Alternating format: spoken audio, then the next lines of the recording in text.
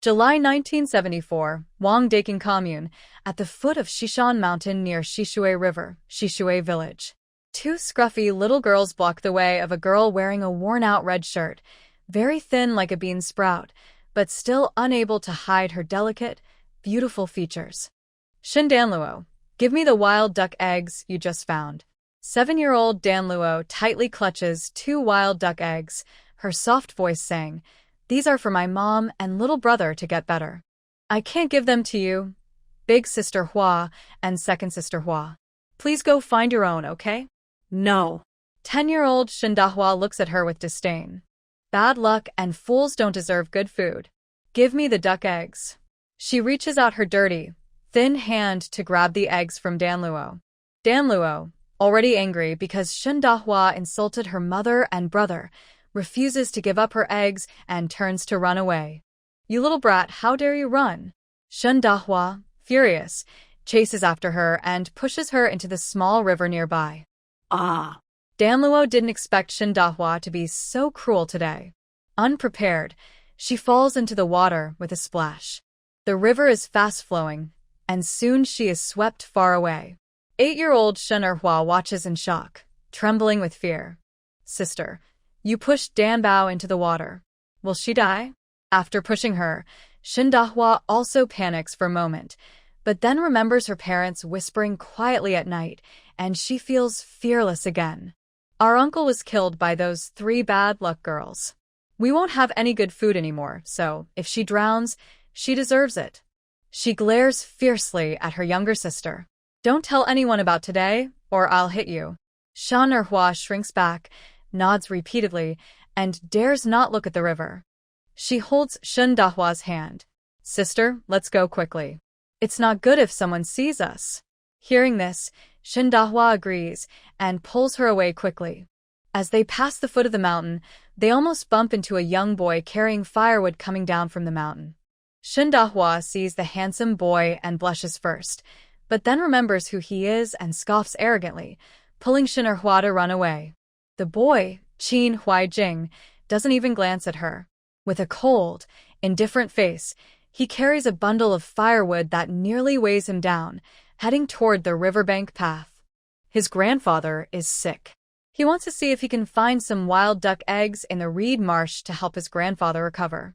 But before long, he notices something floating on the river surface, red in color, and faintly hears cries for help. "Help! Help me!" Thinking about how the 2 people just left, Qin Huaijing felt worried. He threw down the firewood, took off his clothes and shoes, and loudly shouted, "Someone help! Someone has fallen into the water." His clear voice carried far, and soon someone from the distant rice field stood up and ran toward him. "Hurry, someone fell in. Quickly go save them." "Oh my, who's that child who fell in?" Knowing help was coming, Qin Huaijing leapt into the river and swam quickly toward the small, floating figure. He was a bit far away, and by the time he reached her, the little red figure was already sinking without moving.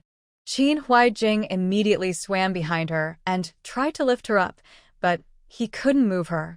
He dove underwater and saw that her pant leg was caught on something dark purple. He pulled hard, and the thing tore loose, but it cut his finger. The purple object then snapped back and cut the girl's ankle. Blood quickly turned the river water red. Qin Huaijing didn't have time to worry about anything else. He grabbed her and floated to the surface, then paddled toward the riverbank. By then, a few adults had come down and saw Qin Huaijing and the girl emerging from the water. They quickly swam over to help. When they reached the shore, a kind woman exclaimed, "Oh my, isn't this Shin family's Dan girl? She's usually so well-behaved." How did she fall in? Since Shishui village is built along the water, half the village is near the river. During hot weather, children often fall into the water, so the adults have some emergency methods ready. Soon, Danluo spat out the water she had inhaled and gradually regained consciousness. She blinked her eyes, confused, looking at the familiar yet strange faces and surroundings. Her big, what eyes showed surprise.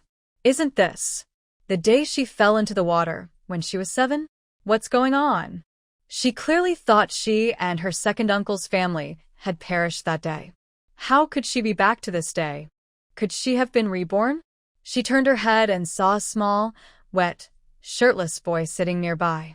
Dan Luo was even more surprised. Isn't this Qin Huainian from her childhood? So, he was the one who saved her back then? At that moment, Kind Aunt Yu picked up Dan Luo. Quick, take her back to the Shin family. Poor girl, she said. Luckily, she was saved. Old Shin just had an accident. If Dan girl had also been hurt, I don't know if Su Jiqing could have survived. Dan Luo's pupils shrank. Yes, her father had died. His father sacrificed himself for the country and became a martyr, but he also became the beginning of her family's tragedy. To claim his father's pension and to escape her family's weakness and illness, her second uncle first caused her mother's death and then sold her younger siblings, leaving them to suffer and die tragically in a strange land. They were family, yet their actions were more terrible than those of demons. Thinking of her mother's and siblings' tragic deaths, even though she had already avenged them once, Shin Dan Luo still hated second Uncle Shin's family deeply. Weak Shin Dan Luo was carried away. The crowd dispersed. No one seemed to have seen the boy on the ground, each busy with their own tasks. Qin Huaijing quietly stood up, dressed, and looked at the place where he had been injured earlier while rescuing someone, but he found there was no wound. He squinted his beautiful, slender eyes and glanced at Shin Dan Luo being carried away. His eyes were sharp. Even from a distance, he could see clearly. The little girl's thin, small feet hanging outside also showed no injury. Was I seeing things just now?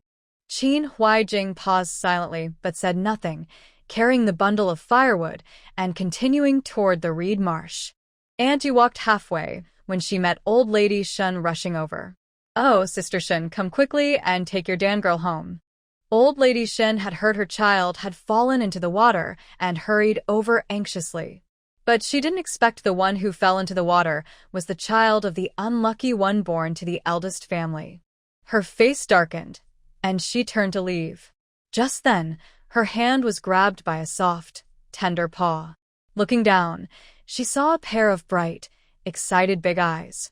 Shin Dan Luo happily looked at Old Lady Shin, her face pale but her tone affectionate. Grandma, I miss you so much.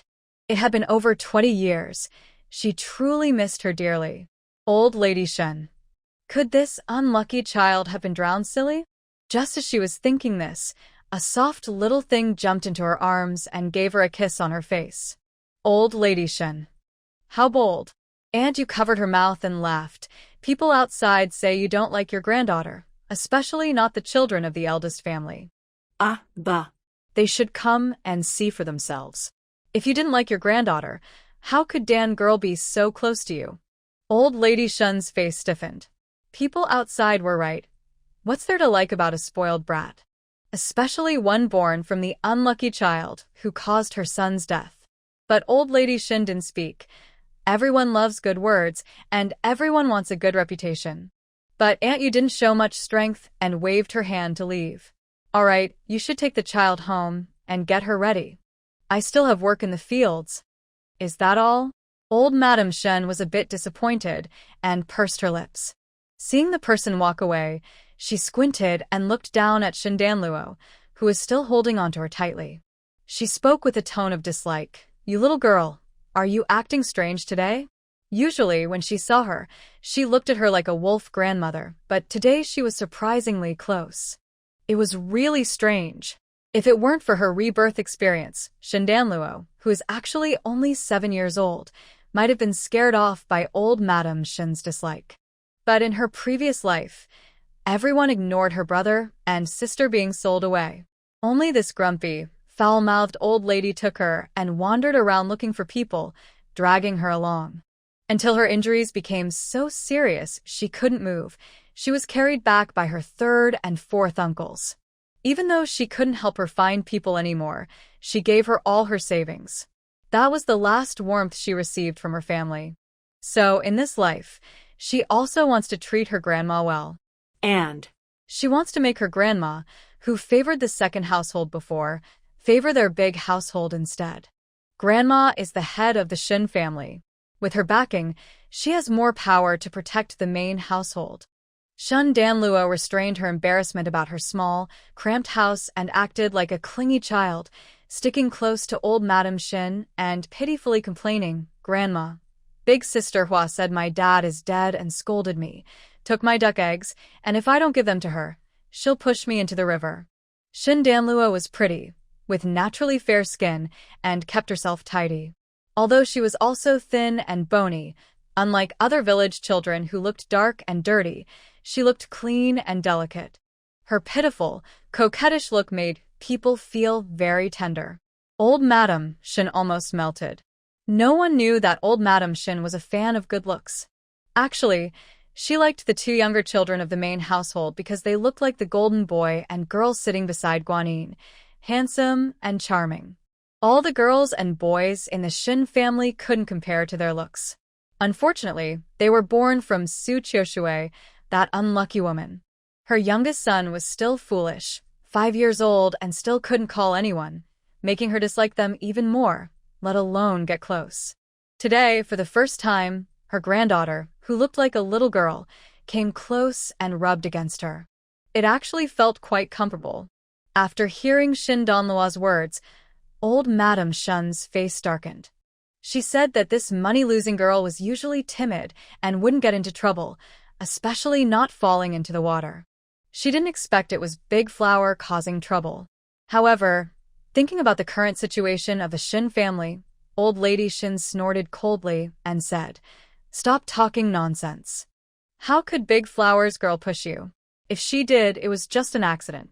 If I hear such words again, I will use a bamboo stick to hit you." Shin Danluo obediently replied, "Yes, I understand." She knew that the old lady always cared about family harmony and prosperity. It wasn't easy to cause a rift between her and the second household, so she wasn't in a hurry. Reporting this was just planting a seed in Grandma's heart. Shin Danluo had suffered once, and her spirit was quick to gather but also quick to disperse. After gaining some favor from old lady Shin, she felt a bit fuzzy again. Suddenly, she remembered the incident when old lady Shin broke her leg and hurriedly tried to stay alert. "Grandma, today when you go to the fields, don't take the water channel path. It's dangerous there." In her previous life, old lady Shin broke her leg at this time, and it was very serious. Being old, she took more than half a year to recover. Later, to visit her siblings, her injury worsened, and she became disabled for life. She passed away not long after. Then, most of the Shin family members died or scattered. In the end, only second Uncle Shun's family and the family's son-in-law, Old Man Jiang, were living comfortably. Shin Danluo looked deep in thought.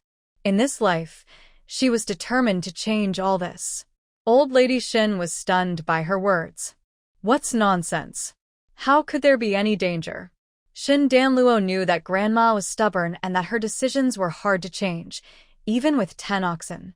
But Grandma had a bad habit of not trusting science and believing in ghosts and gods.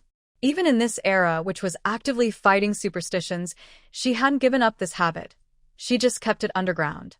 So Shin Danluo blinked her big eyes, pretending to be innocent and ignorant. "Grandma, just now when I was in the water, I saw my dad. He told me not to take that road, or I might fall and break my leg." Old Lady Shin shivered and looked at Shin Danluo as if she had seen a ghost.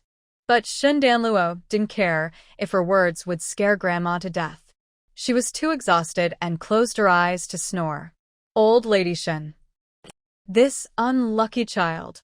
In the west wing of the old Shin house, Su Qiushui sat silently on the bed, tears falling as she gently touched her pregnant belly. She looked at her 5-year-old son beside her, who couldn't even speak a word, and a wave of despair flooded her heart. "Shun Heping, you promised to protect us for a lifetime. How can you leave? How dare you leave?" She angrily smashed the items her husband Shin Heping had left behind, crying uncontrollably. Grandmother Shin pushed open the door and walked in, crying loudly. "Stop crying. You've been crying for over half a month. Are you not tired yet? My son is gone, and you still cry for him." Her most capable eldest son was killed by this unlucky thing. Who should she cry to? If it weren't for this unlucky thing giving birth to a child in the Shin family, she would really want to chase it away. Thinking of this, her softened heart from her granddaughter's coaxing immediately turned cold and hard again. If you can't get through this, just leave. Don't cry and complain in my Shin family. Your crying is bringing bad luck to all of us. Su Chioshue held back her tears, lowered her head, and respectfully called out, "Mother, why are you here?" Humph. Grandmother Shin was too lazy to talk to her. She bypassed her and placed Shindanlu, who was sleeping soundly, onto the bed.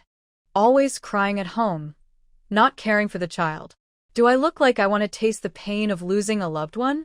Su Chioshue was stunned. She was clever and guessed that her daughter might have fallen into water when she saw Shindanlu soaked all over. Suddenly, she felt scared and guilty.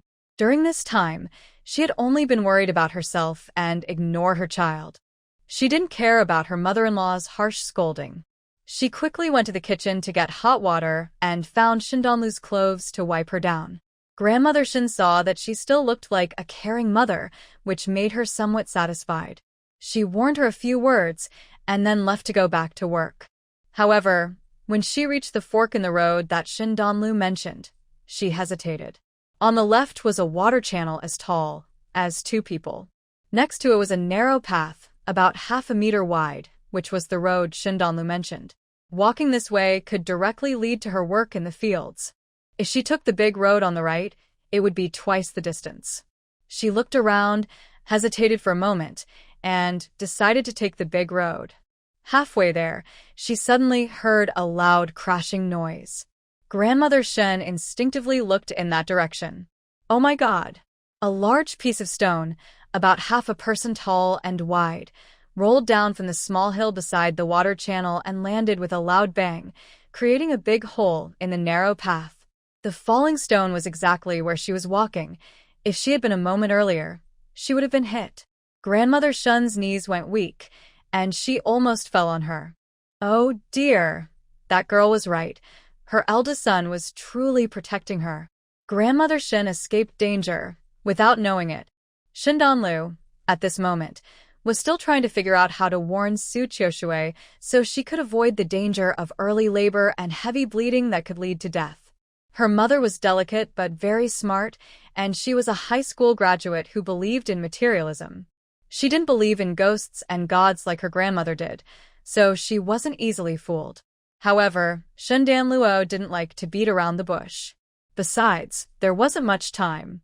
If she remembered correctly, after Shindahuai came home today, she told her mother, Lu Hohot, about how she pushed her into trouble.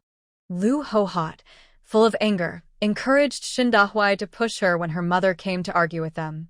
Her mother's belly hit the stone mill, and she bled heavily.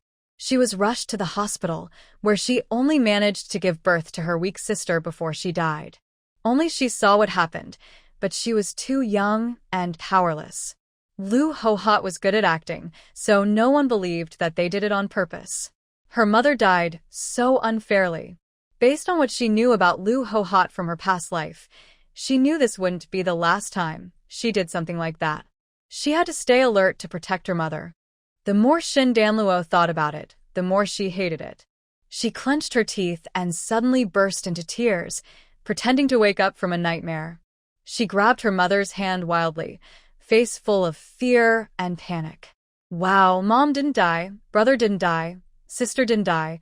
Sob, sob, sob. Su Chioshue was sewing gloves to make extra money when she was startled by her daughter's sudden crying.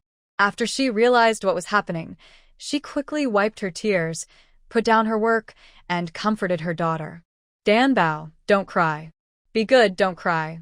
Mom and brother are fine. It was just a bad dream. Dreams are usually the opposite of reality. We're not afraid, not afraid. But Shun Danluo found a way to vent her feelings. She became more and more overwhelmed with sadness, hugging her mother's outstretched hand and crying loudly, gasping for breath. Mom, I dreamed you died. Sister Dahuai deliberately pushed you onto the beams, then you slipped and hit the stone mill. You bled so much, and after they carried you away, you never came back. Su Chioshue's heart skipped a beat. Her daughter's dream was so vivid it made her anxious. Before she could say anything, her daughter continued crying and shouting. And second uncle and second aunt are terrible. They stole Dad's pension money and even sold my brothers and sister. I searched for a long time, Mom. I searched and searched, wandering around, but I was too late. Brother died. I spent many years looking for my sister, but I never found her. Sob sob, Mom, my brothers and sister died, so tragically. Su Chioshue's sense of unease grew stronger, a strange fear rising in her heart. She shook her head quickly, telling herself it was just a nightmare. Her daughter must have been frightened by falling into the water. She quickly used her other hand to wipe her little daughter's face and softly comforted her. Danbao, be good, don't cry. It was just a dream. Mom is fine, and so are your brother and sister. Su Chioshue looked down at her belly. Sister? Suddenly, she shook her head, thinking nonsense. Could she really believe her daughter's dreams? Shun Danluo grabbed her hand firmly. Mom, it's definitely true. I dreamed that when the dogs outside barked, you went to find second aunt because of what Big Flower did, pushing me into the river. And then, before she finished, loud barking suddenly came from outside. The dogs seemed startled by something and barked very loudly. Su Chioshue shivered with fear. She had just heard that Big Flower pushed her daughter into the water. Her first instinct was to get up and confront her second brother's wife. Mom, the dogs are barking. Looking into her daughter's wide, shocked, and scared eyes, Su Chioshue took a deep breath. Be good, lie down first. I'll go to the door and check. After saying that, she stood up and went to the cabinet, pulling out an old telescope her child's father had brought back from visiting relatives, which the children used to play with. She then moved to the door, pushed it slightly open, and looked outside. Their room faced the room where Shin Er and Lu Hohat lived, but the yard was quite large, separated by about 10 meters. Her eyesight wasn't very good lately, so she couldn't see clearly from that distance. Holding the telescope, she quietly looked outside through the... She saw Big Flower Shin peeking around on the opposite side, looking sneaky. Behind Lu Hohat's half-open door, she could faintly see a pair of feet. She knew the owner was Lu Hohat because those were her thick-soled shoes, which Lu Hohat had shamelessly taken from her. They cost 3 yuan a pair, very expensive. But at this moment, Lu Hohat should be working in the fields, not at home. Why was she here? A pang of worry struck Su Chioshue. Could it be that her daughter's dream was true, that the second family wanted to harm her? She didn't want to believe it, but her daughter's words echoed in her mind. Shin Big Flower also looked suspicious. After thinking for a moment, she sat back down on the bed. Shin Danluo looked up at her mother. Did she believe her now? Dan Bao, later, help me with something. I want to see if they really want to harm us. You go outside and shout for someone to come back. If it's true, I'll take this chance to ask for a split of the family. I'll take you and the others away to live separately, and I won't let you be in danger. If not, we'll talk about it then. Hearing this, Shen Danluo's eyes widened. Her mother was so brave, pregnant, and still daring to test people's hearts. Shin Danluo didn't dare let her try, not knowing if the ruthless Lu Hohat would take the chance to harm her mother. But Su Chioshue was stubborn. Once she made up her mind, she wouldn't change it. Don't worry, mother knows her limits and won't hurt herself. You have limits, but others don't. What if they kick you in the stomach or push you around? Shun Danluo got anxious. She hadn't seen her mother in a long time, and she didn't realize her seemingly gentle mother was actually so fierce. What Shin Danluo didn't know was that Su Chioshue was currently feeling very emotional and needed to vent. Her personality was not as weak as she appeared. That's why she made such a risky decision to test people's hearts. And she also had her own plans. After her husband's accident, she knew about the cold treatment from the second household towards her family. She just didn't want to bother with it. But today, Shin Dahua dared to push her daughter into the river. What if next time?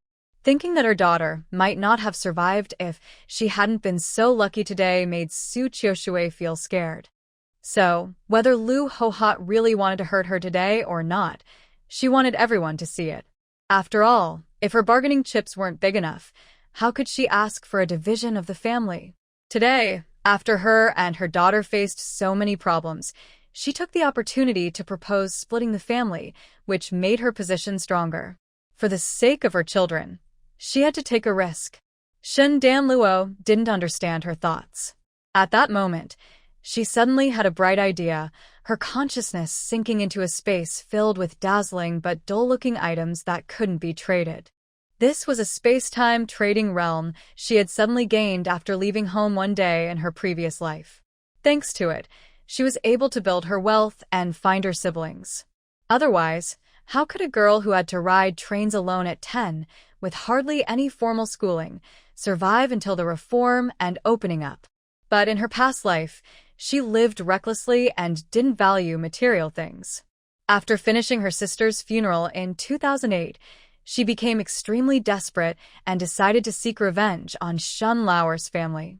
She exchanged her accumulated space coins for supplies, and with her previous savings, anonymously donated everything to disaster-stricken areas after a big earthquake.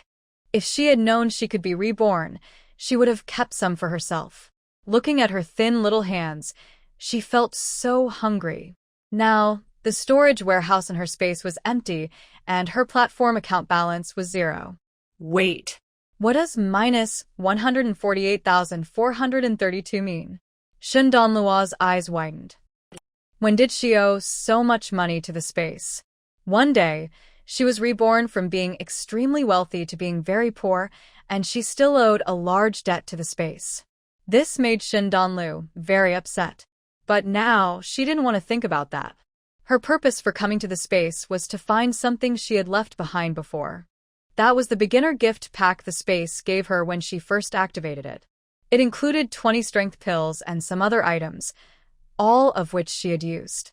Now, only 14 strength pills remained. These pills are very good. One pill can double a person's strength permanently. In her past life, she took 7 pills, and her strength increased so much it was frightening. Because of this, she was able to defeat the second brother Shin's family, who always had many bodyguards around him. But these pills could only be taken once a month. Taking more wouldn't work. The benefit of these pills is that they not only increase strength but also improve physical health, even suitable for pregnant women. Shen Danlu took out 2 pills, then exited the space. She then realized her mother was no longer beside her. Her mother was now standing in front of the wardrobe, tying something around her belly. Shen Danlu. Mom, no matter how thick the padding, that's still a belly. Knowing her mother was too stubborn to be convinced, Shen Danlu didn't try to persuade her. She got out of bed to pour her mother some water, took 1 pill herself, and dissolved the other into water before bringing it to her. In August, just moving made her sweat. To keep the baby safe, her mother had to tie several layers around her belly, making her so hot she seemed to be steaming. Seeing her daughter bring her water, her mother thanked her and drank it all quickly. After drinking, her mother licked her lips and asked, "Daughter, did you add sugar to this? It tastes so sweet." Shen Danlu nodded. Her mother rolled her eyes and patted her head. "Really, that's for you and your brother.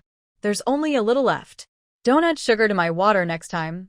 I don't like sweet things." But how could that be? Her father said her mother loved pastries, especially sweet ones. It was just that their family was poor, so she saved the good food for Shen Danlu and her brother. Shen Danlu felt a bit sad but didn't say anything. She nodded obediently and thought to herself, she must find a way to let her mother enjoy eating pastries whenever she wants.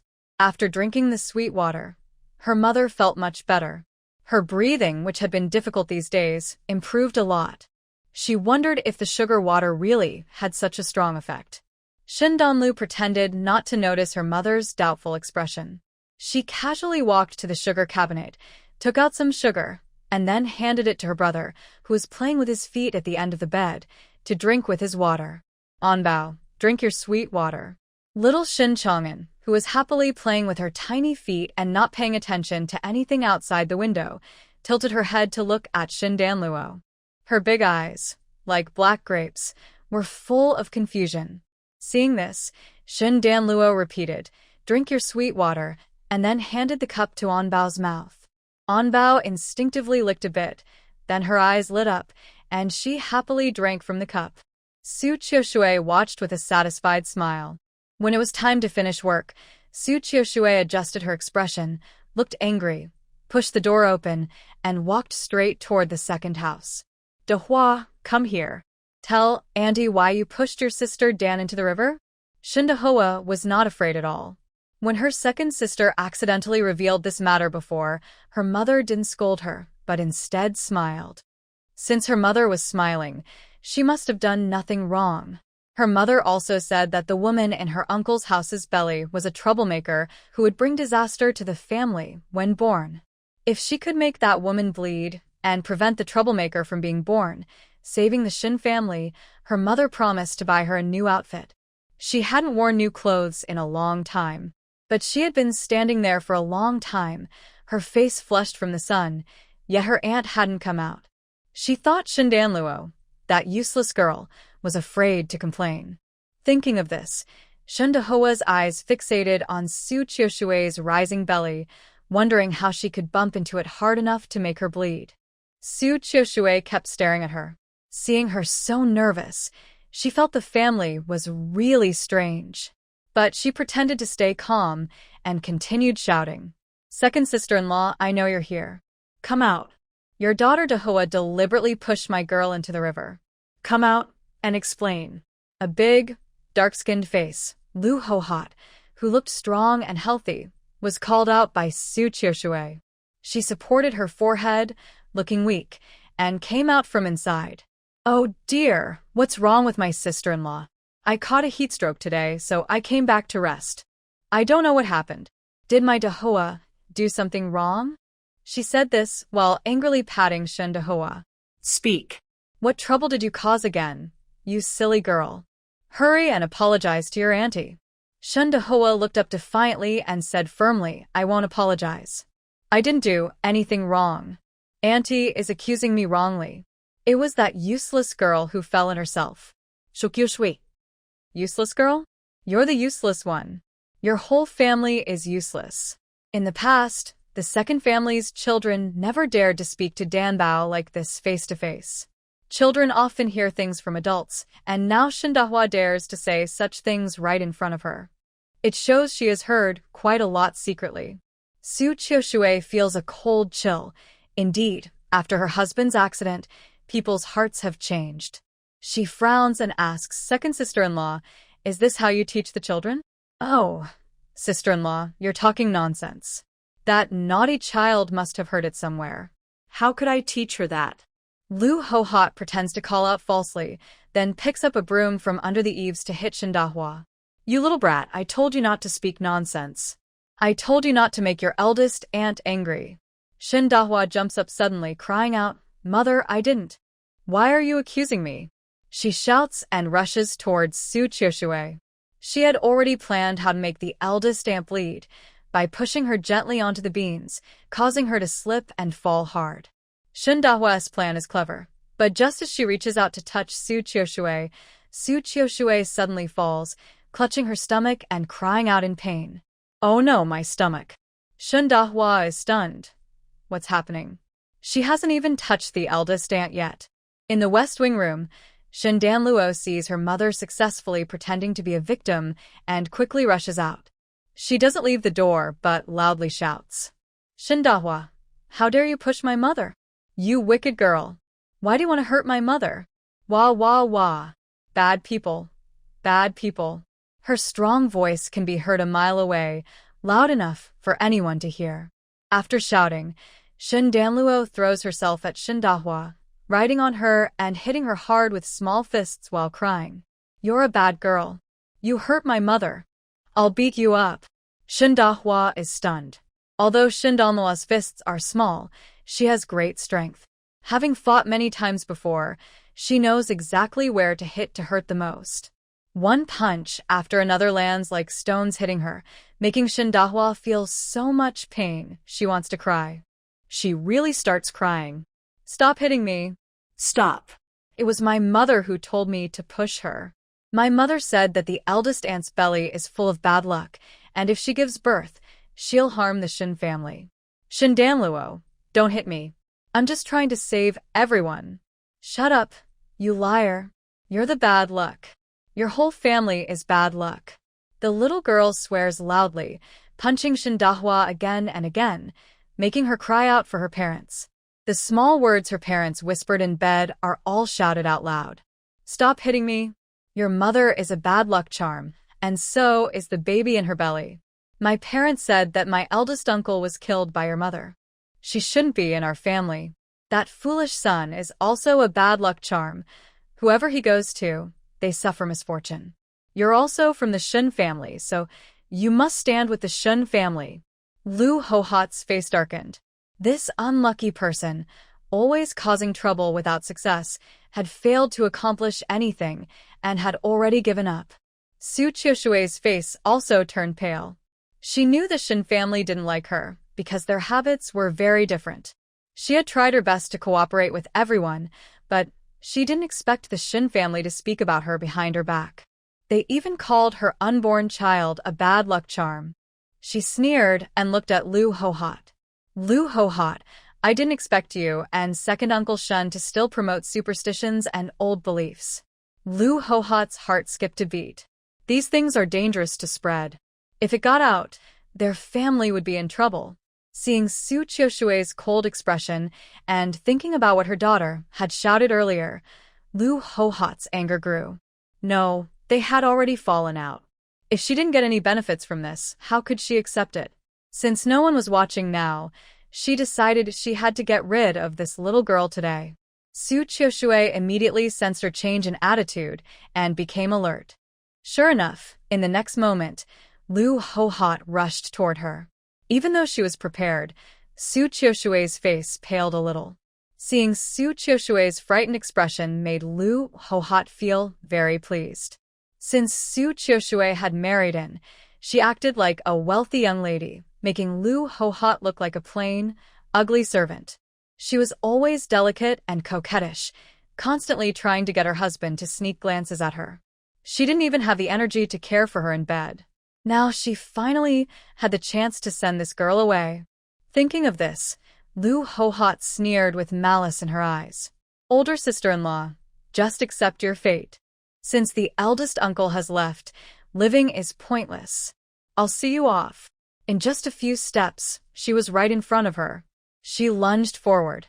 Lu Hohat was a strong, sturdy woman, not light at all, especially with her speed. With this strike, not only could she harm Su Qiushui's unborn child, but she could also seriously hurt Su Qiushui herself. Fortunately, Su Qiushui was prepared. Don't come any closer. Please don't hurt my baby. Su Qiushui shouted and swung a stick she had secretly hidden in her hand, hitting Lu Hohat. Seeing the stick coming at her, Lu Hohat was terrified. Her strong body twisted quickly, avoiding the attack. Su Qiushui stopped her hand.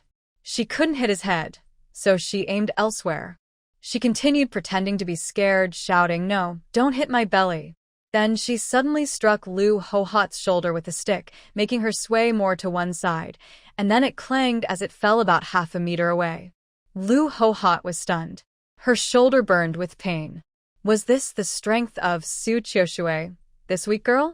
Before she could react, she saw Su Qiushui fall to the ground, lying on her side, holding her belly and kicking at her. Don't, I'm not a bad luck charm. Don't hurt my baby.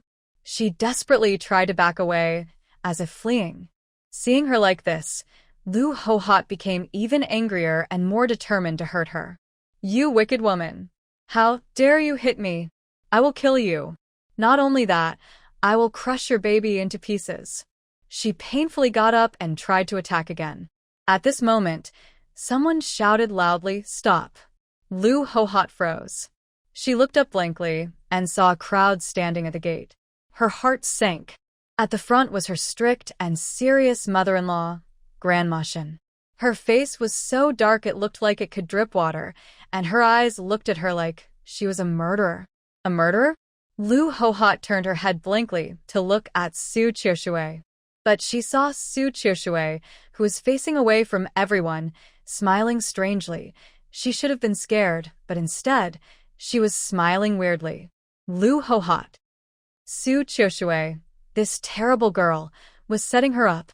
Just as Lu Hohot was about to expose Su Qiushui's true face, a small red figure rushed like a firecracker toward Grandma Shin. Wow, Grandma, please save my mom. Second Auntie and Big Flower are trying to hurt her. The little one cried pitifully. Su Qiushui also lay on the ground, clutching her belly, looking pale and weak. People watching from the door looked at Lu Hohot with different eyes. She was pregnant for over 8 months, and any incident could be life or death. How bold she was to dare hurt someone, risking 2 lives. Was she not afraid of retribution? Lu Hohot. No, it wasn't her. It was these 2 women who tricked her. Lu Hohot completely forgot her original plan. Seeing everyone's eyes on her, she felt wronged and helpless. No, I didn't do it. It was my sister-in-law and Dan's girl who deliberately tricked me into hitting her. I didn't mean to hurt my sister-in-law, the onlookers said.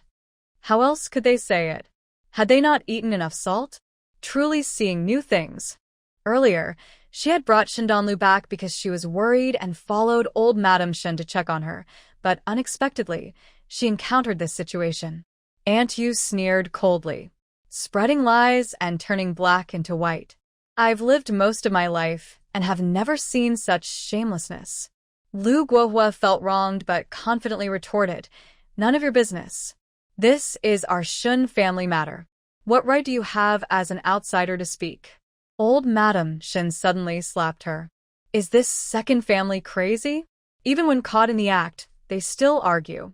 Why don't they just fly to the sky? Old Madam Shin truly didn't expect that she would rush back immediately after work to thank her granddaughter Donlu. If it weren't for her granddaughter's reminder today, she would definitely have suffered because of her old bones.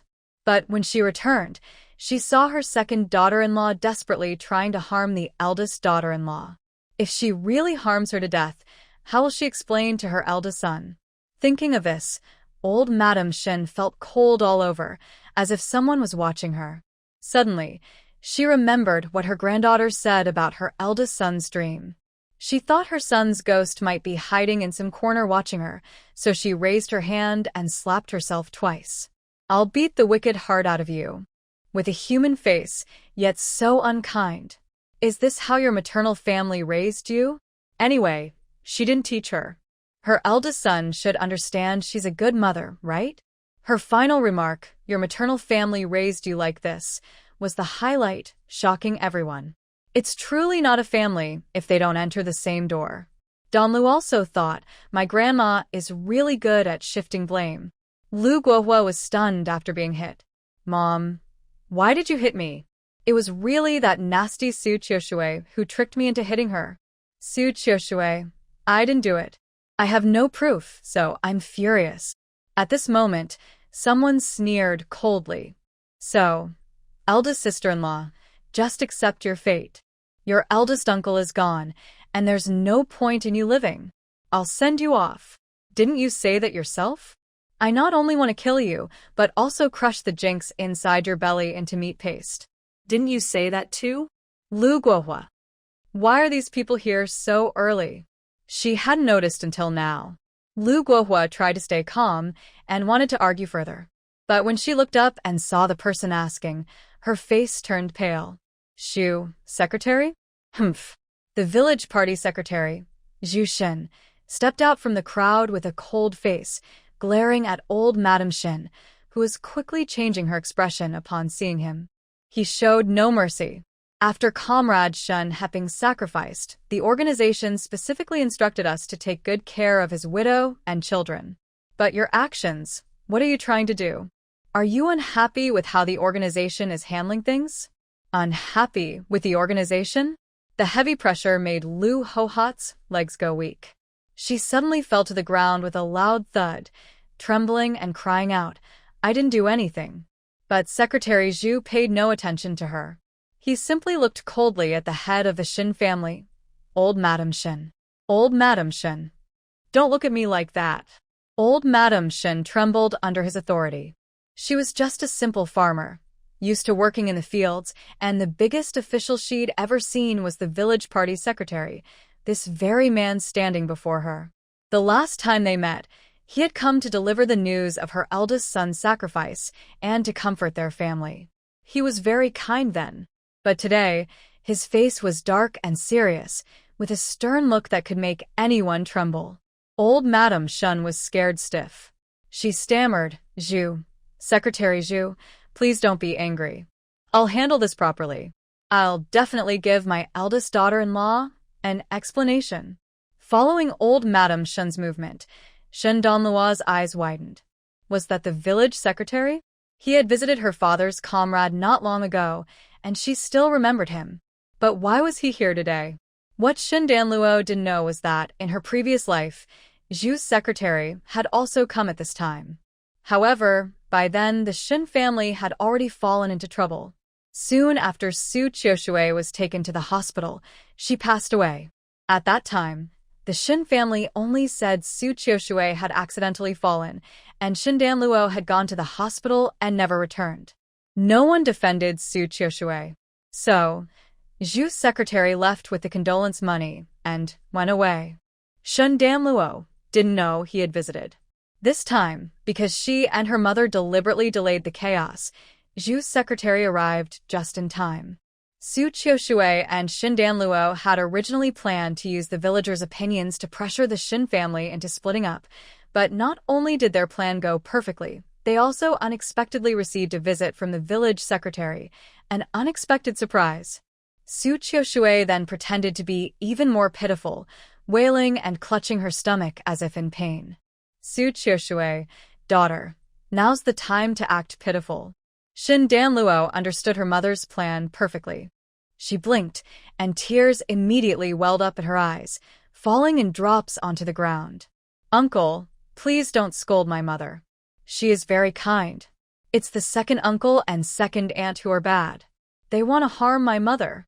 And Dawawa, she pushed me into the river today. They also want to hurt my younger brother and sister. Uncle, are you my father's friend? Please help us. I don't want to be without a mother, and I don't want my brothers and sisters to be hurt." The little child looked so pitiful, crying so hard that he was out of breath, making Secretary Zhu, who usually looked stern, feel a pain in his heart. Such a young child without parents' protection, how can he survive? Especially with so many bad people watching around. "Okay, good child, don't cry. Uncle will help you," Secretary Zhu said, then looked up at Grandma Shen. "Grandma Shen, what do you think about this?" Grandma Shen. She was happy that her granddaughter was defending her, but also upset that her granddaughter had spoken out. They had agreed earlier not to mention Dawawa pushing her into the river, but now she brought it up in front of the commune secretary, and even involved the second son. It really made her worried. But after thinking for a moment, she decided to let it go. If the second family hadn't pushed so hard, her granddaughter wouldn't have complained. Grandma Shin sighed, looking exhausted. Big trees have many branches, and grown children have their own families. Today, I will let them divide the household. Secretary Zhu nodded in satisfaction at her answer. Seeing that Grandma Shin also looked deeply affected, he stopped pressuring her. Looking up from below, Shindanlu, who saw the sparkle in Grandma Shin's eyes, thought, "Our whole family is full of actors." Leaving Grandma Shin aside, Secretary Zhu turned his attention to Lu Guohua. She intentionally hurt people and promotes outdated ideas. Take her back for proper questioning. Yes. Two officers immediately stepped forward and took Lu Guohua away. Grandma Shin also followed. When the officers lifted Lu Guohua, she instinctively wanted to shout, but she was slapped by Grandma Shin, who had run over. "If you dare to cause trouble again, don't even think about entering my Shin family's door." Lu Guohua looked into Grandma Shin's cold eyes and dared not say a word. In these days, women sent back to their parents' homes often had a bad outcome. Secretary Zhu knew Grandma Shen was worried Lu Guohua might reveal something about the second son Shen, but since she handled the matter fairly today, he decided not to argue with her. After all, this kind of verbal accusation, without actual harm, couldn't really be punished by the commune. Even if they took old Shen's second son away, it would just be a few words of advice, not worth the trouble. Moreover, Their harsh actions made life increasingly difficult for Shun Heping's widow and children. On the other hand, Lu Hohat intentionally hurt others in front of many people, even openly criticizing old customs. This made people angry and eager to teach her a lesson. After dealing with Lu Hohat, they could also scare old Shun's second son. So Lu Hohat was dragged out by 2 officials and tied to the crooked-necked tree outside the Shun family's gate. Before returning to the commune, she was made to stand in the sun to reflect on her wicked heart. Shun Donlu was very pleased and grateful for the quick and decisive actions of the commune secretary, thinking she must repay this kindness someday.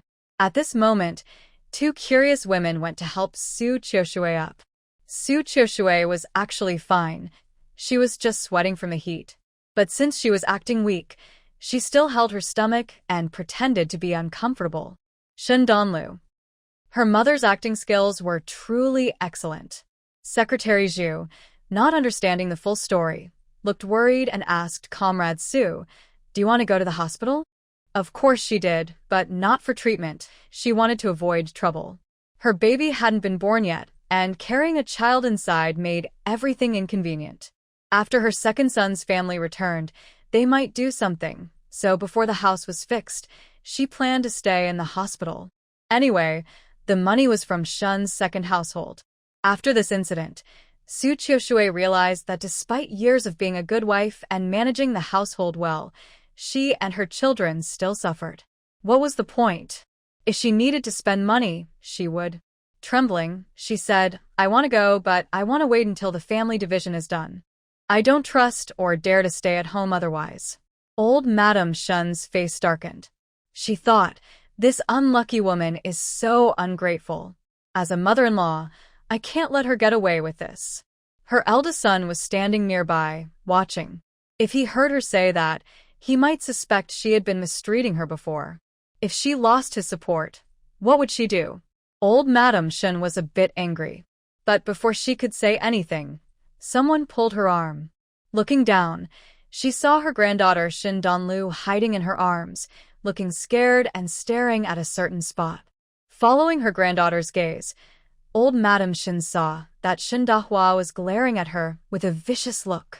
This unlucky girl, she remembers the insults but not the beatings. Old Madame Shin was furious too and said directly, "Dividing the property? Don't worry, we'll do it now. After the division, you can stay in the hospital. Once your new house is ready, you can come back." Su Qiushui thought to herself, "No, I want to come back after I have the baby." However, she obediently responded, "Thank you, mother. Without you, I wouldn't know what to do." Old Lady Shin was pleased to hear this, feeling somewhat reassured. Secretary Zhu, upon hearing this, confidently sat down and declared, "Good, I will notarize and supervise your family division." Old Lady Shin, feeling somewhat relieved, quickly said, "No, there's no need for that." But no one paid attention to her opinion.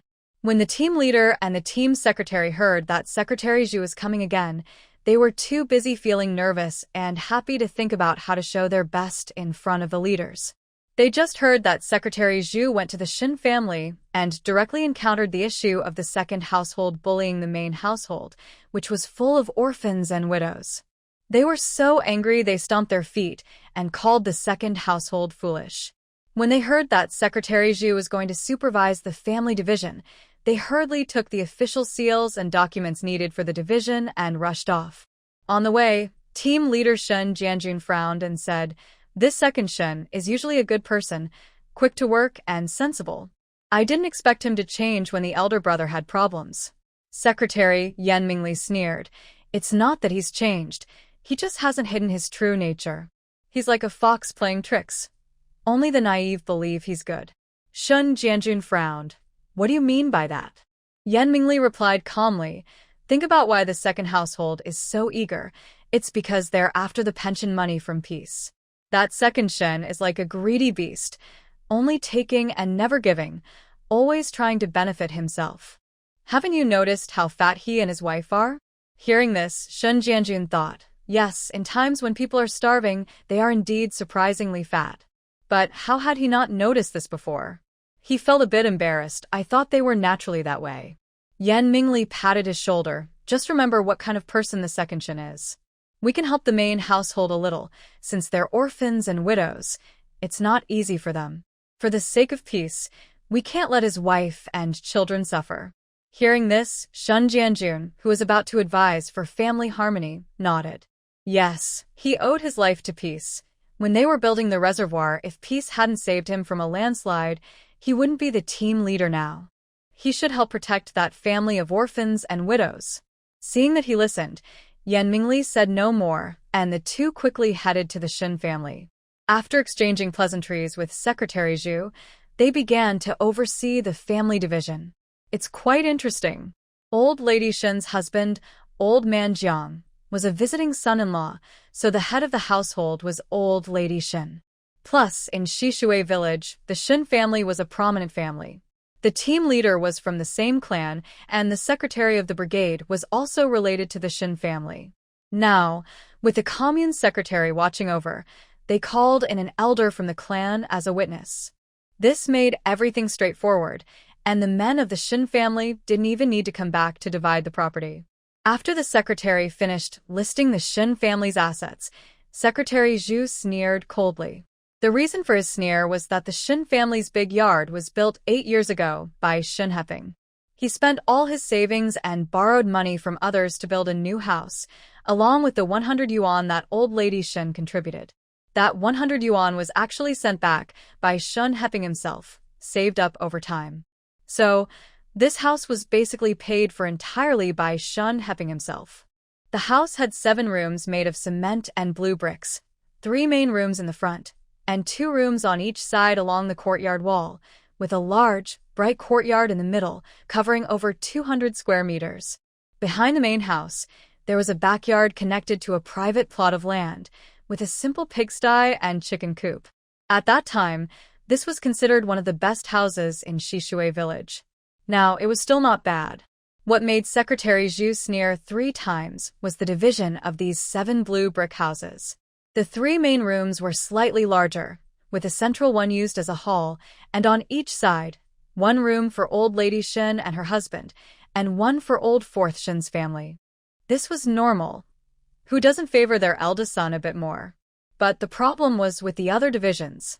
The second son's family claimed they had many children, and since Old First Shin was often away and Su Qiushui would soon take the children to join the army, they took over 2 rooms in the east wing, squeezing Old First Shin's family into the west wing. However, the Shin family also had a daughter. So, these 2 rooms turned into 1 big room and 1 small room. The small room was for Shun Jiao Jiao, the Shin family's eldest daughter. Shun Heping and his wife lived in a slightly larger room, which was a result of Shun Heping's insistence. Otherwise, they would have just had a small room, and when they had children later, they would be crowded together. Additionally, near the main house and the west wing, 2 thatched sheds were built, one as a storage and toilet, and the other as a kitchen. These were always smoky, noisy, and chaotic. The toilet area was right next to the main house, and if it wasn't cleaned properly, it reeked terribly. This room was actually in the worst location in the entire Shin family compound. The person who paid for the house lived in the worst room. Could the Shin family members be more unkind? Secretary Zhu's 3 sneers made Old Lady Shin tremble with cold. Over the years, she never felt guilty, but today she actually did. However, this was also the condition for the Shin family to agree to Shun Heping marrying Su Qiushui. Back then, Grandma Shin was not happy about Shun Heping marrying Su Qiushui. The educated youth from the city looked good, but they were weak, like Lin Mei, unable to lift a hand or shoulder heavy loads.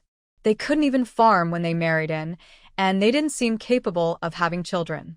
Looking at the eldest son's attitude, if she married in, she would be treated like an ancestor and worshipped. Just looking at her is annoying. Grandma Shun liked Wu's daughter from the village head's family. She was fertile, could handle chores both inside and outside, and was a good worker. She thought marrying her would save a lot of trouble. But Shun Heping refused and insisted on marrying Su Qiushui. He even caused some trouble to marry her. That was a troublemaker.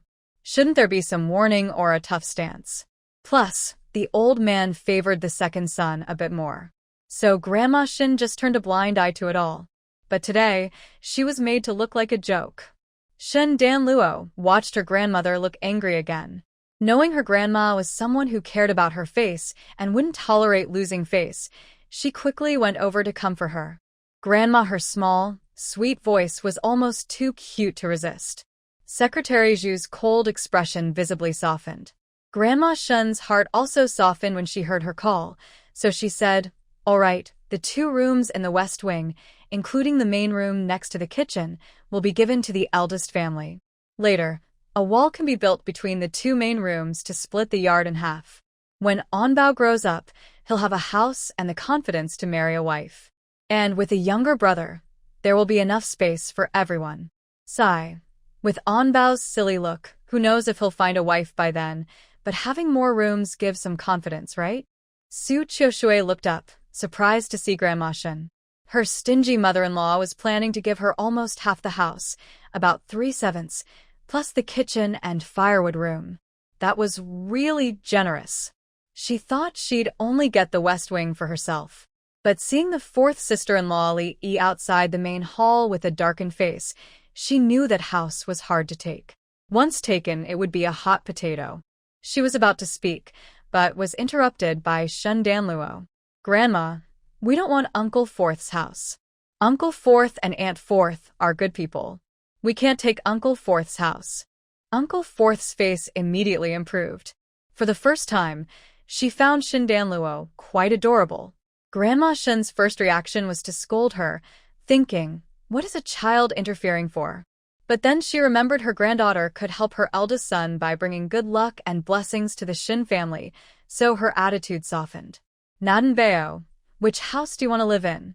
Old Lady Shin usually isn't so gentle, but Shin Danlu knows this is a reward for helping her escape today. A reward is not to be wasted on a scoundrel. She beckoned and told Old Lady Shin to lower her head. Old Lady Shin, under everyone's curious gazes, lowered her head and listened as her granddaughter whispered to her.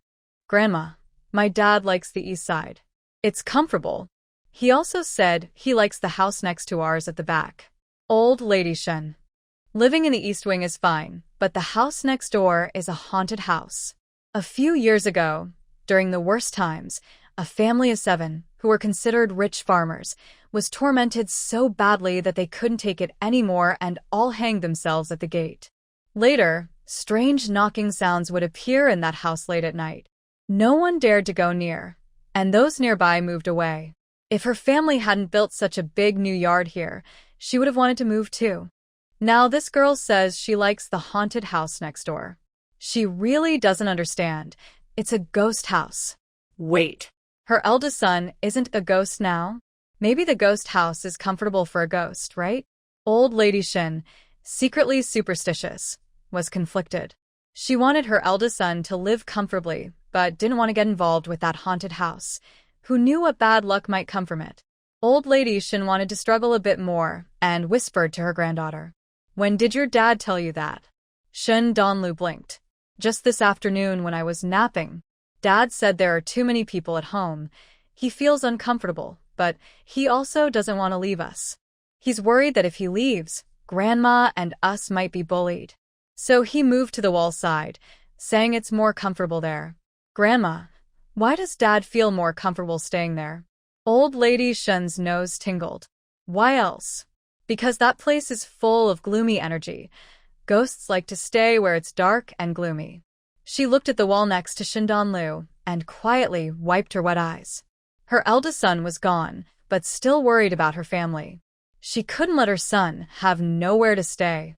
So, Old Lady Shin made a firm decision, stood up, and told Zhu's secretary and others, "You all know we have a big family, and this house isn't enough." Zhu's secretary and the village head looked serious. Are they trying to back out of splitting the property? Old Lady Shen continued, "We'll give the 2 rooms in the East Wing to the eldest family, and then the village head, the village secretary, and the house next door. I want to buy it. When I do, I'll also give it to the eldest family. How much do you think is fair?" Village head? Village secretary. Shen Jianjun and Yan Mingli exchanged a surprised look, both staring at Grandma Shun in shock. You want to buy the house next door? They asked. Su Qiushui was also confused. She quickly looked at her daughter, who winked at her, so she had to suppress her doubts and surprise, playing the role of a well-behaved girl. The East Wing had good sunlight, stayed warm in winter and cool in summer, and was very comfortable to live in. The West Wing, however, was very hot in the late afternoon, especially during the summer, making it quite uncomfortable. So, she naturally wouldn't want to move into the East Wing. But what was going on with the house next door? Seeing Shun Jianjun and Yan Mingli reacting strangely, Secretary Zhu asked suspiciously, "What's wrong with the house next door? Can it be sold?" Shun Jianjun looked troubled. No matter what, the house had some superstitions attached to it. Yan Mingli, however, looked at Grandma Shin, who was serious and focused, then at Shin Danhua, who was watching them with curiosity. She smiled and turned to explain the situation of the neighboring house to Secretary Zhu. Secretary Zhu frowned upon hearing this. Although he wasn't superstitious, so many people had died there suddenly, which made him feel uncomfortable. He looked up at Grandma Shin and asked Grandma Shin, "Why are you thinking of buying the house next door?" Grandma Shin couldn't say she wanted to buy a haunted house for her eldest son. She spoke emotionally. After we split the family, it would be like 2 separate households. You saw the layout of our house.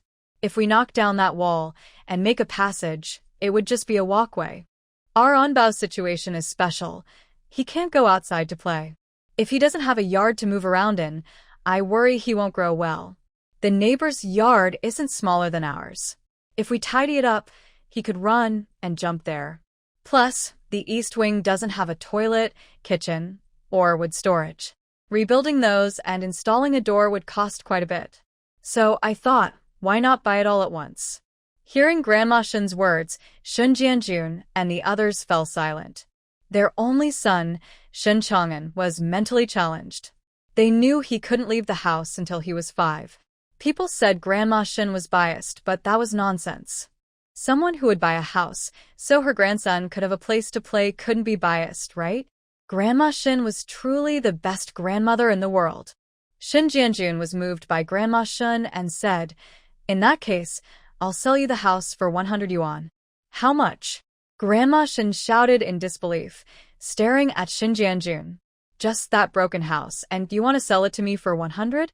Shin Jianjun. The perfect grandmother filter was gone in less than a second. This was still the stingy old lady Shin. He said angrily, "The neighbor's yard is also made of blue bricks and big tiles, and their yard is twice as large as yours. Did I sell it to you for 100 yuan more?" Old lady Shin pouted. A few years ago, it was knocked down to scrap. Even with blue bricks, it's no good. Without spending a lot of money to fix it up, no one can live there. I just bought a piece of land. How could you charge me so much? And if I don't buy it, it's just a broken piece of land. No one, not even a dog, would want to go there. Old lady Shin kept talking, degrading the sturdy brick yard next door to dust, as if she wanted to get it for free. Seeing her do everything to lower the price made Shin Jianjun laugh angrily. "If you say that, then buying the land will also cost." Secretary Zhu, standing nearby, spoke up. "All right, the money for the house will be split evenly, half by old lady Shin and half by our commune. The house will be owned by Shin Chang'an. This is also our way of showing respect for Comrade Shen Heping's dedication to the country." Since Secretary Zhu spoke, Shun Jianjun didn't argue with old lady Shin anymore. When the leaders speak, it's fine. Old lady Shin didn't dare to expect the brigade leader to give it away for free. Saving 50 yuan was already a good deal. Actually, this money was what their eldest son had been sending them over the years. Thinking of her son who passed away early, old lady Shin sighed.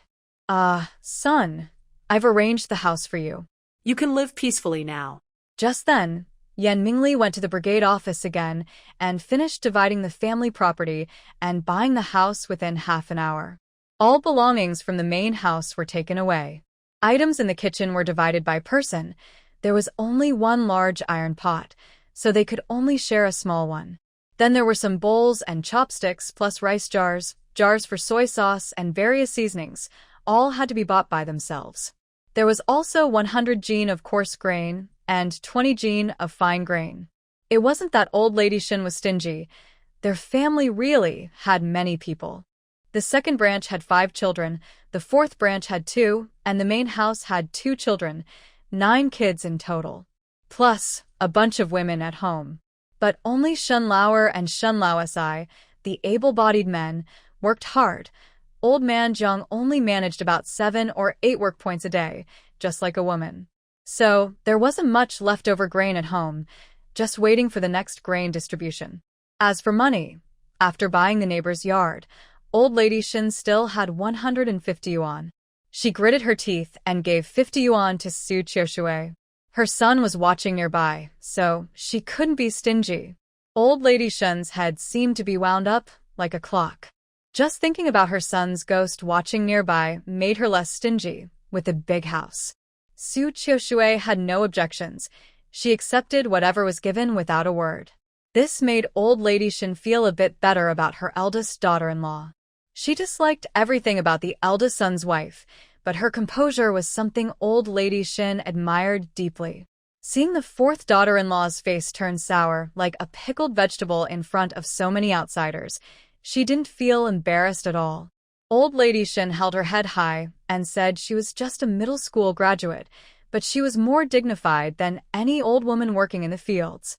Once everything was arranged, Shun Jianjun spoke to Su Qiushui.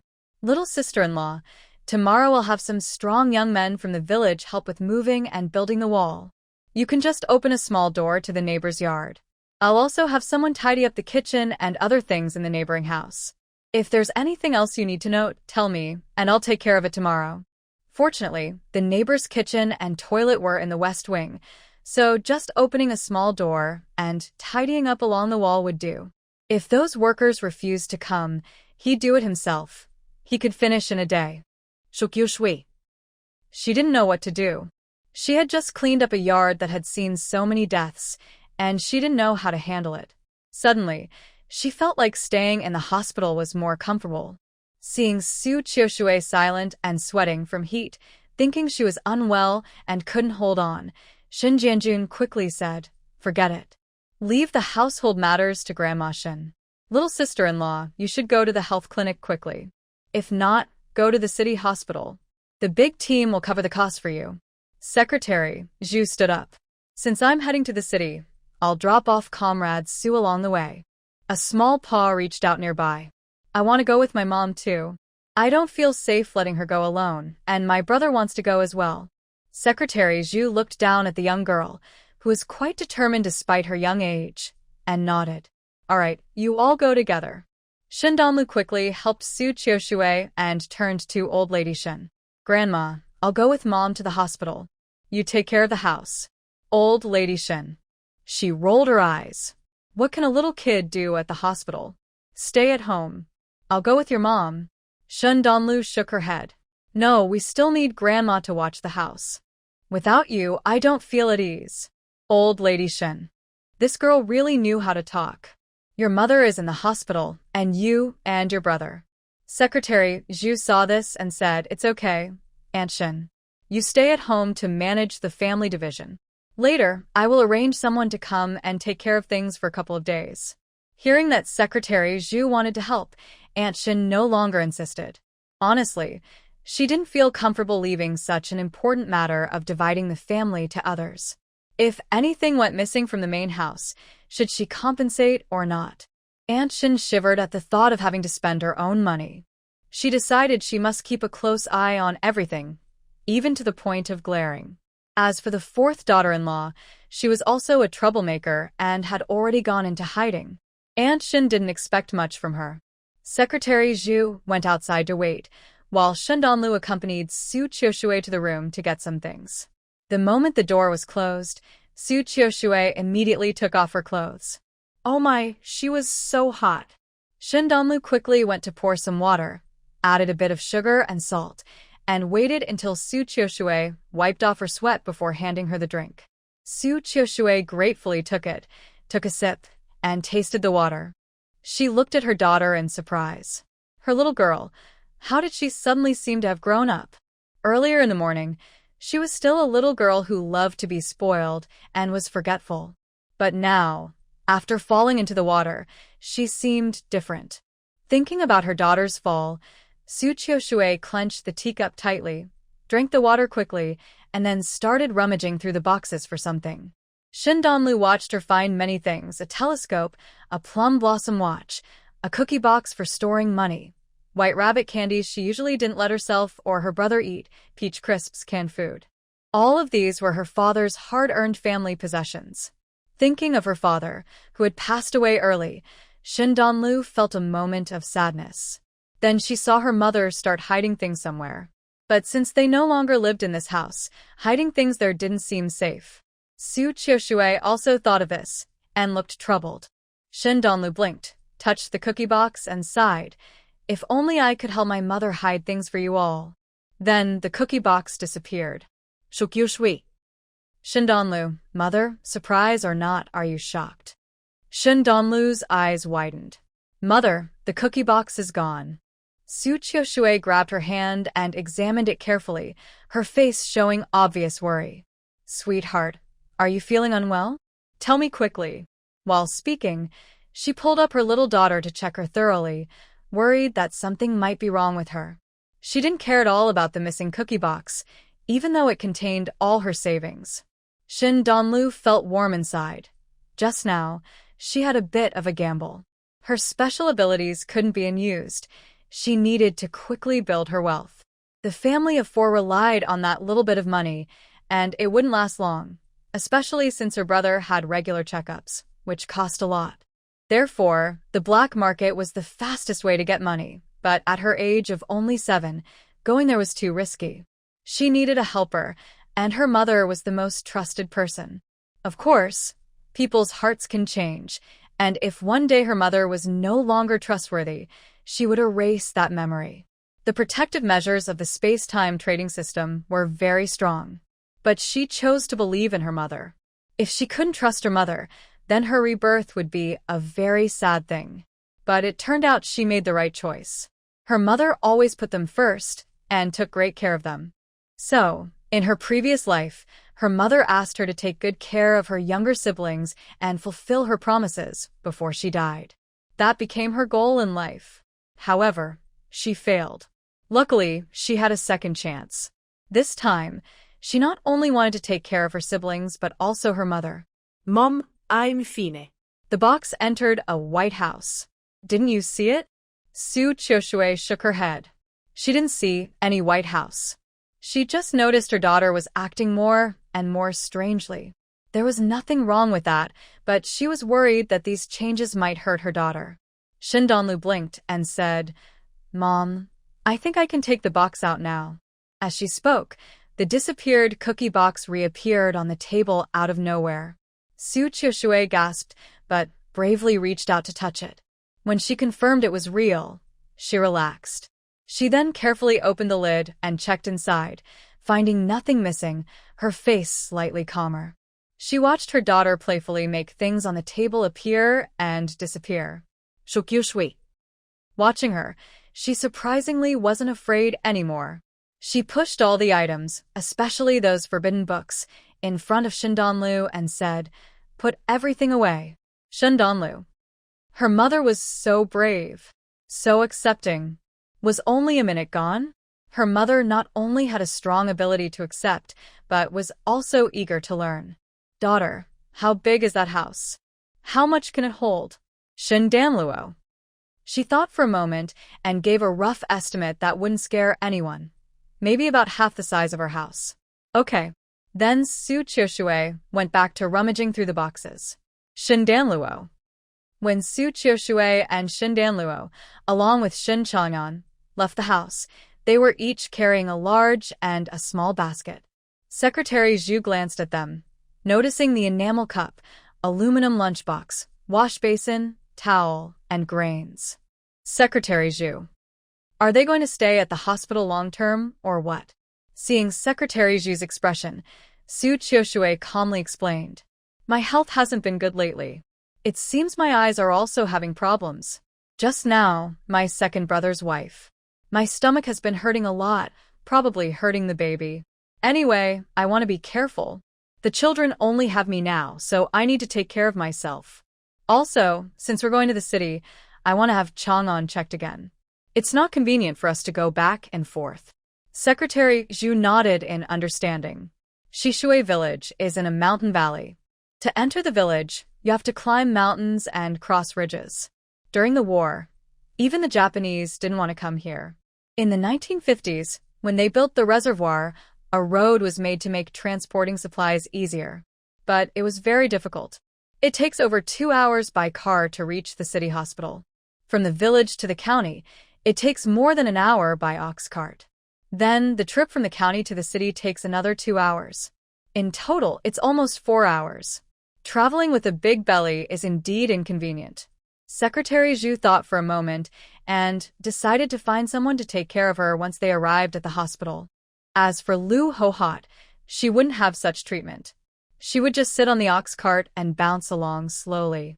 After getting in the car, Secretary Zhu took his bag, pulled out a thick envelope, and handed it to Su Qiushui.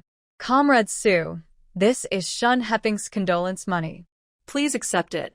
Hearing this, Su Qiushui's eyes instantly turned red. She fought back tears and tremblingly took it. Thank you, Secretary Zhu. Xin Dan Luo looked at the envelope, her eyes also reddening. It was bought at the cost of her father's life. For her mother, it was an unbearable burden. She remembered a month ago when her mother smiled and told them that their father had been promoted and they could live with him now. At that time, her mother's face was full of happiness and hope for a new life. But unexpectedly, in just a few days, they fell from heaven into. Xin Dan Luo held her brother's hand, placing it in her mother's hand. Mom, you still have me, my brother, and the baby in your belly. Dad wouldn't want to see you sad. Secretary Zhu looked at the child who could clearly express his thoughts and sighed heavily inside. Adversity helps people grow. When he visited last time, the boy was still naive and unaware. In just over half a month, he has become so sensible that it's heartbreaking. The suppressed crying in the car made the atmosphere very heavy. During the 2-hour journey, no one spoke. Su Qiushui always thought she was pretending, and Xin Danluo thought so too. But when they arrived at the hospital, they hadn't said anything. The doctor only examined them and then looked serious. Why didn't you come to the hospital earlier? If you keep going like this, you might lose both your life and the babies. Su Qiushui and Xin Danluo were instantly frightened. Secretary Zhu also worried and said, "This afternoon, Comrade Su was beaten. Doctor, please check carefully to see if the baby is okay." The doctor initially thought Secretary Zhu was her husband, even though he was a bit older. But from his tone, it was clear he was mistaken, and his demeanor suggested he was someone important. So, the doctor examined more carefully. The situation isn't good, but detailed tests will have to wait until tomorrow. For now, she needs to stay in the hospital and have family members take care of her. She might need to stay until she gives birth. Su Qiushui was silent.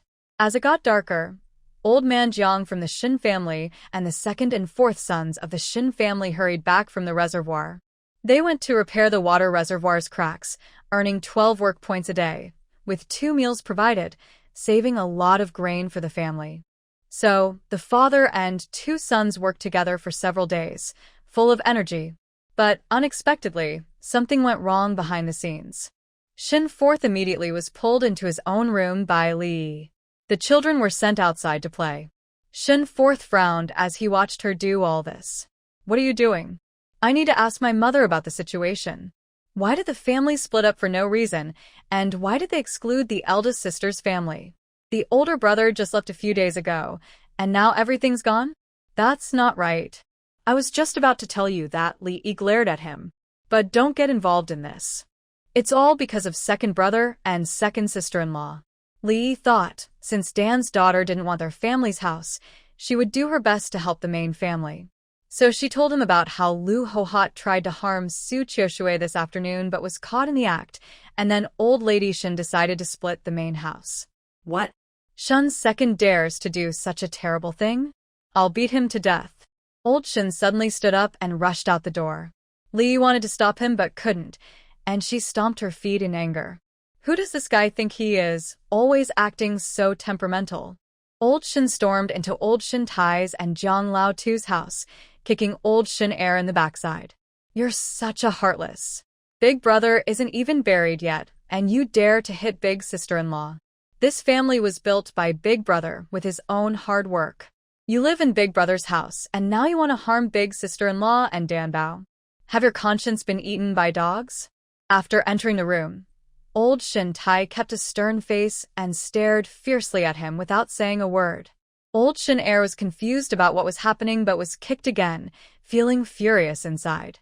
But when he heard what Old Shin Si said, his heart skipped a beat, and he immediately looked shocked and angry. Fourth brother, what nonsense are you talking? When did I try to hurt big sister-in-law? She is my sister-in-law. Dan and Anbao are my brother's children. I am their uncle. How could I harm them?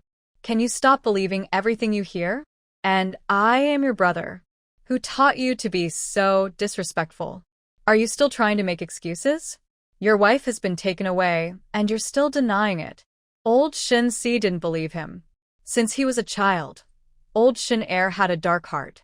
He had been tricked countless times, but no one ever believed him. Look at him now, caught red-handed, yet he shows no guilt. Old Shin Si was so angry he wanted to hit him, but was stopped by a hollowed-out big pipe. Turning around, he saw it was his father. Old Shin Si immediately got even angrier. Dad, why are you still protecting him?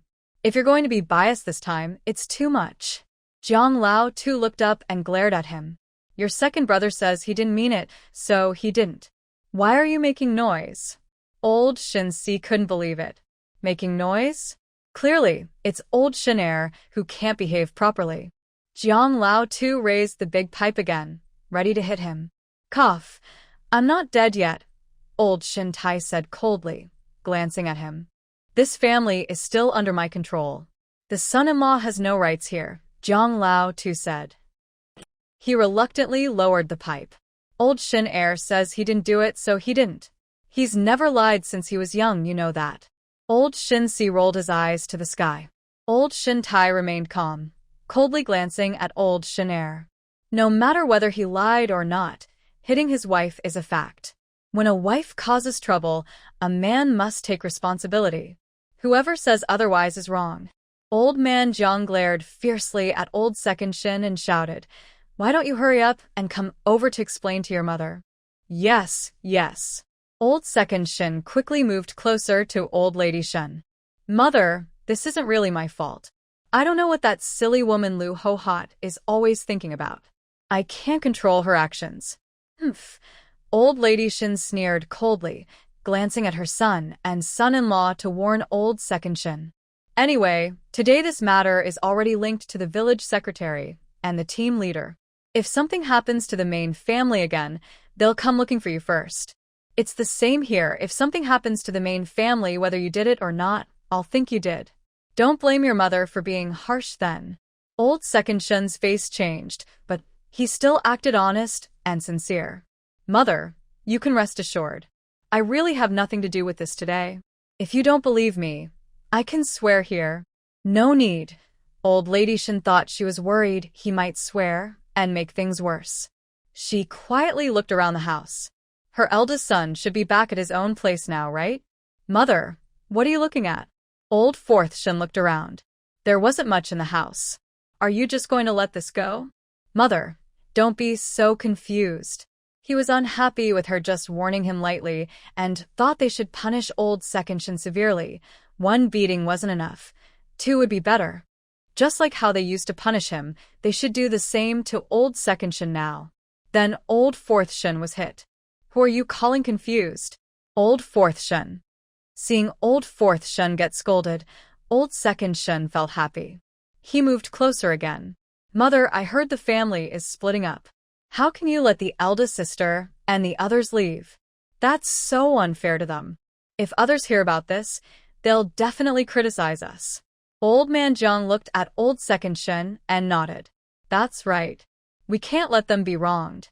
Why don't you go talk to them? Tell them we're not splitting the family. Old Lady Shin looked at them calmly and said slowly, That's right. We definitely can't wrong the main family. So I've given the 2 rooms in the East Wing where you're staying now to the main family. Since you're back, take the children and tidy things up. Tomorrow morning, the team leader will bring people to help move and build the wall. Old Man Jiang. Old Second Shun. His face turned green. Mother, where will I live in the future?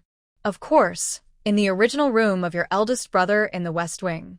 There are only so many rooms in this house. Do I need to ask? Why can't you move in? Didn't your older brother always stay here when he came back? Old Fourth Shen is happy to see him look pale. He teases, yeah, my room is also crowded with the kids. The West Wing room is even a bit bigger than mine. Second Shen. You only have 2 kids in your house, but I have 5 kids and 2 adults. How can we fit? Old Fourth Shen cuts in. Right now, only 1 adult is here. The other one might not come back. Second Shen. Old Madam Shen pats the table. Enough, this is settled. Tomorrow morning, Second Shen, you move to the West Wing. Old Fourth Shen, you've learned some carpentry. Help the team leader tomorrow. Be observant and volunteer for any work. Don't wait to be told. This is our own family matter. Got it. Mother, don't worry, I'll handle it well. As long as Second Shun is unhappy, Old Fourth Shun is happy. So he agrees quickly, then gives Second Shun a sidelong glance, proud and ready to boast. Second Shun feels so angry, he wants to shut down. The Shen family's big fuss, of course, no one in the city hospital where Shindan Lu and others are staying knows about. Secretary Zhu and the hospital arranged a ward for Su Qiushui and told the staff to buy some food before leaving. Secretary Zhu didn't go back to the county, but went to the city government compound to see his old boss, Yang Lao. Old boss, everything is settled. But today, something happened to the Shen family. Shen Heping's wife is now in the city hospital. Secretary Zhu told Yang Lao everything he saw today in detail. Yang Lao nodded after hearing this. You did well. This gives our organization some explanation about Shen Heping.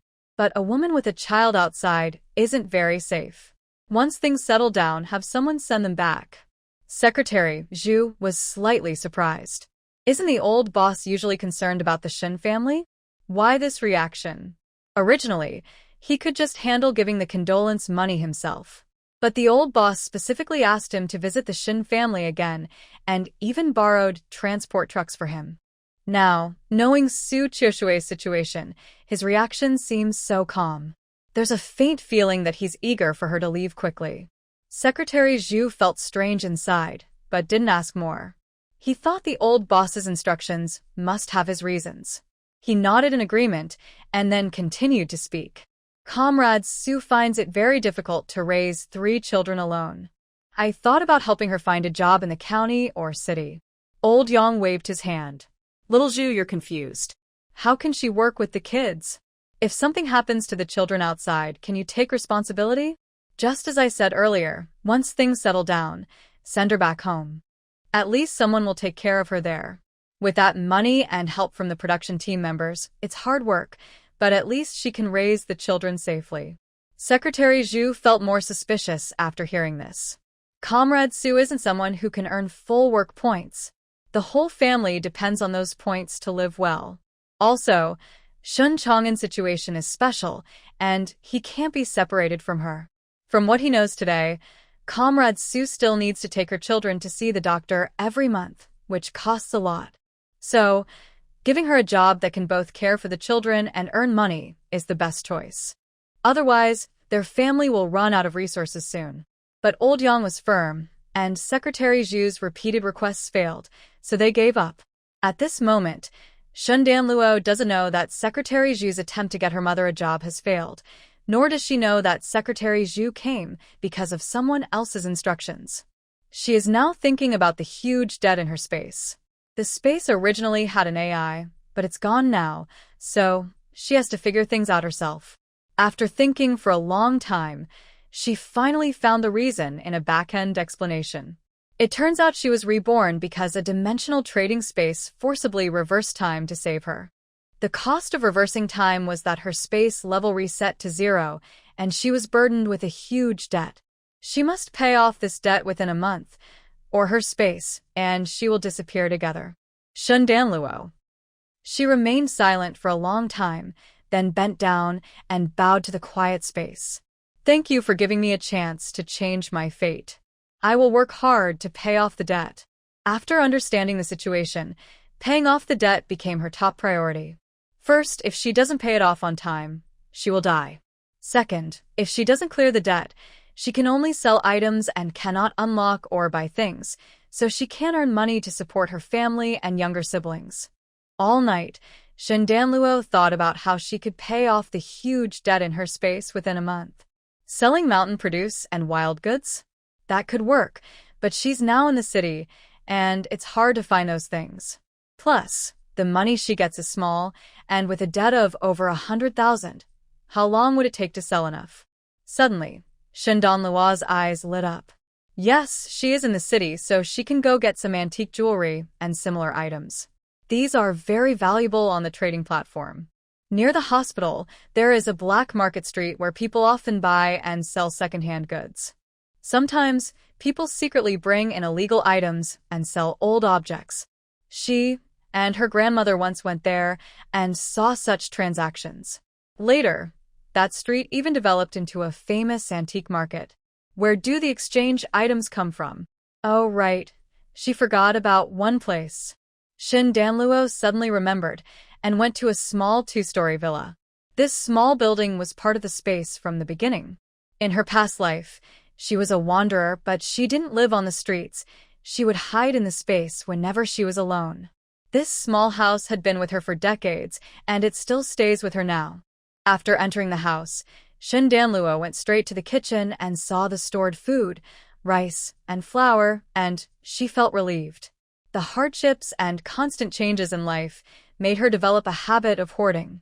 During the 2002 Phi Dian incident, she also stocked up on 3 large boxes of 600 packs of salt, enough to last half a lifetime. She often stockpiled food and filled the kitchen with supplies. Later, because the items were scattered and hard to donate, she kept them.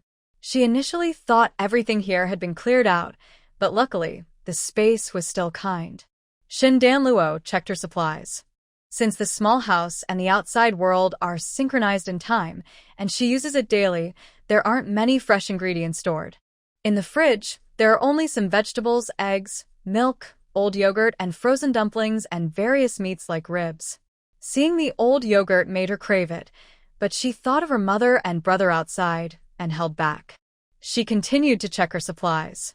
Most of the other items don't need refrigeration. They are mostly opened and used, with about half remaining. Many foods can't be taken out for use. In the end, she found that she could still use a 20-kilogram bag of high-quality rice, a 10-kilogram bag of flour, and some mixed grains like red beans, green beans, and black rice. There are also 2 large jars of wild honey, 2 pieces of Jinshi ham, for 1-pound bags of Wuxian red sugar, 2 plastic jars of Wuxian red sugar, and sesame seed pastries, weighing about 6 or 7 pounds. Additionally, there are 2 2-pound bags of Wuxian golden silk amber jujubes and 2 2-pound bags of Wuxian southern jujubes. These are local specialties from her county. She hoarded many in her past life because she missed home. The red sugar, amber jujubes, and southern jujubes are all excellent for nourishing the body. During this time, people rarely did such things to increase grain production. The few who left the sugar factory directly sent their products to the supply and marketing cooperative for distribution, especially the last 2 types of dates, which are very rare. There is also Jinshi ham, which is hard to find nowadays. The remaining items include 3 bags of dried vegetable and meat pies, a box of apples, a box of oranges, and a large bunch of bananas.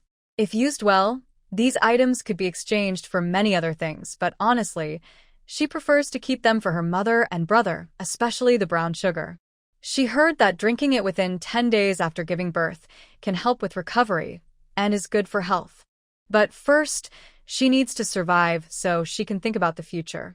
Life's pressures made Danluo sigh. Shun Danluo reluctantly looked away and then moved everything into the space warehouse. First, she didn't want to see it, and second, the warehouse could keep everything fresh forever. Next, she used her mind to organize her mother's belongings that were stored with her. In the biscuit box, There was 167.5 yuan, of which 50 was given by Grandma Shen yesterday. The rest was probably saved by her mother over time.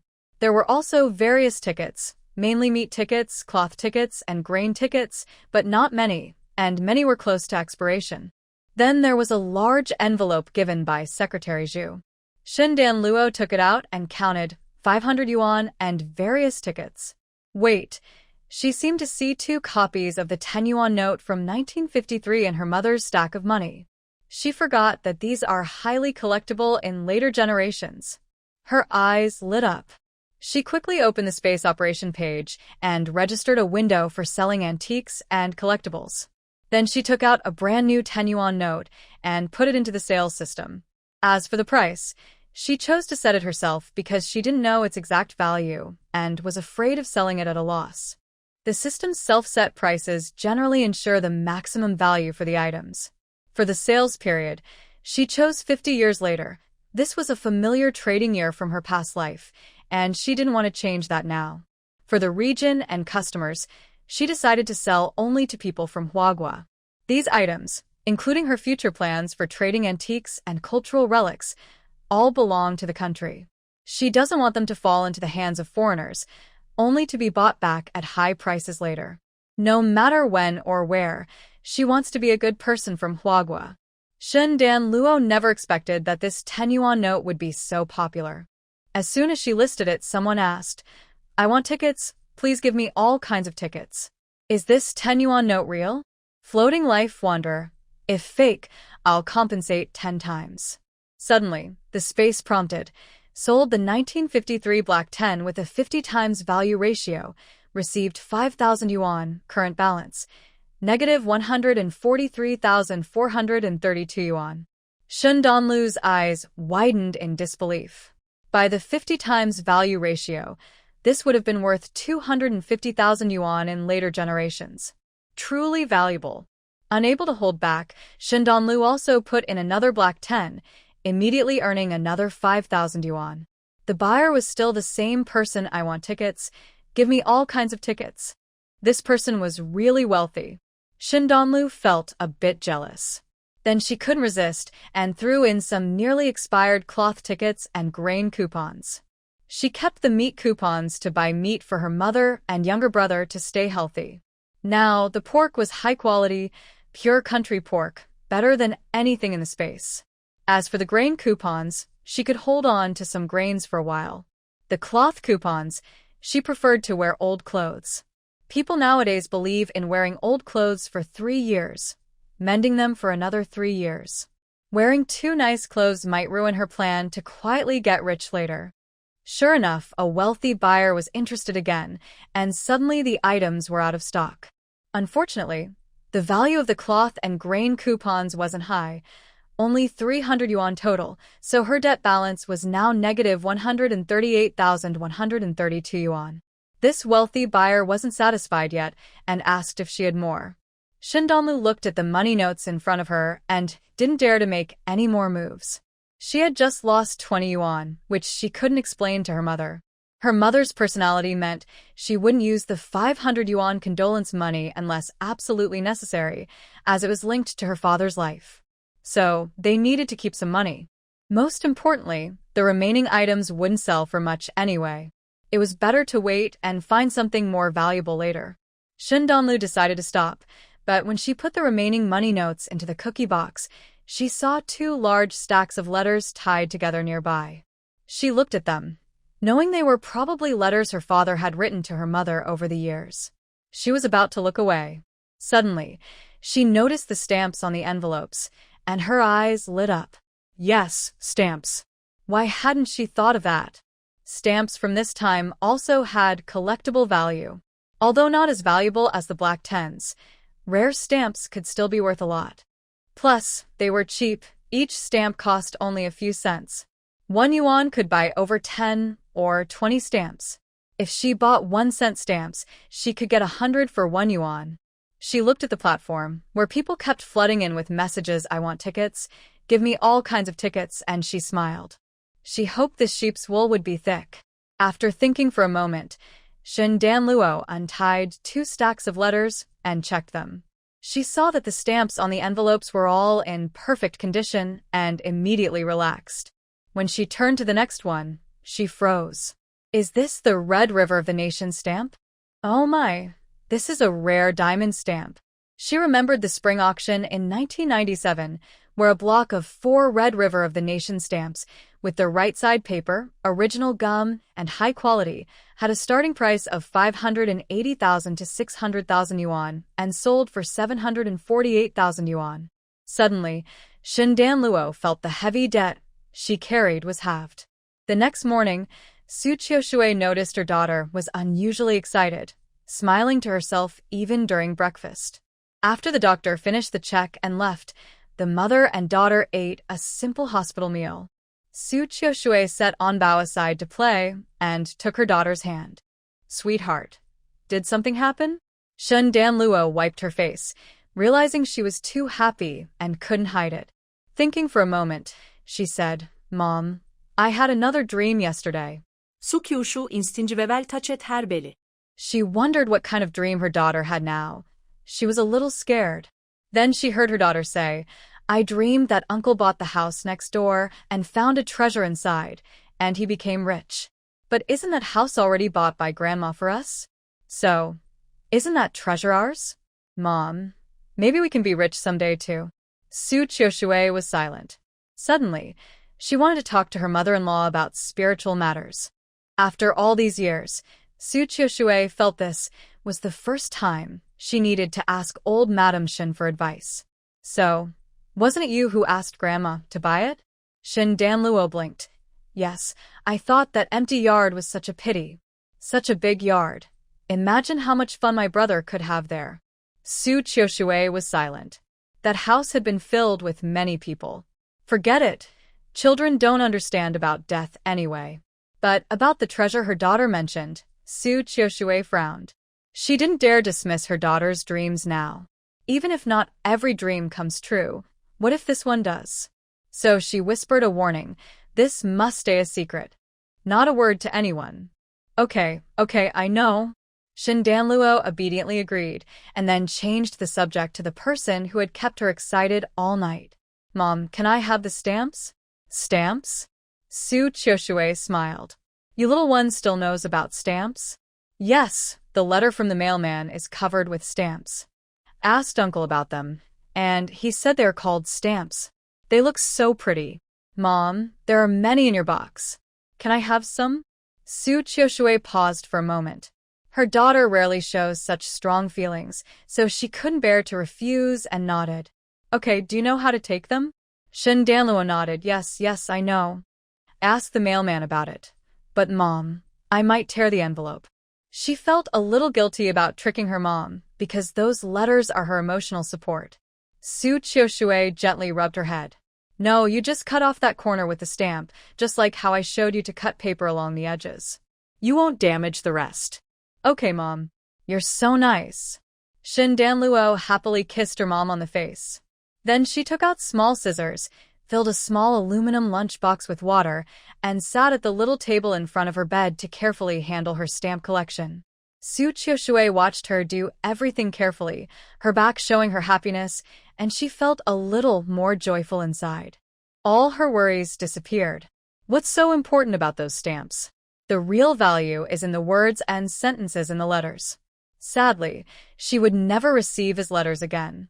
Shindan Luo was busy cutting the stamps from the envelopes and soaking them in water to separate the paper from the stamps. After struggling for a long time, she finally separated all the stamps and left them to dry. Just then, a small head leaned over from the side. Turning her head, she saw that Anbao, who usually sits alone all day playing, was surprisingly close to her now. Su Qiushui, lying on the bed doing crafts, was surprised to see her son move closer. Her eyes filled with joy. This was the first time Anbao had voluntarily come close to someone in a long time. Anbao, what are you doing? She asked, but she didn't dare to finish the sentence. Her eyes, however, showed her curiosity and excitement. Shindan Luo understood why her brother was coming over. Because he was holding a small enamel cup and offering it to her. Not long ago, She had dissolved a big pill into his little water cup, and he probably tasted it and wanted more. Shin Danluo was a little surprised. She gave her brother the big pill to improve his health and make him stronger. She didn't expect it to make him a bit smarter and more aware of food. So she tentatively asked, "Anbao, you must be hungry. Say, sister, and sister will give you some tasty sweet water." Su Qiushui was surprised and saw her son holding a porcelain cup. She felt even happier. This child always eats whatever is handed to him. This was the first time she knew he was asking for something to eat. She wanted to go over and touch his head but was afraid she might scare him, so she sat quietly on the bed and watched. Little Anbao didn't understand his mother and sister's thoughts.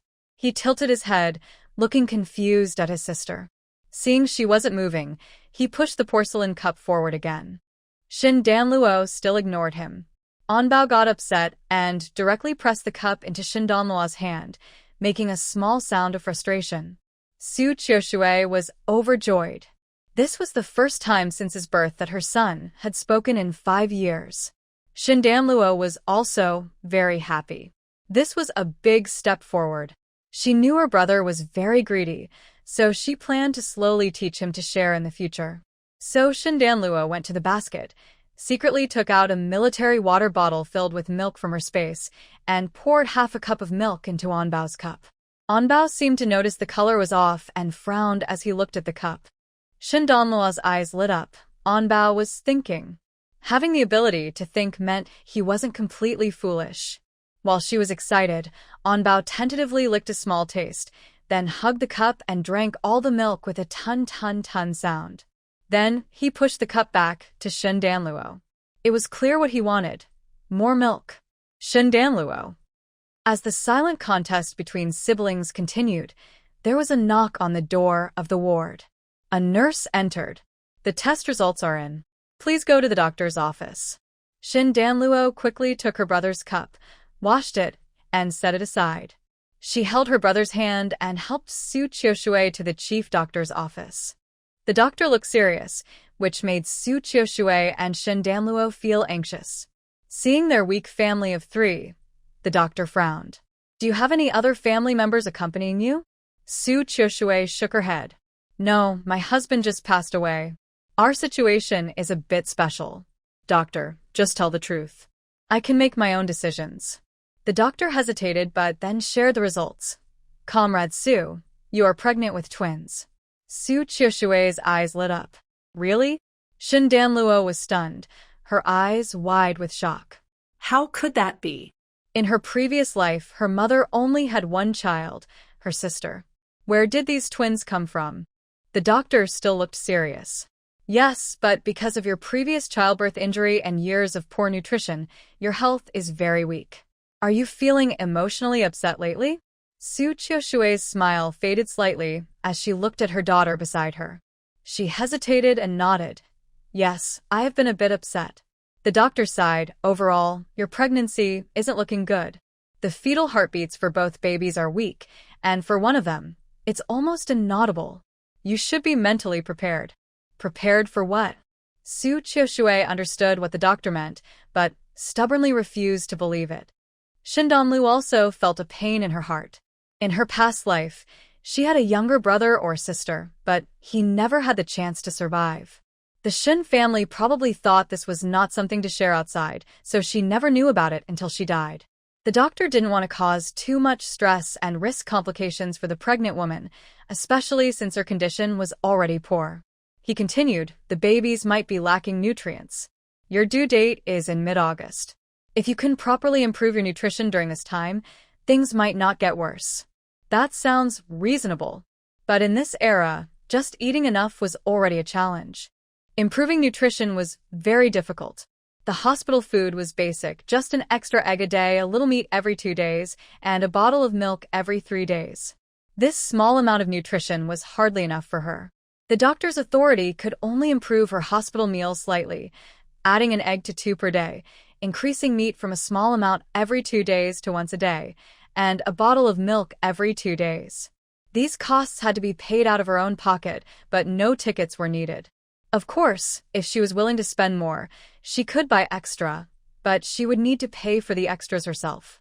Su Qiushui sat on the bed, feeling worried. She could arrange for her second house to cover her hospital fees, but the extra food was a problem. Eating like this every day would be too much. The money was meant for her children's future. Next to her, Shindanlu patted her small chest. Mother, don't worry.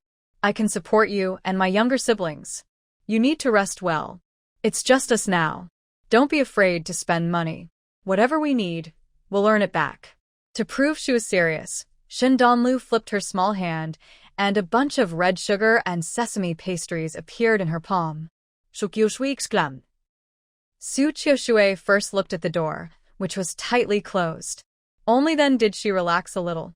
Then she took a red sugar twisted pastry from her daughter's hand and looked at it. It was about the size of a palm, wide, with a crispy, sweet smell that made her nose tingle. She couldn't help but swallow her saliva. Girl, where did you get this pastry? She knew her belongings definitely didn't have such things. Shun Danluo tilted her head, looking surprised too. Mom, you might not believe it, but there's a small door in the white room. When you open it, there are lots of delicious foods inside. Mom, do you think it's a fairy watching over us and sending us food? Su Qiushui. When will Grandma come? She really wanted to have a good talk with her.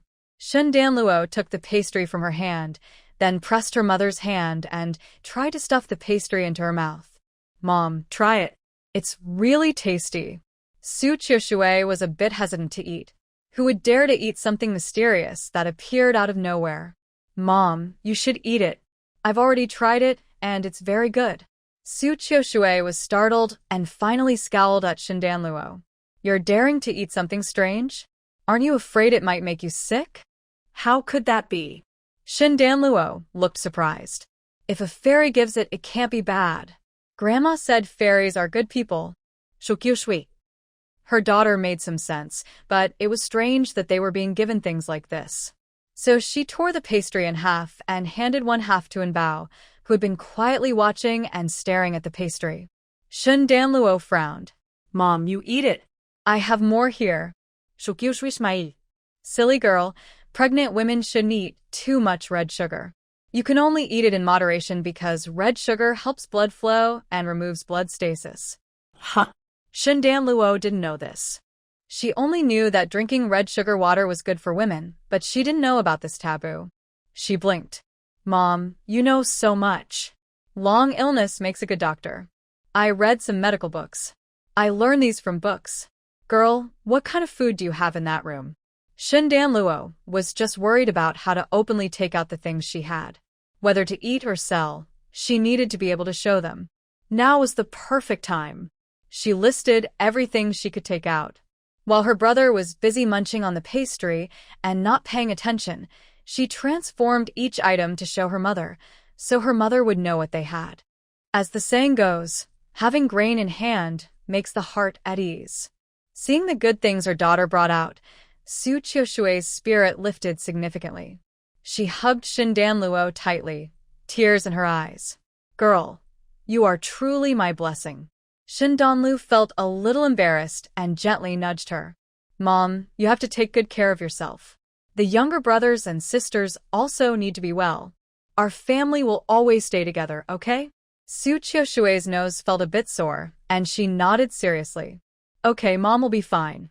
Our family will be fine too. And Bao, I keep biting, chewing, and chewing. The candy is sticky, my teeth are stuck. At the hospital, Shindanlu's family was peaceful and happy. In the old Shin family of Shishui village, some people's thoughts were not very kind. Second Shin saw Captain Shin Jianjun instructing people to knock on the wall of the neighboring yard, looking surprised. Captain, what are you doing? Shin Jianjun glanced at him with a slightly sarcastic look. The neighboring yard now belongs to the main house. Didn't your mother tell you this? Second Shin. Of course not. So, Second Shin turned around to find Old Shin. Old Shin was busy helping her fourth daughter-in-law, Li Yi, organize things inside Su Qiushui's room. Li Yi was sorting and wondering why the main house had so few belongings, and there was nothing valuable. These days, valuable items, besides clothes and food, weren't much. But the main house had no food left, no good clothes, and she didn't see the watch she remembered Su Chioshue wearing. She had hoped to secretly get some good things while helping, but there was nothing in the room she liked. She felt a bit angry and, with a sour look, tried to flatter old Shin. "Mom, I think the eldest sister-in-law is probably guarding against us. Look at her room. Only some ragged clothes and furniture left." Old Shin was also thinking about this, but she didn't want to discuss such issues with her daughter-in-law. She didn't want others to think she was after her daughter-in-law's belongings.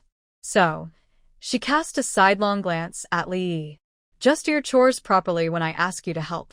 Don't be thinking about what's in others' rooms. If you want good things, let your man earn money to buy them. No, you should earn money yourself too. Don't just rely on your man for everything." Old Shin's fourth son had learned some carpentry and helped nearby villagers all year round, earning a little hard-earned money, maybe 20 or 30 yuan a year. Old Shin snorted coldly because he also helped earn work points for the family, so she didn't take a single penny of that money. Did she know that all that money was being kept by her daughter-in-law? She wanted to give her a little eye-opener, but was scolded by her mother-in-law. Li Yi was very annoyed. At this moment, Second Shin came inside and saw Old Shin, asking her a question. "Girl, the team leader said the neighboring yard belongs to the main house. What's going on?" Li Yi initially wanted to stir trouble, but when Old Lady Shin glared at her, she immediately became quiet and obediently packed her things. After tidying up her fourth daughter-in-law, Old Lady Shin began to prepare for her second son. "I divided the house for them. Do you have any objections?" Old Shin's second son's face darkened. Of course, he had objections. He had been eyeing the neighboring yard for a long time. It turned out that the family who died was a wealthy farmer. But his father had secretly told him that the reason the neighbor was rich was because they had donated all their belongings and then managed things carefully. They say a camel is bigger than a horse, and such a family wouldn't leave some money behind. So, after the incident, he was worried that the neighbors might have the same thoughts, so he often went to knock on their beams late at night, scaring everyone living nearby away. He had hoped that after a few years, when things got better, he could get that house and explore inside. But unexpectedly, the main house took it all. It made him so angry. Although he thought this, he couldn't say out loud. Instead, he used the story of the house with the dead as an excuse. "Mother, that house has so many deaths. It's very unlucky. If you give such a house to the main house, aren't you afraid they might have some trouble?" Pa. "This house is for my eldest son to live in. The more people die, the more comfortable he feels living there." This scoundrel kept fixating on the main house's affairs. If he weren't her own son, Old Lady Shin would have slapped him. She was so annoyed. Old Lady Shin glared coldly at Old Shin's second son, looking proud and righteous. "What could possibly happen? Everywhere we have people die sometimes. Maybe your ancestors are buried right under your feet." Old Shin's second son. "We are good, positive citizens. We don't spread those crooked ideas." Old Shin's second son. He looked at Old Lady Shin in disbelief. Was this really his mother? If only it were not forbidden to become spirits after the founding of the country, he'd think she was possessed by some evil spirit. Old Shin's second son naturally refused to accept this and argued back and forth. Old Lady Shin grew impatient and grabbed a broom to chase him away. "Don't talk nonsense with me.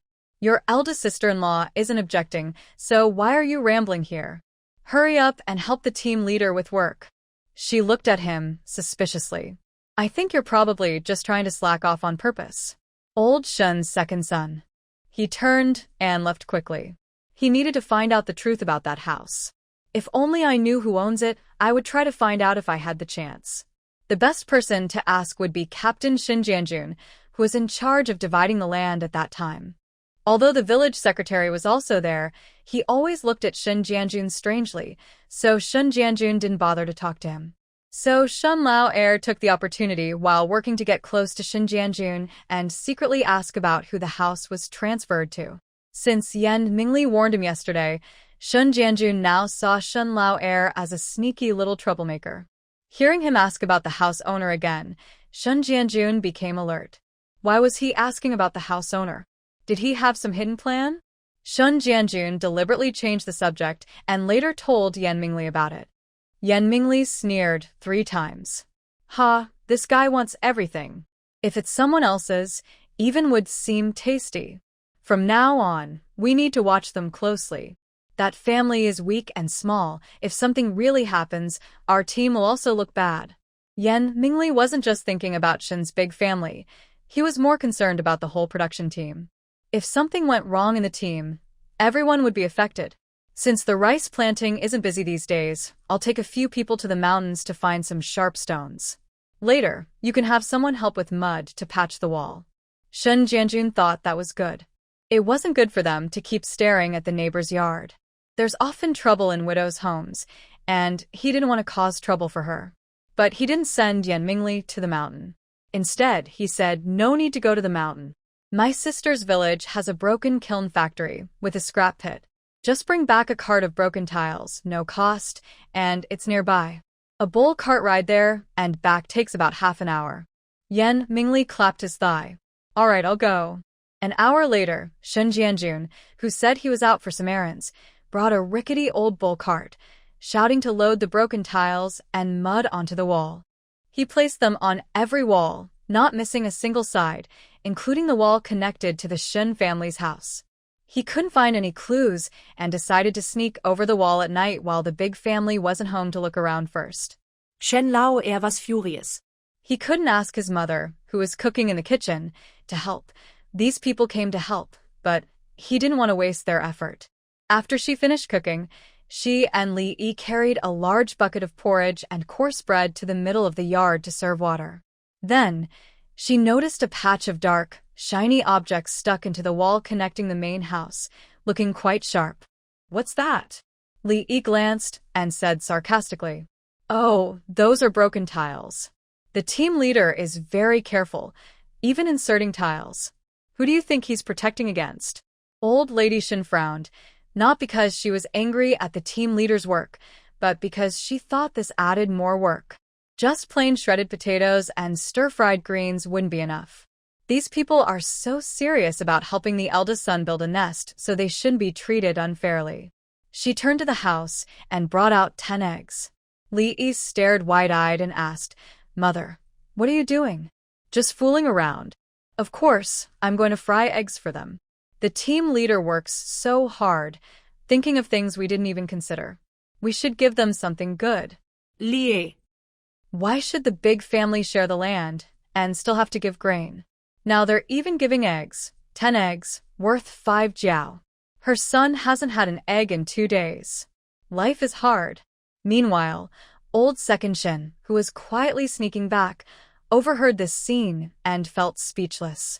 Old Shin's family affairs, like trivial matters, Shin Danlu and her sisters in the city naturally didn't know.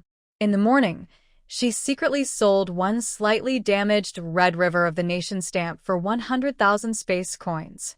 Her debt dropped from minus 138,132 to minus 38,132. In just one day, she paid off 3/4 of it. Shun Danlu was overjoyed, but the stamp collector, who wanted all kinds of stamps, cried, feeling both pain and happiness. Stamps are nice but too expensive. Her private savings were emptied. She could only wait until next month to save more money and buy other stamps. Shin Danlu felt a bit regretful, thinking she had hoped this wealthy person would buy everything. But if her private savings could buy so much, how rich must she be? At this moment, Shin Danlu, burdened with debt, felt envious. Still, paying off most of her debt was a good thing, so she decided to celebrate properly. The best way to celebrate in this era was naturally to eat good food. So Shin Danlu took her money and the doctor's note and hurried to buy meat and eggs. Eggs cost 7 jiao each. 2 cost 14 fun. Pork cost 8 cents per jean. After buying the quota given by the hospital, she took out her own meat vouchers and bought another jean of meat. Because she wanted lean meat and it was cheaper, she spent only 6 cents. Since she has a sweet tongue and looks good, the butcher accidentally gave her a little extra, about half an ounce. Unfortunately, milk isn't available today. She has to wait until tomorrow. Su Qiushui looked at the large piece of lean meat her daughter brought back and smiled. Nowadays, people eat less oily meat and prefer lean meat. But she doesn't like it. When she used to live at old Shin's house, she was often scolded by Grandma Shin for being a servant girl who wanted to eat high-quality food. Today, she can finally enjoy eating lean meat happily. At this moment, Shundan Luo came over and said, "Mom, let's eat egg and meat pancake soup." Su Qiushui was surprised. What kind of dish is that? It's made by chopping the meat finely, then adding eggs, water, and salt, and steaming it all together. It's very delicious. Su Qiushui looked doubtful. Have you eaten it before? Well, Not in this life, of course. She had eaten it in her previous life. It's a special dish from Nanchur City in Jiang Province. Shundan Luo made a very eager expression. No, I just heard a lady say earlier when buying meat. She said that making meat pancakes and soup like that smells so good. Seeing her daughter so eager, Su Qiushui smiled. All right, then we'll have egg and meat pancake soup. okay. Mom, I know how to make it. The lady just now taught me. I'll go prepare it. In the hospital, there were borrowed stoves and pots, costing only 2 cents for a batch of charcoal. If the charcoal finished burning, they would add more money. Shin Danluo borrowed a stove, used 2 aluminum lunch boxes to wash rice and add water. Then she used the biggest enameled basin she brought, which was bigger than her face, added water, and put in the finely chopped lean meat she had secretly prepared in her space, along with 2 eggs. She steamed everything together in a water bath, with the rice boxes inside. A full pot of meat pancake and egg soup, served with white rice, made the whole family smell delicious. After they finished eating, a woman in a liberation uniform pushed the door open. She wrinkled her nose. Oh, your meals are pretty good, and you're eating meat now. This must be meat soup, right? She looked around the ward with probing eyes. Her inspection didn't stop there. She went straight to the 2 bamboo baskets and looked inside. Of course, she couldn't find anything good because most of the items had been carefully stored in her space by Shindan Luo. The things in the baskets were just for show outside. Sure enough, the woman quickly stopped and looked somewhat disgusted, patting her. She turned to Su Qiushui, who looked unhappy. You are Comrade Su, right? My name is Huang Lin. Secretary Zhu asked me to take care of you. Hearing this, Su Qiushui's face showed a less unpleasant expression. Though she didn't like this woman's attitude, she couldn't offend her since she was sent by Secretary Zhu. Su Qiushui spoke slowly. Oh, Comrade Huang, I really appreciate your help. There's no need for you to come all this way to take care of me. We can manage here. She came, but her family wasn't convenient for her to stay. She was really worried her daughter might be careless and take things out in front of strangers. No, that's not possible. This is Secretary Zhu's order. Don't worry, I will stay with you for the next couple of days. You don't need to feel embarrassed, Huang Lin said confidently. Shin Danlu didn't miss her bright, sharp eyes. Her instinct told her this person wasn't trustworthy. Su Qiushui also felt that this woman seemed a bit two-faced, but since she was here, she couldn't just send her away, so she politely smiled and said, then, thank you very much. Huang Lin was pleased. Actually, she had planned to just go through the motions. She was a member of the commune, though a temporary worker, and had only just started working there.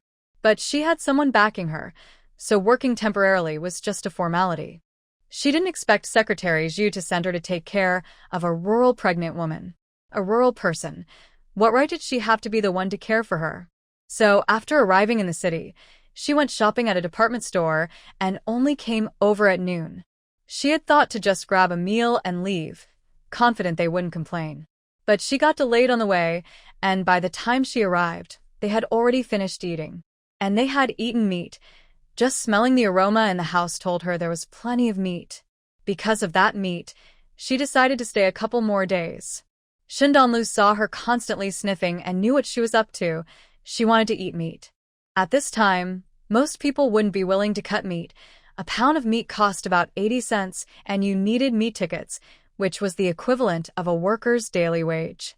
No one was willing to spend so much on meat casually. They only cut a few ounces now, and then for special treats. Su Qiushui also noticed this and pretended not to see. No one's money grows on trees. If this person was kind, she might politely invite her for a simple meal. But since it was obvious she wanted to take advantage, she didn't like that. Su Qiushui felt a bit upset and couldn't understand why Secretary Zhu would send someone like her. Huang Lin was actually deliberately sniffing the meat to make it obvious she was still hungry. This woman acted as if she were blind, showing no reaction at all.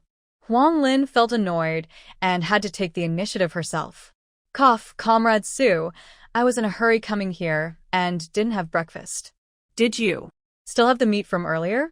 Before she finished asking, Su Qiushui replied, Comrade Huang, you haven't had lunch yet? That's unfortunate. We've already finished eating. Huang Lin's face darkened. Su Qiushui continued, but it's okay, the cafeteria should still be open. Girl, go buy some food for Aunt Huang. She winked at Shen Donlu. Shen Donlu found it amusing. Her mother was getting mischievous and knew how to play little tricks. She obediently responded, okay, and then turned to run off. Huang Lin's expression improved a bit. She sat down on the last empty bed like a second master, thinking to herself, at least this family knows how to behave. But I wonder what this girl will buy. Maybe steamed buns or braised pork. I hope this family knows how to behave. 10 minutes later, Huang Lin looked at the multigrain steamed bun, porridge, and shredded potatoes in front of her, and her face darkened again. She even instinctively asked, where's the meat? Shen Donlu blinked and asked, what meat? Just the buns and braised pork. I came here working hard to take care of you all, and this is what I get to eat? Little girl, you wouldn't have secretly eaten it, would you? Shen Donlu looked frightened by her fierce expression, shrank back, and hid beside Su Qiushui. Mom, Aunt Huang is accusing me wrongly. I didn't steal the meat.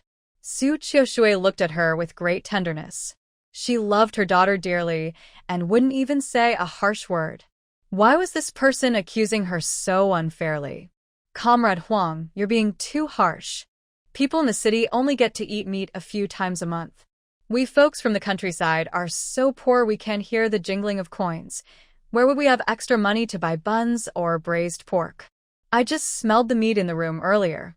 Are you saying you didn't eat any meat just now? Su Qiushui was annoyed, but also understood the reason. Comrade Huang, that was hospital food I was given. Do you want me to give you my hospital meal to eat? Huang Lin choked. She did want to, but she couldn't say it openly. Also, my daughter isn't that kind of person. Your words just now hurt her pride. Please apologize to her. How could Huang Lin apologize? Not only did she refuse to apologize, but she planned to turn the tables and blame her. I only said one sentence, and I didn't do anything to her. How could I hurt her pride? You're overreacting, Comrade Su. Honestly, your way of thinking has issues. Su Qiushui is nere golli. She didn't argue with Huang Lin and just held her belly, groaning softly. Shen Donlu saw this and quickly ran out, shouting loudly, help. Doctor, my mother's stomach hurts again. The doctor arrived quickly, bringing 2 nurses, making a big scene that was quite frightening. Huang Lin was a cowardly bully, and seeing this, she was a bit stunned. What's going on? I didn't do anything. Why is she having stomach pain? Shen Donlu looked at her with tears streaming down, looking very sad, like a poor little vegetable. Aunt Huang, I really didn't steal the meat bun or braised pork. We can't afford those at home. Please don't argue with my mother. She's not feeling well. The doctor said she shouldn't get angry. Aunt Huang, I only have my mother. Please be kind and let her go. Don't take her hospital food away. She needs to eat well to get better. My brother and I will share food with you, okay? Huang Lin. Although the girl didn't say anything wrong, she felt something was off. Then she noticed the nurses and doctor looking at her with very cold eyes, super cold. Before she could understand, the doctor asked Shen Donlu, Xiao Donlu, who is she? Shen Donlu looked pitiful and said, Aunt Huang is here to take care of my mother. The doctor asked again, is she a relative? Shen Donlu shook her head. No, this is the first time I've seen her. The doctor nodded and said to Huang Lin, Comrade Huang, is it? Sister Su's situation is special. She can't have too many emotional ups and downs. If she gets too upset, it could be very dangerous. Be very careful when caring for her in the future. Huang Lin. Who is this person? Are they made of paper? After the doctor left, in just a few turns of her head, Huang Lin disappeared. Su Qiushui held her belly and stood up, gently pinching Shun Donlu's nose. You're quite good at acting, but the king of is not easy to please. Little ghosts are tricky. It's best to send her off peacefully. Shun Donlu snorted softly. I hope she becomes a good person in the future. Otherwise, I wish she could only watch others eat meat forever. As for Huang Lin, she felt uncomfortable after leaving the hospital. Not eating meat and almost causing a fuss. What bad luck. But after coming to the city, she definitely didn't want to go back to the county. She thought for a moment and decided to find her secret lover. Anyway, Secretary Zhu assigned her the task of watching over her for 3 days, and she planned to report the situation when she returned.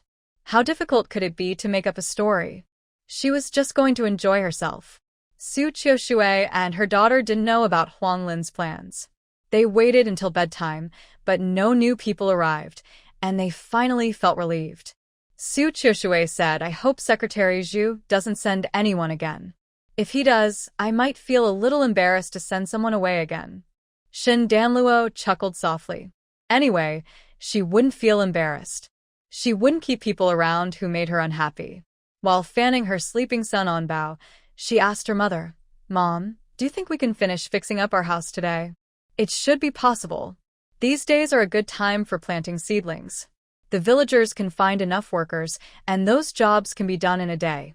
Su Qiushui saw the villagers building the house herself. Their current house, not counting the foundation, was built in just 5 days. Now, with the family split, they only need to build a wall, which can definitely be done in a day.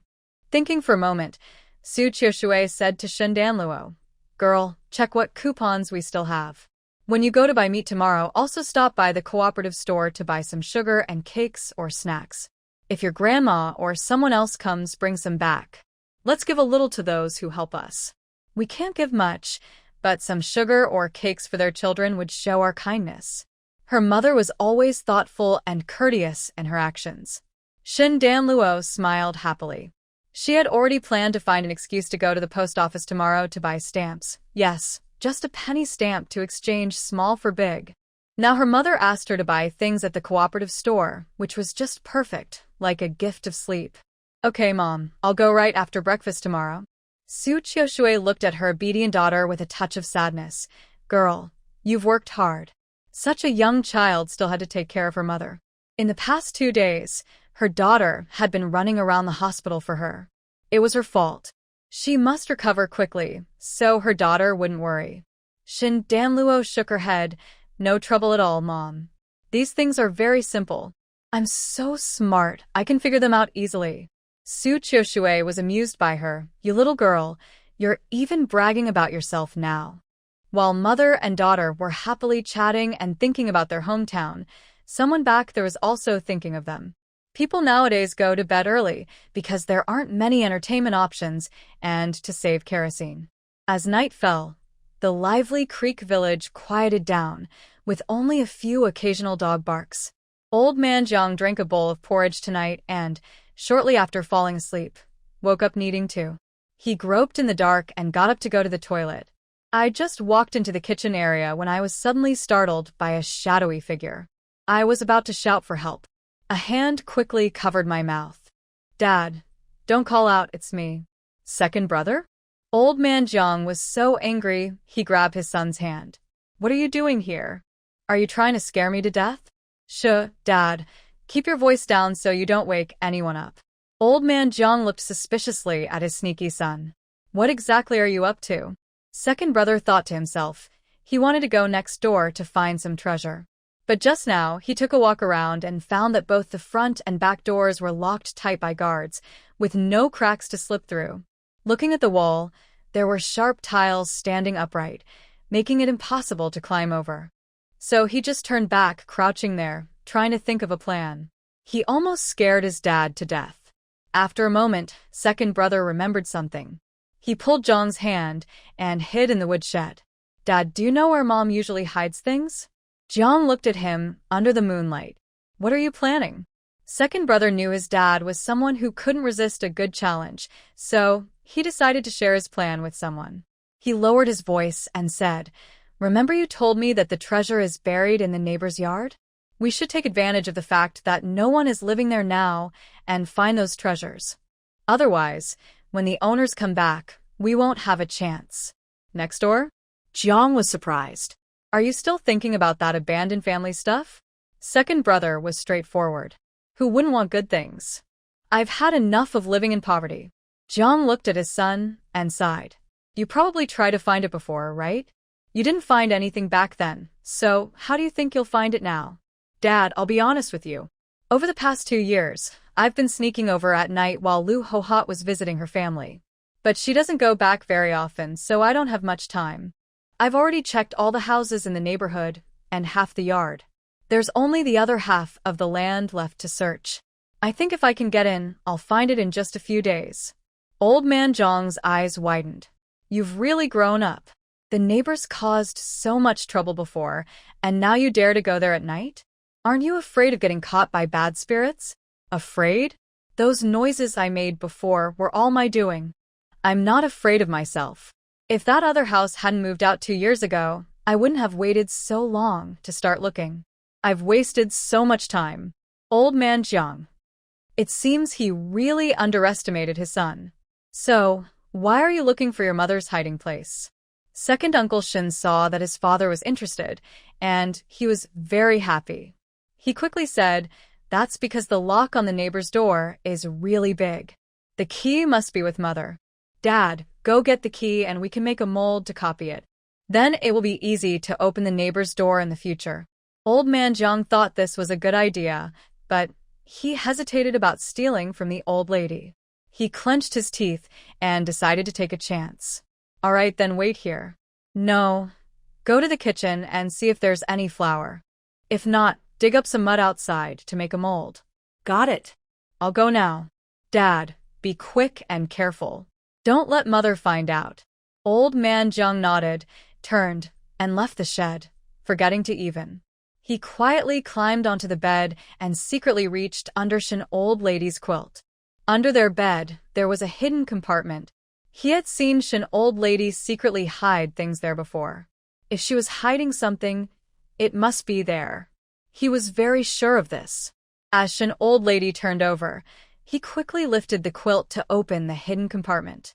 When the door opened, he reached inside. But halfway in, something snapped and caught his hand. He tried to pull back, but it wouldn't budge. Old man Jiang. Shin old lady was sleeping soundly, snoring loudly, and occasionally laughing in her dreams. But old man Jiang was in trouble. His body was bent at an uncomfortable angle, and his hand was caught tightly. He couldn't move it up or down. What made it worse was that he felt he might soon need to. The more nervous he was, the harder it was to hold it. He kept trying to hold it in, squeezing with all his might. He didn't know how long it had been. Suddenly, Shin old lady turned over and slapped his body with her hand. At that moment, he felt a release, and a warm feeling spread beneath him. Old man Jiang was utterly desperate. Nearly 50 years old, and he had just wet the bed. Outside the window, someone was calling softly, probably his second son urging him. But what could he do now? He couldn't go out, and he couldn't call his son in. If his son didn't come in, what should he do with his hand? Would his wife notice when she woke up tomorrow? While old man Jiang was tangled in his thoughts about what to do, Shin old lady woke up because of the wet feeling beneath her. What's going on? Did it flood? She suddenly sat up quickly, and as she did, the mechanism holding old man Jiang's hand suddenly loosened. He hurriedly withdrew his hand and quickly closed the hidden compartment and the mat. At this moment, Grandma Shin just managed to light the oil lamp. Turning her head, she saw his sneaky movements and asked suspiciously, "What were you just doing?" Old man Jiang felt guilty. He had wet the bed and was caught trying to steal, so he didn't know how to explain himself. Grandma Shin sniffed her hand and asked, "Why does it smell like?" Old man Jiang said nothing. In the yard, second old Shin saw the lights in his parents' room suddenly turn on and was frightened, so he quickly turned and ran into his own room. Because it was dark and he couldn't see well, he tripped over some leftover stones from the day and fell loudly to the ground. His face hurt so much he thought it wasn't his own anymore. His loud fall woke up Grandma Shin, Old Man Jiang, and even fourth old Shin from the other household. Soon, the lights in the other house also turned on, and Grandma Shin and fourth old Shin almost left their rooms at the same time. "Mother, what's going on? Why do I hear noises in the yard?" Grandma Shin held a flashlight and said, "I hear it too. Let's go and check." Fourth old Shin looked into their room and asked, "Where's Dad?" Grandma Shin remembered seeing the big map on the bed earlier and got angry, unable to hold back her words. "Don't mention it. At this age, still wetting the bed. Fixing the bed now." Fourth old Shin was silent. Wait, he thought I should laugh first, ha. As a son, he naturally couldn't laugh at his father, so he held back his laughter and followed Grandma Shin into the yard. That's when he saw someone lying on the ground. "Wow, coming to my house to steal in the middle of the night? You're brave, little thief." He grabbed a broom nearby and started hitting. Stop, don't hit. I'm your second brother. I knew it was you, so I hit. And that chubby. Only you in this village could have it. And why are you wandering around the yard so late? Probably up to no good. Hitting him is pointless. Better to do it than not." Fourth old Shin pretended not to hear and swung the broom again, shouting as he hit. "Mother, move aside quickly. Don't let this thief hurt you." Grandma Shin. She naturally recognized who the person on the ground was. She was curious too. Why was he sneaking around the east wall in the dark? So she let fourth old Shin continue to pull him. Old second Shin simply couldn't hold back and, not fearing to disturb others, loudly called out, "Mother, it's me, second brother. Please tell fourth brother to stop hitting." Old Lady Shin was surprised and said, "Oh, it's second brother. Fourth brother, stop now." Fourth brother Shin hadn't had enough fun yet, but since mother spoke, he had to listen. He looked surprised and said, "Oh, it's brother too. Why are you wandering in the yard so late at night?" Second brother Shin was angry, but also felt guilty. He quickly found an excuse. "I went to the toilet and thought I was still in the east room, but then I realized I wasn't supposed to be here, so I was just heading back when I fell." This excuse sounded quite convincing. Old Lady Shin didn't say anything and helped fourth brother Shin to stand him up. "Fool, it's late and you don't even turn on a light. Just go back to your room and sleep." Second brother Shin didn't dare to argue and hurriedly staggered back to his room. After he went inside, fourth brother Shin leaned toward Old Lady Shin. "Mother, do you really believe him?" Old Lady Shin looked at the wall of the east room and then at a mud clump on the ground, squinting her eyes. She then turned to fourth brother Shin. "What does it matter if I believe him or not? Go help your father tidy up the bed. Tonight you sleep with him and I'll sleep in your room." Fourth brother Shin. No, he didn't want to sleep on a bed that smelled like. The next morning, Old Lady Shin saw second brother Shin with a swollen face and frowned. But she didn't say anything. She called Little Flower Shin, took her into the house, and talked with her. When Little Flower Shin came out, she was smiling, holding 2 candies, and happily led her younger brothers and sisters to cut pig grass. Then Old Lady Shin, using the excuse of tidying up second brother Shin's room, went into the west room. After breakfast, she carried a basket of eggs and left the house. Li Yi saw the basket of eggs and was very eager. She poked fourth brother Shin. "Mother, where are you taking the eggs?" Fourth brother Shin didn't care and replied impatiently, "If you want to know, ask mother yourself." Li Yi glared at him, angrily threw the curtain open, and went into the house. Old Lady Shin carried the basket of eggs straight to the village chief's house. "Village chief, I want to ask for a day off. I want to go to the city to see my eldest daughter-in-law and grandchildren." When Shun Jianjun heard this, he said, "All right, I'll have my wife give money to your eldest daughter-in-law. You can go together so you won't get lost on the way." On the surface, everything seemed fine, but my daughter-in-law's money didn't come from the team, my second son would pay for it. She pulled out a cloth bag from under the basket and took out a handful of bills. Inside, there were 26 yuan. Do you think that's enough? Shun Jianjun. Is the sun rising in the west today? Is this money really Shen Lao's? Could it be your grandmother's savings? That wouldn't be good. Yes, it's his. Last night, she caught him and his father doing something inappropriate, so she took his secret savings. Last night, old lady Shen started to suspect something. This morning, when she took the mat outside to air it because it smelled bad, she found her hiding spot had been disturbed, and there was a large puddle of inside. Unless the lid was opened, no way could so much get in. Thinking about how she heard the partridges calling outside last night while half asleep, she realized what was happening. Haha, so the two of them wanted to steal her things. Since they dared to steal from her, she wouldn't hesitate to take her stuff back. Meanwhile, Shen Lao went back to his room to get some money to buy medicine at the village health station. He was in a lot of pain because he fell hard yesterday. Since he has a lot of flesh, the bruises and pain were very obvious. He couldn't bear not to put ointment on. He reached for his hidden money, but he found nothing. Shen Lao was anxious. This was money he had saved for half a year. He usually liked to eat good food and often sneaked to the county for treats.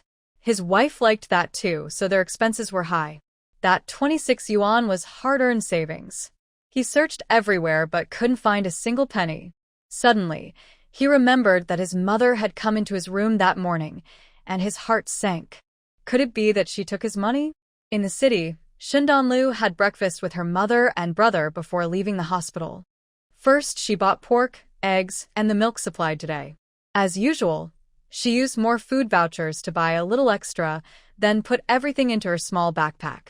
In reality, she transferred the items into her space, which held a small bamboo basket covered with a torn cloth. No one could see what was inside. Xindanlu was very cautious. She always kept her valuables in her space for safety. Then she went to the supply and marketing cooperative, which was crowded early in the morning. But she was headed for the candy and pastry section, where there were fewer people. Poor children had to grow up fast. Especially in this era, if you could walk and talk, you were sent out to earn work points.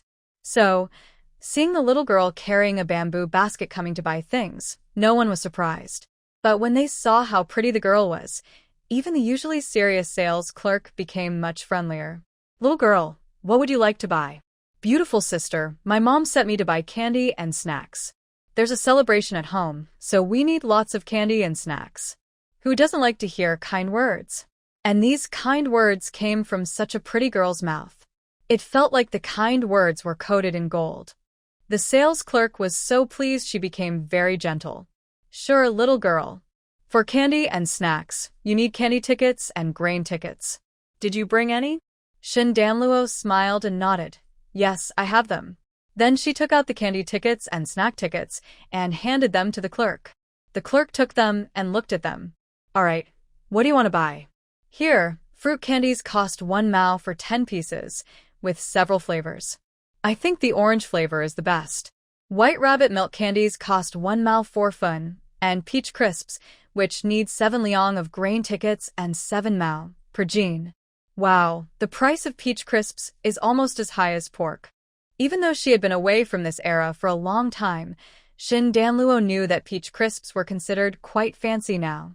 So she gritted her teeth and bought 3 jean, giving 1 jean to the team leader, 1 to the team secretary, and keeping 1 for herself. She also bought 5 jean of cheaper snacks to give to others helping out.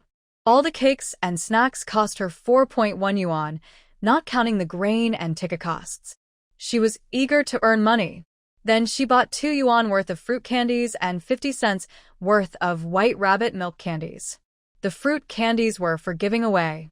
The white rabbit candies were for her brother. At this time, white rabbit milk candies were really good, just a few pieces could make a cup of milk. Thinking about it, she bought another 50-cent pack of milk candies. Her brother would still eat white rabbit candies, and she'd give the milk to her mom. When she could make milk herself, she'd share it with him, and of course, with herself too. She wouldn't neglect herself. Just going to the supply and marketing cooperative to buy some candy and snacks cost her over 7 yuan, plus the grain and ticket costs.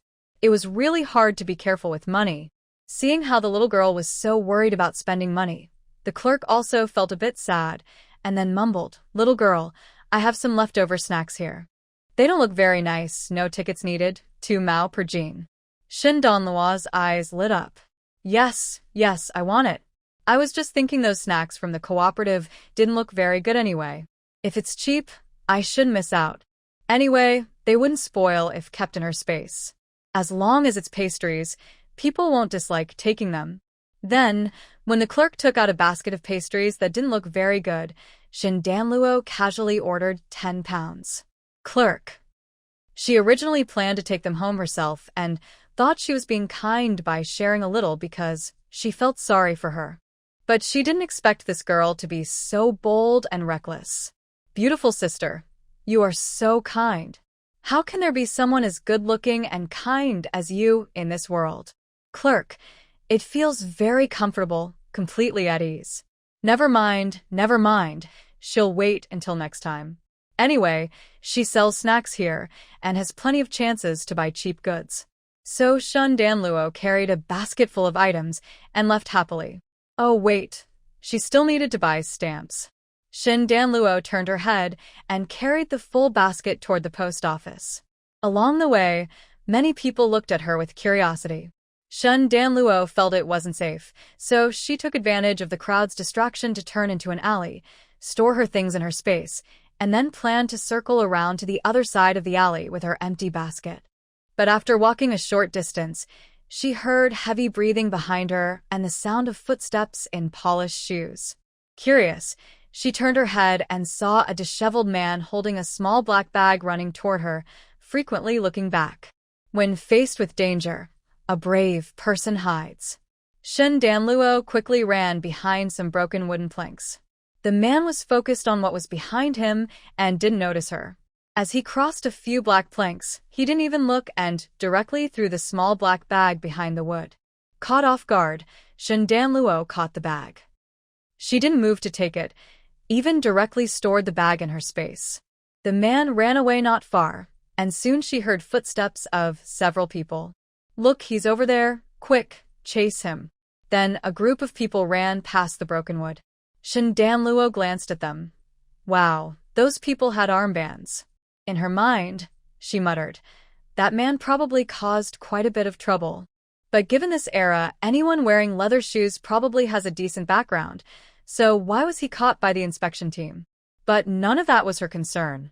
Once the crowd was out of the alley, Shin Danluo immediately got up and ran in the opposite direction, quickly blending into the busy street. She didn't stop to check what was inside the bag the man threw. She went straight to the post office, bought 101-cent stamps for 1 yuan, and hurried back. But apparently, she was unlucky today. Halfway there, she saw a group of people escorting a woman with messy hair and blood all over her face. A group of people was pointing and watching nearby. Shin Danluo also stopped, but she wasn't here to watch the fun. She just recognized that woman. Wasn't that Huang Lin, whom she had just met yesterday? Shouldn't she have gone back to the county by now? Why was she caught?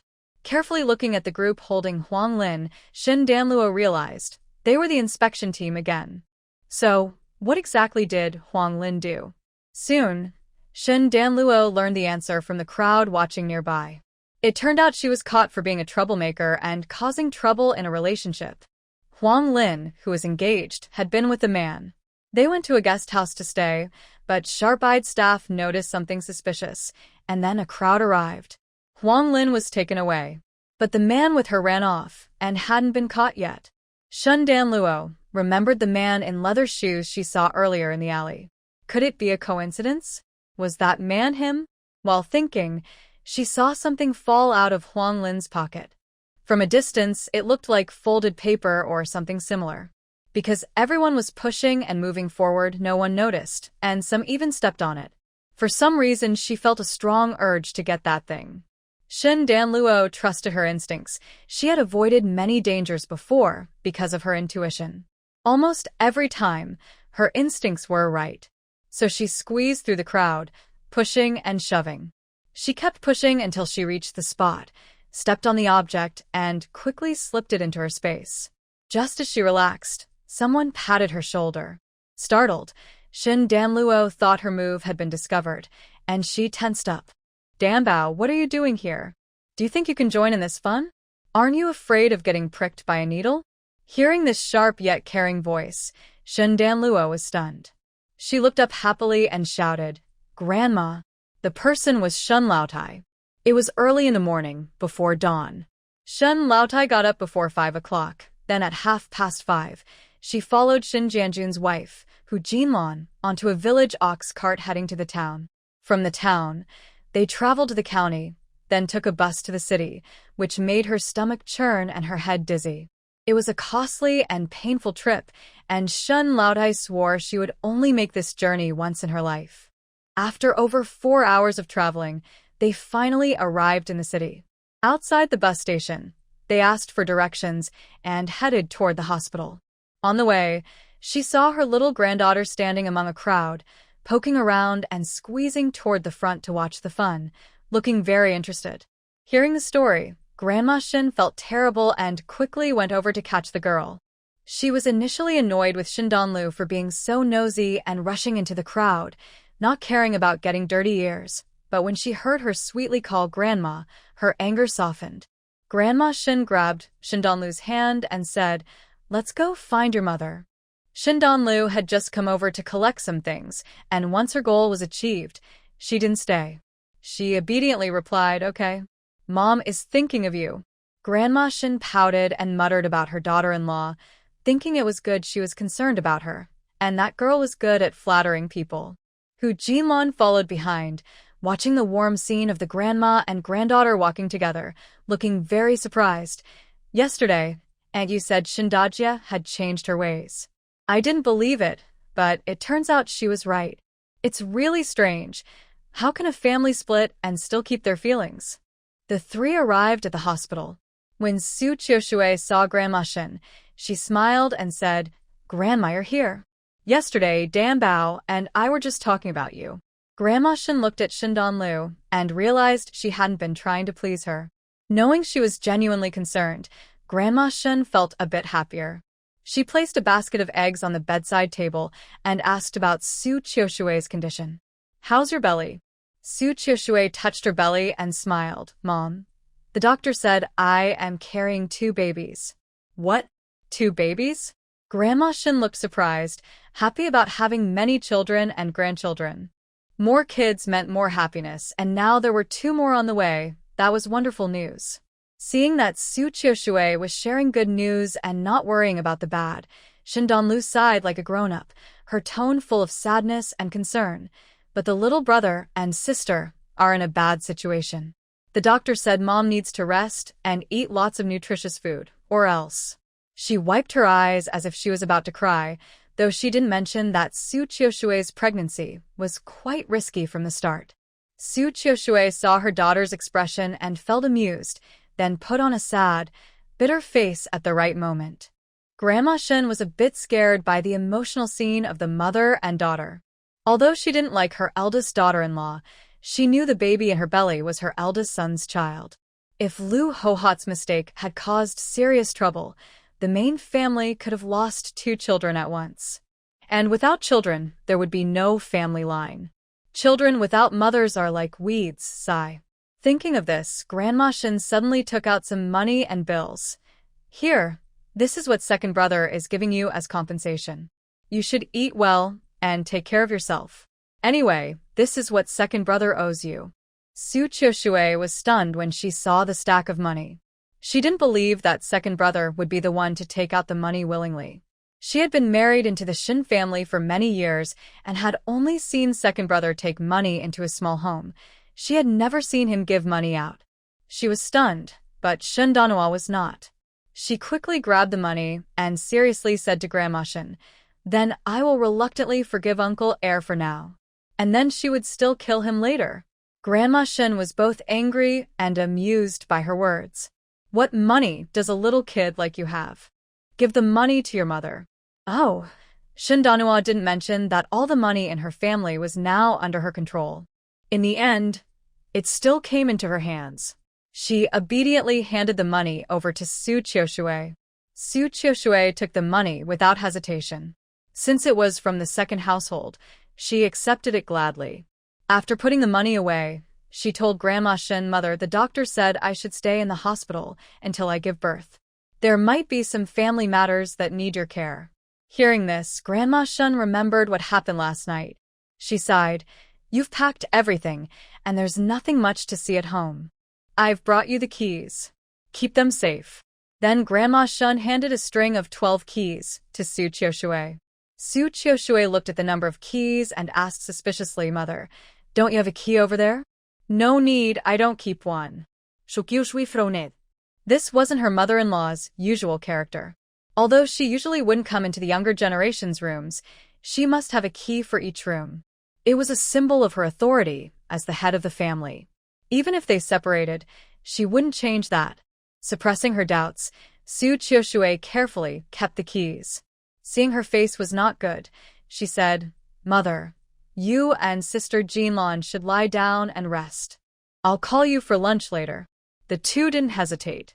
Although they had just traveled all the way here, it was more tiring than working in the fields. So, they each went to lie down on a bed for a short rest.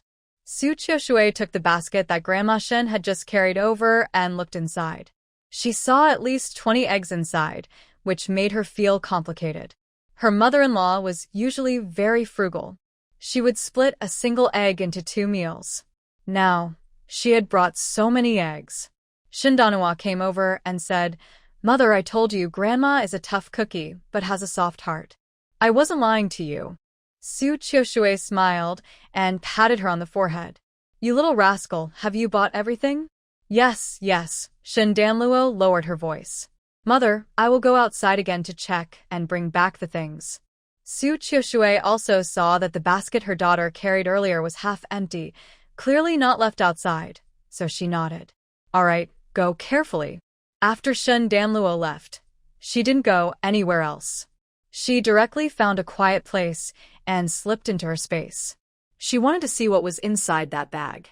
And she also wanted to find out what the thing Huang Lin dropped that made her feel so threatened was. First, Shindanluo took out what Huang Lin had dropped. When she opened it, she found a folded letter addressed to the county government office, with no sender written. Is this an anonymous tip letter? Who does Huang Lin want to report on? Having lived through this era, Shindanluo was very against such things. Of course, there could be real reports, but many people used the right to report to harm others. And Huang Lin's impression of her wasn't that of a good person fighting for justice. Thinking of that sudden sense of danger, Shindanluo made up her mind and carefully opened the letter. As soon as she saw it, she was so angry, she almost stormed out to tear apart Huang Lin's wicked woman. It turned out that the report accused Secretary Zhu of having an improper romantic relationship with someone. And the person involved was her mother, Su Qiushui. If this slander was spread, given her mother's temper, she would definitely be so angry she might get seriously ill. And even if the investigation later proved her mother innocent, others would still think she did something shameful. Shindanluo was so furious her teeth itched. She turned her gaze to the black bag, her face cold as she took out its contents. The first thing she grabbed was a thick stack of letters, all addressed to the county government office, with no sender written. Familiar handwriting, familiar smell. Except for the different handwriting on each letter, all the stamps were exactly the same as the one on Huang Lin's letter. If there was no connection between the two, she wouldn't believe it. So, Shindanluo carefully opened all the letters without damaging the envelopes. Wow, inside were all reports against Secretary Zhu. In these letters, her mother was one of Secretary Zhu's many lovers and the only one explicitly named. This made Shindanluo so angry. Her mother didn't know that man, so her name must have been provided by Huang Lin. Wicked woman. Doctors said her mother couldn't be disturbed easily and might die suddenly. This woman knew how serious the situation was, but still deliberately involved her mother. This shows she has harmful intentions. Just because she didn't get to eat meat, she now has such a strong desire for revenge. Shindanlu clenched her fists. eager to rush over to Huang Lin and punish her severely. Since you started it, don't blame me for finishing it. If you harm my mother, I won't let you get away easily. Shen Donlu suppressed her anger, took out the letters with her mother's name, and burned them. Then she carefully resealed the remaining letters and placed them neatly aside. Next, she rummaged through a black bag. Inside, she found a pack of cigarettes, a lighter, a pen, and a small bag filled with money and vouchers, food vouchers, meat vouchers, sugar vouchers, canned food vouchers, and even 2 industrial vouchers. Shen Donlu counted a total of 262 yuan, along with many other vouchers. Without hesitation, she took everything. If she wanted to harm someone, she knew there would be consequences. She kept digging and found a work ID card, which she immediately recognized as belonging to that leather shoe man. Shen Donlu placed the ID card and the letters together. She continued searching and unexpectedly felt something hard, like a layered object. She couldn't open the layer easily, so she forcibly tore it apart. Inside, she almost blinded herself. She saw several strings of high-quality gold chains along the thick layers of wood, several fine jade bangles, and a few translucent jade rings, clearly top-quality jade. Wow, he actually carries these around with him. No wonder he hides his bag. Shen Donlu naturally took all these items. But looking at that layered compartment, she narrowed her eyes. That leather shoe man must have connections at home. If he handles things well, even the notorious gangsters who scare ordinary people might not be able to do anything to him or Huang Lin. She needed to add some chips to their game. In the bright space, a wicked smile appeared on Shen Donlu's pretty face. When Shen Donlu returned to the ward with her bamboo basket, it was already half an hour later. Old Madame Shen and Hu Jinlan were still asleep. Su Qiushui asked worriedly, "Why did you come back so late?" Shen Donlu wiped her sweat and said, "Took a longer route." Su Qiushui had no idea that she narrowly escaped a deadly crisis. Seeing her daughter's face covered in sweat, she helped her wipe it and then took a bow and her daughter out to prepare lunch. At that time, everyone brought their own lunch boxes when going out. They steamed 4 boxes of rice.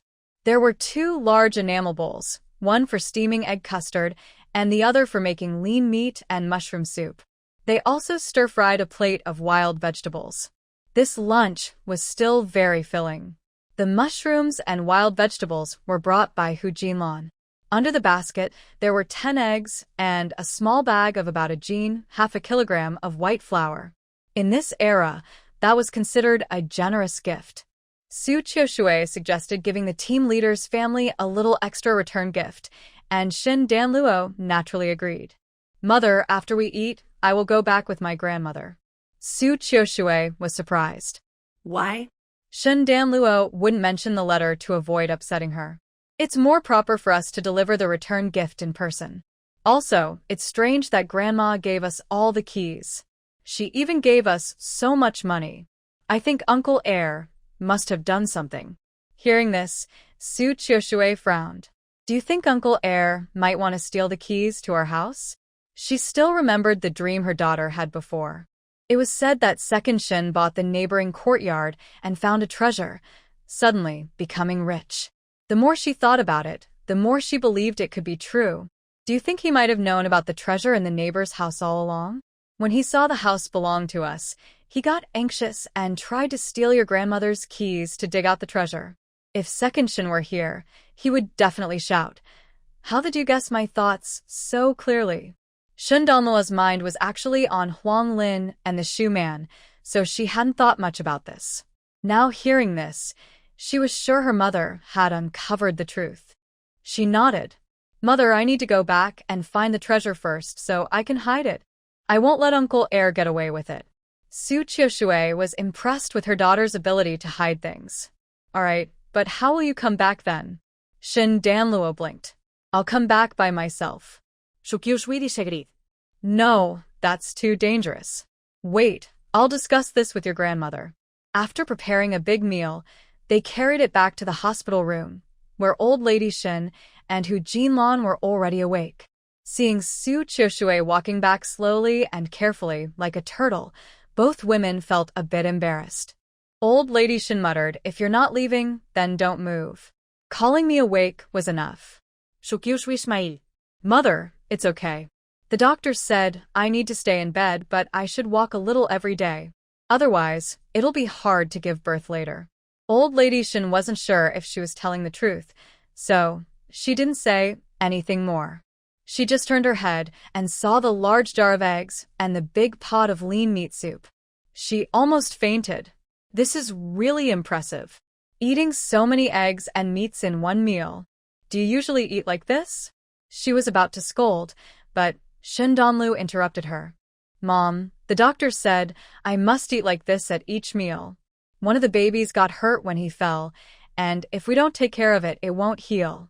Old Madam Shin didn't know if the doctor could really check for such injuries, but in her eyes, anyone in a white coat was very skilled, just a little less capable than her eldest son.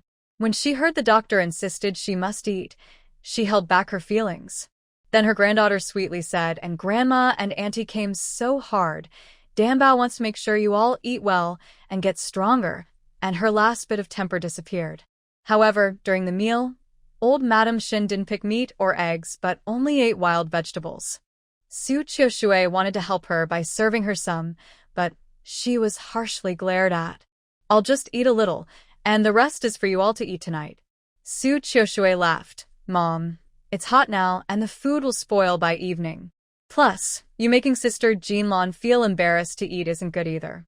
Old Madam Shin saw that the village chief's wife was also helping herself to wild vegetables. "Sigh," she said resignedly, "I'll eat then." Haha.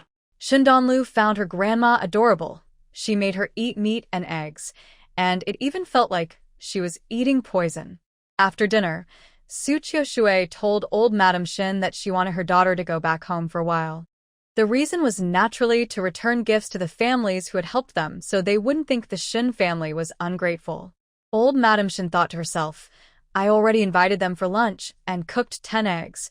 What more gift do they want?" But then she remembered their current situation, an orphaned mother and child, and held her tongue. "There's no need for Dan to go back. I'll handle the gift-giving myself," she said. "Mom." Su Chioshue didn't argue openly but looked firm. "I want everyone to know that even though peace is gone, our family can still live well. I should go, but given my situation, it's not suitable. So, Donlu will represent the main household." Old Madam Shin was surprised but then relaxed. "All right, I'll take Dan along." Shukyushwi Ismail. Thanks, Mom. "Please also ask if anyone is coming to the city, and bring Donlu along." Old Madam Shin agreed immediately. "Got it." So Shin Donlu asked a big sister she met while cooking these past days to help her mother and younger brother with meals. She also kept reminding her mother and brother not to run around, and only then felt at ease to leave. Watching her mother act like that made Old Madam Shin feel a toothache. Hu Jinlon saw this and smiled at Old Lady Shin, saying, "Your little granddaughter will definitely be remarkable in the future. She's been so clever since she was young. She will surely become a great leader someday." Old Lady Shin, who was feeling a bit proud, brightened up and said proudly, "Of course, just look at whose granddaughter she is." Shin Donlu covered her face. After covering her face, she looked around the street. She needed to find a place to hide the black bag so her grandma wouldn't find it, so she could stay clean about this matter. Shin Donlu planned to act like a good girl who finds and returns lost items today. As she searched, she finally found a good spot near the bus station. It was a public toilet. She held her stomach and said, "Grandma, I need to urgently." Hu Jinlon saw this and said, "Ma'am, you should take the child to the bathroom quickly. I'll go buy the tickets." "Yes, I need to go too." Old Lady Shin handed her the money for the tickets and also carried the gift she planned to give back. Then she took Shin Donlu to the toilet. Nowadays, toilets are usually dry latrines, and the smell was so strong it made Shin Donlu feel like vomiting. She realized she was being too delicate. Recently, she had been using her space to go to the bathroom. She had been flushing her mother's and brother's waste into her space's toilet, so she never went to a Real hospital toilet. Now, stepping into this toilet suddenly, she felt overwhelmed. especially because there was something white and moving in the pit, which was very shocking. Shin Donlu held her breath tightly, finally managing to wait until old lady Shin left. She quickly ran out and placed the black bag in a corner she had already spotted before she left. Before old lady Shin came out, Shin Donlu pulled her to wash her hands to avoid looking suspicious. Old lady Shin frowned and said, "Such fuss over small things." Shin Donlu, holding her head high, took the opportunity to give a health lesson. Wash your hands before eating and after using the bathroom. That's what the doctor said. Otherwise, worms can grow in your stomach, long, long worms. She even gestured with her hand to emphasize her point, trying to look serious. Old lady Shin, who often ate without washing her hands before meals, looked speechless. Could it be that she had many worms in her stomach? Thinking about the worms inside her, old lady Shin felt terrible. What should I do? Will my intestines get bitten through? She worried. Shin Donlu scared her even more. The doctor said you shouldn't drink raw water. You should boil the water first. Drinking unboiled water can also cause worms. If there are too many worms in your stomach, they might even crawl out from your bottom. Old lady Shin, who often drank raw water for convenience, exclaimed, "Let's go back and see the doctor." Shin Danluo saw that it was almost time and quickly held her grandmother back. No need, Grandma. I have medicine from the doctor. It works really well for bugs. When we get home, I'll give you a pill. Really? I want to. Grandma Shin was already eager to take some. Thinking about Grandma Shin's condition, Shin Danluo nodded. Okay, I'll give you 2 pills. Grandma Shin felt relieved and was about to head home to take the medicine when her granddaughter suddenly pulled her back. Grandma Shin frowned. What's wrong now? Don't delay me from taking my medicine at home. Shin Danluo pointed to her bag with a surprised look. Grandma, there's a bag over there. Grandma Shin looked and said, "Oh, that's a nice bag. Who left it here?" She went over to pick it up and opened it. There are a lot of letters inside. Really? Shin Danluo was curious and came over to look. This is from the county government office. Grandma, these are government letters. Maybe we should deliver them. I also want to thank Uncle Zhu for his help. Thinking about Secretary Zhu's stern face, Grandma Shin initially wanted to refuse. But she realized it was good for her granddaughter to have a good relationship with Secretary Zhu. She couldn't let her own fear stop her granddaughter from making friends. So she nodded. All right, I'll go with you when the time comes. When they returned to the station, the bus was about to leave. They hurried to get on the bus with Hu Jinlong and find seats. The ride was bumpy, and Grandma Shin and Hu Jinlong started to doze off again. Seeing this, Shin Danluo also pretended to sleep, but her mind was actually in her space. She planned to sell the bracelets and other items she had taken from the leather shoe man's bag. Her stamp collection business hadn't gained new customers recently, so she needed a new idea. Luckily, the leather shoe man's things had come to her doorstep, so she didn't have to risk going out to find treasures herself. She opened her sales window and put her gold chain, bracelets, and jade rings up for sale, letting the space set the prices automatically. Suddenly, a notification appeared. Debt has been cleared. Space balance, 120,060. Opening exchange space. Detected sufficient space coins to upgrade. Automatically upgrading to level 1 exchange space. Balance, 20,060. Friend reminder. Upgrading from level 1 to level 2 exchange space requires 1 million space coins. As the host repaid the debt within 3 days, rewarded with 3 treasure hunting functions. Friend reminder. Treasure hunting can be purchased individually for 100,000 space coins each. Shin Danluo's eyes lit up. How does her space know her so well? She was worried about how to find the treasure in that courtyard when she returned, so she created a treasure hunting feature for her space. You're amazing, space. Although she only had 3 chances, if she found the treasure, she wasn't afraid of running out of money later.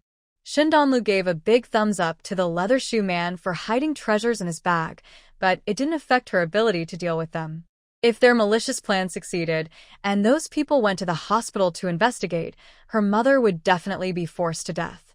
She wouldn't let them go just because they didn't have a chance to finish their plan. So when they arrived in the county, they told Hu Jinlan to leave first, and they went to the county government to see Secretary Zhu. Secretary Zhu was surprised to hear someone came to see him, especially an old woman and a young girl. He went to the guard station and saw Shin Laotai and Shin Donlu. He was amazed. "Grandma Shin, Donlu, why are you here?" He took them to his office. Once inside, Secretary Zhu poured water for them. Grandma Shin put down her basket, and Shin Donlu reached in to search. First, she pulled out a packet of snacks. Grandma Shin remained calm. She had bought this when her fourth child got married, and it was quite cheap. Then she saw her granddaughter pull out a packet of peach cookies. She got upset and stared at Shin Donlu. That wasteful girl. Shin Donlu pretended not to see and pulled out a black bag, along with a letter, neatly placed on Secretary Zhu's desk. Seeing this scene, Secretary Zhu was surprised. He cleared his throat and asked, "What are these?" Shin Donlu raised her little head and explained clearly, "These 2 packets of snacks are to thank Uncle Zhu for taking my mother to the hospital. If you hadn't sent your car in time, my mother would be in danger. Without your car, it would have been even more dangerous." Grandma Shin. She felt like those words were meant just for her. Secretary Zhu didn't want to accept it and was about to wave his hand. But then the young girl continued, "This is a letter that Aunt Huang Lin dropped when she was taken away. I saw it and picked it up." Secretary Zhu. "Taken away? Wasn't Aunt Huang Lin taking care of you? How could she be taken away, and where did she go?" Hearing Secretary Zhu's 3 questions, Shin Donlu's expression became very cautious. Seeing this, Secretary Zhu thought he had scared the girl and quickly comforted her softly. "Donlu, don't be afraid. I just want to understand what happened. Can you tell me what you know?" Shin Donlu was still very cautious. "Uncle, you must not be angry with me and Mom after you hear this." Secretary Zhu, hearing that there was still something about Su Qiushui involved, became more confused. "Of course, Xia Danluo, just tell the truth." "Okay." Shin Danluo then honestly recounted everything that happened after Huang Lin came to the hospital yesterday. After finishing, she showed a pitiful, innocent, and regretful expression, acting a bit coy. "Uncle Zhu, it's all my fault. If I had bought meat for Annie Huang back then, she wouldn't have argued with Mom, wouldn't have left, and wouldn't have been caught." I'm sorry, Uncle. At this point, Secretary Zhu's face looked very unhappy. He had sent Huang Lin to take care of Su Qiushui with good intentions, but he didn't expect her to bring trouble to their family. In his position, he should be doing his job well. Huang Lin, as a public official, was supposed to follow leadership's orders, but instead, she was caught trying to get meat from fellow comrades. He felt embarrassed for her. Secretary Zhu decided that he must investigate how someone with such low awareness was recruited. If people like her could be hired, then perhaps the others also lacked proper judgment. If Secretary Zhu was angry and feeling guilty, Old Lady Shen was furious. She was outraged that someone dared to bully her Shin family, trying to steal their meat and almost causing her daughter-in-law trouble. Such a person shouldn't be kept around for the new year. Of course, she couldn't beat her now, but she could complain. She wanted to ruin that Huang woman's reputation. So, Old Lady Shen quickly covered Shin Danluo's ears. "Listen up. I have something to say." Shin Danluo. "Grandma, you're covering your ears to steal the bell." She knew what Old Lady Shin wanted to do, and she agreed with her, but still pretended to struggle a bit. Grandma? Old Lady Shin patted her. "Don't move. Adults are talking. Children shouldn't listen," then continued covering her ears. Secretary Zhu was momentarily stunned. "Old Shen, go ahead." Old Lady Shen said, "My granddaughter is still young and doesn't know the full story. When Comrade Huang was caught, I happened to be in the city, visiting my daughter-in-law. I saw everything." Her face showed a difficult expression, but she had to speak for justice. Secretary Zhu, that Comrade Huang was caught because she was having an affair. What? Secretary Zhu's eyes widened. "Are you serious?" Old Lady Shen nodded. "Of course. She was caught when she was going to a guest house with a man. She wasn't even dressed properly. The whole street was watching." Secretary Zhu was shocked. He instinctively looked down at Shen Danluo. Shen Danlu blinked her eyes and said, I don't know, I really don't know anything. Her expression was innocent, naive, and clueless. Grandma Shen protected her. Secretary Zhu, don't look at her like that. Kids don't know much. Don't pollute her ears. I'm telling you, I hope you can teach this young woman properly. She has some issues with her thinking and behavior. Yes, you're right. I will handle this properly. Secretary Zhu felt embarrassed and thought he had lost face today. Grandma Shen didn't expect that she would talk about a young leader being wrong in front of a senior leader and even make the senior leader admit mistakes. Her posture straightened and she pointed out, this young woman isn't honest. I've seen several things myself, and she probably isn't kind behind the scenes. Secretary Zhu, you need to investigate carefully. Secretary Zhu could only nod. You're right. I should look into this, he said. He glanced at a letter Shen Danlu mentioned earlier, one that fell from Huang Lin when he was caught. The clear words received by W County Government Office caught his eye. This was a typical letter used for reporting. Usually, he would pass such a letter to the designated department for handling. But today, he decided to look at it himself first. People like Huang Lin, with problematic thoughts, might commit false accusations. He needed to be careful to prevent innocent people from being wronged. Unexpectedly, the investigation turned toward him. It was a letter accusing him of misconduct in personal conduct. He was so angry, he felt like a Buddha emerging from a temple, furious beyond measure. Unbelievable. This is just unbelievable. Seeing Secretary Zhu's face turn dark like a fierce judge, Grandma Shen immediately straightened her back. Secretary Zhu, I need to take my granddaughter home by train. Can we leave now? Secretary Zhu calmed down and rejected. No, there's no rush. You might need to testify later. Stay here for a while. I need to handle something. He picked up the letter, furious, and was about to leave. Seeing this, Shen Danlu, who had been silently quiet, quickly grabbed Grandma Shen's hand and shouted, Uncle, my grandma and I also found many similar letters in the bag we picked up. Secretary Zhu stopped in his tracks, glancing at the black bag. He didn't want to waste time over this matter.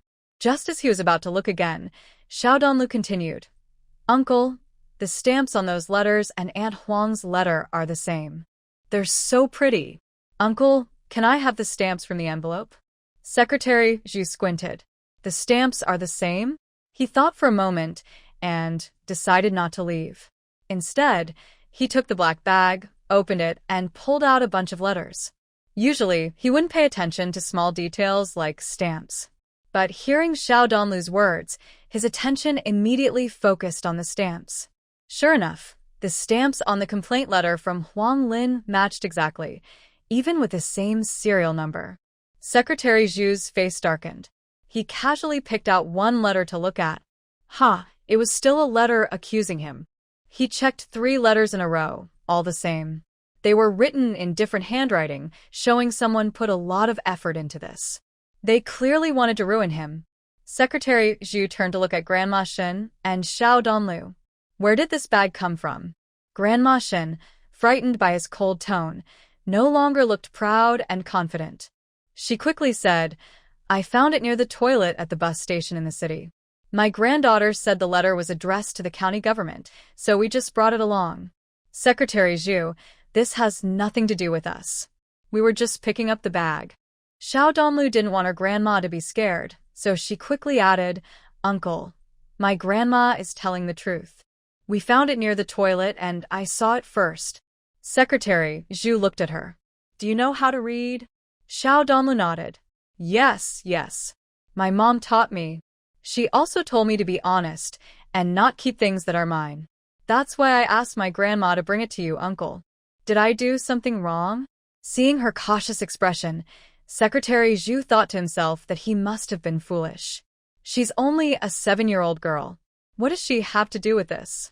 If it's relevant at all, it's just good luck for him. If the bag hadn't been found by this old woman and child, his career might have ended here. This little girl is truly his lucky star. Thinking of this, Secretary Zhu's tone softened. Xiao Danlu, don't worry. I just want to understand the situation.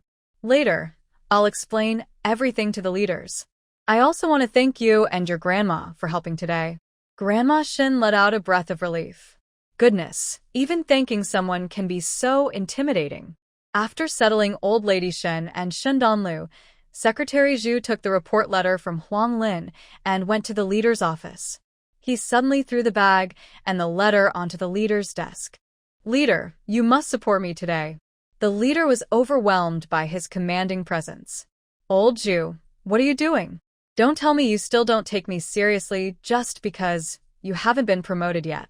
Secretary Zhu sneered. Promoted? I almost got beaten up over this. What? The leader straightened up. Explain clearly. Secretary Zhu straightforwardly told him what had happened, then became angry. I have no grudges with Huang Lin, and we have no conflicts. But she is the most idle among everyone, so I asked her to help take care of some people. Instead, she resented me and teamed up with others to anonymously report me, accusing me of misconduct. Am I that kind of person? The leader frowned after hearing this. This doesn't seem right. Don't worry, I'll check first. He then looked through the documents Secretary Zhu brought. Seeing the vivid report letters, the leader's face darkened. What kind of nonsense is this? You were the one I personally promoted. I know what kind of person you are. You're just a wife-obsessed man. Secretary Zhu. His face flushed with embarrassment. Cough, be serious. Focus on the main issue. What do you think should be done? The leader shrugged and continued reading. As he flipped through, he found a work ID card tucked inside one of the letters. Seeing the name on it, he smiled coldly. So it's this guy. Now it makes sense. He shook his head and said, Old Zhu, it looks like your quick promotion has taken someone else's big opportunity. Now they're setting you up. Secretary Zhu hadn't seen the ID card before, and now he was surprised. He leaned over to look. Li Ping. How could it be him? Secretary Zhu is a capable person. He originally held an important position in the county. Since the previous secretary of Wang Daking Commune was transferred away, he had to take on the role temporarily. He worked diligently and responsibly. Even with inconvenient transportation, he traveled back and forth between the two places without slacking for a single day. He managed both sides well, doing his job effectively. Now, a top 3 position in the city had opened up. Based on various considerations, there was news that they wanted to promote Secretary Zhu, who was capable and responsible, to the city. But the top 3 position in the city was highly coveted. Others were secretly trying to compete for it. Li Ping is one of them. He is from the city, and his family has relatives in the provincial capital who hold important positions. His family has good connections and resources. Naturally, his family helped him with his career. Things were going smoothly, but then Secretary Zhu intervened and took over. Secretary Zhu didn't know before that Li Ping was also competing for the top position, but now he does, and he's very angry. This is ridiculous. My transfer to the city was arranged by the organization. If he has objections, he can raise them, but look at what he's doing now. The leader is also angry. When one suffers, all suffer. If Secretary Zhu gets into trouble, he'll be affected too. Li Ping is really a scheming person. The leader, furious, slams the table but accidentally hits a black bag. This feels strange. There seems to be something inside. He opens the black bag and checks carefully. Soon he notices something unusual. There's a hidden compartment. Secretary Zhu leans in to look. The two of them fumble and open the hidden layer, then take out a small notebook about the size of a palm, as wide as a little fingernail. They open it and both are stunned. Is this Morse code? The leader's face turns cold. And this is a code commonly used by people from Wanwan, he says. He has caught many people like this before, so he knows a lot about it. The leader quickly stands up. Come on, take me to see that old man and young girl you mentioned. This matter is very serious, and proper procedures must be followed. Secretary Zhu didn't expect Li Ping to have such a hidden identity. He doesn't hesitate and immediately takes the leader to see Grandma Shen and Shen Donlu. The leader hears the same story from Grandma Shen and Shen Donlu as Secretary Zhu. One truly believes it, and the other is very good at pretending. Shin Donlu, who is secretly involved in big trouble, still acts innocent and asks, "Uncle, can I have the stamps?" Secretary Zhu, "That yes. I'll give you some other stamps later." These are for me. Okay then, Shin Donlu looks a bit reluctant. Seeing Shin Donlu's focus on the stamps, the leader thinks she's quite childish. But he also notes that she's only 7 years old. Still, he asks a few more questions carefully to make sure there are no doubts. Only then does he say, "Someone might come asking about you soon. Just tell the truth." Grandma Shin feels a bit nervous, sensing something serious. "Leader, there shouldn't be any problem, right? We're here to do good deeds." The leader smiled and said, "No, it's just a small matter." He glanced at the small Danluo and then said to Secretary Zhu, "Old Zhu, find a tractor to send them off." Secretary Zhu naturally agreed, without hesitation. These two are his lucky stars, and perhaps even unknowingly helping to catch a traitor. Forget a tractor. He would personally ride a bicycle to take them back.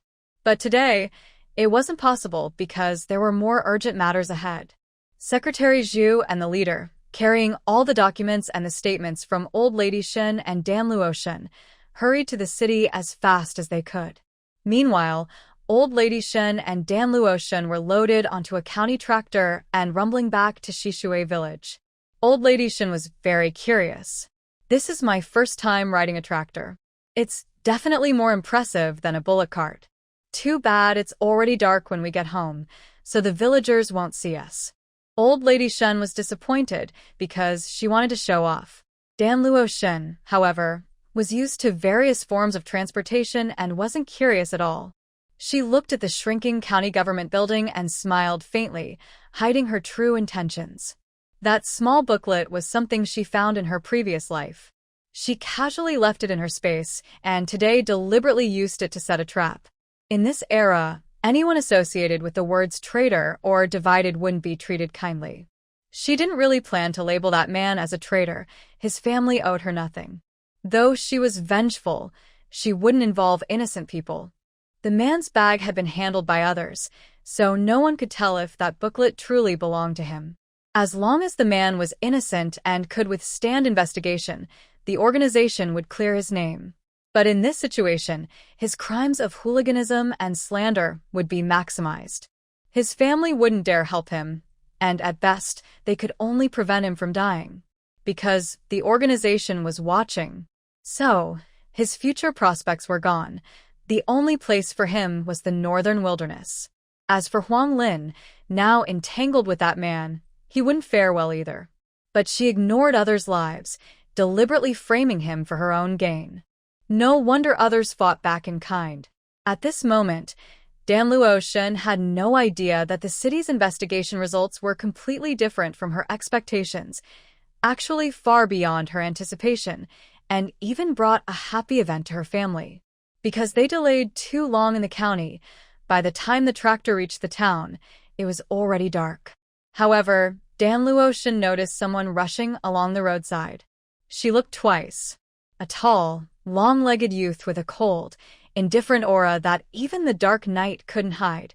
If not Qin Huijing, then who else? But at this moment, how could he be here? Shun Donlu thought for a moment, then nudged the old lady Shin beside her. "Grandma, let Uncle stop the car. The person ahead is Brother Qin Huijing. Let's give him a ride." "Who? Qin Huijing?" The old lady Shin frowned and scolded her. "You've had enough good days. How dare you get involved with someone like that?" "Grandma," Shin Donlu loudly replied, "last time I fell into the river, Brother Qin Huijing saved me. If it weren't for him, I would have died. Dad says we should be grateful and return kindness." The old lady Shin was stunned. "Why didn't you tell me about this before?" She hadn't had a chance to say anything. When she returned, she was busy dealing with the family disputes. Shin Donlu blinked and said, "I forgot in the rush." The old lady Shin also remembered the recent family issues and sighed, patting the shoulder of the driver ahead. The tractor driver felt someone tapping him, so he quickly stopped and turned to look at the old lady Shin. "Madam, what is it?" The old lady Shin cleared her throat. "Young man, I see some children from the village. Could you give him a ride?" The tractor driver thought it was fine. He had also seen the child by the roadside. A tall, slim boy, very handsome, but he looked quite young. It was getting dark, and traveling at night was risky. Recently, he had heard many stories of children being kidnapped and found dead later. He wanted to give the boy a ride, but since this was a task arranged by the leader, he couldn't decide on his own, so he hesitated to ask. Now, hearing this, he nodded happily. Sure, no problem. So, the tractor stopped in the middle of the road, waiting for Qin Huijing to come over. Because Shun Old Lady and Shen Donlu had been talking earlier, they had already crossed far beyond Qin Huijing. Qin Huijing didn't realize the tractor had stopped for him. Since he was 5 and started living in Shishui village, only his grandfather and the people in the barn had spoken to him. No one else had ever talked to him, let alone interacted. He carried his basket, walking past the tractor without looking at anyone, when suddenly a sweet, bird-like voice called out to him. "Brother Qin Huijing, get in the car. Grandma and I will take you home."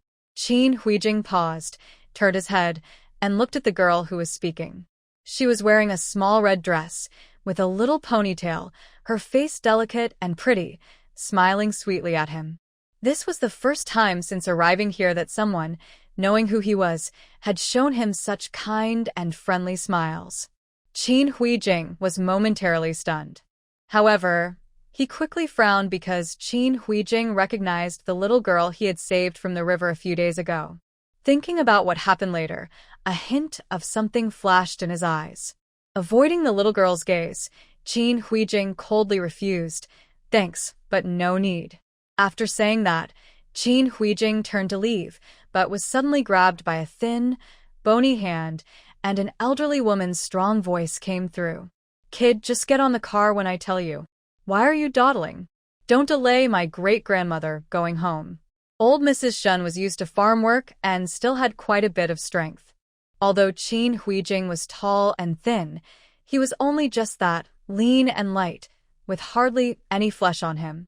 When lifted, he felt surprisingly light, so he was pulled into the back of the truck. Qin Huijing. Old Mrs. Shin didn't look at him and patted the front. "Little brother, start the car." Got it. The familiar loud noise sounded again. Qin Huijing. Since he had already been pulled in, he couldn't jump out now. Since they weren't afraid, he had nothing to fear either. He had traveled over 50 miles today and was quite tired. So Qin Huijing pressed his lips together, tidied up his basket, and chose the seat farthest from old Mrs. Shun and her group. This awareness eased some of old Mrs. Shun's discomfort. She was really worried that this child would sit with them. If the villager saw him, she wouldn't have a good explanation. But, remembering that he had saved her granddaughter a few days ago, she couldn't be too harsh on him. Because saving her granddaughter was like saving herself.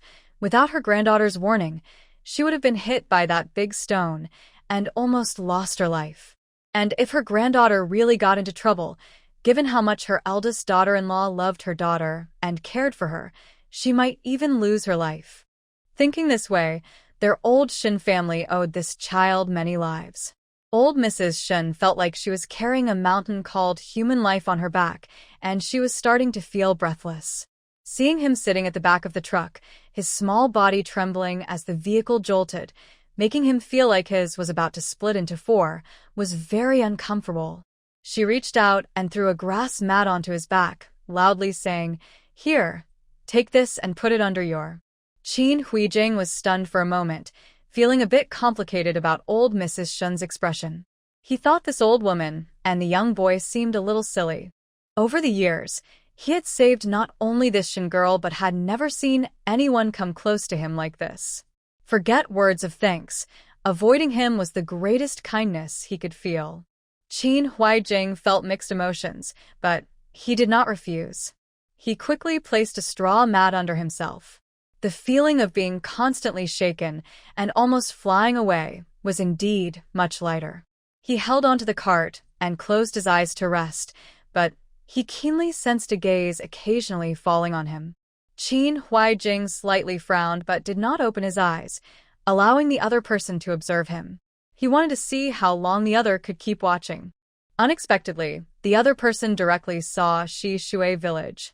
Qin Huaijing. The person observing was naturally Shun Danluo. She took advantage of her young age and looked at the young man without any hesitation. She found it quite interesting, so this was how Qin Huaijing looked at that time, so old-fashioned. Shun Danluo still remembered the first time she saw Qin Huaijing after leaving Shishui village, which was when she was 20. At that time, she had encountered some trouble, and Qin Huaijing helped her solve it. Qin Huaijing had already returned to Beijing with his grandfather, but for some reason, he was also wandering outside, just like her. When she was searching for her younger siblings, Qin Huaijing didn't say much. A few days later, he brought her a clue about An Bao, and then left. Over the years, he occasionally sent her new clues and always appeared when she was in trouble, helping her solve difficult problems. In the end, her sister's situation was also something he helped investigate. Although she was wealthy at that time, Qin Huaijing was much more successful. By 2000, he was already among the top 50 richest people in the world. A 36-year-old global billionaire, a diamond-level single man, admired by many women.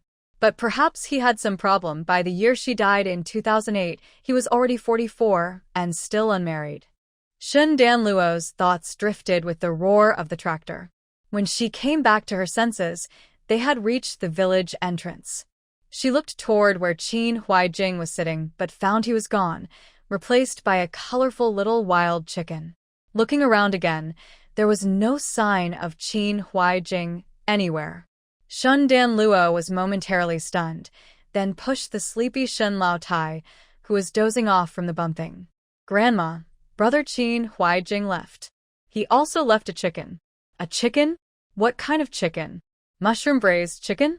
Stir-fried chicken? Shun Laotai chewed her mouth and suddenly widened her eyes. Chicken? Where's the chicken? Shun Danlu pointed at the tightly bound little wild chicken and said, "Nigh over there." Grandma Shun saw this and smiled happily, then suddenly looked surprised. This child is too polite. I was just giving him a ride.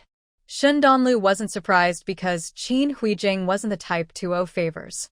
What she was curious about was why Qin Huaijing was carrying a wild chicken, especially on the way back to the village.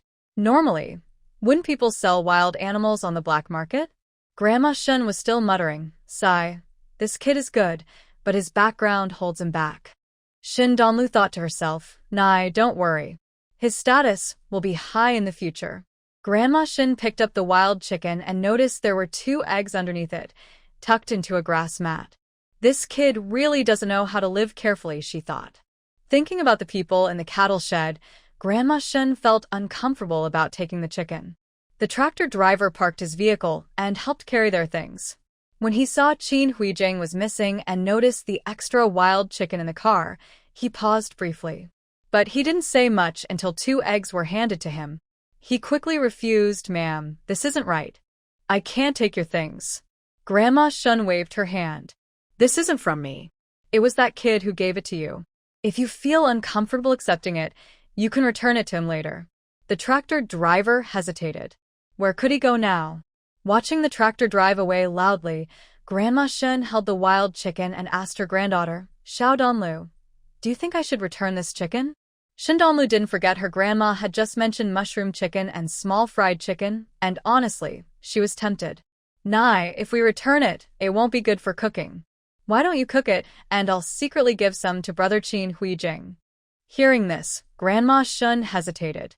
She also wanted to eat chicken, but said, "It's not safe for you to deliver it." "I should do it." "Nah, I'm small. People might think I'm just going to cut pig grass, and no one will notice. If you go, others will definitely be suspicious." Grandma Shun agreed after hearing her reasoning. "All right, tomorrow morning I'll cook some and secretly take it to him."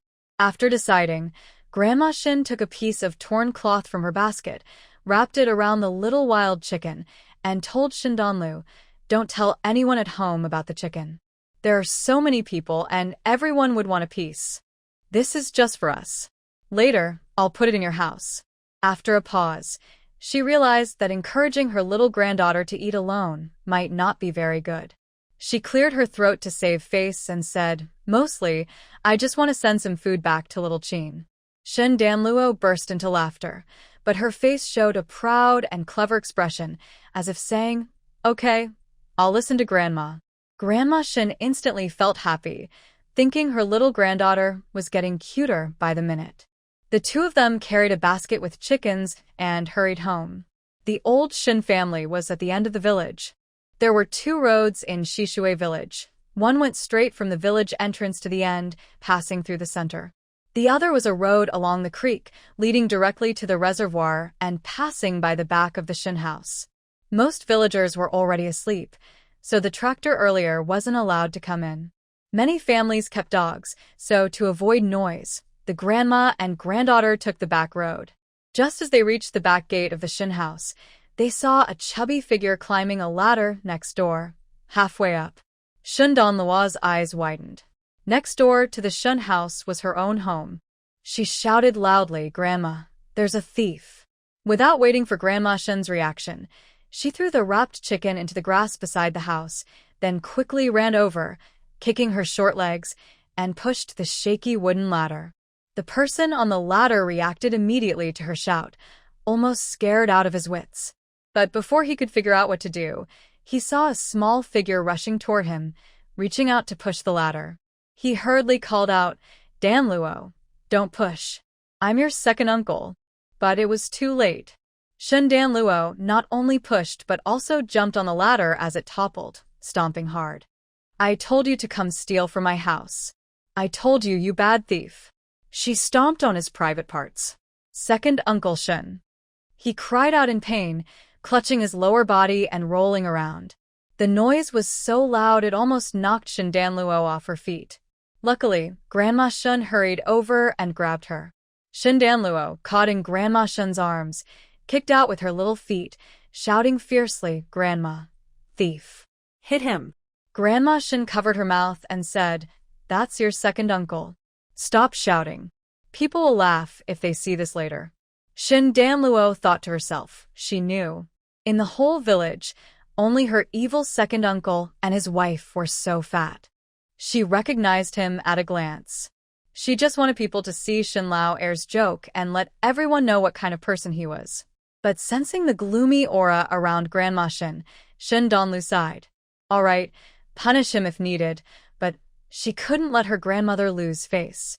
Her grandmother cared most about her reputation, so she couldn't let her get upset over punishing the scoundrel. Anyway, since tonight's incident was caught red-handed, given her grandmother's personality, that wicked second uncle would definitely face a good scolding. As expected, after Grandma Shen locked away the things they brought back and the wild chicken, she quietly called Shen Lao Si over from the old Shen house. The mother and son each took one hand and dragged Shen Lao Er into Shen Danlu's yard. Looking at the empty, clean yard, Grandma Shen squinted her eyes. What was Shen Lao Er trying to do by sneaking into this yard? No matter what he wanted to do, she absolutely wouldn't allow theft or petty tricks. Her family could be stingy, but they wouldn't steal. It seemed the lesson from the 26 yuan wasn't enough. Grandma Shen stared at her second son on the ground, her voice cold. "Old 4. Here." Shen Lao Si's voice was very excited. "Tie him up and gag his mouth." Got it. Shen Lao Si looked around for something to gag him with. A small, tender hand handed him a dirty cloth, seemingly stained with feces. The smell almost made him. "Xiao Danlu, where did you find this?" Shen Danlu blinked. "Just found it near the pig pen." Shen Lao Si. This girl has a dark heart, but he liked it. He excitedly took the cloth and shoved the disgusting rag into Shen Lao Er's mouth, who was still crying out in pain, squeezing it a few times. Ugh ugh ugh. He was almost blinded by the stench. But no one paid attention to him. Grandma Shen had already turned around in the yard, pulling out a couple of bamboo sticks about thick, and started hitting Shen Lao Er fiercely. Grandma Shen didn't hold back, and the sound of the beating echoed through the yard. Shen Lao Si, who was happily watching, felt his own body ache from the pain. Finally, after Grandma Shen was tired from hitting, Shen Lao Er fainted from the pain. Shin Donlu felt a bit satisfied but was afraid Grandma Shen might get too angry, so she hurried over to hug her grandmother's leg, softly saying, "Grandma, don't be angry. Second uncle is bad, but Donlu is good." Hearing this, Shan Laozi straightened his chest and coughed lightly. Shin Donlu quickly added, "And fourth uncle is good too. Grandma, our family has many good people." Grandmother Shin was amused by the two cheeky boys. She suddenly threw away the bamboo stick and said, "Fourth son, go call your father." Shun the fourth was startled. Is this teaching the son or the husband?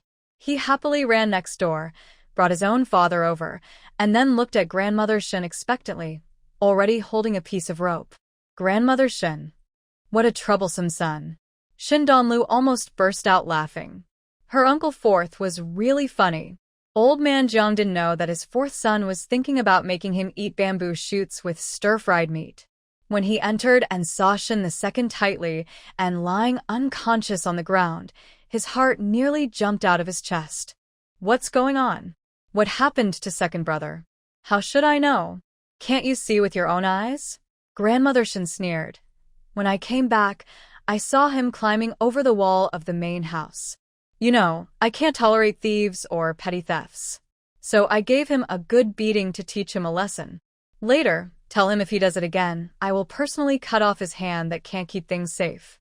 Old man Jiang, who had just been a thief last night and even drew a map, was stunned. He nervously hid his hands behind his back, too afraid to look directly at Grandmother Shin, let alone blame her for hitting her beloved second son. Not only did he not blame her, but he also flattered her. Spanking is good. You can't spoil him. Grandmother Shin called the fourth son over to scare him a little, so he wouldn't think he could steal her things without consequences. Once her goal was achieved, she ignored him and didn't want to hear any more flattery. She waved her hand. All right, take him back. Today I will stay here with Donlu.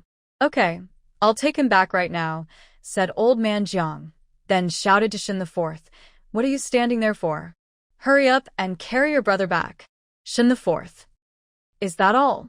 He had already prepared the rope and even took a cloth from the pig pen to smear with manure, and this is the result? He thought that the old man, who had always been extremely biased, would finally learn a lesson today, but nothing happened. He was very disappointed. So, when carrying Shin the second, he was careless, either bumping into Shin the second's leg or causing him to hit his head on the door. Old man Jiang, feeling distressed, kept shouting loudly, and Shin the fourth finally smiled happily. Grandmother Shin watched the whole process and said. She reached out and gently tapped Shin Donlu's little head. Don't learn from your uncle fourth. He's just a troublemaker. Nothing he does can be trusted. Today, once that old man figures things out, fourth brother will definitely get a scolding. He's rushing to give away clues. What a fool. Shin Danluo also thinks her uncle fourth is silly and can't hide anything, but he's quite adorable, haha. As it gets late, both of them are exhausted after a long day of fussing. Shin Danluo didn't even have time to see her new home. She locked the door, washed up with old lady Shin, and went straight to sleep. After second Shin was carried home, chaos broke out in old Shin's house again. Meanwhile, officials Xie Dachuan and Zhu from the city government also faced some trouble. As soon as they arrived in the city, they honestly reported the matter to their superiors. The higher-ups responded quickly, launching an investigation and swiftly finding Li Ping's family. When the investigators arrived, Li Ping was disappointed and had already left. He took advantage of the darkness to check the storage place several times but found nothing. He had observed that place before. It was very safe for hiding things. That's why he ran there first after the incident, thinking he'd retrieve his stuff once it was safe. He was safe, and the red bag didn't catch him, but it was gone. What he didn't expect was that as soon as he entered his house, he was caught. Seeing the group of people in front of him, Li Ping's first thought was that Huang Lin had betrayed him. He thought, this woman is really unreliable. She claims to love him but would throw him under the bus at critical moments. If he escaped, he'd definitely get rid of her. But Li Ping wasn't panicked. He went along willingly. He knew his family would help him out, and he had a good excuse ready. He was going to get the report letter. He was just scared and ran because the red bag rushed in. He was worried he wouldn't be able to explain clearly. Since they didn't catch him red-handed, his reason could still hold. Now, the problem was that his bag was lost and he didn't have the letter with him because he ran so quickly. Li Ping was thinking about how to make these people believe his story. Unexpectedly, when the investigator entered the interrogation room, he threw his lost bag and a small booklet onto the table. "Is this yours?" he asked. Seeing the bag, Li Ping's first reaction was panic. Oh no, how did they get this bag? There's something in it he shouldn't have. Then he saw the small booklet beside it and became even more nervous, his eyes flickering. He thought, how did they find this? He had hidden it very well. The investigator sensed something was wrong and immediately started questioning him strictly. Li Ping, tell the truth. Li Ping was a coward and, with the investigator's skillful methods, he was pressured into confessing everything within less than a night. It turns out that this person is indeed from the other side, but he was lured by money to become a low-level subordinate who hasn't even started his activities yet. He was sent away because of a stack of anonymous reports. Huang Lin was also taken in for questioning because of Li Ping's case. No one knows where he was taken. When hearing this, Secretary Zhu remained silent. Leader Xie Dachuan also fell silent. Xie Dachuan patted Secretary Zhu's shoulder and said, "Later, you should thank Old Lady Shen and Little Dan Luo properly. But don't let them take credit, to avoid trouble for them. Let's chip in some money to thank them." Secretary Zhu understood. If this news got out, it could lead to retaliation. The Shen family is just ordinary people, so they can't take that risk. Thinking quickly, he explained the situation of the Shen family's main house to Xie Dachuan. After this, he probably would be transferred to the city soon. The Shen family situation would be beyond his control then. With his former leader looking out for him, he felt more at ease. Xie Dachuan listened and frowned. He was more careful than Zhu. A family of women and children, truly hard. Money and resources will run out someday. From what I hear, Comrade Su is a young, educated person. Her educational level should be quite good. Regarding Su Qiushui, Secretary Zhu had investigated her and knew quite a bit. Yes, Su Zhigong was a primary school teacher in the commune before. She was very good at teaching, and her class generally performed better than others. Later, because her youngest son's health issues kept him from leaving home, she stopped teaching to take care of him. Xie Dachuan nodded. Ask her later what she wants to do or can do. I'll see if I can arrange something for her. With her family situation, nothing beats a stable, secure job. Secretary Zhu was pleasantly surprised. He had previously been rejected by the old leader and felt a bit guilty. He didn't expect things to turn around now. His current leader was waiting for him. All right, I'll ask her later. Little did Shen Dan Luo know that a big piece of good news was about to happen to her family. She was currently getting out of bed with Old Lady Shen. "Grandma, eat chicken." Old Lady Shen glared at her. Getting up early and already thinking about eating chicken? How can you be so eager? Despite her scolding, she had already started boiling water, plucking and scalding the chicken feathers, and asked Shen Dan Luo, "This chicken isn't big. Half of it can be used for chicken soup and the other half for noodles. How about adding some potatoes and mushrooms to stew?" There is no iron pot at home, so she cannot cook stir-fry dishes. She also doesn't want to disturb the neighbors, so she can only stew food to eat. Fortunately, her eldest daughter-in-law carefully brought back a large enamel basin. Otherwise, with only a small pot, she couldn't make 2 dishes at once. Shen Dan Luo listened to her grandmother naming the dishes, and her mouth watered. Her grandmother is very skilled at cooking, especially making delicious chicken soup that is fragrant, rich, and not greasy at all. Even after many years, she still remembers that taste. However, the limitations of this era restrict her grandmother's cooking skills. The family is poor, so they rarely eat meat in a year, and chickens are kept for laying eggs, not for eating. Thinking of that flavor, Shen Dan Luo nodded eagerly. Yes, yes, yes. Grandma Shen was amused by her greedy look and said, "All right, go play over there. I'll call you when the food is ready." Okay. Shen Dan Luo didn't want to stay and get in the way. She had other important things to do. While Grandma Shin was busy in the kitchen cleaning the chickens and didn't pay attention to her, Shin Danluo quietly went to the yard. The yard is nearly 400 square meters, but because no one has lived there for many years and no one dares to enter, it looks a bit desolate and run down. Even after tidying up, it still feels lonely. Shin Danluo noticed that the original main gate was sealed with a mud wall, and there was a tall bamboo fence around it. Probably, the village had considered that someone had died there and was worried it might scare them, so he kindly sealed it off and even reopened a small gate closer to the old Shin family. Honestly, Shin Danluo is not afraid at all. She has died once herself, so what is there to fear? But this approach is very suitable for her mother and younger siblings, seeing only what they want to see, at least giving them some peace of mind. Looking at the other houses in the yard, the doors and windows have been repaired properly. A wooden railing was built near the well beside the kitchen, clearly a safety measure to prevent children from getting too close. Every part of the yard has been carefully tidied up, showing great care. Shin Danluo thought that if she had the chance in the future, she would bring more good things to the village head's family. Of course, she would wait for the right opportunity and never show her wealth openly. Absolutely not. After observing the place where she might stay for the next few years, Shin Danluo suddenly remembered her space's treasure hunting ability. Dong. The treasure hunting function can search within 50 meters, lasts for 10 minutes, and actively collects items within 10 meters. Do you confirm to turn it on? Shin Danluo is happy and surprised. She's worried that after finding something, she'll need to ask Grandma Shin to help dig a hole, which she can't finish quickly, and explaining that would be difficult. Now that the space feature solves her worries, she happily responds, yes, confirm to turn on. Dong. The treasure hunting function is activated.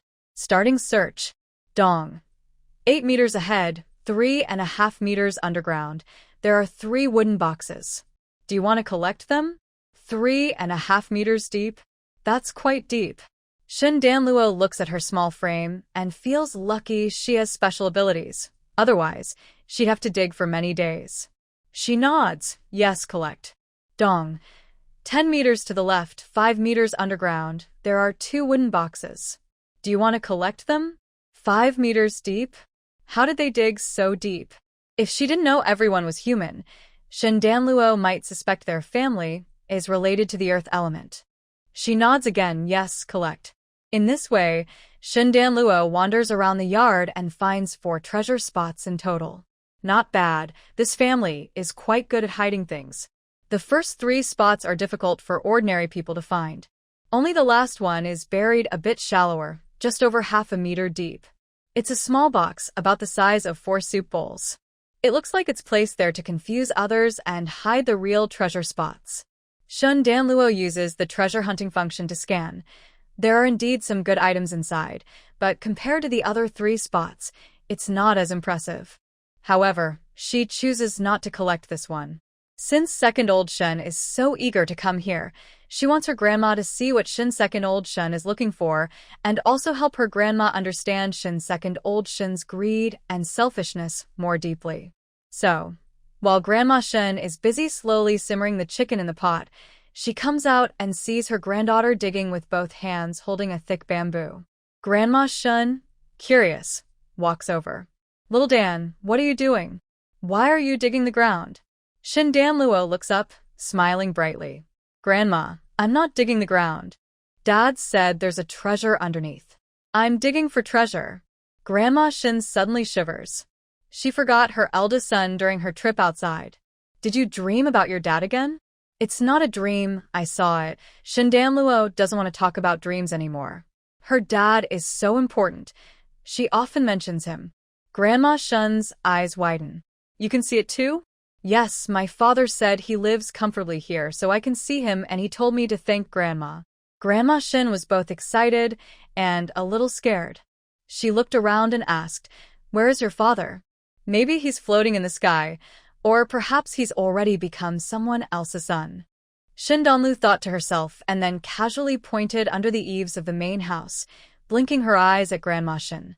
The sun is out. Dad is hiding in the sun over there. Grandma Shin felt a mix of fear, sadness, and a bit of longing. Why does her son only look for her daughter and not her?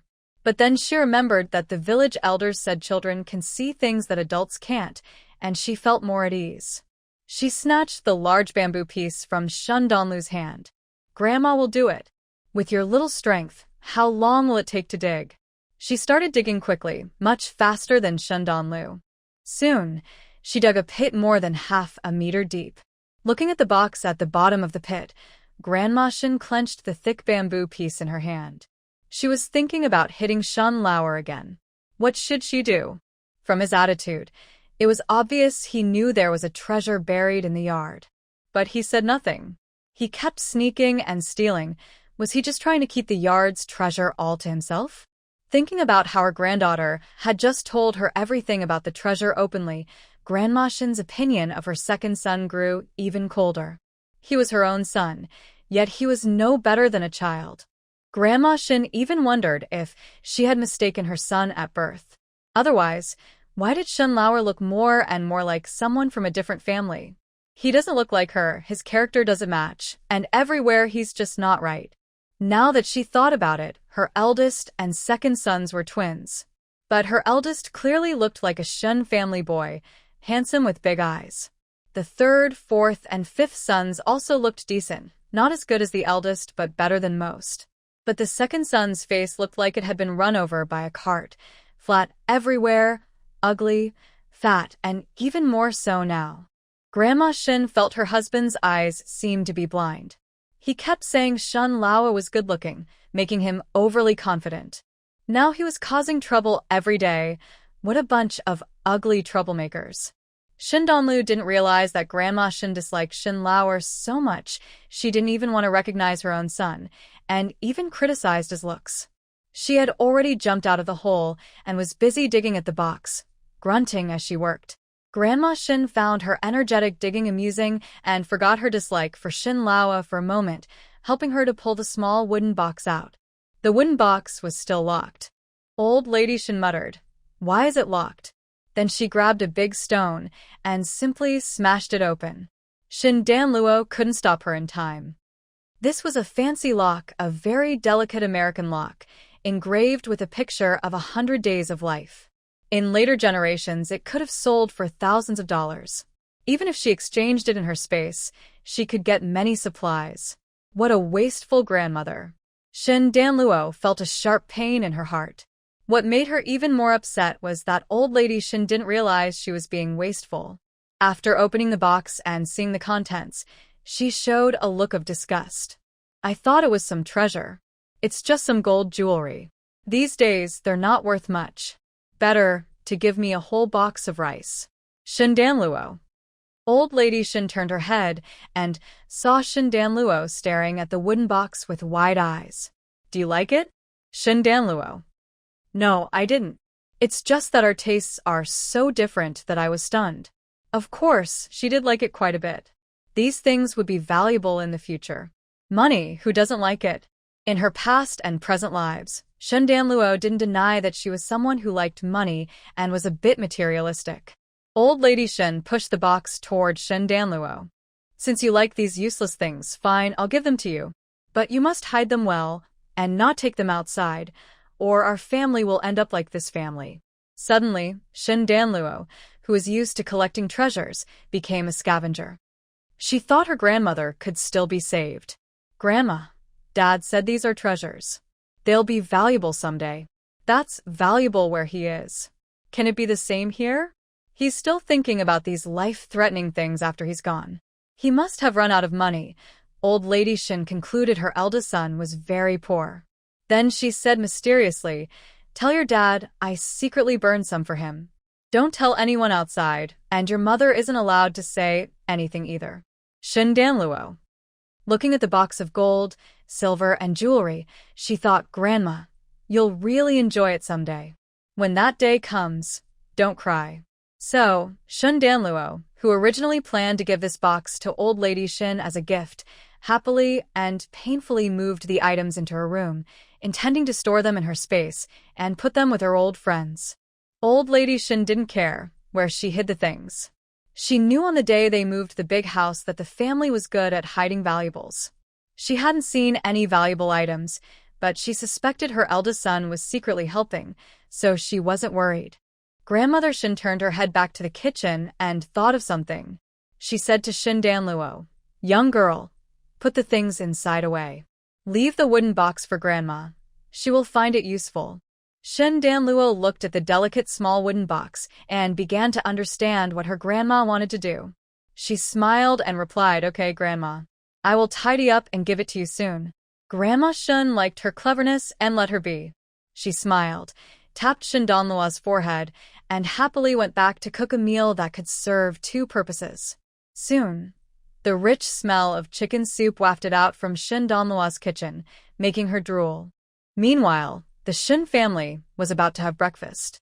Although their houses were separated by a wall, Shin Danluo's kitchen and the main hall of the Shin family were about 20 meters apart. Yet, the faint aroma of chicken soup drifted over.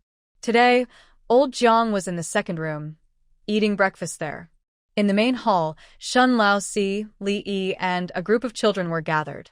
Since Tiger was not home, Monkey was acting like the boss. Li Yi, who was already brave, felt even bolder now. She immediately nudged Shin Lao Si, who was munching on porridge, and asked, "Is your mother cooking something tasty next door?" "I smell chicken." "Really?" "I don't smell anything," Shin Lao Si said seriously, still eating his porridge without looking up. Li Yi got anxious. "Yes, you do. It's definitely the smell of chicken soup." She even encouraged her children, "You guys, do you smell meat?" Shin Lao Si was married early. He had a pair of twins, a boy and a girl, who were the third grandchildren in the Shin family. Their names were Shin Sanju and Shin Sanhwa. They were just a year and a half older than Shin Danluo. At this age, no child could resist the temptation of meat. When their mother asked, they nodded eagerly. "Yes, yes, Mom, we smell it." Li Yi smiled and turned to send Shin Lao Si to the next room to get some meat to eat. How could Grandma not want her grandson to crave meat instead of just eating it? The children in the second room also looked at Shin Lao Si with envy. When Uncle Si brought back the meat, they would also get to eat a piece. Thinking about meat, all the kids in the room started drooling. Shin Lao Si looked around at the children and his wife and asked, "Do you all want to eat meat?"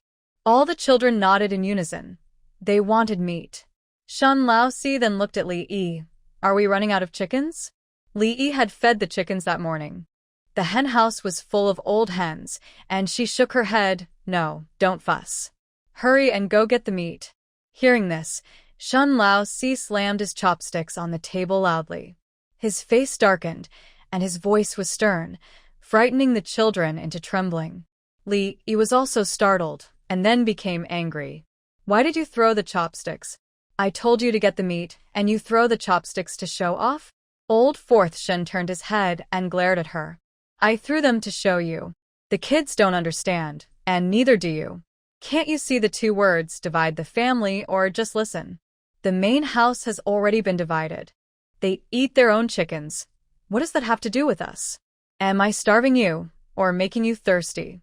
Why are you always thinking about the main house's stuff?"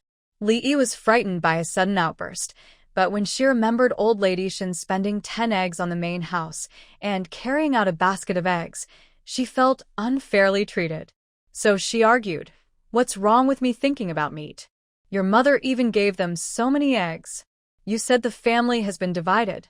After the division, those eggs are not the main house's.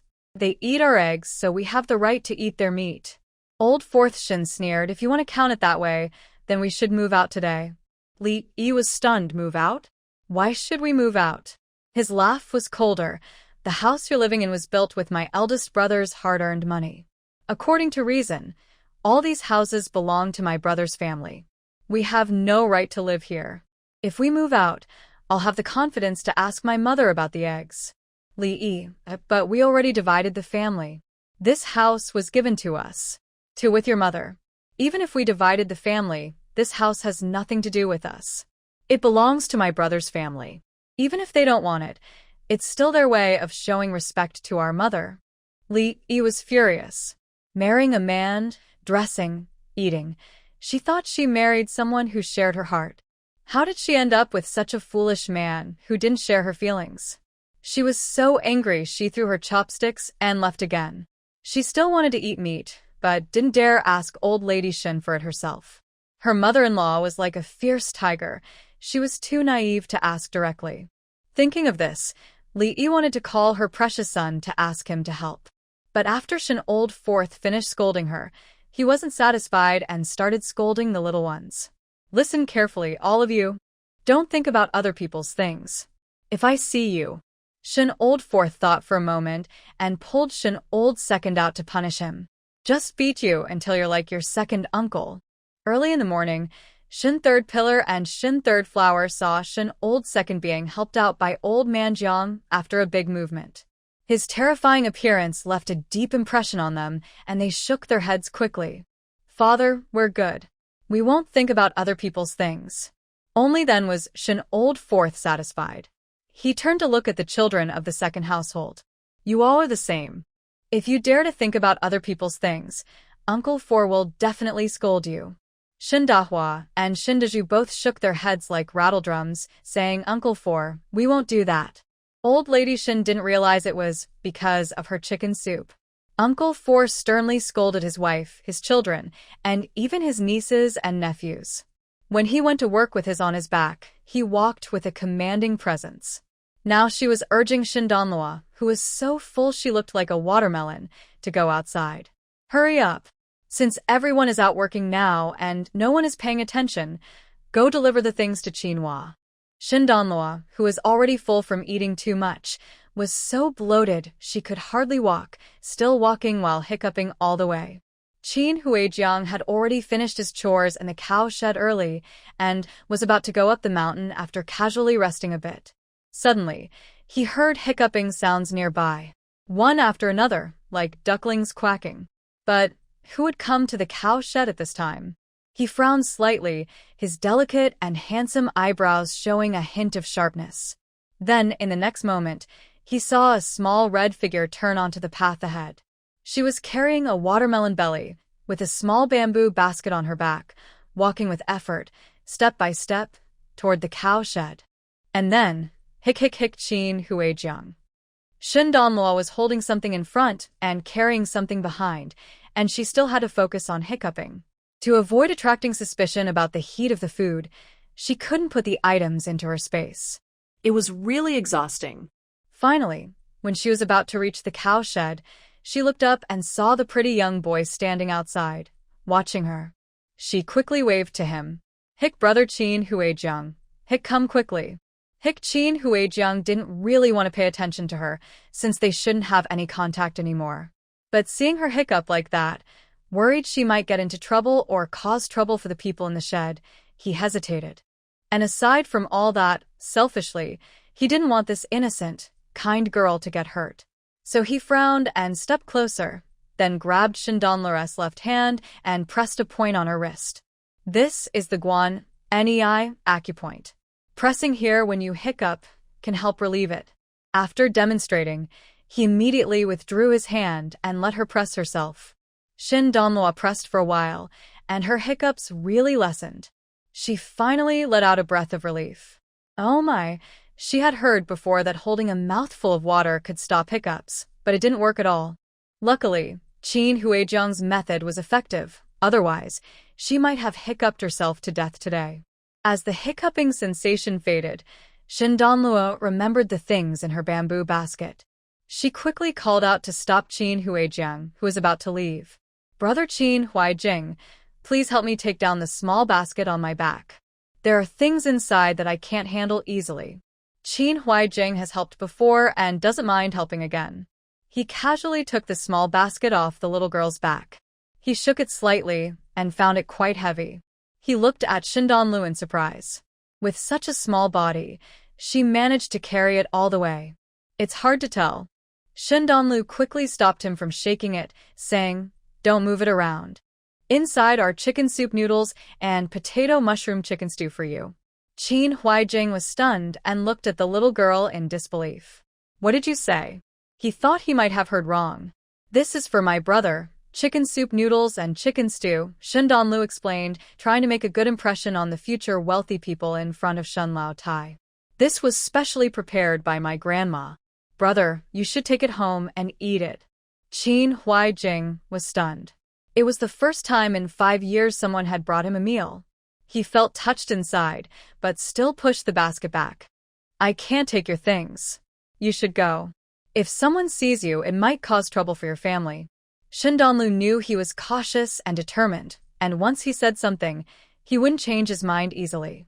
But it's okay, she would be a little stubborn. Shen Donlu's face fell, and she sat down suddenly on a stone bench by the roadside, looking exhausted. No, Donlu can't carry it anymore. I was almost out of strength just bringing it here. Qin Huaijing, he said, then I'll carry it back for you. Shen Donlu shook her head. My grandma isn't home, and I don't have the keys to the house. If you keep talking, someone might see us. Grandma said we shouldn't be seen. Qin Huaijing was silent. He looked at her flushed little face for a second, then turned and went back to the cow shed with the basket. Shen Donlu let out a sigh of relief. Oh dear, delivering vegetables is so tiring. Next time, can I bring less? Shen Donlu strongly suspected her grandma had secretly given Qin Huaijing something extra, or else how could it be so heavy? What she didn't expect was that her grandma really did sneak something extra into the basket for Qin Huaijing. Besides the chicken soup noodles and chicken stew, when she carried the basket, her grandma also secretly slipped in a watermelon from their own garden. A watermelon that weighs a lot. How could it not be heavy? Qin Huaijing pushed aside the grass covering the small bamboo basket and saw what was inside, and he was also surprised. The watermelons were grown in Shishui village, and it was harvest season now. But the people living in the cow shed didn't have the right to eat them. However, with the weather so hot, the elders here all craved this treat. Today, he planned to cross the mountain to a farther village to exchange for 2 more to give to Grandpa and the others.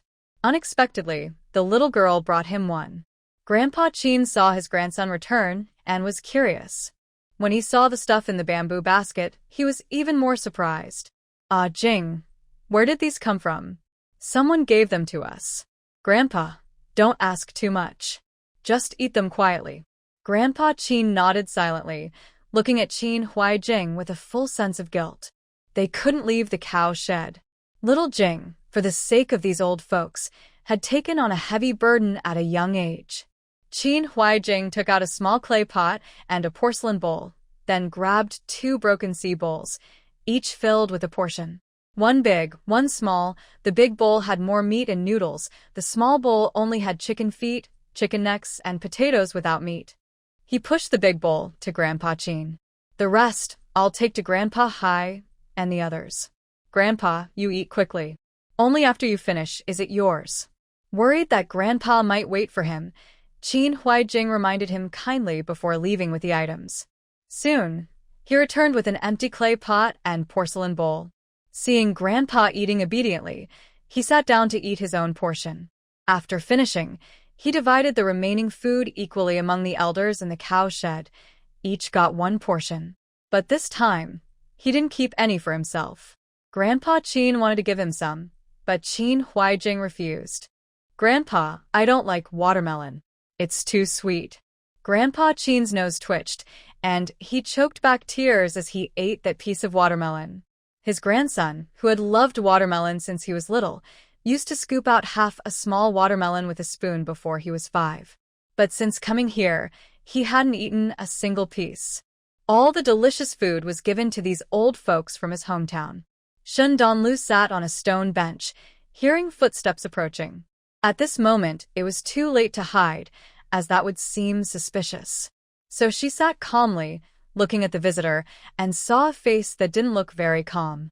Yes, it was her extremely biased, heartless grandpa, Old Man Jiang. Seeing her, he seemed a bit guilty. Was he planning to do something bad? Shen Donlu tilted her head. Grandpa? Old Man Jiang was startled when Shen Donlu suddenly appeared. He looked carefully all around, front, back, sides, then he saw that Shen Lao Tai wasn't there. Only then did he heave a sigh of relief. His expression was serious, his tone cold, and his voice clearly showed his dislike. "What are you doing here?" Shin Danluo didn't care at all. To her, old man Jiang was just a dead man. In her previous life, her greedy grandfather remarried less than 100 days after her grandmother died, taking the inheritance left by her grandmother. Later, her third and fourth uncles kept having accidents. One was sentenced to death for being a rogue, and the other mysteriously died in the mountains torn apart by wild animals. And her proud, aloof little aunt, who refused to marry anyone outside the city, was married off to an old widower because of a high bride price and was eventually killed by domestic violence. Although she couldn't find concrete evidence about her third and fourth uncles or her aunt, the few clues suggested their misfortunes were connected to her grandfather and the second household. Her siblings had been sold in her previous life. Though it was the second household that did it, without her greedy grandfather's tolerance and cover-up, how could they have succeeded? Even a fierce beast wouldn't eat its own children, but her grandfather was worse than an animal. No, that's too kind. He's worse than a beast. Shin Danluo suppressed her cold feelings, patted her stomach, and pretended to be innocent and cheerful. "I ate too much. Let's go for a walk." Old man Jiang saw her stomach was clearly full from overeating and frowned. His second son said that yesterday, it was this girl who pushed him down the stairs and hurt him. If she hadn't caused such a fuss, the family's fierce matriarch might not have beaten her second son. Now, her second son was suffering because of her, yet she was still enjoying herself without feeling guilty. How unreasonable. Old man Jiang wanted to teach Shin Danluo a lesson, but remembered the fierce matriarch's fighting power and her current focus on the main household. He held back, thinking that once the old lady cooled down, he would deal with this unfilial granddaughter. He glared at Shin Danluo irritably. "If you're fine, go help cut pig grass, feed the pigs and chickens. Don't just eat and do nothing." Shin Danluo smiled innocently and happily. "Grandpa, we don't have pigs or chickens at home. I really want some. Are you planning to give me your pigs and chickens?" Old man Jiang. He wanted to scold her but dared not. He could only huff and turn away.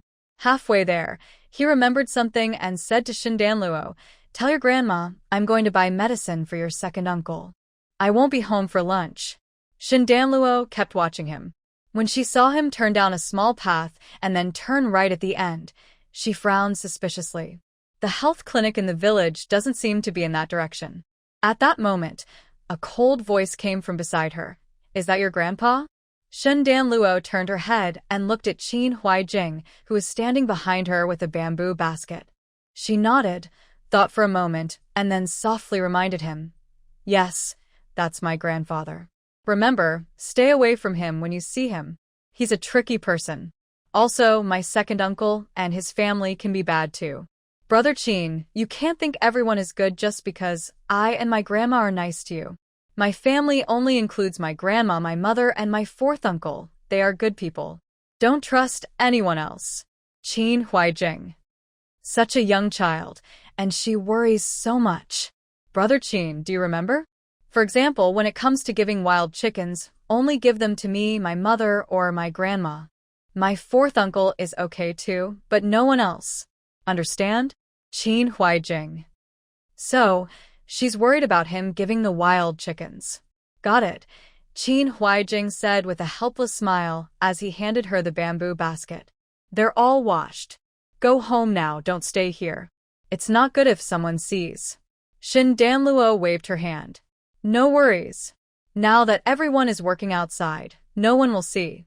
Because adults often scare children by saying that touching people in the cattle shed is dangerous, the children in the village don't go near the cattle shed either." Shin Danluo wasn't worried at all about being seen at this time. Qin Huaijing shook his head, thinking how this little sister only remembers that her family is bad, but outside, she has no sense of danger. Maybe he should warn Grandma Shin, so she doesn't cause trouble for the Shin family later. While he was thinking, he heard Shin Danluo, the little girl with no sense of danger, pointing at the path where old Jiang had just left and asking him, "Brother Qin, where does this road turn right to?" Qin Huaijing answered without thinking, to the back mountain. Back mountain? Shindan Luo looked more confused. The health clinic isn't in that direction, right? Qin Huaijing nodded. Yes, the health clinic is south of the village, so you turn left. Turning right goes to the north of the village. Past that is the old ancestral hall and a few broken houses. Further back is the back mountain, where no one lives. Why did old Jiang go to a place with no people? Shin Donluo's mind was full of doubts. She looked confused and said, but my grandpa said he was going to buy medicine for my second uncle. Could he be lost? No, I'll go call him back. She put her small bamboo basket on her back and hurried after him. But before she could run 2 steps, someone grabbed her from behind. You can't catch up. Your legs are too short. Shin Danluo. She looked down at her short legs and felt a bit discouraged. Seeing her downcast, Qin Huaijing felt a rare soft spot and said gently, wait here. I'll go see where he went. Okay. Shin Danlu immediately raised her head, her eyes shining brightly. She was not tired at all and had clearly explained her task to him. But don't show up yourself. I'm just worried my grandpa might get confused and take the wrong path. If someone finds out, he might feel embarrassed. Just tell me where he is, and I will come back to call you. Qin Huijing. He felt like he was being tricked, but how could that be? She was just a girl who only reached his chest. Qin Huijing pushed aside his strange feelings, nodded, and quickly turned to chase after the small path. In just 5 minutes he ran back. Your grandpa isn't there. Look at the footprints. He went into the back mountain. Shin Donlu looked even more curious, with an innocent expression on her face. Brother Qin, what's in the back mountain? Why did my grandpa go there? Can you buy medicine there? Qin Huijing thought for a moment. There are many herbs on the mountain. Does your grandpa make medicine from herbs himself? Shin Donlu shook her head. No. That mean old man couldn't even read properly. How could he make medicine? Hearing this, Qin Huijing offered another possibility. Maybe your grandpa crossed the mountain to buy medicine from another team. But medicine is controlled and rare. Your grandpa isn't from that team. Unless he knows someone very well there, he probably can't buy it. Qin Huijing looked at Shin Donlu. Besides, there's a health clinic in the team. Why would your grandpa climb over 2 hours of mountain to buy from another team? He was going far to find something easy nearby. That girl's grandpa was indeed a bit strange. Shin Donlu also wanted to know about this. As she knew, her grandpa had come alone to escape hardship. He was so poor, he was almost starving, which is why he married into the Shin family. So, where did he get acquaintances from, especially from another team? Qin Huijing saw her face full of curiosity and asked, if you're curious, I can go with you to check. Anyway, I need to go into the mountain today. He really planned to secretly visit a farther team to exchange some grain and melons, and also help her observe her grandpa without trouble. Hearing this, Shin Donlu's eyes lit up. Really? Brother Qin, would that be too much trouble for you? Then she hesitated again. No matter how strong Qin Huijing might become in the future, right now, he was just a 10-year-old boy. She was worried about sending such a young child to follow her grandpa, especially over such a big mountain. It was too dangerous. She shook her head and said, my real brother doesn't need to go. It's too dangerous. Qin Huijing didn't think the situation was dangerous. He had been living among the mountains for many years, and recently, after encountering some things, he saw no danger in them. To others, the mountains might be filled with poisonous snakes and wild animals, but to him, it was like going home. Seeing the worried look on the little sister's face, he casually picked up a small stone and aimed it at a small sparrow flying in the distance. In an instant, the sparrow fell to the ground, dead. Shen Danluo? Wow. Qin Huijing looked over with a calm expression. I saw it. I'm good at hunting. I go to the mountains often. It's not dangerous for me. Shen Danluo immediately thought of a fragrant wild chicken. Sure enough, no matter where the boss is, he's still the boss. Even being young can't hide his impressive presence. Shin Danluo felt relieved and her mood lifted. Since you're so good at this, can I? No, Qin Huijing quickly refused. He was still young, but quite straightforward. Your legs are too short. It would slow me down. Shun Danluo. How did I not realize before that this guy is so good at personal attacks? Seeing his firm expression, she knew her plan to be a burden was not going to work, so she resigned herself. All right then, Qin Gij, be careful. When do you think you'll be back? Qin Huaijing estimated the distance. It depends on how far your grandfather goes. If he goes far, probably in the afternoon. So Shun Danluo decided to delay her return to the city by a day. She didn't trust old Zhang's strange behavior. Okay, then I'll wait here until everyone leaves for work this afternoon. Qin Huaijing nodded. Seeing that she had nothing more to say, he turned and left swiftly. But just a few minutes after Qin Huaijing left, Shun Danluo happily followed behind. She wasn't planning to follow him over the mountains or spy on him. Although she really wanted to see everything with her own eyes, her short legs limited her ability, so she didn't want to hold him back. Right now, she just wanted to stay behind Qin Huaijing, walking along a safe path to gather some wild food. After all, she had come back after a long time, and she couldn't go back empty-handed. Relying on the mountains for food, there were many delicious things near their village. She wanted to bring some nutritious food back to her mother and younger brother to help them get stronger. In this season, things like jujubes, wild strawberries, and thyme are very tasty, not to mention wild mushrooms and other herbs. Most of the village children went to the front mountain to gather pig grass and also picked wild fruits and vegetables there. There were so many left that Shun Danluo couldn't pick them all. Fortunately, she had some space. Besides leaving a little to make it look like she was doing something, she took everything else she could see. It was like a scavenger's feast. After gathering these items, she found a plant called the black rice tree and picked many of its leaves. She squeezed the juice from the leaves and mixed it with rice to make black rice. Eating it could keep mosquitoes away for a long time, which was very helpful during the hot months of July and August when mosquitoes are a real problem. Thinking of mosquitoes, she also collected lots of mugwort and mint, storing everything in her space.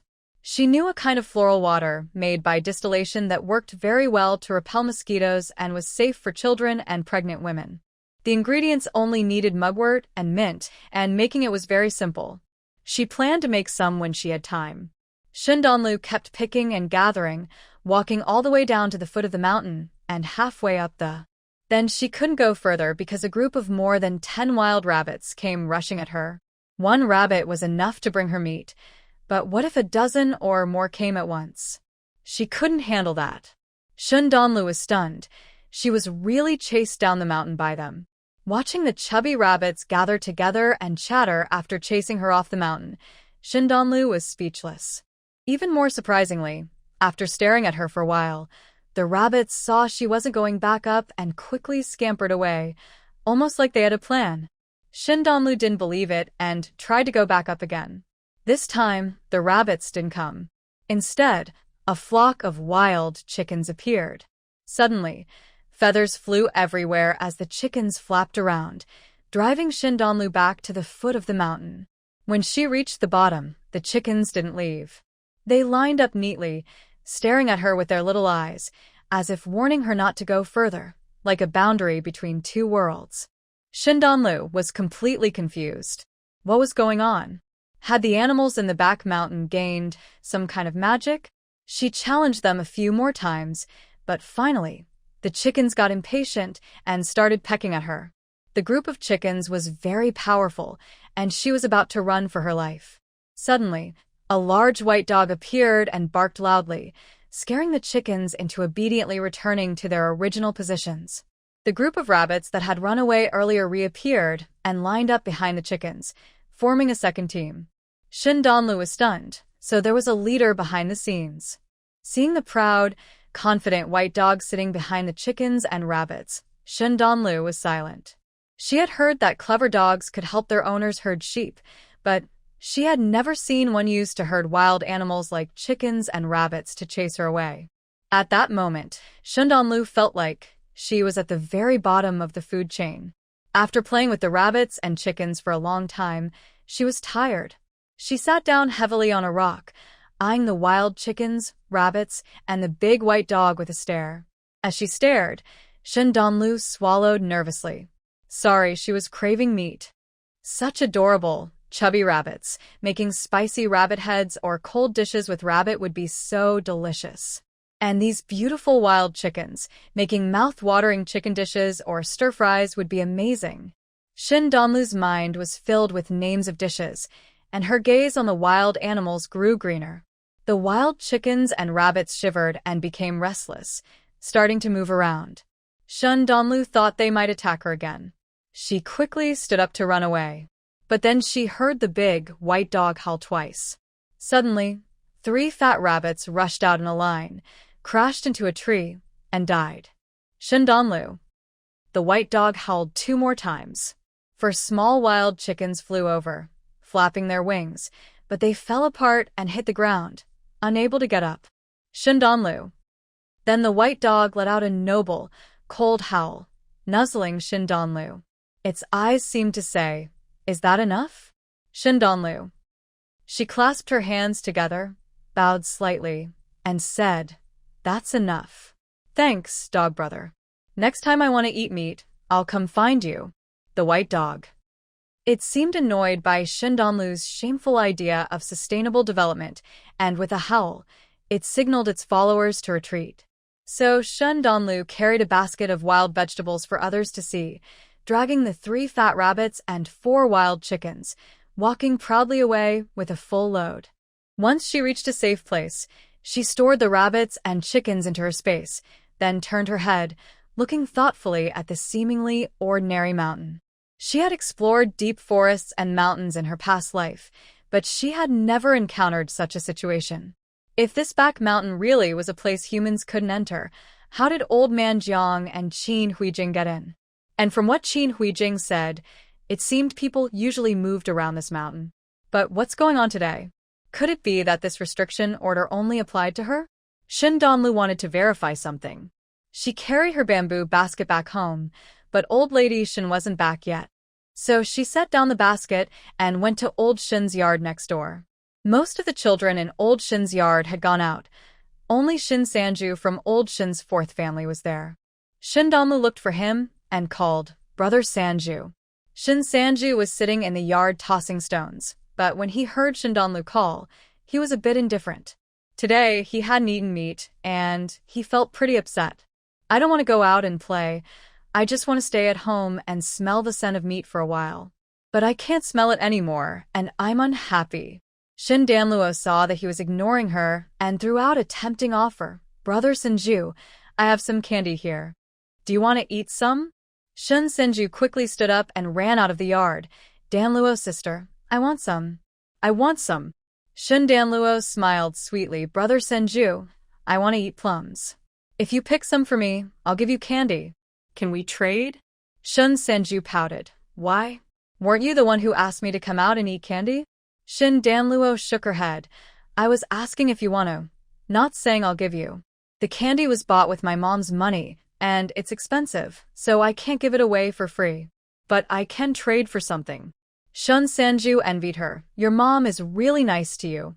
She buys you candy and chickens." "Chickens?" Shun Danluo found it funny. It seemed everyone knew they had chicken for breakfast this morning. Haha, her grandma's efforts were wasted. No matter how she hid it, the smell was obvious. It was like hiding in vain. "So, Brother Sanju, do you want to eat candy? If you do, help me pick some plums from the back mountain, okay?" Shun Sanju immediately agreed. "Okay." After agreeing, he scratched his head, looking a little hesitant. "Why the back mountain? There are also plums in the front. I'm not familiar with the back mountain, and Grandpa doesn't let us kids go there to play." Shun Danluo raised an eyebrow slightly. She couldn't remember old Jiang ever giving such a command. But she wanted to help her mom take care of her little brother.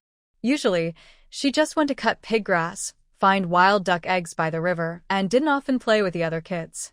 She probably hadn't paid much attention to the mountain. But was old Jiang's rule really just about following the villagers? Or was there some other hidden reason?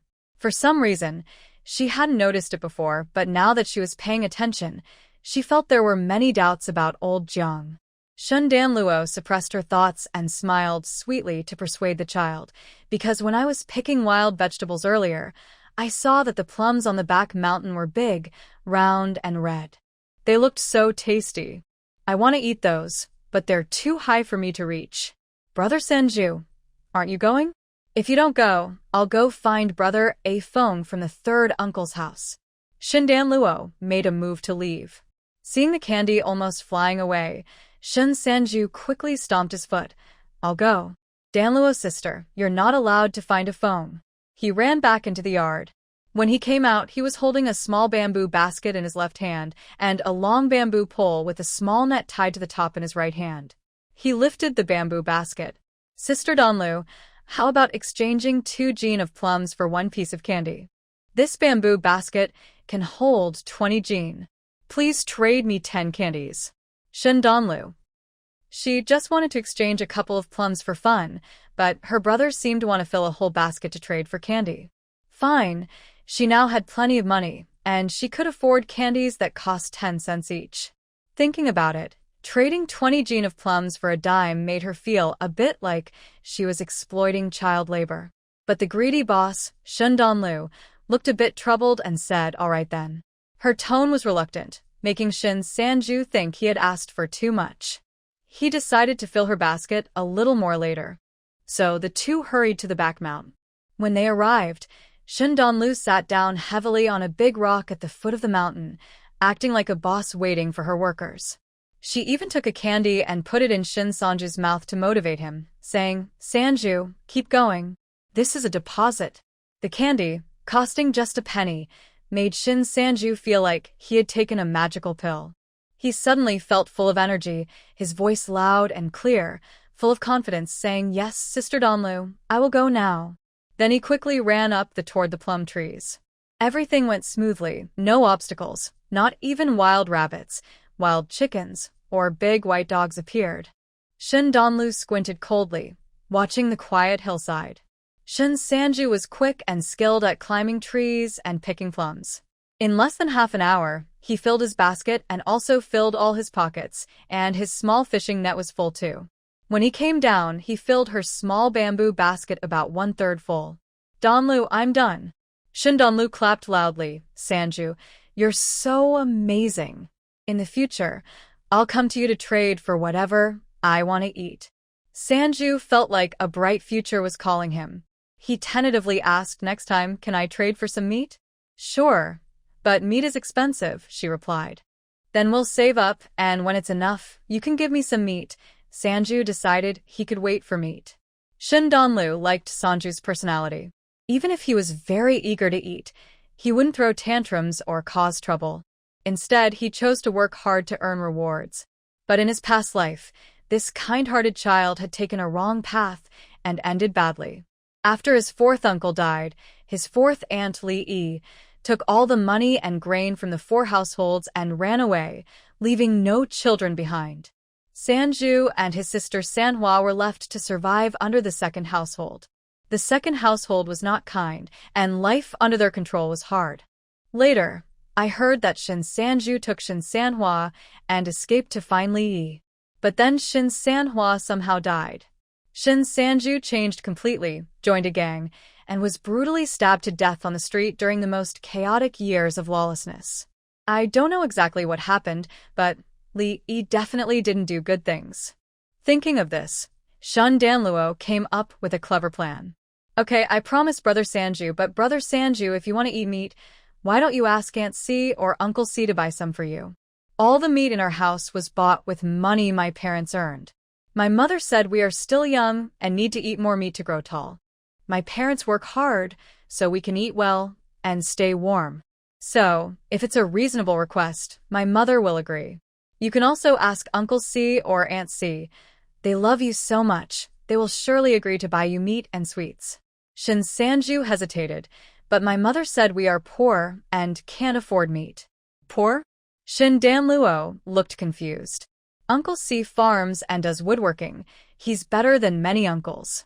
My mother said woodworking can make money. Even if not much, we can still afford meat. Brother Sanju, why don't you ask Uncle C?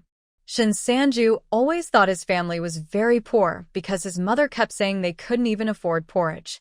But today, after hearing Danluo say this, he felt like his family might actually be quite well off, at least enough to eat meat. He immediately nodded. Okay, I'll ask my dad later. Good. Shin Danluo smiled happily, then added, Brother Sanju, wait for me a moment. I want to pick a flower. Without warning, she turned and rushed toward the hillside behind the mountain. Suddenly, a big white dog appeared out of nowhere and barked fiercely at her. The dog glared as if to say, You promised to take the meat and leave, but you're a liar. Shin Danluo also stared, realizing that the dog was really only meant to limit her. She was eyeing the big dog, but Shin Sanju was frightened. The back mountain was truly scary, such a big dog. From now on, he would never come here again. Even though he was very scared inside, he still rushed forward to block Shin Danluo behind him. Danluo, don't move. If you don't run, the dog won't bite. He slowly backed away with her, step by step, until they reached the foot of the mountain. When he looked up, the big white dog was gone. Shin Sanju patted his chest nervously, saying, Danluo, this place is so scary. Don't come here again. She replied. It's right not to come, but I still have to come. Shin Danlu naturally didn't think the big white dog was strange, so the two of them carried the bamboo basket home together. When they arrived at Shin Danlu's house, Shin Sanju took down the basket, exchanged money with Shin Danlu with one hand, handed over the goods with the other, took some candy, and then ran out quickly. Danlu's sister, I'm going to find my dad. Shin Danlu touched her nose. Fourth uncle, I'm not tricking you.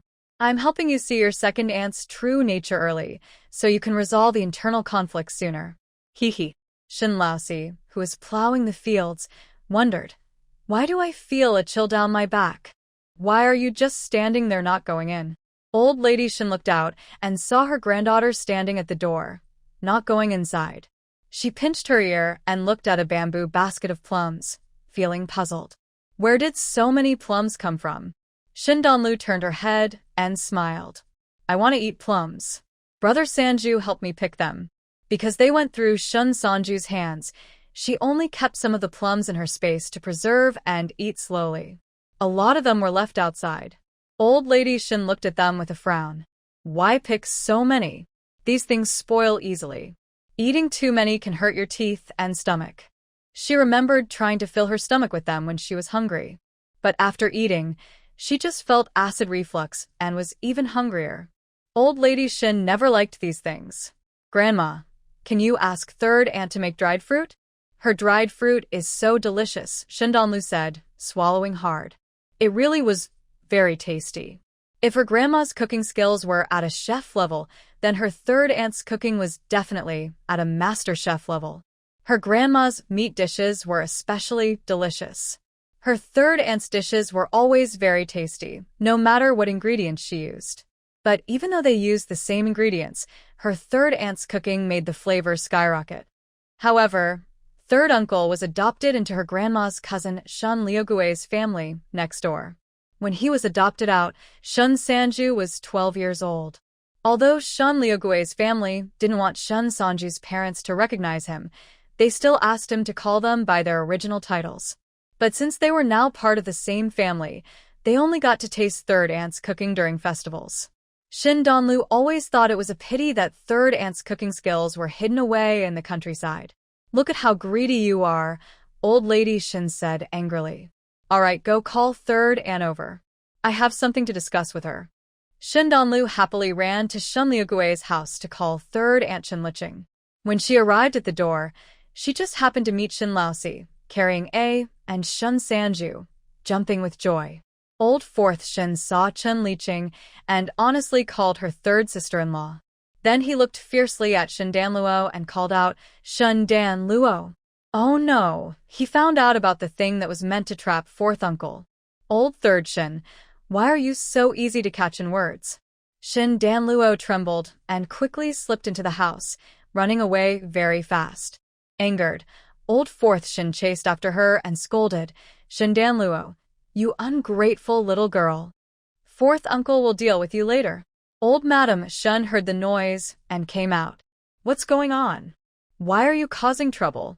Old Fourth Shin, you're grown up now, and you're still arguing with a kid? Old Fourth Shun felt wronged. He was sitting in the field when his son came and suddenly threw a big bowl of meat on his head. His son kept lecturing him as if he wouldn't be a good father if he didn't buy meat, forcing him to agree to buy it. Then he realized his son wasn't that clever. Otherwise, he wouldn't have been scared and stopped asking for meat this morning. Someone must have been encouraging him. When he asked, it turned out to be little Dan Luo. That ungrateful girl. They had even tricked old Second Shin together, so they still had some brotherly feelings, but now she tricked him into buying meat. This was a serious grudge. Old Fourth Shin angrily muttered, "It's that girl who tricked me. Why don't you ask her what she did?" He then pulled Shin Sanju into old Shin's yard, planning to ask his wife for money to buy meat. Old Madam Shin looked suspicious and went back to glare at Shin Dan Luo. "What did you do?" Shin Dan Luo couldn't say she wanted to cause trouble, so she spread her hands helplessly. "Grandma, it's not my fault. When we had chicken this morning, the smell went to the neighbor's place, so Brother Sanju wanted to eat meat. I said he should ask fourth uncle and fourth aunt. The money for my meat also came from my parents." Old Madam Shin cough. She rarely felt guilty. "Those dogs' noses are so sharp. Even when I hide well, they can still smell it." Shin Dan Luo sighed along with her. "Exactly, it's all because their noses are too good." Chun Liching. Old Madam Shin wanted to discuss with her granddaughter how to avoid stealing meat next time, but she caught sight of her third daughter-in-law standing silently nearby and blushed. Third sister-in-law, Dan Luo, said she wants you to help her make some dried fruit. "Did she tell you about this?" Chun Liching nodded and made a gesture. "Yes, I know. I came to pick some plums." Yes, the third aunt, who is a skilled cook, is also mute. But because she once saved third uncle's life, no one objected when third uncle wanted to marry her. Grandmother Shun liked Chun Liching the most because she thought that although this third daughter-in-law didn't stay under her watch all the time, she was the most sensible and the easiest to manage. Seeing her gestures, Grandma Shun said, "Don't worry, I have something to tell you." Chun Liching nodded. "Yes, mother, go ahead." Grandma Shun said, "I think it will take about a week to grow the seedlings. There isn't much work in the fields. I can help you with your part first, and your share of the work points will still be yours. Do you think you can stay with Dan Luo in the city to take care of your eldest sister-in-law for a few days?" Chun Liching was stunned. Dan Luo was also surprised. She had never expected Grandma Shun to have such plans.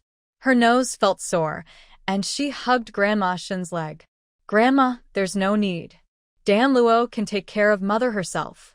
I don't want you to work so hard." Although there wasn't much work, it was hot, and doing 2 jobs until noon was tiring, especially in the heat and sun. "It's okay. I'll ask your fourth uncle to do it." Dan Luo. She felt a little sorry for fourth uncle. Everyone was taking advantage of him. He already didn't have much hair and would probably go bald early. Although she was eager to taste third aunt's cooking, she knew it was inconvenient for her. So Dan Luo said, "Grandma, I really can take good care of mother." Grandma Shin patted her head. "What silly words are you talking? How can a little kid like you take care of someone? Besides, you have to watch your little brother, right? You can't just leave him inside the house all day. Let third aunt go to take care of her for a few days. Once your mother feels better and can move freely, then you can let third aunt come back." Grandma Shun ignored Dan Luo and went straight to look at Chun Liching. "Third sister's family, don't worry, your mother won't treat you unfairly. I heard that people in the hospital get paid for taking care of others. Let your eldest sister-in-law pay you a salary.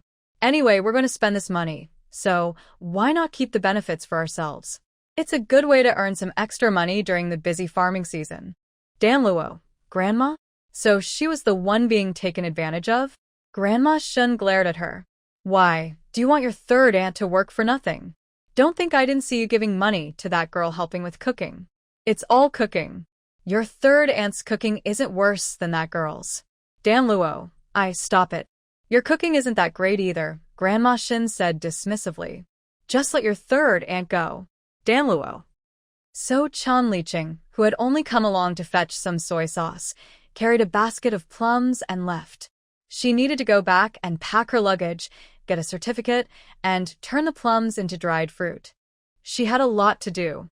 Before leaving, Shin Danluo squeezed 5 mao, 50 cents, as a labor fee and a small bag of sugar for drying the fruit into her hand. Chun Liqing smiled softly. Everyone said that the Shin family's eldest house would soon go from being the most successful in the village to the worst. But she didn't think so. Her little niece was clever and smarter than all the other children in the village. The older sister-in-law was even more thoughtful. As long as she got through her husband's passing, her family would definitely live better than everyone else. After sending Chun Liqing off, they casually ate some biscuits and drank mung bean soup, then went for a nap. But after lying down for a few minutes, Shun Danluo was just about to ask Grandma Shun about Old Man Jiang when she heard loud banging and crashing from the next room, along with loud crying and shouting. Shun Danluo sat up quickly, her eyes bright, staring outside. Grandma, it seems like a fight is happening. They hurried out of bed and went outside. Just then, Shin Sanju pushed open the door and rushed in, crying loudly, "Grandma, it's not good. Dad said he's going to beat Mom to death." Old Lady Shen held him back. "What's going on? Why are your parents fighting?" Sniff, "Dad went to ask Mom for money to buy meat, and I don't know why they started arguing." Shin Sanju regretted it deeply. If he hadn't been craving meat, his parents wouldn't have fought. It was all his fault. Seeing that he only understood part of the story, Old Lady Shin didn't delay anymore. She glared at Shin Danluo, who was eager to run outside. "Stay at home. Adults are having a fight. Children are not allowed to join." Shin Danluo thought to herself, "Why can't I join? Grandma, this is all my doing." She didn't answer but urged Old Lady Shin, "Grandma, if you don't go back soon, something really bad might happen." Old Lady Shin, unimpressed with her mischievous look, pointed at Shin Danluo and turned to run to the neighbor's yard. Seeing her run out, Shin Danluo also grabbed Shin Sanju, wanting to go too. Shin Sanju refused. "Danluo, sister, I caused my parents to argue. I don't want to go home." Shin Danluo stopped and looked at him. "Sanju, brother, this isn't your fault. If you had done something wrong, your dad wouldn't agree to buy meat when you asked." Shin Sanju stopped crying, but his small mind was full of big doubts. "But if I don't ask for meat, Dad won't ask Mom for money and they won't fight." No. Shin Danluo waved her hand, trying to explain the cause and effect clearly. Uncle C and Aunt C fought because Aunt C made a mistake. Today's fight wasn't because Brother Sanju wanted to eat meat. It was because Aunt C did something wrong. The real reason for their fight has nothing to do with Brother Sanju. Shin Danlu doesn't want this to leave a bad impression on Shun Sanju, making him afraid to ask for what he wants in the future. She continues, "By the way, Uncle C should thank you. If Brother Sanju hadn't suddenly wanted to eat meat today, Uncle C wouldn't have known Aunt C made a mistake. Some mistakes, if not found and fixed early, can become very serious later." Shin Sanju is in elementary school now and can understand some reasons. At least, he understands a lot of what little Danlu says. Today, the main mistake wasn't his, but his mother's. His father only noticed his mother's mistake early because of him. Thinking this way, Shun Sanju feels less upset and starts to worry about his parents at home. "Danlu, I want to go home. Let's go." Shin Danlu, who loves watching people get scolded, gets very excited and runs out quickly. When they arrive at old Shin's house, they see old Madam Shin sitting in the main room, holding Shin Sanhwa and comforting her. In the room on the right side of the main house, Shun Laosi looks very angry as he questions Li Yi about something. He hasn't hit anyone again, but he's still holding a stick tightly. The door to Shin Liar's room is tightly shut, clearly showing he doesn't want to get involved. Shin Danlu and Shin Senju go to old Madam Shin. "Grandma, what's going on?" Old Madam Shin glares at her, but doesn't say anything. Shin Sanhwa, crying, looks very wronged. "Danlu, my mother is so mean. She gave all the family money to her brother to spend. She won't let me and Sanju eat meat or buy clothes. She only buys clothes and meat for her brother's children. When Dad asked Mom for money to buy meat, she said she wanted to eat meat, but didn't want to ask Grandma. Shun Sanju and I. She doesn't care about us. She's a bad mother." Shin Danlu. Her words are so clear, her storytelling so natural, her eyes so expressive. Comparing her to Shin Sanju and Shin Sanhwa, they instantly look like little kids. Shin Sanju, who already feels disliked as a little kid, is stunned, staring at his sister. His mother is really that bad. Donlu is right. Old Madam Shen is also surprised by her granddaughter's clear explanation. She suddenly feels that her children aren't very smart, but her daughters are all very clever, more clever than each other. She thinks to herself, "Good, let it be." Shen Danluo asks Shin Sanhwa, "Sister Sanhwa, do you know how much money your mother took back to your uncle's house?" Shin Sanhwa, crying and angry, said, "Dad said he saved 362 yuan over 6 years, but it's all gone now." Shin Danluo widened her eyes. "That much?" It turns out Uncle C is quite good at earning money. Old Madam Shin was also surprised. She always thought that the fourth brother saved at most 20 or 30 yuan a year, but it turned out to be more than double what she expected. Thinking about all that money being taken back by Li Yi, the heartless woman, and given to her own family, Old Madam Shin felt very regretful for not managing that money herself. Li often took things from their home to help her own family, like oil, salt, and grains. She usually turned a blind eye, thinking that respecting her parents was a good thing. But she never thought this would lead to such a big problem. If she had known she was secretly taking things back to her family, she would have scolded her with a stick. Shin Danluo tugged at Old Madam Shin's clothes. "Grandma, with so much money, do you think Uncle C can get it back?" Old Madam Shin shook her head. "It's uncertain. Your fourth aunt's family isn't exactly good people." If it weren't for the matchmaker praising Li Yi as a good girl, and the old man seeing her himself and thinking she was hardworking and kind, she wouldn't have agreed to this marriage. The day after Li Yi moved in, Old Madam Shin already regretted it. She just didn't like her, and when she met her in-laws, she almost hit the old man. But what could she do? The wedding had already happened, and she couldn't back out now. So she just endured it, and over the years she got used to it. She thought that once Li Yi had children, she would behave properly, but instead, she secretly betrayed her family and caused Uncle C a lot of trouble. Li Yi used her husband's hard-earned money to help her family, leaving her own children to suffer. Old Madam Shin really wanted to open Li Yi's head and see if there was anything good inside. She sighed. If only she hadn't been feeling so unwell back then, she would have gone herself to check. It proved that her husband's judgment was really unreliable. At that moment, from the room on the right, Shen Lao Si shouted loudly, "I told you to bring back the money. Do you hear me?" Old Madam Shin, Shin Danluo, and a few others pricked up their ears, wanting to hear what Li Yi would say.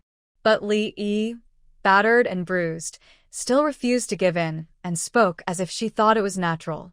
"No, little brother is getting married. If he doesn't have enough bride price, she won't marry him. That's your brother-in-law, your little uncle. Do you want to see your little uncle unable to find a wife?" Old Fourth Shin sneered. "You also know she's my younger sister-in-law, not my daughter. Whether she gets married or not is none of my business." Li looked shocked and felt wronged. "How can you say that?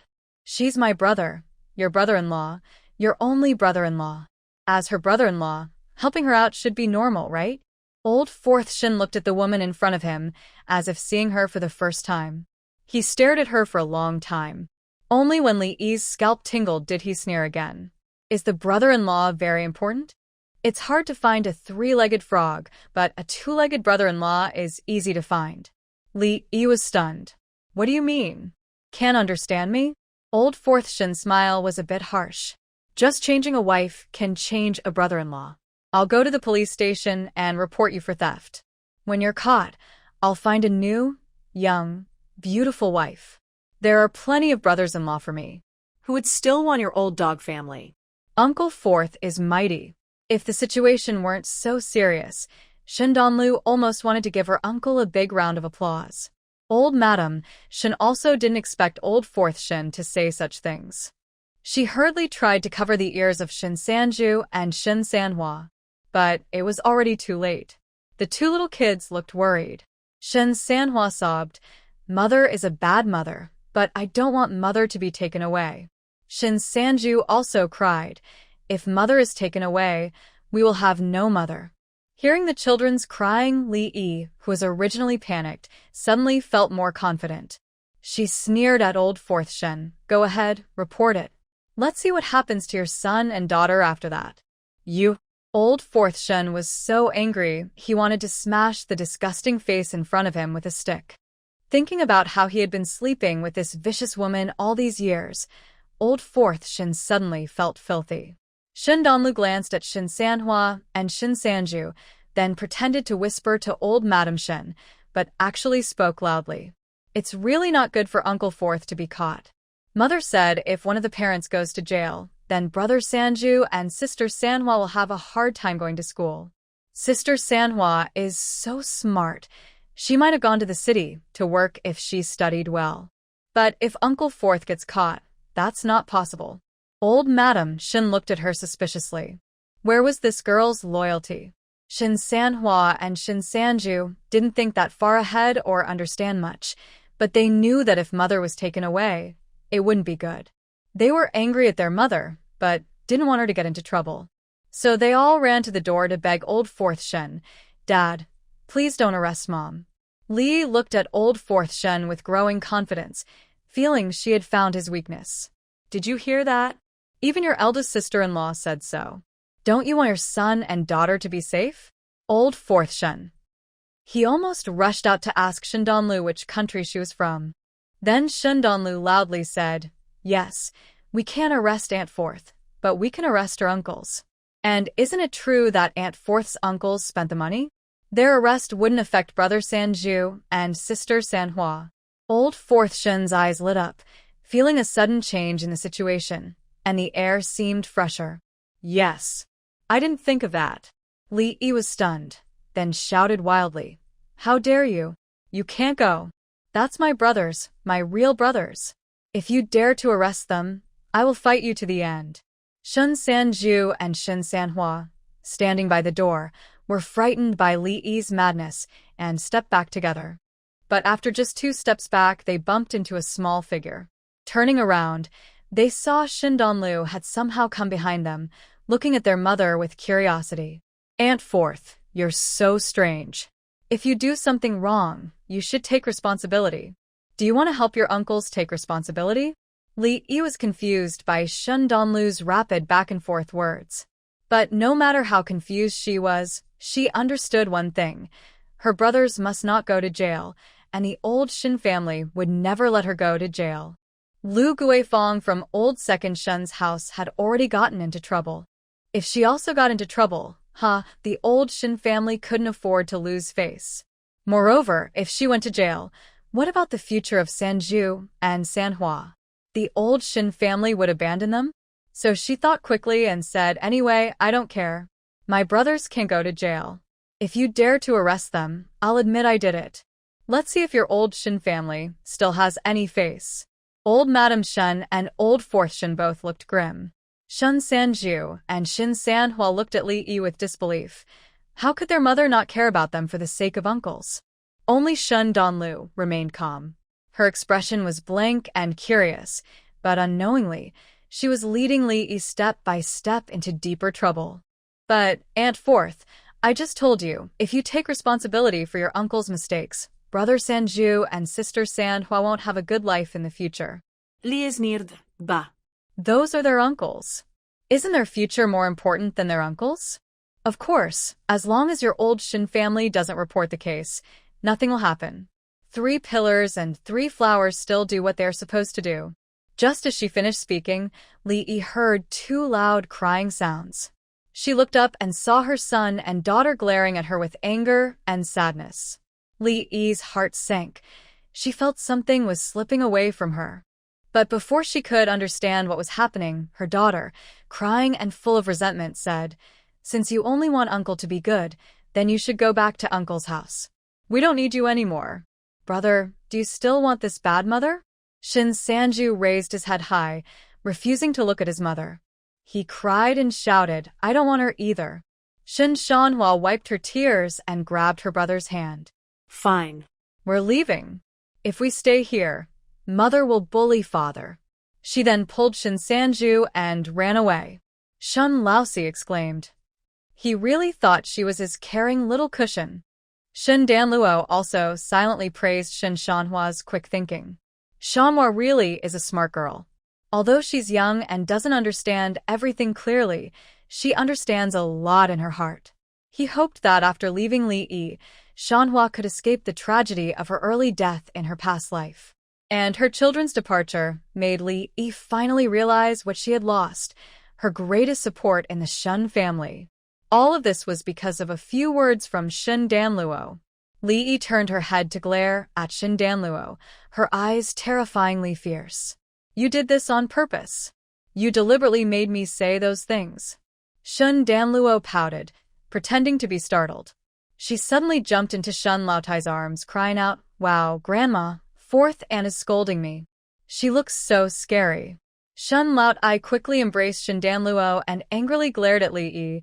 You're the one who's irresponsible, making your children turn against you. Who's to blame? You even dare to use my Shin family's children to threaten me? How bold you are. Thinking you can pin the blame on your brother? Huh. Let's see if I give you that chance. Shin Laotai looked at Shin Laosi.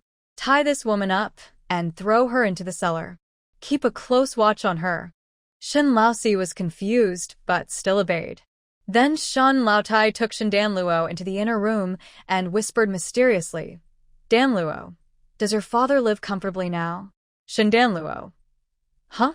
Isn't this about Li Yi? Why is she talking about her father now? Seeing her confused face, Shin Laotai cleared her throat and straightforwardly said, It's like this. Help Grandma ask your father if he can stay at home and help Grandma with some things? No way, could it really be what she's thinking? Shin Danlu blinked her eyes and pretended not to understand. You need to explain clearly so I can ask my dad if he can do it. All right. Old Madam Shun agreed straightforwardly. Ask your dad if he can find the hidden money spot in Old Li's house and mark it. Otherwise, all the money in the world looks the same. If Old Li doesn't admit it, even calling the police won't help. Shin Danlu secretly reached out to old Madam Shin. My dear Grandma, we truly think alike. Grandma, I understand. Wait a moment, I'll go home and ask my dad. Shin Danlu acted serious, then hurried to the neighboring yard. After 5 minutes, she ran back quickly. Her face was calm, and she didn't pant or blush, pretending to fool her grandma. Grandma, Dad said he can't leave alone. He needs me to take him, and I have to hide him inside an oil paper umbrella. Grandma, do we have an oil paper umbrella at home? Old Madam Shin thought for a moment.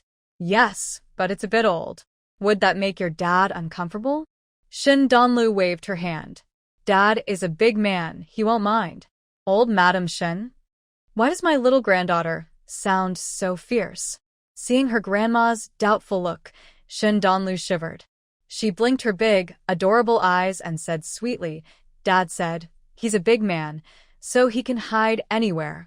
Hearing this, old Madam Shin believed her.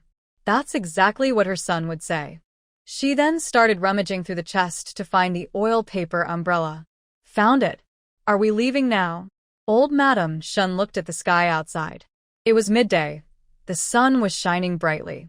Is your dad really okay to go out now? Old Madam Shin was very worried. After all, aren't ghosts supposed to die when they see daylight? Shin Danlu waved her hand and grabbed the oil paper umbrella. No worries, Grandma. We have an umbrella, so we're not afraid. I'll go back and get my dad. Wait a moment. Old Madam Shin pulled her back. Let's discuss what to do after marking the spot and giving the money. Shin Danlu was very eager to hear this. What's there to discuss? We'll gather a group of people, rush into the Li family, mark the spot, and then search immediately. What if they find the mark or notice it after a long time? All right. Old Madam Shin thought this made sense. She patted her thigh and stood up. I'll go find your third uncle and the captain now. We need the captain to step in on this matter. At the home of Grandpa Liu, Shen Lao-san was discussing with his wife about her going to the city tomorrow to take care of her sister-in-law. Suddenly, they heard loud knocking at their door. Immediately outside, old lady Shen's strong voice rang out. Third son, it's me. Why did mother come? The couple exchanged a quick look and hurried out to open the door. Seeing Shun Old Third, old lady Shin didn't hesitate and immediately told him about how the Lee family had badly tricked Shin Old Fourth. Old Fourth is now at home watching that woman. I think it's not good for her to stay in our house. You should gather some young men from our clan, take that woman to the village committee office, and have the team leader handle the situation. She was mainly worried about Shin Second. When trouble happens at home, he doesn't show any leadership. She also thought he might still be upset about how she disciplined him. She was worried he might cause problems for them at a critical moment. Shun Old Third was furious when he heard this. A family should live peacefully and discuss things together. There's no way he would tolerate a sister-in-law like the fourth who would abandon her own family to help her parents. People like that need to be taught a lesson. He quickly agreed, "All right, mother. You go ahead. I'll go call some people now." Old Third was reliable, and old lady Shin always trusted him. She nodded and took Shin Donlu straight to the home of team leader Shin Jianjun. After hearing old lady Shin's request, Shin Jianjun looked surprised. Is this old Shin family's daughter-in-law planning to rebel now? He had to ask old lady Shin. Old lady Shin, your second son-in-law was just taken away, and now your fourth daughter-in-law is causing trouble. If this gets out, people in the village will gossip. Are you sure you want to make this a big issue? Make a fuss. We must make it a big fuss. Old lady Shin was not afraid of gossip. When she married into the family, many people talked about her, but she still lived well.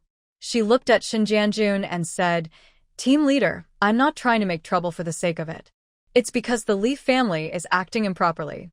If we swallow this anger, they will think they can step all over us in the future, and the Lee family will keep trying to dominate us.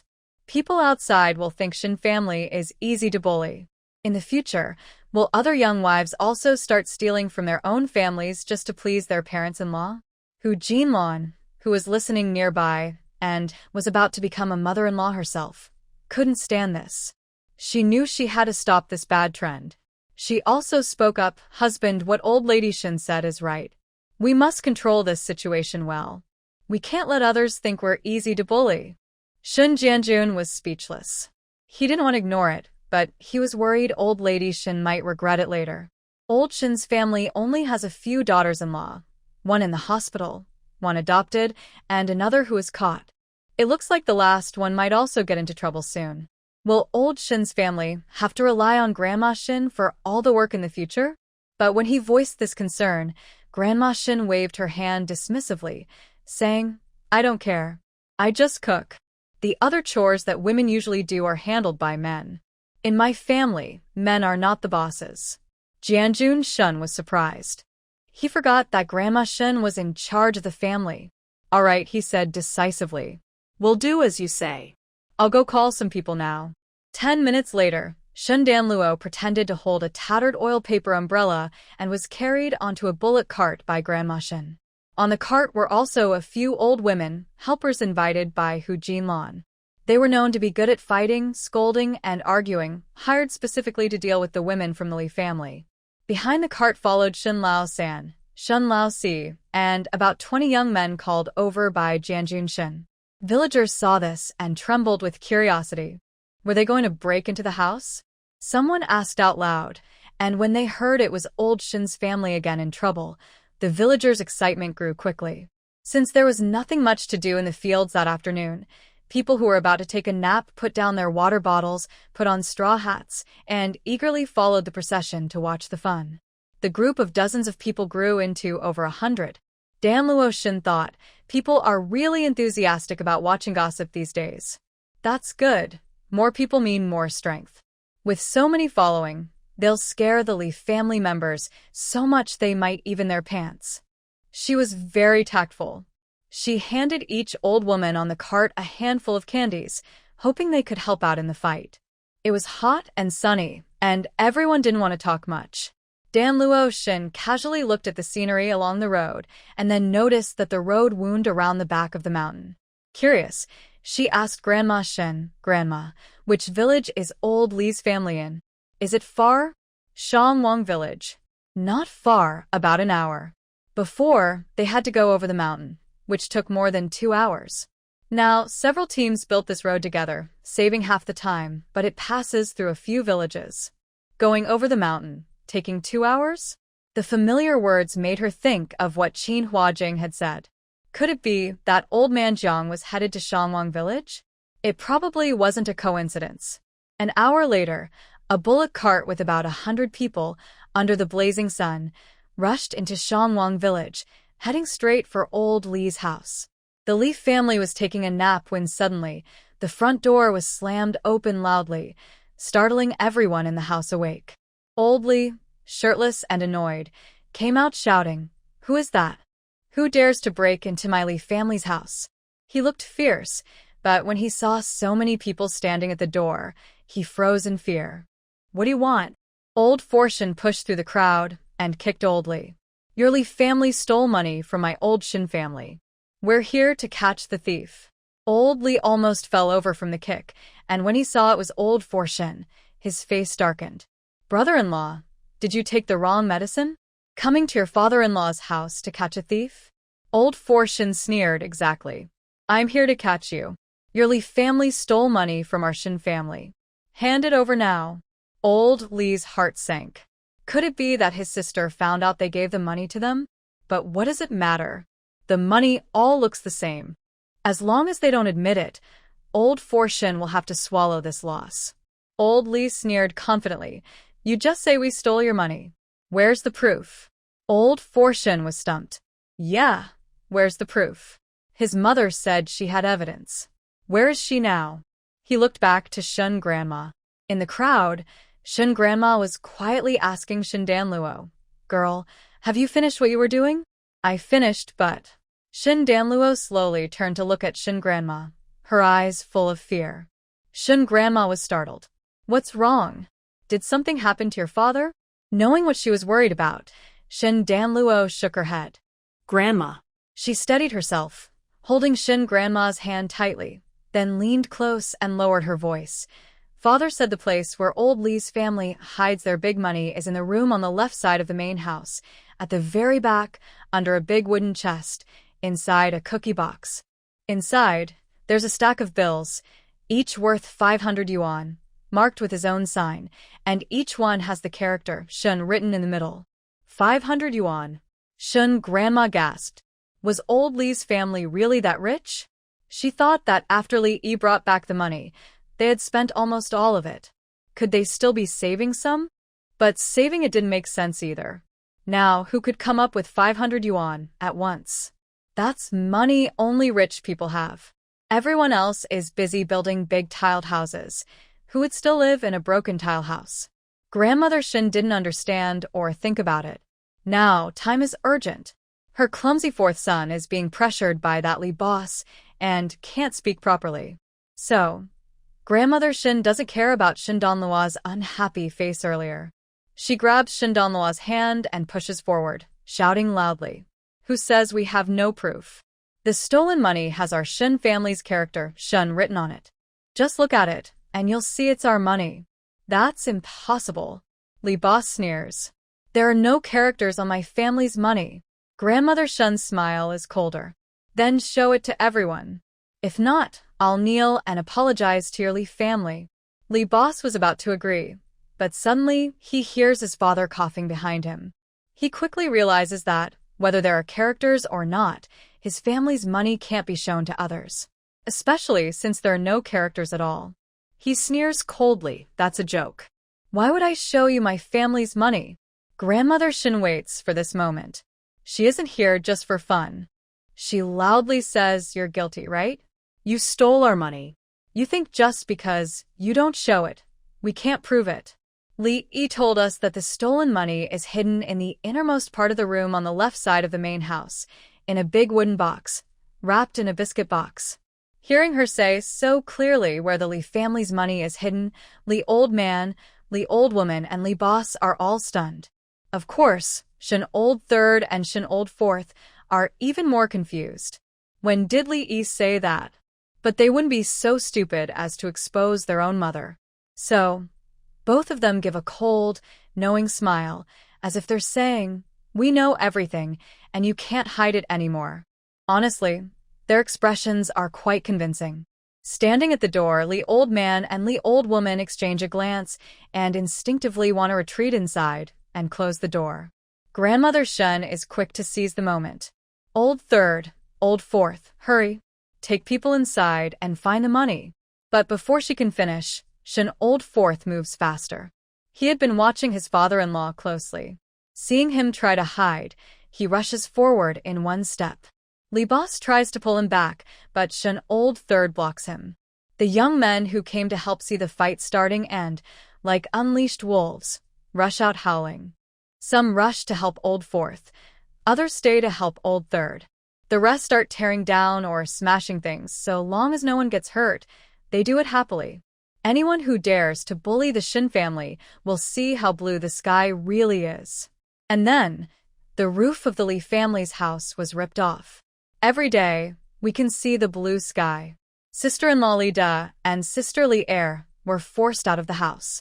Seeing them dismantling the home, a few young boys and girls hurried to stop them. However, the women brought by Hu Jinlan surrounded them, slapping faces, pulling hair, creating quite a lively scene. Old Lady Shin didn't want to join the chaos. With so many people, she didn't need to get involved. She just held Shindan Lu and watched from the side.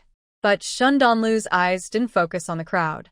Her big eyes were fixed intently on the pigsty, looking dangerous and angry. Fourth brother Shin and his men rushed into the house. They searched where his mother had just pointed and found a round, lumpy biscuit box. He thought to himself that his mother was really clever. She even knew where old Li's family kept their money.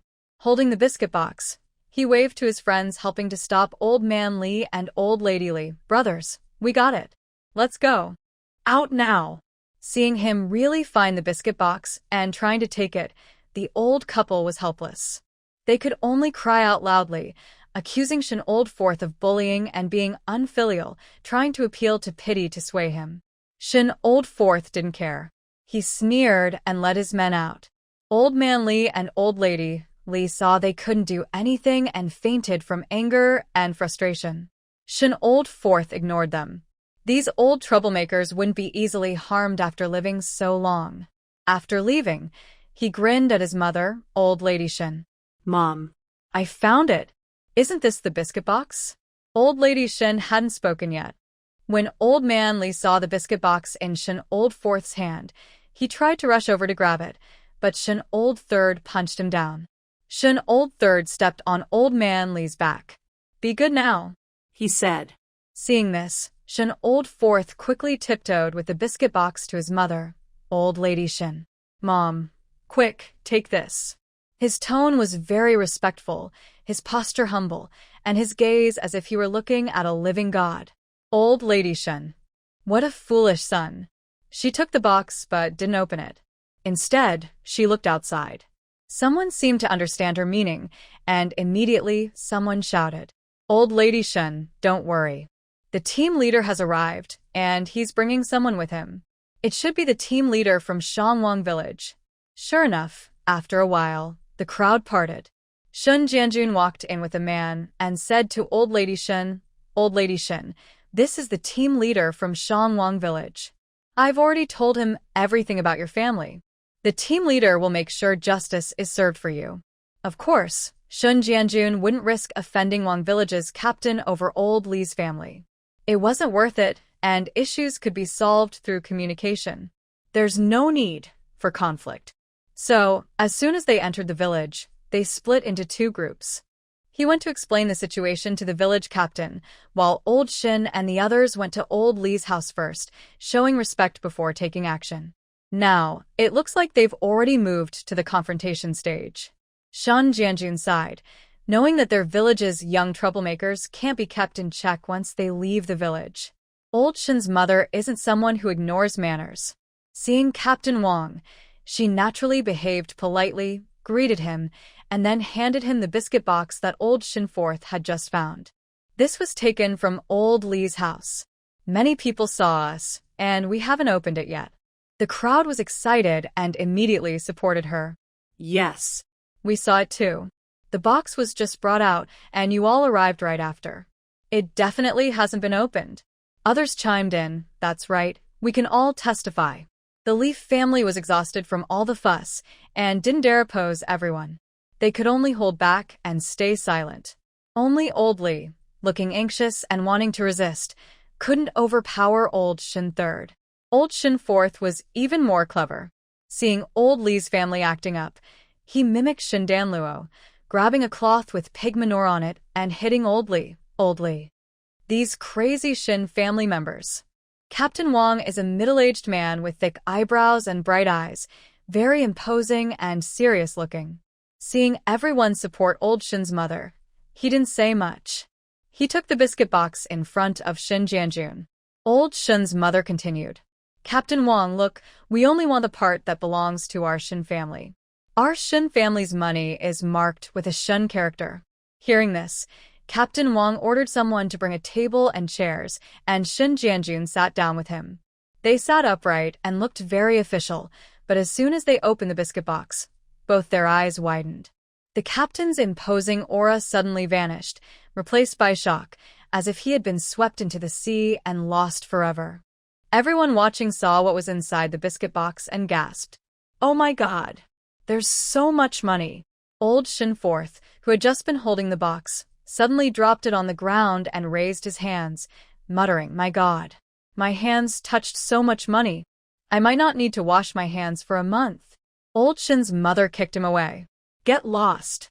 After kicking him, she cast a complicated look at her young granddaughter. Where was the 500 yuan she promised? There are more than 500 yuan here, at least several times that amount. Luckily, her courage has been built up by her eldest son. Otherwise, she might have been as humiliated as the fourth son. Thinking this, she frowned and looked at Shin Jianjun. "That's not right, Captain. This old Lee family is just a rural farming family. Where did they get so much money?" Hearing her words, Shin Jianjun and Captain Wang exchanged glances, both sensing something strange.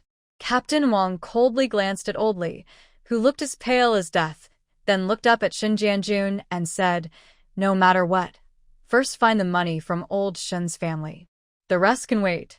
Shin Jianjun naturally agreed and nodded, beginning to count the money in front of everyone's eager eyes. Stacks after stacks. The more they counted, the heavier their expressions became. Before they finished counting, just these few stacks already totaled 2,530 yuan. Where did old Lee's family get so much money? Filled with shock and seriousness, they finally reached the stack marked with Shin's name. They counted it twice and then looked at Grandma Shin. "It's a total of 500 yuan, right?" Grandma Shin immediately nodded. "Yes."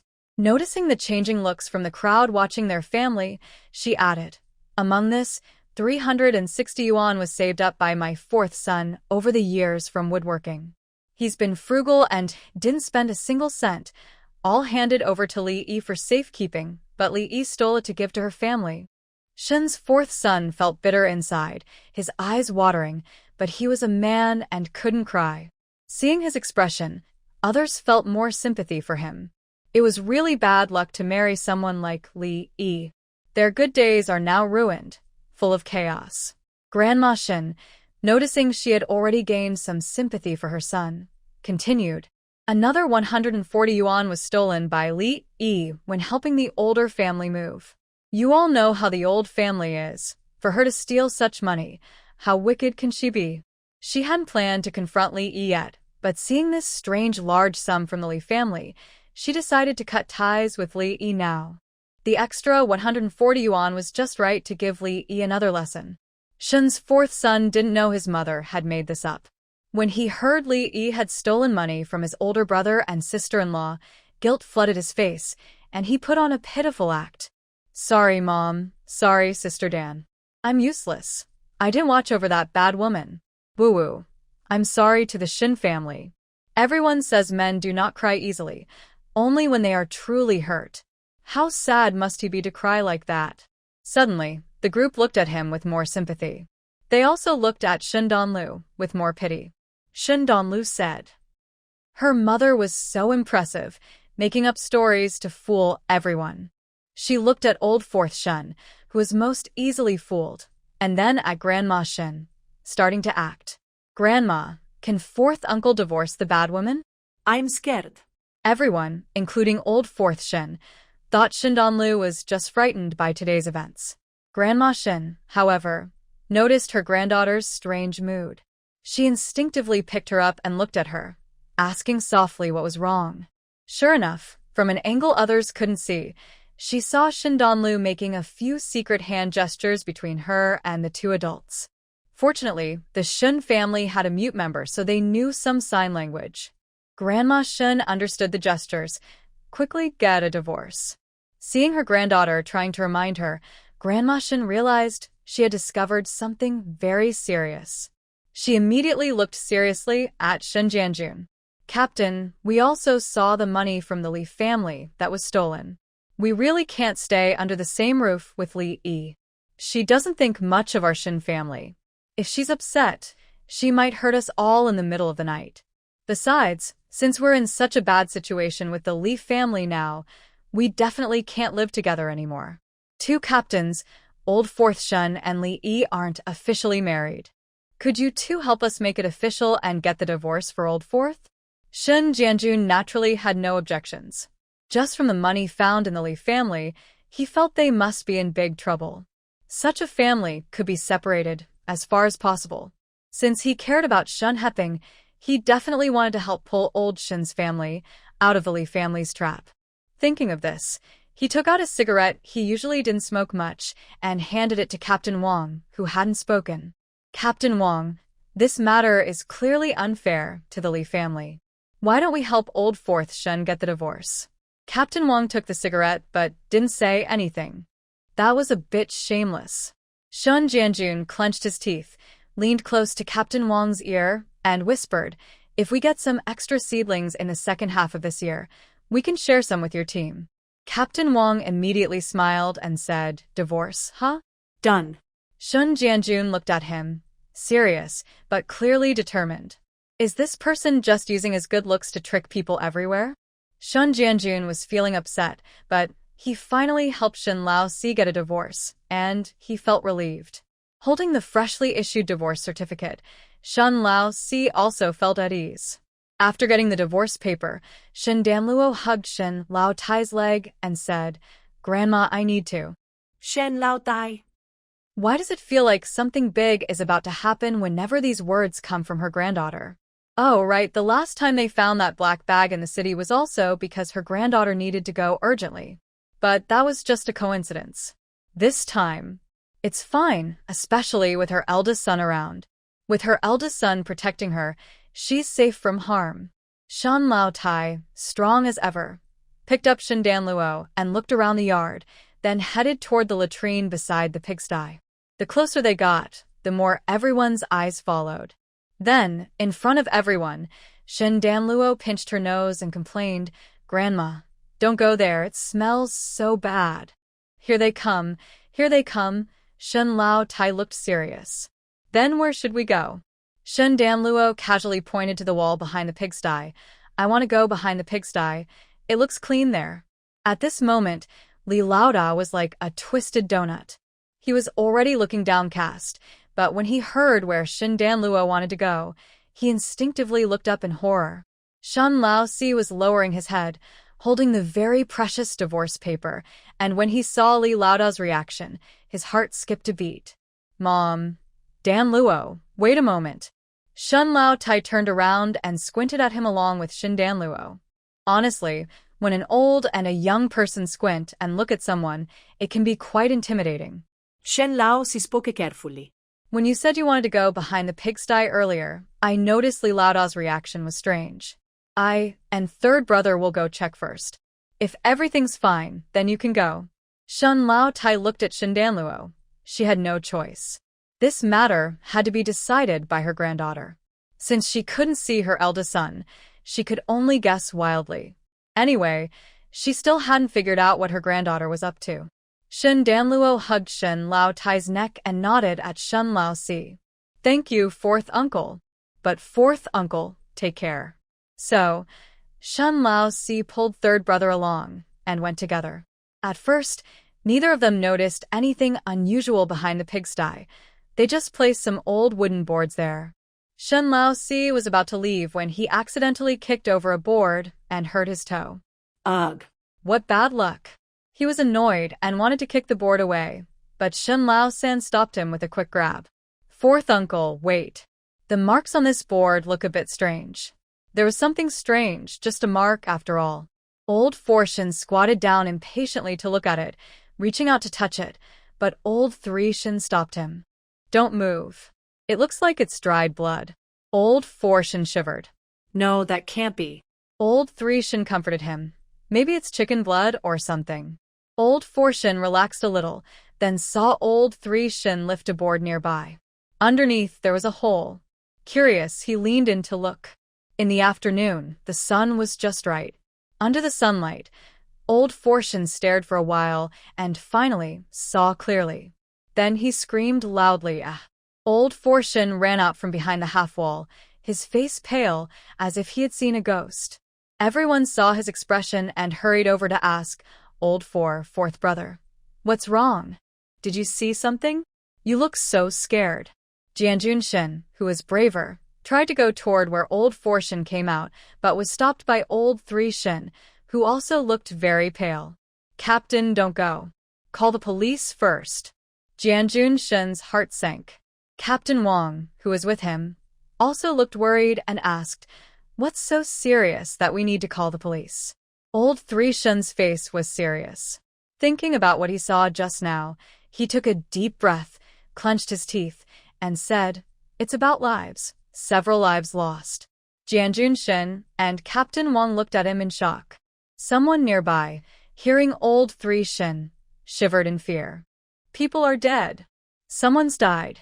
Almost instantly, villagers from Shishui village and Shangwang village rushed over, crowding around the Li family's house, afraid to get too close to the dead. News of the death at the Li family spread quickly through Shangwang village. Villagers gathered, forming a tight circle around the house. At that moment, a tractor rumbled in, followed by a line of bicycles. The people on the bikes were all dressed in green military uniforms.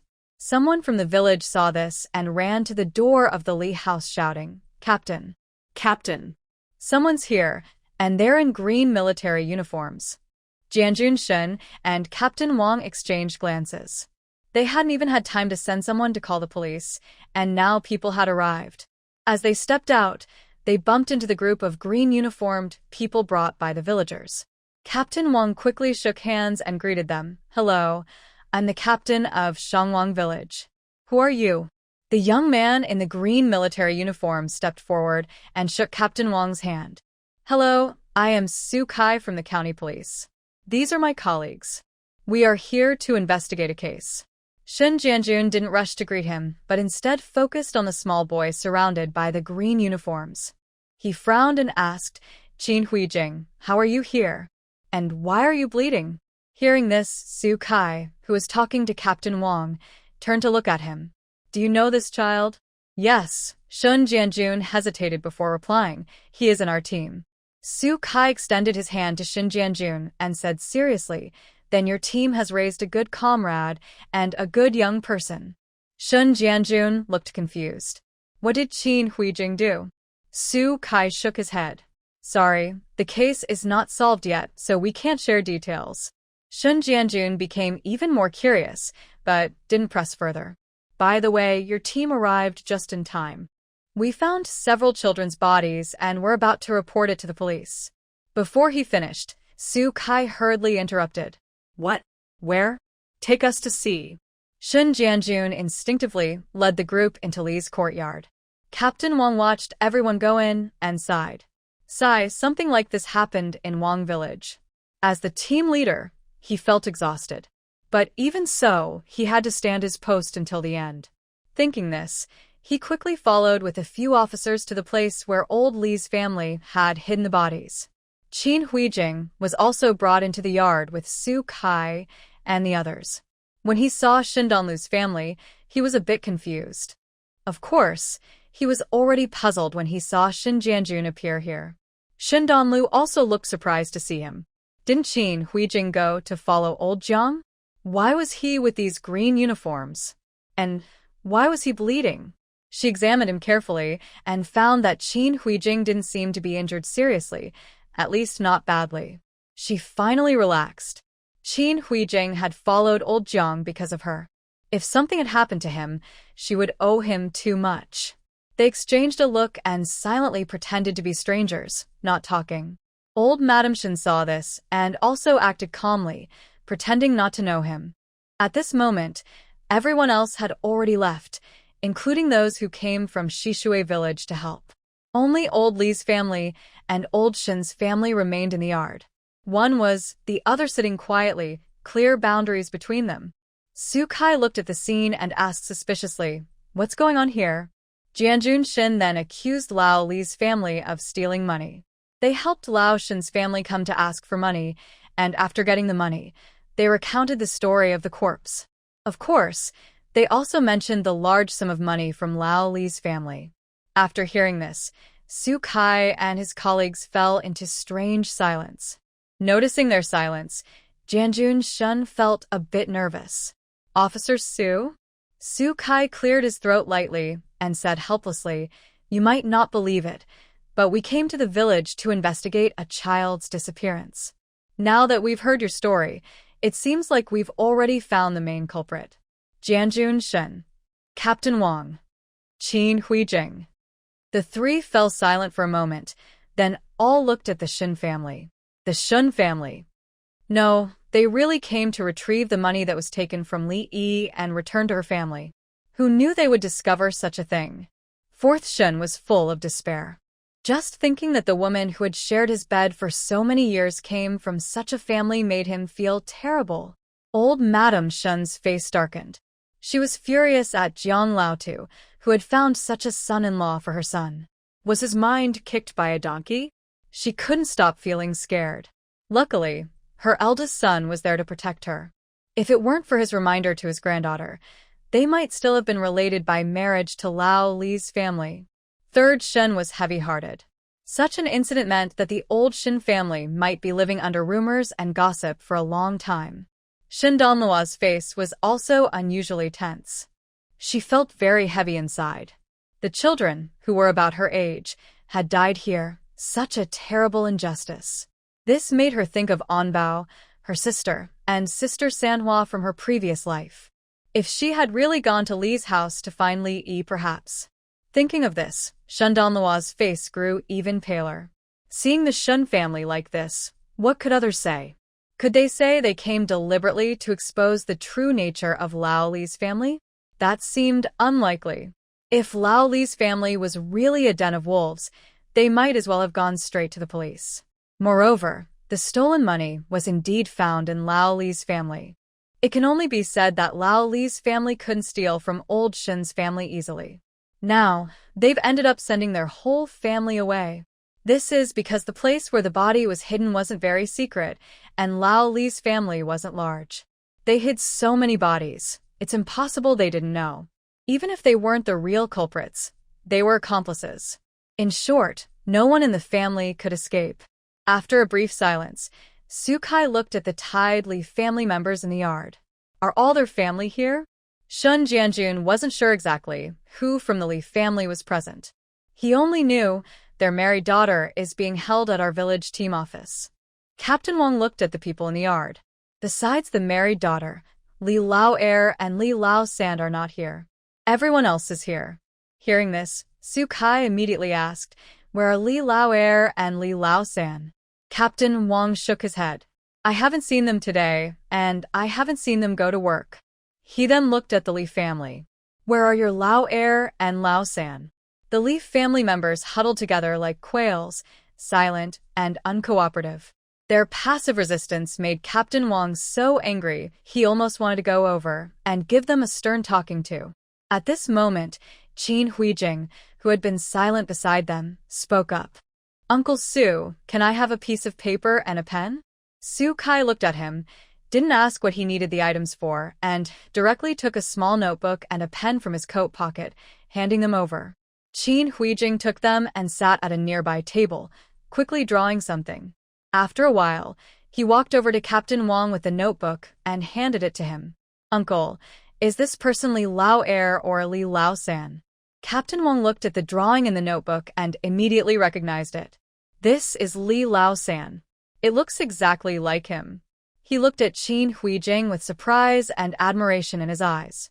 Little kid, your drawing skills are really good. Thank you, uncle. Qin Huijing calmly responded to the compliment. Then he looked up at Su Kai, speaking confidently. Uncle Su, this is the person who chased us all the way to the town highway. On the way, I injured his leg. The injury is quite serious, so he'll need a lot of medicine to treat it. Su Kai took the notebook from him. Seeing it, like Captain Wang, he was also amazed by Qin Huijing's drawing skills. He reached out and gently ruffled his head. Good boy, I didn't expect you to have such talent. Qin Huijing didn't like others getting close to him, but this person meant no harm. Plus, his identity was beneficial to him, especially since he still had to explain to Captain Shen about leaving the team without permission. What a coincidence to run into this. Thinking of this, Qin Huijing felt helpless and could only stand obediently, passively accepting the head rubs. Shun Jianjun watched their affectionate interaction with a twitching mouth. I really want to rush over and separate the two, then tell this Officer Su that Qin Huijing is someone from the pigsty, and he shouldn't get too close to him. The others in the Shin family also looked at each other, feeling that Officer Su was unusually kind to Qin Huijing. Old Fourth Shin wanted to remind Officer Su, but was glared at by his mother. Old Fourth Shin. His mother actually glared at him just for an outsider? Probably because he was with Li Yi, and his mother thought he was dirty and no longer adorable. Old Fourth Shin's mood sank even lower. After Su Kai finished rubbing his hand, Qin Huijing handed over another drawing, but this time it was not a portrait, but a map. Qin Huijing was determined to help Su Kai protect him. Even though he usually didn't talk much, he now started to speak rapidly. Uncle, turn to the back page. It shows where I met Old Thirdly, the place where he held me, and our escape route. Someone told me that when people are in danger, they tend to stay in their comfort zone. Maybe you can search around here first. Listening to his confident analysis, everyone was silent. Is this a 10-year-old kid? How does he know so much? Su Kai's eyes lit up more and more. If this little guy wasn't only 10 years old, he really wanted to take him away. Only Shindanluo kept secretly thinking, Qin Huijing, I can feel your survival instinct, haha. One day, you'll experience this too, haha. Honestly, her heavy mood improved a lot because Qin Huijing's actions broke her previous understanding. Finally, after listening to Qin Huijing, Su Kai suppressed the urge to take him away and handed the notebook to a colleague nearby. Follow the markings on the map and what Xiaojing just said. Search nearby and stay safe. Yes. Su Kai stayed behind. Although he had heard Shin Jianjun's account, he still asked the Shin family members separately, as usual.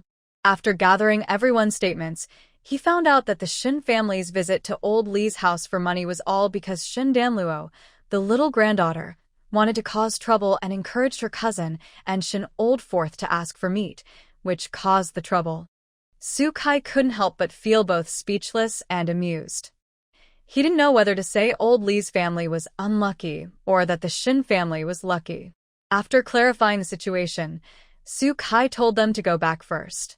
If needed, someone would come to find them later. Before that, Su Kai took Shin Jianjun aside. I'll have 2 people go with you. When the time comes, you'll hand Li Yi over to them. They might ask some questions, so please cooperate. Jianjun Shin nodded repeatedly, saying, That's natural. That's natural.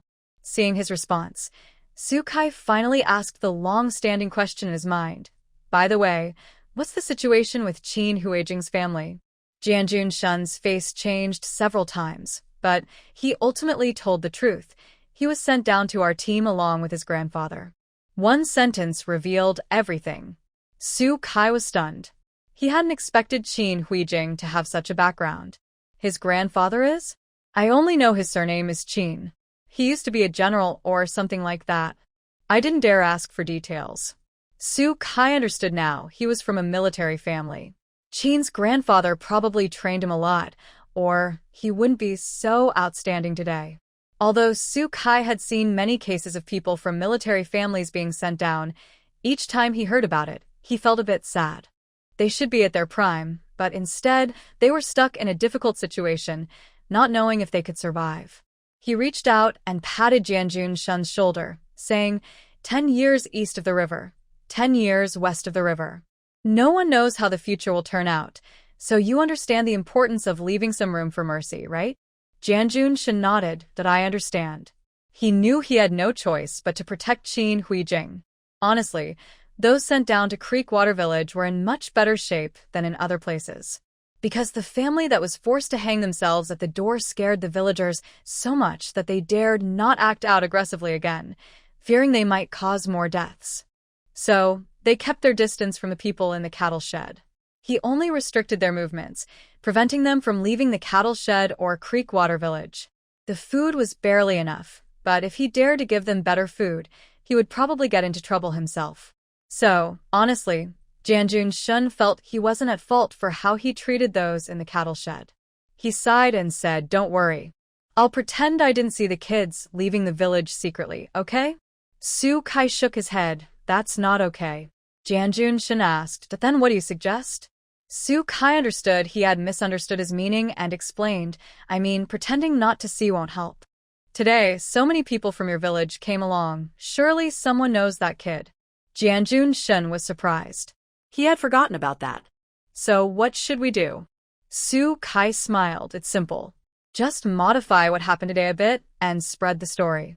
Jianjun Shun looked confused. Huh? What? Su Kai looked at him and said, "Don't feel embarrassed. If you knew what this child did today, you would protect him just like I do. Our country needs talented young people like him to create and develop." Shun Jianjun was so inspired by his words that he said, "So, what exactly did Qin Huijing do?"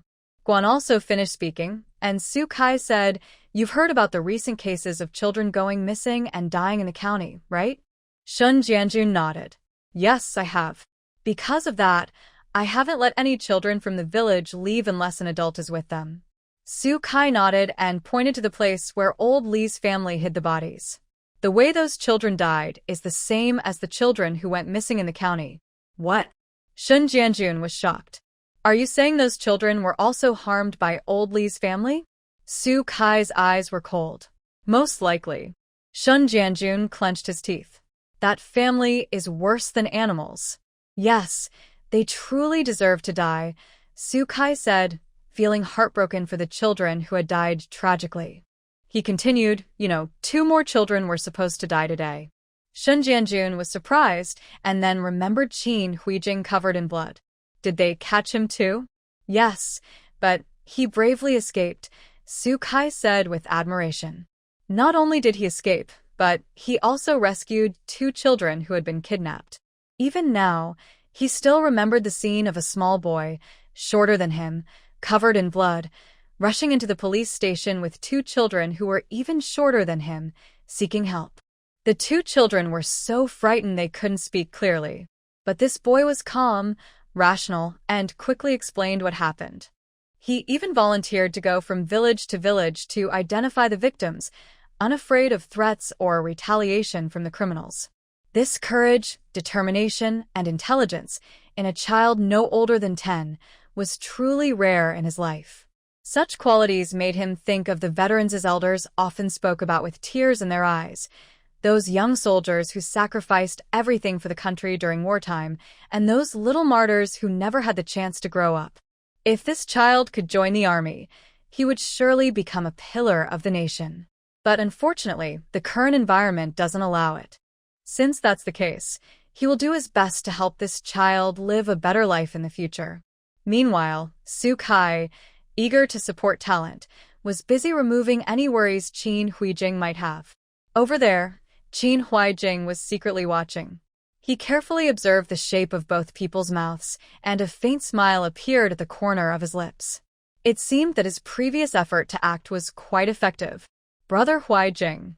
Qin Huijing turned his head and saw Shen Danluo leaning closer to him. He quickly looked up and saw that no one else around could see them, so he relaxed a little. Still, he looked at Shen Danluo with a serious expression. In places with people, pretend you don't know me. Shen dan luo nodded obediently. Got it. My grandma is covering for me. Qin Huaijing then relaxed his brow, which was more expressive than most people's. You're probably asking about your grandpa, right? He went to the next village, Xiaowang village. I saw the woman of that family give your grandpa 5 yuan, and the man went to the clinic to get medicine for him. Your grandpa had lunch there before leaving. They even slaughtered a chicken at noon. Shun Dan Luo was stunned to hear this. 5 yuan, medicine, and a chicken? What kind of close relationship does that imply? Even leaders visiting for inspections probably wouldn't get this kind of treatment. But she couldn't remember ever having any impression of the Wang family. No, she definitely needed to ask her grandma about this later. Her grandma, Shun Lao Tai, was busy now, trying to cover for her granddaughter. She was chatting with a few women from Xiaowang village, and the conversation soon led to trouble. Wow, so you're from the family that married old Li's daughter? I always wondered which foolish family would marry old Li's girl. Really foolish. Shen Lao Tai. She forced a dry smile and said, That's not true. If it weren't for Li Yi stealing money, I wouldn't even know what kind of person old Li's family is. Why didn't you ask around carefully before getting married?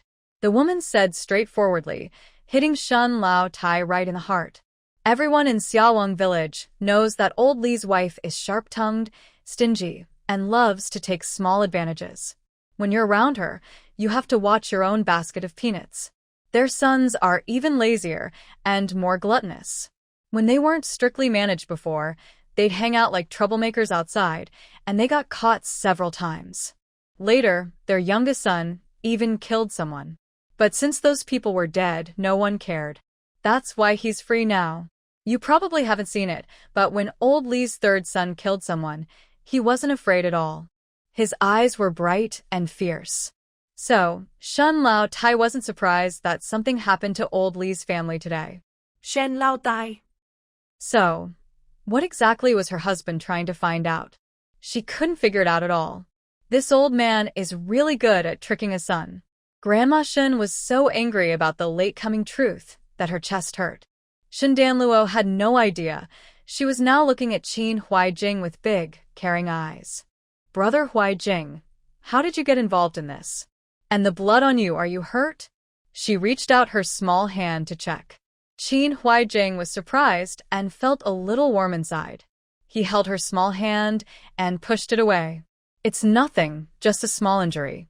If you want to know the full story, I'll tell you when we get back to the village. It's too late now. By the way, did your family really have money stolen by the Li family? Qin Huaijing always felt something was wrong. Does your old Shin family really have a habit of marking their money?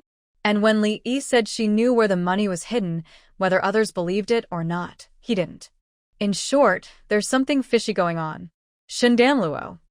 Qin Huaijing, kids being too smart isn't cute anymore. Seeing her expression, Qin Huaijing realized he had crossed a line and said, Later, the police will definitely question your Auntie 4. There are some gaps in what you said, so it's best to smooth things over.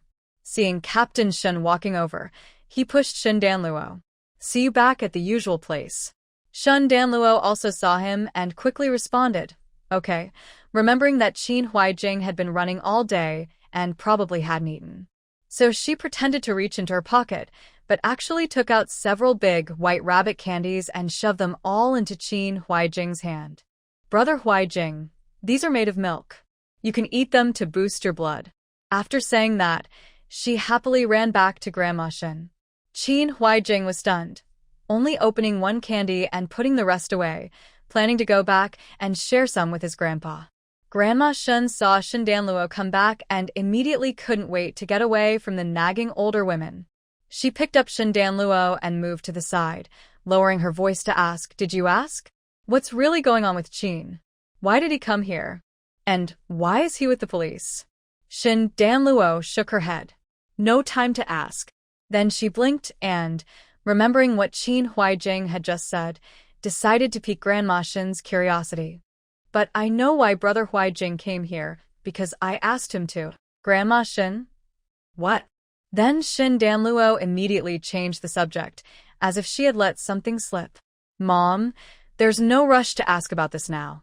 Brother Huijing said we made up the story about the Li family hiding money. There are gaps, so we need to think of a way to fix it. Speaking of this, she also feels a bit tired. Originally, it was just about stealing money, and after the fuss, it would be over. No one would investigate further. Now, it has even involved a murder case. Usually, police investigations are very thorough. Qin Huijing is right. Those words sound fine at first, but they don't hold up under scrutiny. Plus, with Li Yi still alive, asking questions would reveal everything. They absolutely cannot be linked to the money from the old Li family. Old Madame Shen was so angry she wanted to hit her, but even if she was itching to scratch, she had to focus on the immediate problem. Qin is right. So, how do we explain this? Shen Danluo scratched her head. Let me think. She suddenly remembered how old Madame Shen reacted when she mentioned the hiding place of the money in front of the Li family. Grandma, Aunt Fourth probably really knows where the money is hidden. Maybe we can say that fourth uncle heard her talking in her sleep? Old Madame Shen agreed immediately. Good idea. Then she quickly went over to old fourth Shen and explained a few things, confidently shifting the blame onto him, so he would carry the burden. Old fourth Shen. Mother, you're not kind, making your own son lie to the police. Old fourth Shen felt like today he was just a little vegetable in the field. No one cared for him or loved him. Earlier, when Officer Su questioned the Shen family, Shen Jianjun had already sent everyone else home, and the ox cart naturally left first. So, they all had to walk back. Old Madame Shen, annoyed by the gossip about the old Li family and curious about Qin Huijing's situation, kept asking Shen Danluo questions, finally holding her down and forcing her to tell the truth. What's going on? Tell me clearly. Why did you let Qin come here? Grandma, you can't blame me, just tell the truth. I won't blame you. Shen Danluo then asked her mother, Mom, do we have relatives in Xiaowang village? Xiaowang village? Hearing this, old Madame Shen remembered what the woman had just said. Her face darkened. Are you talking about the village next to Xiaowang village? We have no relatives there. Shen Danluo continued. What about close friends? Do we have any? Old Madame Shen was impatient. No. I've only been to Xiaowang village twice, and I've never been to Xiaowang village in my life. What's wrong with you? Why do you keep asking such strange questions? Huh. What's wrong with her grandma? Has she eaten firecrackers? Shen Danluo was confused but sighed, her pretty face scrunching up like a chrysanthemum, worried and anxious.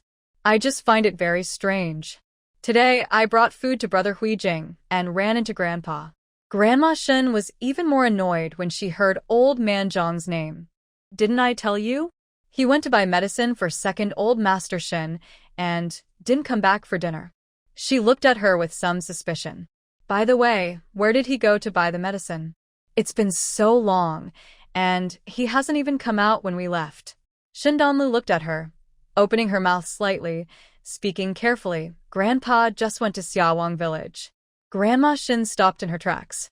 From what she knew about her little granddaughter these days, whenever she made that face, it meant something was about to happen.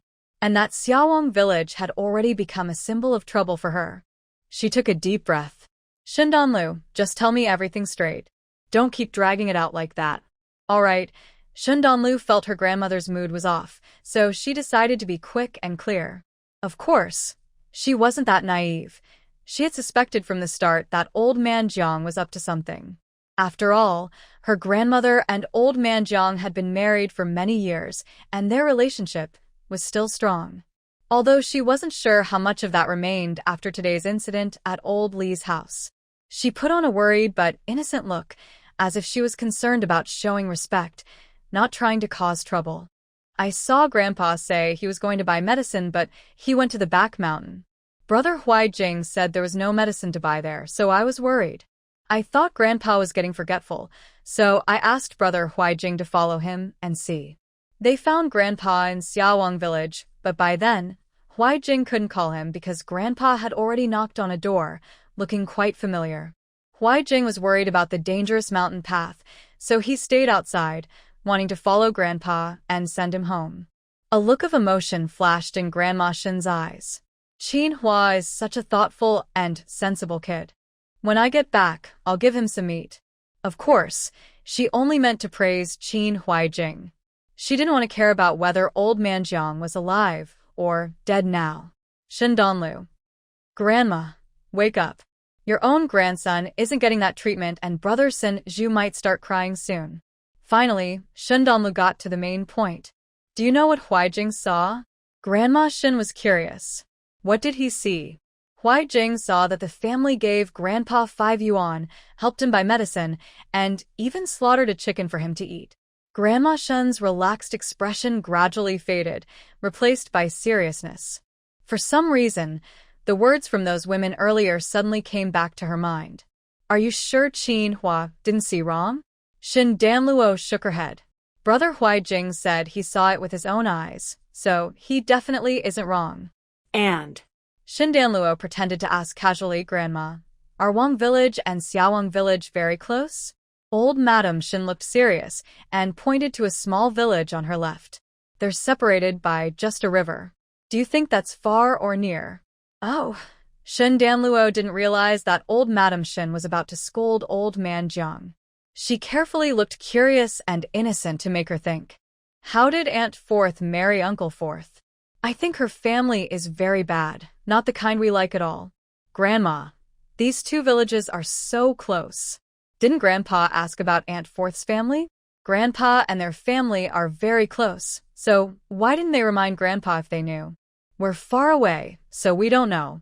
But they're so close, and they're friendly with Grandpa. Why didn't they tell him? Old Madam Shen's face grew darker. She even felt a little scared inside. Everyone in Wang Village knew that old man wasn't deaf or blind. How could he not know? But if he knew, why did he keep praising old Li's family and marry into that family? What was he really thinking? Seeing old Madam Shen's serious face, Shen Danluo stopped talking. After being held for a while, she got down and wandered behind a group of adults back to Creekwater Village. On the way, Shen Laosi was worried about lying to the police. Third brother, I'd rather lie to our dad 10,000 times than lie to the police once. I haven't even lied yet, and I already feel like a criminal. He complained all the way to Shen Lao-san. But no one expected that Shen Lao-si wouldn't even get the chance to lie. When they returned to Creekwater Village, they were told that Li Yi had run away. Not long before they entered the village, someone had noticed the door of Li Yi's room was blown open by the wind. When they went to check, it was already empty. A villager responsible for watching Li Yi arrived late, holding her stomach. Captain, I don't know how, but I suddenly had a stomach ache. She must have run away while I was in the outhouse. 2 police officers examined Li Yi's room carefully and then told Shen Jianjun she was released. She didn't escape on her own. Shen Jianjun was stunned and looked instinctively at the Shen family. The Shen family also looked confused. Could it be that someone from their family let her go? At that moment, a villager shouted, "By the way, I think I saw old man Jiang nearby about half an hour ago." Old lady Shen's face darkened. Captain, I am going home to check. Shen Jianju nodded. Go quickly. If there is any news, let me know. At this moment, a small, childish voice interrupted. Uncle Captain, Shen Jianjun looked down and saw Shen Donlu. He asked her, what's wrong? Shen Donlu said, my 4th aunt probably doesn't know about old Li's family. She really likes her brother and brothers. She's probably rushing home now. Shen Jianjun was surprised. But we didn't see anyone on the way here. Qin Huaijing looked at Shen Jianjun. Captain, she must have run from the back mountain. It's best to notify Uncle Su so they can wait there. Send someone to chase after her here too. Hearing this, Shen Jianjun remembered what Su Kai said and immediately sent people to chase after her on the back mountain. Everyone in the village knew Qin Huaijing. Seeing Shen Jianjun listen to his advice, they looked at each other but didn't dare to move. Qin Huaijing nodded at Shen Jianjun and then turned to leave the police station. The Shen family also left. 2 police officers saw what happened. One followed old lady Shen back to Shen's house, and the other asked where Shen Jianjun's phone was to call Su Kai. Shen Jianjun saw everyone leave and looked coldly at the hesitant crowd in front of him. I tell you all, try to be nice to Qin Jinghui from now on. He's our benefactor. Everyone looked at each other, thinking the captain was talking nonsense. Shun Jianjun, angry, told them everything Su Kai had said. They were all shocked. Captain, is it true? Did Qin Huaijing really save the two children? And find that pervert who kills children? Shun Jianjun was annoyed. Of course. Do you think I'd lie to make money? Everyone looked at each other, then suddenly turned and ran toward the back mountain. Captain, we're going to catch her. Later, you can help us apologize to the kid. Shun Jianjun smiled wryly. Hurry up and leave. If you want to apologize, do it yourself. Old Lady Shin stormed back to Old Shin's house with her people. When she entered, she saw Old Man Jiang sitting calmly in the main room, drinking tea. She hurried forward, snatched the teacup from Old Man Jiang's hand, and slammed it on the table. Tell me, did you let Li Yi go? Then Old Lady Shin saw a flicker of guilt in Old Man Jiang's eyes. There was no need to wonder anymore. It was clearly the old man who let her go. Old Lady Shin was furious. She grabbed a feather duster from the table and swung it at Old Man Jiang. You idiot! Who told you to let Li Yi go? Do you know what trouble she's in? How dare you do that? Are you trying to ruin our old Shin family? Old Man Jiang was stunned by the slap. He had been a part of the Shin family for many years. Honestly, although Madame Shen was strong-willed, she never hit him before. This was the first time he was slapped. By the time he reacted, several red marks were on his face. The pain made him grit his teeth, and he quickly hid behind Old Fourth Shen. Then Old Fourth Shen was also slapped several times. Originally, Old Fourth Shen was happy because his father was being beaten, but now he felt overwhelmed by suffering. At this moment, a police officer arrived and stepped forward to stop Madame Shen. Comrade, let's talk calmly. I have a few questions to ask him. Madame Shen finally calmed her temper and sat coldly on a chair in the main hall. Old Man Jiang hadn't noticed the police officer coming in at first, but now he saw him and couldn't help but tremble a little. He ignored his pain and angrily questioned Madame Shen. Did you really report to the police? Why are you so impulsive? You reported the police, and Li Yi was taken away. What will happen to Sanju and Sanhua in the future? Madame Shen tilted her head with a cold smile in her eyes.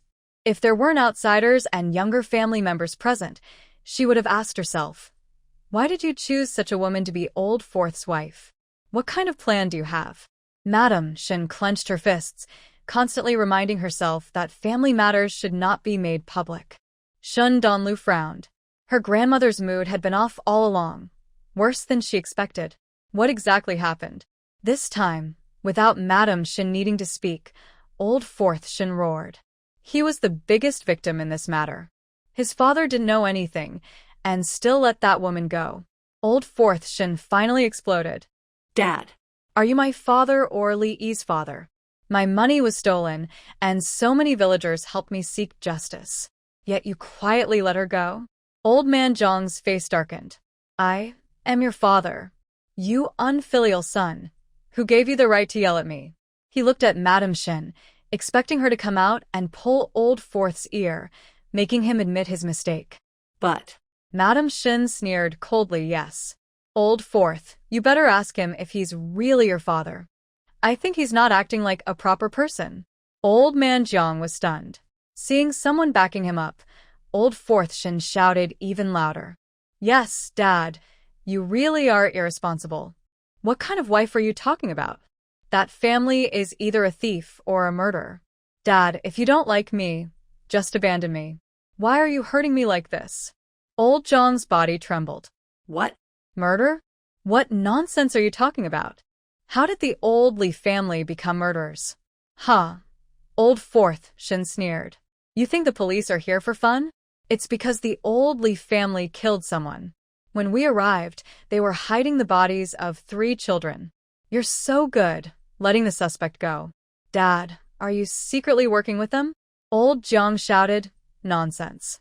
He was so scared, he quickly raised his hand to beg the police, who were watching him closely. Comrade police, don't listen to my son's nonsense. I have no idea about the murder at the old Lee house. I only let Lee go because I felt sorry for her. I wanted her to go back, get the money, and let the family keep going. I didn't know about any of this. Old Jiang not only defended Shin Old Fourth but also betrayed Li Yi, saying, she ran to the back mountain.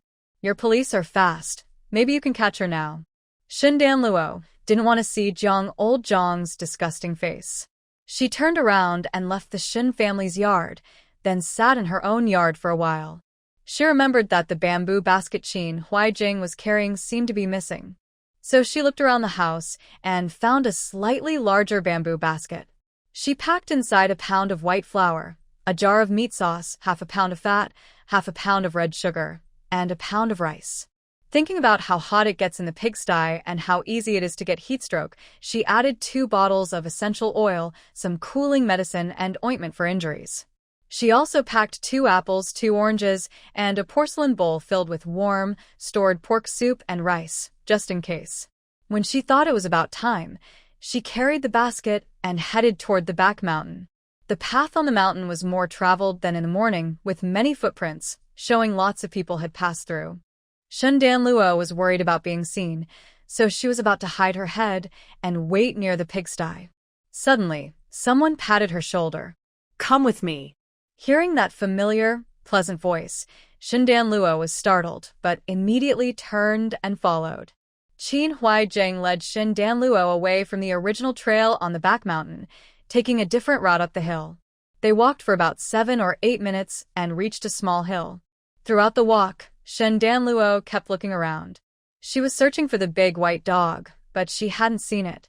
She wondered why the big white dog hadn't come out to stop her this time. Arrived, Qin Huijing stopped by a large rocky and reached down to pick up the bamboo basket behind Shen Danluo. Shen Danluo noticed he only used one hand, the other hand behind his back.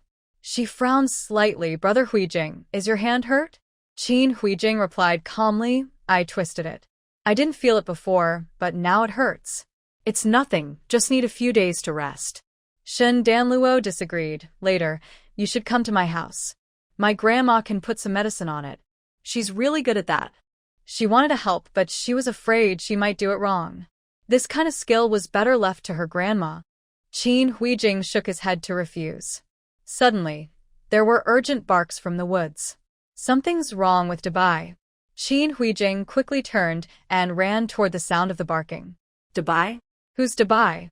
But Qin Huijing ran so fast he ignored her. Seeing this, Shen Danluo immediately packed the basket into her space. Then, she ran after him while searching her space for a weapon. Whether she needed it or not, she wanted to carry something just in case. Her small frame was too weak to fight. When she entered the woods, she saw Qin Huijing already fighting a tall, thin man nearby. Next to them was a large, white dog she recognized instantly, helping Qin Huijing fend off the attacker. Yes, that was the proud dog that had stopped her from going up the mountain. Shen Danluo. Just as she was speechless, Qin Huijing dodged a small knife the man threw at him and gasped, Dabai, call your little brothers to help. Dabai immediately howled twice loudly. Then, a group of familiar wild chickens fluttered over. Shen Danluo. With Dabai and the wild chickens helping out, Shen Danluo finally understood the meaning of chaos. It was actually quite exciting. At the same time, she was very glad she hadn't encountered this level of attack last time. Seeing the chicken pecking at her face, it looked painful just to watch. To avoid getting involved or causing trouble, Shen Danluo wisely stepped back several paces and hid behind a big tree. The tall, thin man clearly didn't expect this. Dogs could still command chickens? Had the sun risen from the west today? Because of this sudden shock, the man was overwhelmed by Dabai and the chickens and couldn't focus on attacking Qin Huijing. Qin Huijing was injured and couldn't lift one hand to defend himself. The opponent was a strong adult, and the fight just now had worn him out. Seeing some wild chickens join the fight to help the big white dog, he immediately retreated to recover before rejoining. But just as he stepped back, he accidentally stepped on something soft. Looking down, he saw it was a hand. His heart tightened. He moved his foot away and looked up along the hand. When he saw the face of the person to whom the hand belonged, he froze. He had seen this person before at the village office. He was from Shishui village. But how could someone from Shishui village be lying here? Seeing the fresh blood on the person and the wound still bleeding, Qin Huaijing's brow furrowed, and his face turned cold instantly. He turned his head to look at the man caught by the big white dog and the wild chickens. Seeing faint bloodstains on the man's knife, he finally understood why the big white dog was fighting this person. It was probably because the big white dog saw this man and tried to stop him from harming others, which led to the conflict. Since that was the case, he couldn't hold back anymore. Qin Huaijing's face grew cold as he gave a new command to the big white dog. Big White, attack. Shen Danluo heard this and wondered why the big white dog wasn't already attacking. But in the next second, the big white dog withdrew from the fight, paws gripping the ground, head slightly lowered, eyes shining with fierce wolf-like glare. Its temperament was completely different from before. If earlier it was a cold but slightly silly-looking husky, now it looked like a fierce beast full of killing intent, making anyone who saw it feel chills. Shen Danluo exclaimed, "Wow." So the dog was just playing around before? After its change in demeanor, the big white dog's fighting power skyrocketed. It let out a loud howl. The wild chickens immediately stopped their random attacks and charged straight at the man's face. Some of the chickens even pecked directly at his eyes. The man was startled and reflexively turned his head, raising his hand to block. At that moment, the big white dog suddenly lunged forward, its sharp white fangs sinking into the man's hand holding the knife, blood splattering instantly. It had been fighting him for a while, leaving a few small wounds on his body, but now, with this bite, it was hitting bone. Ah! The man screamed in pain and rolled on the ground, trying to shake off the dog. But once the big white dog bit down, it refused to loosen its grip. No matter how the man struggled or kicked, he couldn't get free. He wanted to hit or kick the dog, but the wild chickens immediately pecked at his eyes, making him unable to focus on fighting back. During the quick dodge, the man spotted Shen Danlu hiding behind a tree, a fierce look flashing in his eyes. He no longer cared about the wild chicken flapping and pecking. He dragged the big white dog and rushed toward Shen Danlu. He wanted to catch the girl and threaten the boy who had just given the order to change it. At this moment, Qin Huijing also saw Shen Danlu and, sensing the man's intentions, hurried over, shouting as he ran, "Run quickly." Shen Danlu didn't run. She was a little excited. The expensive medicine she had bought finally had a chance to be useful. Just as the man was about to reach her, Shen Danlu smiled sweetly at him. The man felt something strange in his mind, thinking this girl might be sick or foolish. Because he underestimated her, he kept walking forward and reached out with his free hand to grab Shen Danlu's neck.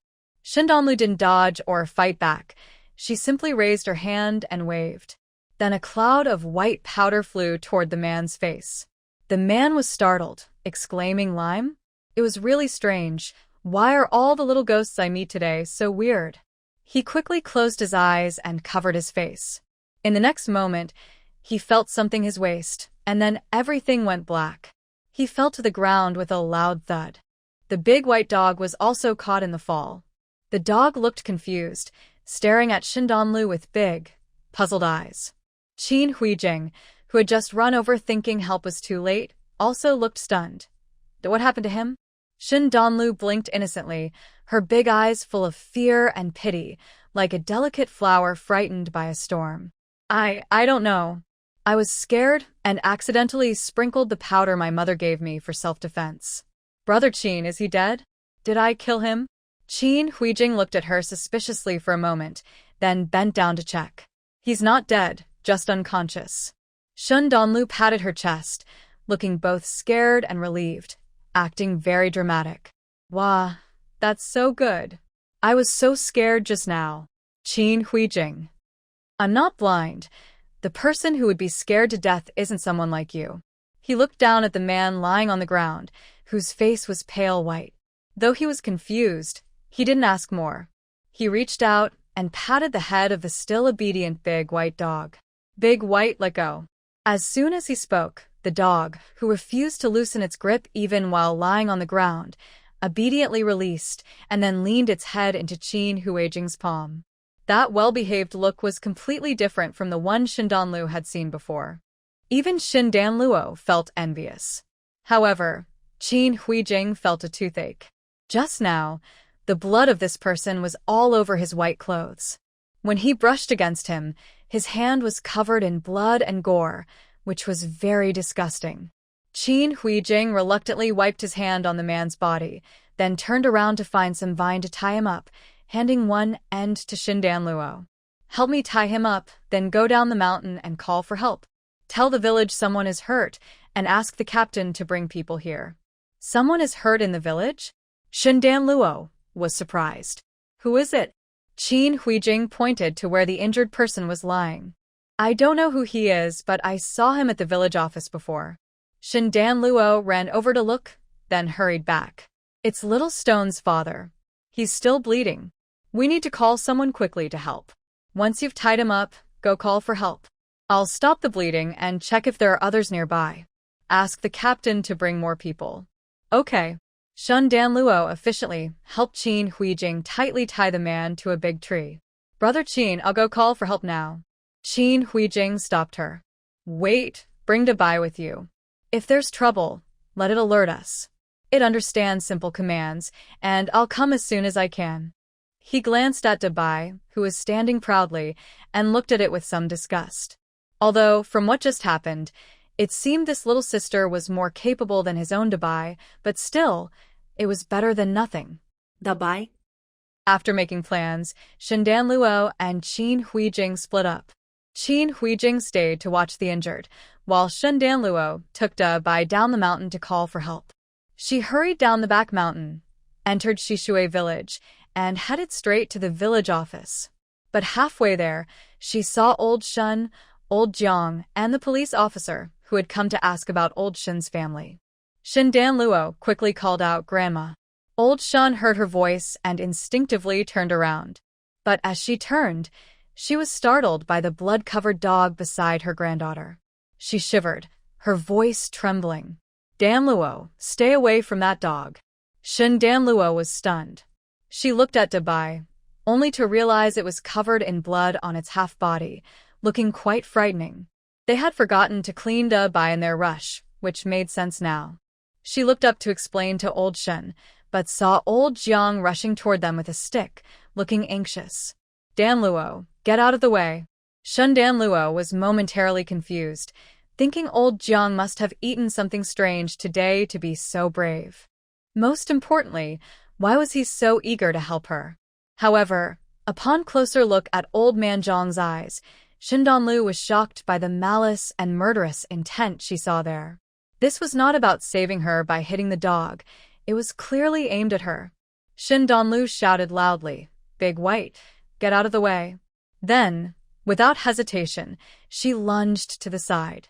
Big White, a clever dog, immediately ran back, barking loudly and rushing far away. The man and the dog moved in opposite directions, which stunned old man Jiang, who had originally planned to hit Shen Danlu with a stick to see if he could beat her into submission. But even though he was surprised, his hand had its own plan.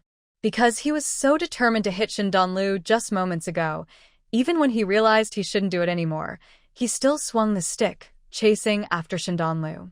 He was not aiming at the bloodhound at all. Old Lady Shen saw clearly and quickly kicked old man Jiang hard in the backside, shouting, "You heartless old man! How dare you hit my granddaughter?"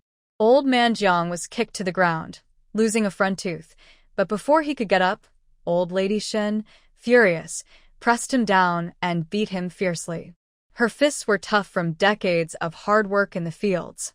In one punch, she made old man Jiang dizzy, and he hurriedly covered his head, begging for mercy. No, I didn't mean it, don't hit me, stop hitting me." Old Lady Shen didn't believe his lies. She saw clearly that the stick was aimed at Danlu's head just now. If that hit had landed, Danlu would be dead or seriously injured. That old man was truly inhuman. He could hurt his own granddaughter so cruelly. Thinking of this, old Lady Shen's strikes grew even heavier, making old man Jiang cry out in pain. The police officer was confused. How did these two old people start fighting so suddenly? Weren't they supposed to be hitting the dog? He was a few steps late and had his view blocked by old lady Shin, so he didn't see that old man Jiang's stick had some trick. Seeing the fight was getting out of control, he hurried over to stop them. No matter what, old lady Shin wanted to show respect to the police officer, so she kicked old man Jiang hard and then turned to hold Shin Donlu. She was trembling from anger and fear. Shin Donlu felt it too and tightly hugged old lady Shin, saying, "Grandma, don't be afraid. Donlu is fine." Old lady Shin held her tightly, saying, "Donlu, don't worry. I will definitely help you get revenge." This wicked old man, who had harmed her son and her granddaughter, if she could still make his life difficult in the future, she wouldn't be surnamed Shin anymore. Shin Danluo watched as old man Jiang was beaten until his nose was swollen and his teeth were knocked out. She felt even angrier than Grandma Shin. But she was more worried. Old man Jiang couldn't hold back his sharp teeth anymore, and she was a bit uneasy leaving her grandma alone with him. However, there was an even more urgent matter in front of her. She didn't have time to comfort her grandma. She grabbed her grandma's hand and ran toward the village committee. While running, she shouted loudly, "Grandma, Brother Qin Huijing caught a bad person on the back mountain and saved Stone's father. Let's call Uncle Captain to bring people up the mountain." Most of her shout was directed at the police officer, who was helping old man Jiang. Hearing this, the police officer immediately let go of old man Jiang and ran after her, saying, "Neighbor, get up yourself. I'll go help." Old man Jiang, trying to act pitiful to gain sympathy, pressed most of his strength onto the police officer and suddenly fell face first into the mud. Old man Jiang. But no one paid attention to him. Grandma Shin, hearing about the trouble on the back mountain and that it involved Brother Qin Huijing, became anxious. She hugged Shin Danluo and ran faster than the police officer, leaving him behind. Police officer. The three of them arrived at the village committee and quickly explained the situation.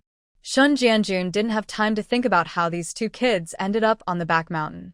Hearing the urgent news, he immediately called over 20 people to go up the mountain. But as they left the yard, they were blocked by a blood-covered dog. The dog looked fierce with blood all over, and everyone grabbed sticks to fight. Frightened, Shin Danluo quickly shouted, "Don't hit. This is Brother Qin Huijing's dog. It helped catch the bad guy. That blood is from the bad person." Everyone was stunned. The sticks in their hands hesitated. Shun Jianjun also froze. "Little Danluo, is what you're saying true?" "Yes," Shun Danluo quickly thought to herself, realizing it was time to change how the villagers saw Qin Huijing. She opened her small mouth and described the fight with the bad guy and the brave dog in a very exciting way, almost crying with emotion. Hearing this, Shun Jianjun immediately respected the blood-covered dog and said solemnly, "If that's true, then Qin Huijing and this dog are heroes of our Shishui village." Although others were still a bit doubtful, they lowered their sticks. Seeing this, Shin Danluo said again, "Uncles, I can't run fast, but Big White can. Let him take you first. Brother Qin Huijing is still waiting for you to save someone." Then she shouted to Big White, "Big White, take them to find Brother Qin Huijing." White originally stood silently in front of everyone. When he heard her words, he immediately turned around, then looked back at everyone and barked loudly, as if urging them to follow quickly. Then he lifted his leg and ran forward, heading straight toward the back mountain. Everyone was stunned. Could it really be? Shun Jianjun didn't hesitate and waved his hand, saying, "Hurry, follow him." A dog was running very fast ahead, while a group of people chased after him desperately. The dog often stopped and turned around disdainfully, barking at them. It seemed to be saying, "We all have 4 legs. Why are you so slow?" Shun Jianjun and others. The dog Qin Huijing raised was truly a real dog. Under the frantic chase, with White occasionally giving disdainful looks, Shun Jianjun and the others hurried to the back mountain where Qin Huijing was. When they arrived, they saw a man covered in blood, hanging tightly tied to a tree. Qin Huijing was using his small, weak body, lacking height but full of effort, to drag something through the grass. One of his hands seemed injured, so he was only using one hand, but he was still trying his best. The scene looked both heartbreaking and heroic. This moved everyone, who initially didn't pay much attention to Shindanlua's words. What a good kid, so young and willing to risk his life to save others. Despite being hurt, he kept working hard. Yet they had no gratitude at all. It was so wrong. Was it because of his background that he didn't deserve the appreciation and respect? At that moment, everyone following Sun Jianjun felt ashamed and reflective, their eyes turning red like rabbits. Qin Huaijing knew they were coming because the loud footsteps and White's report had given him a warning. So, he tried to pull out the first person he saw, hoping that when they arrived, they would help. But after waiting and waiting, not only did they not help, they even became silent as chickens behind him. Qin Huaijing, with a black line on his forehead, turned around and urged the group of dazed people standing still. "Captain, please save the people. There are 2 more ahead, plus him, 3 in total. It seems they're all from our village. 2 are badly hurt and need to go to the hospital quickly." Sun Jianjun was alarmed when he heard this and waved his hand urgently. "Hurry, save them now." Immediately, some villagers carrying stretchers headed toward Qin Huaijing. Seeing this, someone exclaimed, "That's really Stone's dad." "Dashin, are you okay, Dashin?" As they tried to wake the person, a nearby rescue team member shouted in alarm, "It's the river. Hurry, hurry. Put him on the stretcher." Then someone else called out, "Captain, this one is Iron Bull." Hearing those names, Sun Jianjun's face grew darker. These people were all ones he had sent someone to chase after Li Yi before. "Why are they all here now?" He calmly said, "Keep looking. There are 4 people in total. 1 is Su's Daba. First, take them down for emergency help. The others are nearby. Search carefully. If they are in trouble, they should be in this area." "Yes." The others immediately spread out to find the missing people. Before they arrived, Qin Huaijing had already searched hard, thinking he had found all 3. But unexpectedly, someone was still missing. He quickly called out to Lindsay, "Big White." The big white dog, which just moments ago had been scorned by Sun Jianjun and others, obediently ran out of the woods, walked over to Qin Huaijing, and sat down quietly. The difference in treatment was obvious. Sun Jianjun and others were speechless, almost ready to say they were so angry they could explode. Qin Huaijing felt that these people were giving him strange looks, but he didn't have time to think about it. He immediately gave orders to Big White. "Big White, find the strangers in the woods and call us." Big White stood up obediently, rubbed against Qin Huaijing's hand, then turned and ran into the woods. Qin Huaijing sighed. Luckily, the blood has dried. Sun Jianjun watched, feeling both sour and amazed. This dog listens to you so well. The key point was that it understood commands. There weren't many families in the village who kept dogs, but he was sure this one was the smartest. Qin Huaijing's eyes flickered briefly. "Sorry, Captain. I know I shouldn't keep a dog given my position, but this dog once saved me, so I..." Sun Jianjun waved his hand. "No need to explain. Everyone here knows about the dog's role today. Without you, 4 families in our village might have lost their pillars. Don't worry, I understand." Qin Huaijing relaxed a little. He didn't want to reveal Big White's true nature, but lives were at stake. He couldn't just stand by and do nothing. Fortunately, the outcome seemed good. Sun Jianjun approached the tied-up man and saw his face was flushed. He asked Qin Huaijing, "What's on his face?" Qin Huaijing still didn't know that Shindan Luo had already praised him as a heroic figure willing to risk everything. Hearing Sun Jianjun's question, he hesitated. Mainly, he didn't know whether Shindan Luo wanted people to know about her powder-spreading incident. She said the powder was made by her mother, and now the local medicine-making is very strictly controlled. Plus, the powder is very powerful and deadly. Would telling others cause trouble for them? Because Shindan Luo had previously given him some clues, Sun Jianjun saw his hesitation and misunderstood. Sun Jianjun, Qin Huaijing is really a talented kid. Being able to hide his skills makes him even more impressive. Su Kai is right. Heroes often emerge young. He waved his hand. Forget it, no need for details. I just need to know you're making weapons to save people. Keep this secret, hiding your cards is the right choice. Qin Huijing. What was the captain imagining? Seeing Shun Jianjun's determined expression, Qin Huijing had to change the subject. Captain, I feel this person looks familiar. Check if you know him. Familiar? Shun Jianjun frowned. But there are so many powders, I can't see clearly. Hearing this, Qin Huijing picked several large leaves, wrapped his hand, and wiped the powder off the man's face. The large leaves not only cleaned the white powder, but also wiped away the dirt on his face, whether it was intentional or accidental. When his face was revealed, Shun Jianjun and Qin Huijing both looked serious because the face looked very much like that of old Li's second son. Shun Jianjun was surprised and uncertain. Could this be old Li's second son, who disappeared too? Qin Huijing also guessed this. As they wondered about the man's identity and his intentions for coming to Shishui village to cause trouble, distant barking was heard. Qin Huijing looked toward the sound. It's Dabai. He found someone. Shun Jianjun, without caring whether this person was old Li's second son or not, led his people toward the sound. They arrived to see Dabai barking at in the ground. Shun Jianjun and his team looked inside. It's Dabao. Quickly rescue him. Someone hurried down to pull the person up. Su Dabao had been hit on the head, blood covering his face and head, looking very frightening. Everyone didn't delay and carried him down the mountain. Of course, the suspect, who looked like old Li's second son, was also dragged down. He wasn't given a stretcher. 2 villagers each held one arm and dragged him down. By the time they reached Shishui village, the cloth behind him was worn out. Because of the pain, he gradually regained consciousness. At this moment, many villagers from Shishui village had already rushed over after hearing the news. Old man Jiang also squeezed into the crowd. Everyone heard that today his granddaughter, Shun Danluo, helped save people. So, the villagers politely gave him the best spot, and old man Jiang stood at the front row.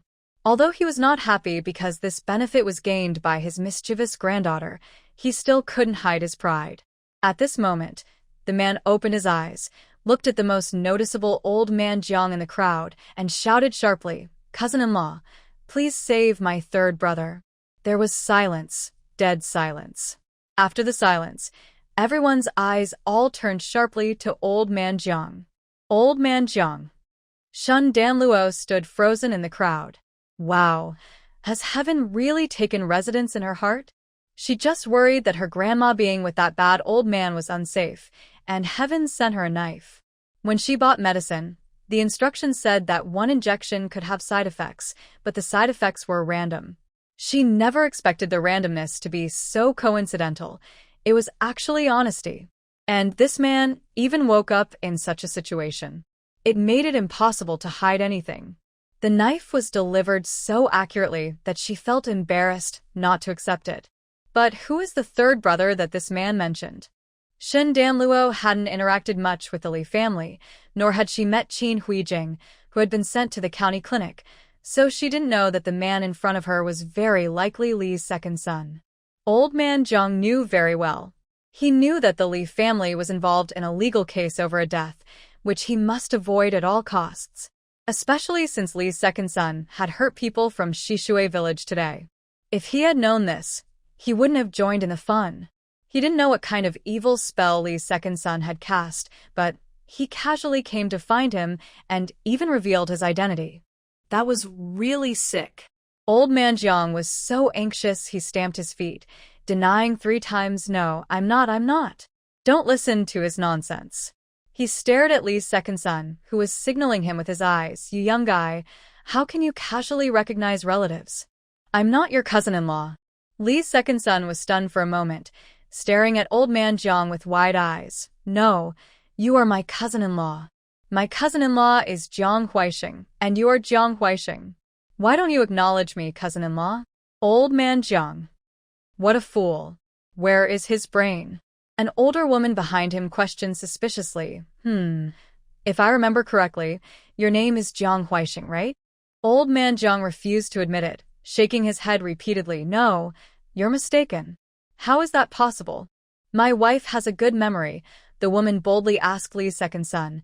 Where's your cousin-in-law's family? We are in Shishui village.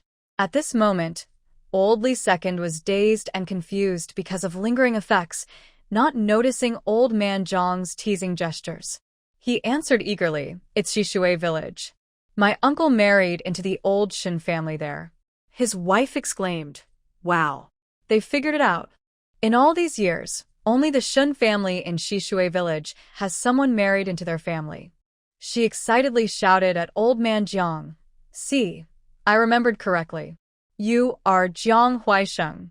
Old man Jiang was also excited. You're really mistaken. I'm not him. I won't argue anymore. I'm going home. He knew that in this kind of situation, talking more would only cause trouble. He shrank back and instinctively tried to leave, but was stopped by Shun Laosi, who quickly stepped in front of him. Old man Jiang glared. What are you doing, Laosi? Shun Laosi sneered. Dad, my second uncle is here to meet you. How can you leave before the greeting is finished? The man was someone the villagers didn't recognize, but Shun Laosi certainly did. It was clearly his second uncle, old Li's second son. But now his second uncle was calling him dad and cousin? He never expected that his father still had this kind of relationship with old Li's family. His father kept saying that all their relatives had died out and they had no kin. Yet secretly, they still had relatives and even handed over a dangerous criminal relative to him. Shun Laosi couldn't help but sneer inwardly, chuckling coldly. Right now, he felt like he'd been doused with a bucket of freezing water in the middle of summer, the coldest feeling imaginable. This was his father. The father who pushed him into the fire. Second uncle? Before old man Jiang could reply, his wife shouted in surprise again. Laosi, are you saying this man is Li's second son? She had been to Shangwang village and knew about the recent chaos and even the murder case there. If this man really was Li's second son, then old man Jiang had committed a serious crime. Many onlookers nearby had also been to old Li's house and remembered how tragic Laosi looked back then. Hearing that this man might be Li's second son, everyone was stunned. If he really was Li's second son, and also called Jiang Huaisheng's uncle, then Shun Laosi's situation was even more tragic. When they watched from outside, they had overheard many dirty secrets about old Li's family. Not a single member was good. If old man Jiang was really Lao Li's uncle, how could he not know about the family's problems? And yet, he still dared to let Shen Laosi marry old Li's daughter? Someone whispered, I always wondered why Jiang Huaisheng let Li go. Now I see there's more to it. Ah, that's right. Everyone suddenly realized. Li Yi was also released by old man Jiang. If old man Jiang hadn't let Li Yi go, Su Debao and the others wouldn't have been hurt. Thinking of this, everyone looked at fourth old Shen with more sympathy and a touch of complexity. Other families often have sons causing trouble for their fathers, but the Shen family is the opposite. Father hurts his sons so badly. What is old man Jiang really after? Faced with everyone's sympathetic or complicated looks, fourth old Shen shouted loudly, Yes, he's Li Lao heir from the old Li family. Li Lao heir's identity will surely be discovered sooner or later. The Shen family can't avoid this. Since that's the case, he might as well reveal it himself. Fourth old Shen gave up and shouted mockingly at old man Jiang. Come on, let's have some fun. If you won't let me have a good life, neither will you. Fourth old Shen, are you crazy? Why are you talking nonsense here? Old man Jiang was about to be furious. His son was truly foolish. What good could come from him saying such things? Seeing old man Jiang's angry expression, Shen fourth old felt happy. If he made him upset, he felt happy too. Dad, let's stop pretending. It's pointless. I've been your son for so many years. Married Li Yi because of your words, and I don't even know if she should call you uncle. Dad, is there something you're hiding from us? Why not just tell us everything today? Old man Jiang's heart pounded, and he felt nervous under everyone's watchful eyes, but he still refused to admit the truth. Can't you hear? I said I didn't know what he took. He's just talking nonsense. You unfilial son, get out of here quickly. He was furious and hated fourth old Shin blocking his way. He raised his hand to slap him, but was suddenly struck hard from behind. He turned around in pain and saw old lady Shin glaring fiercely, trembling with fear. Wife, why are you hitting me? Mother. Shin fourth old knelt down with a thud, sad and guilty. Mother, I'm sorry, I was impulsive. I've caused trouble for the family again. Get up. Old lady Shin pulled him up roughly. There's nothing wrong with telling the truth. Someone here needs to say sorry, but it's not you. She coldly glared at Old Man Jiang. Old Man Jiang immediately realized Old Lady Shen had overheard what was just said. He hurriedly waved his hands to explain, Wife, he's just making things up. I'm not his uncle or anything. But his eyes kept darting around, clearly feeling guilty. Old Lady Shen could see right through him. Making things up? Old Lady Shen sneered coldly. Don't worry, I won't falsely accuse you. The police comrades are here. They will surely find out if you're making things up. Old Man Jiang shivered and gritted his teeth as he said fiercely, Don't be crazy. Do you still want to keep the Shen family? Aren't you afraid that the villagers will criticize old Shen and call him a traitor? Old Lady Shen's eyes darkened. This stubborn thing has admitted defeat, but she wants to drag her into trouble and help him escape? Old Lady Shen felt deep regret. If she had known Jiang Huaixing was such a person, she would never have agreed to make him her son-in-law.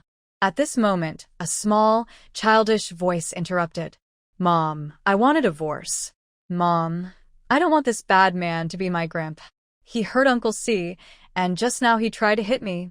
He also lied about the marriage. He's a bad guy. No, even bad guys aren't as bad as him. Even tigers protect their cubs, but he keeps hurting Uncle C. He also caused Uncle to bow and others to get hurt. He's a super bad guy. Mom, I want a divorce from him. The little child's voice was clear and firm. Suddenly, the scene fell silent. Everyone stared in shock at Shindanluo, who had spoken so surprisingly. Unusual things happen every year, but today is especially extraordinary. A 7-year-old girl is actually encouraging her grandparents to divorce. People instinctively looked up at the sun in the sky, then at the big tree nearby. The sun was rising as usual, and there was no sign of a storm. Were they still sleepy? While everyone was stunned, Shindanluo's words about her and the 4 victims, including Su Debao, made Old Lady Shin realize what was happening. Yes, she almost fell for this old man's trick. Clearly, their family was the victim. Why should they still be threatened by him? Her spirit lifted, and she shouted loudly, That's right. Divorce. Jiang Huaixing, I want to divorce this scoundrel. Old Man Jiang. At this moment, he only wished that stick hadn't missed so badly. Why didn't it hit Shindanluo, the troublemaker? Just now, the old lady had almost given in. Troublemaker. Old Lady Shin was still shouting, Jiang Huaixing, I want a divorce. No, I want to leave you. Shen Jianjun pushed through the crowd and heard her declare loudly that she was divorcing. Suddenly, he felt a headache coming on. Has the Shin family become addicted to divorce? Just this afternoon, they made Shen Lao see divorce, and now Old Lady Shin wants to do the same? Shen Jianjun's voice sounded a little helpless. Grandma Shen, what are you causing now?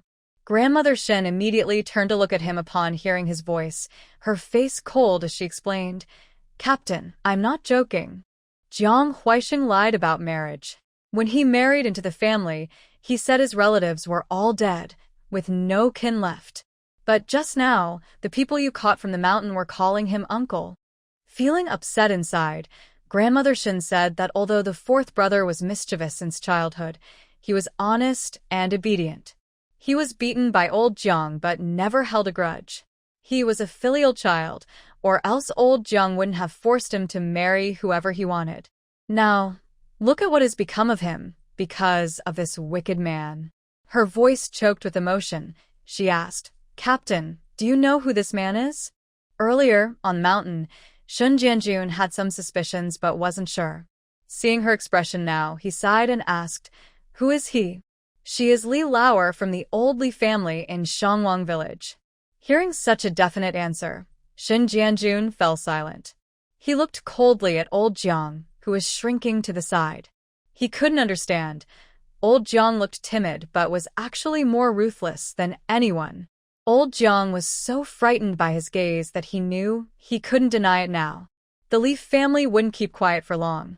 If anyone asked, the police would find out easily. Thinking quickly, he pretended to look pitiful and said, "Captain, I'm not lying. I really thought my cousin was dead. When the fourth brother wanted to get engaged, I went to Shanglong village and surprisingly saw my cousin. That's when I accepted the marriage." Shun Jianjun sneered. "If that's the case, why didn't you clarify everything with Aunt Shin and the fourth brother before the engagement? Why did you hide it from them?" Old Jiang looked helpless and said, "That's because Li Lao's reputation isn't very good. My cousin was worried that Li Yi wouldn't marry well, so she asked me for help. I thought it was just a family matter, and Li Yi was a sensible girl. Get lost with your nonsense." Grandmother Shin suddenly burst out and started hitting him hard. "Her reputation is bad, and you're using my son to cause trouble. Today, I'll beat this wicked man to death." She didn't hold back, hitting old Jiang so hard that he cried out. Seeing this, Shun Jianjun quickly shouted, "Grandma Shin, stop hitting him. Let's talk nicely." "There's nothing to talk about." Grandmother Shin grabbed old Jiang's neck with determination. "Just tell me if you'll give her up. Today, I want this wicked man to leave everything and go. Do you agree or not? If I am not involved, I might as well die with him to save him from continuing to harm my family and descendants." Shin Jianjun's head was overwhelmed. At this moment, Shin Danluo also rushed over, shouting loudly, "Don't die, Grandma. I will go with this bad person to die. Grandma, I wish you a long life. Bad person, I will beat you up and make you apologize. You can't harm my fourth uncle or my grandma." Shin Danluo pushed away the old lady Shen, who was silenced by her loud voice, and started hitting old man Jiang. While hitting, she cried pitifully, "You harmed people, harmed fourth uncle. You heartless person, you harmed Uncle Daba." Old Shinsi couldn't hold back anymore. "Step aside. Let me go. Anyway, I am already like this. Living is pointless. Dad, I will die with you. It's to repay your kindness of giving me life." Shun Jianjun. This family was full of fools. Seeing old Shinsi also rushing over, Shun Jianjun got angry. "Stand back. Get away." "Now."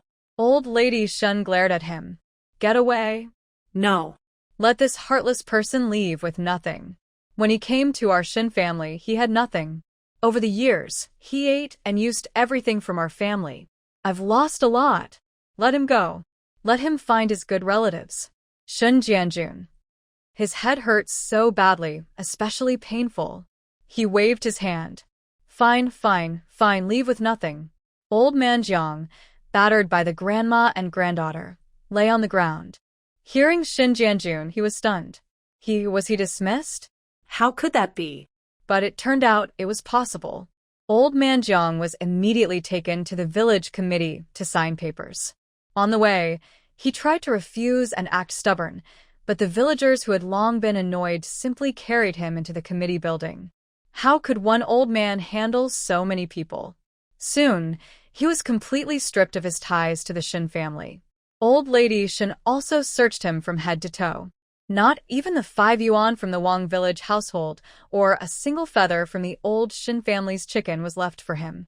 Old man Jiang stood in the yard of the village committee, pointed at and whispered about by everyone, feeling completely stunned. But that wasn't the end. 2 police officers, reported by villagers, approached old man Jiang. "Is this Jiang Huaixing? Please come with us to the police station." Many elders believed in staying out of official matters, especially Jiang old man, who was guilty and scared. He trembled like a leaf. No, police comrades, I am innocent. I really don't know about old Li's family affairs. Let's go and investigate, then we'll know." "Wait." Old Fourth Shin called out to the 2 police officers. Hearing Old Fourth Shin's voice, old man Jiang immediately looked over with hope. He knew Old Fourth wouldn't be willing to abandon his father. No matter how harsh he was beaten as a child, he would come back happily the next day. This time, He must also regret it. Forget it. If he just said something nice, he might come back. Comrade police officer. When second old Li stopped Jiang Huixing earlier, he asked Jiang Huixing to rescue his third brother. Isn't his third brother Li San? You must question him carefully. They must know where Li San is. Also, no one told Jiang Huixing that Li Yi was kept at the brigade office. How could he have received the news so quickly after coming back from outside? Maybe he has an accomplice. I suggest you investigate that too. Old man Jiang. Shin Old Fourth, you unfilial son. Yes, your unfilial son was sold by you. Today, I bought myself back, and from now on, I am free. Let me introduce myself. I am Shun, named Shinhachi, father unknown, mother alive. Goodbye. Shin Old Fourth finished speaking and turned to leave. His back looked so free and easy. Old man Jiang was so angry he fainted immediately. Clap, clap, clap, clap. Shin Donlu clapped enthusiastically. Uncle Fourth is so handsome. However, Shin Old Fourth's spirit immediately deflated. What's the use? I'll still be laughed at from year to year, and after a year, they'll just keep laughing. It won't happen. Shin Donlu tirelessly cheered people up. Uncle Fourth, as long as you become strong enough in the future, others will only admire, respect, and seek you. No one will remember today's trickery. Shin Old Fourth started feeling pumped, but then frowned at the last words. Ha, you brat, daring to mock your Uncle Fourth. Just wait, I'll slap you. Shin Donlu made a funny face, giggled, and ran far away. Then she turned back to look at him seriously. Congratulations, Uncle Fourth, on escaping the prison and starting anew. Without enduring the cold, how can plum blossoms smell so sweet? Uncle Fourth, believe in Donlu, and you will have peace, happiness, and health in the future. Tears welled up in Shin Old Fourth's eyes. You brat. He wiped his eyes awkwardly. Go find your grandma quickly. Okay. Shin Donlu smiled and ran off. Shin Old Fourth straightened his chest. Yes, what is there to fear as a grown man? Could he be worse than that little brat Donlu? No way. At the brigade office, Old Lady Shin took out 100 yuan and handed it to Shin Jianjun. Captain, this is the medical fee for Daba and the others. Check if it's enough.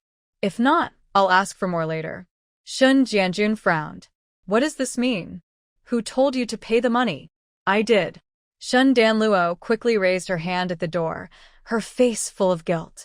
If I hadn't reminded Uncle to go to the back mountain to catch people, Uncle Debao and the others wouldn't have been hurt. I should pay this money. Shun Jianjun chuckled.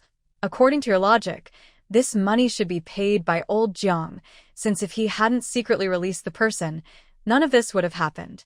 She also thought about it and sighed, but he has no money. If he had money, I would definitely him of everything. But with old Jiang's scheming mind, I really don't believe he has no money. Most likely, he hid the money somewhere else. Maybe at the household in Xiaowangzhuang? A single chicken costs 5 yuan there. This connection isn't ordinary. She plans to check it out. If this family is also colluding with old Jiang, then she won't hesitate to take from the rich to help herself, the poor. Besides, this money was generously provided by Lao Li's family, taken from the extra 140 yuan they had, just enough to prevent future trouble. Recently, the reputation of the Shin family hasn't been good. Now, with Grandma and Uncle Si divorcing on the same day, it has become a hot topic among everyone in Shishui village. It's likely that more and more people will come to watch the Shin family's affairs, and more will talk about it. Right now, everyone feels sympathy for their situation, even placing them in the same victim category as Su Daba and others, thanks to her previous words guiding the narrative. But after some time, this sympathy will fade, and the public opinion could turn in any direction. Moreover, not everyone in the village sympathizes with the Shin family. The adults might not care, but the children are still young and easily influenced, so early prevention is necessary. At least, when facing other strange looks, the Shin children should be able to hold their heads high and be proud of themselves. This money is not only compensation for the 4 innocent victims, but also a way to strengthen the Shin family's confidence. Grandma Shin also thought this way. Having lived in the village her whole life, she understood the villagers' minds better than her granddaughter. So when her granddaughter suggested paying, Grandma Shin, who was usually very stingy, agreed without hesitation. However, Shun Jianjun refused. You should take that money back. Su Gongin already called me earlier. Debao and Qin Huijing got injured helping with the case, and the treatment costs should be borne by them. Grandma Shin took the money back. She had her own principles on this matter. They handle their own matters, and we take care of ours. Captain, I've seen Debao and their injuries, serious injuries. Without a month or two of rest, they won't recover well. Soon, it will be the time to earn work points again. Their family has lost a big worker. Life will be tough in the second half of the year. We feel bad about it. You helping their family with 25 yuan is just a small gesture from my family, Lao Shin. Seeing her so firm, Shin Jianjun sighed and accepted it. He planned to visit those families himself later to talk to them properly. This trouble was caused by old Jiang, and the injuries were caused by old Li. Hopefully, no one blames Lao Shin's family. But after this, Shun Jianjun completely changed his view of Grandma Shin.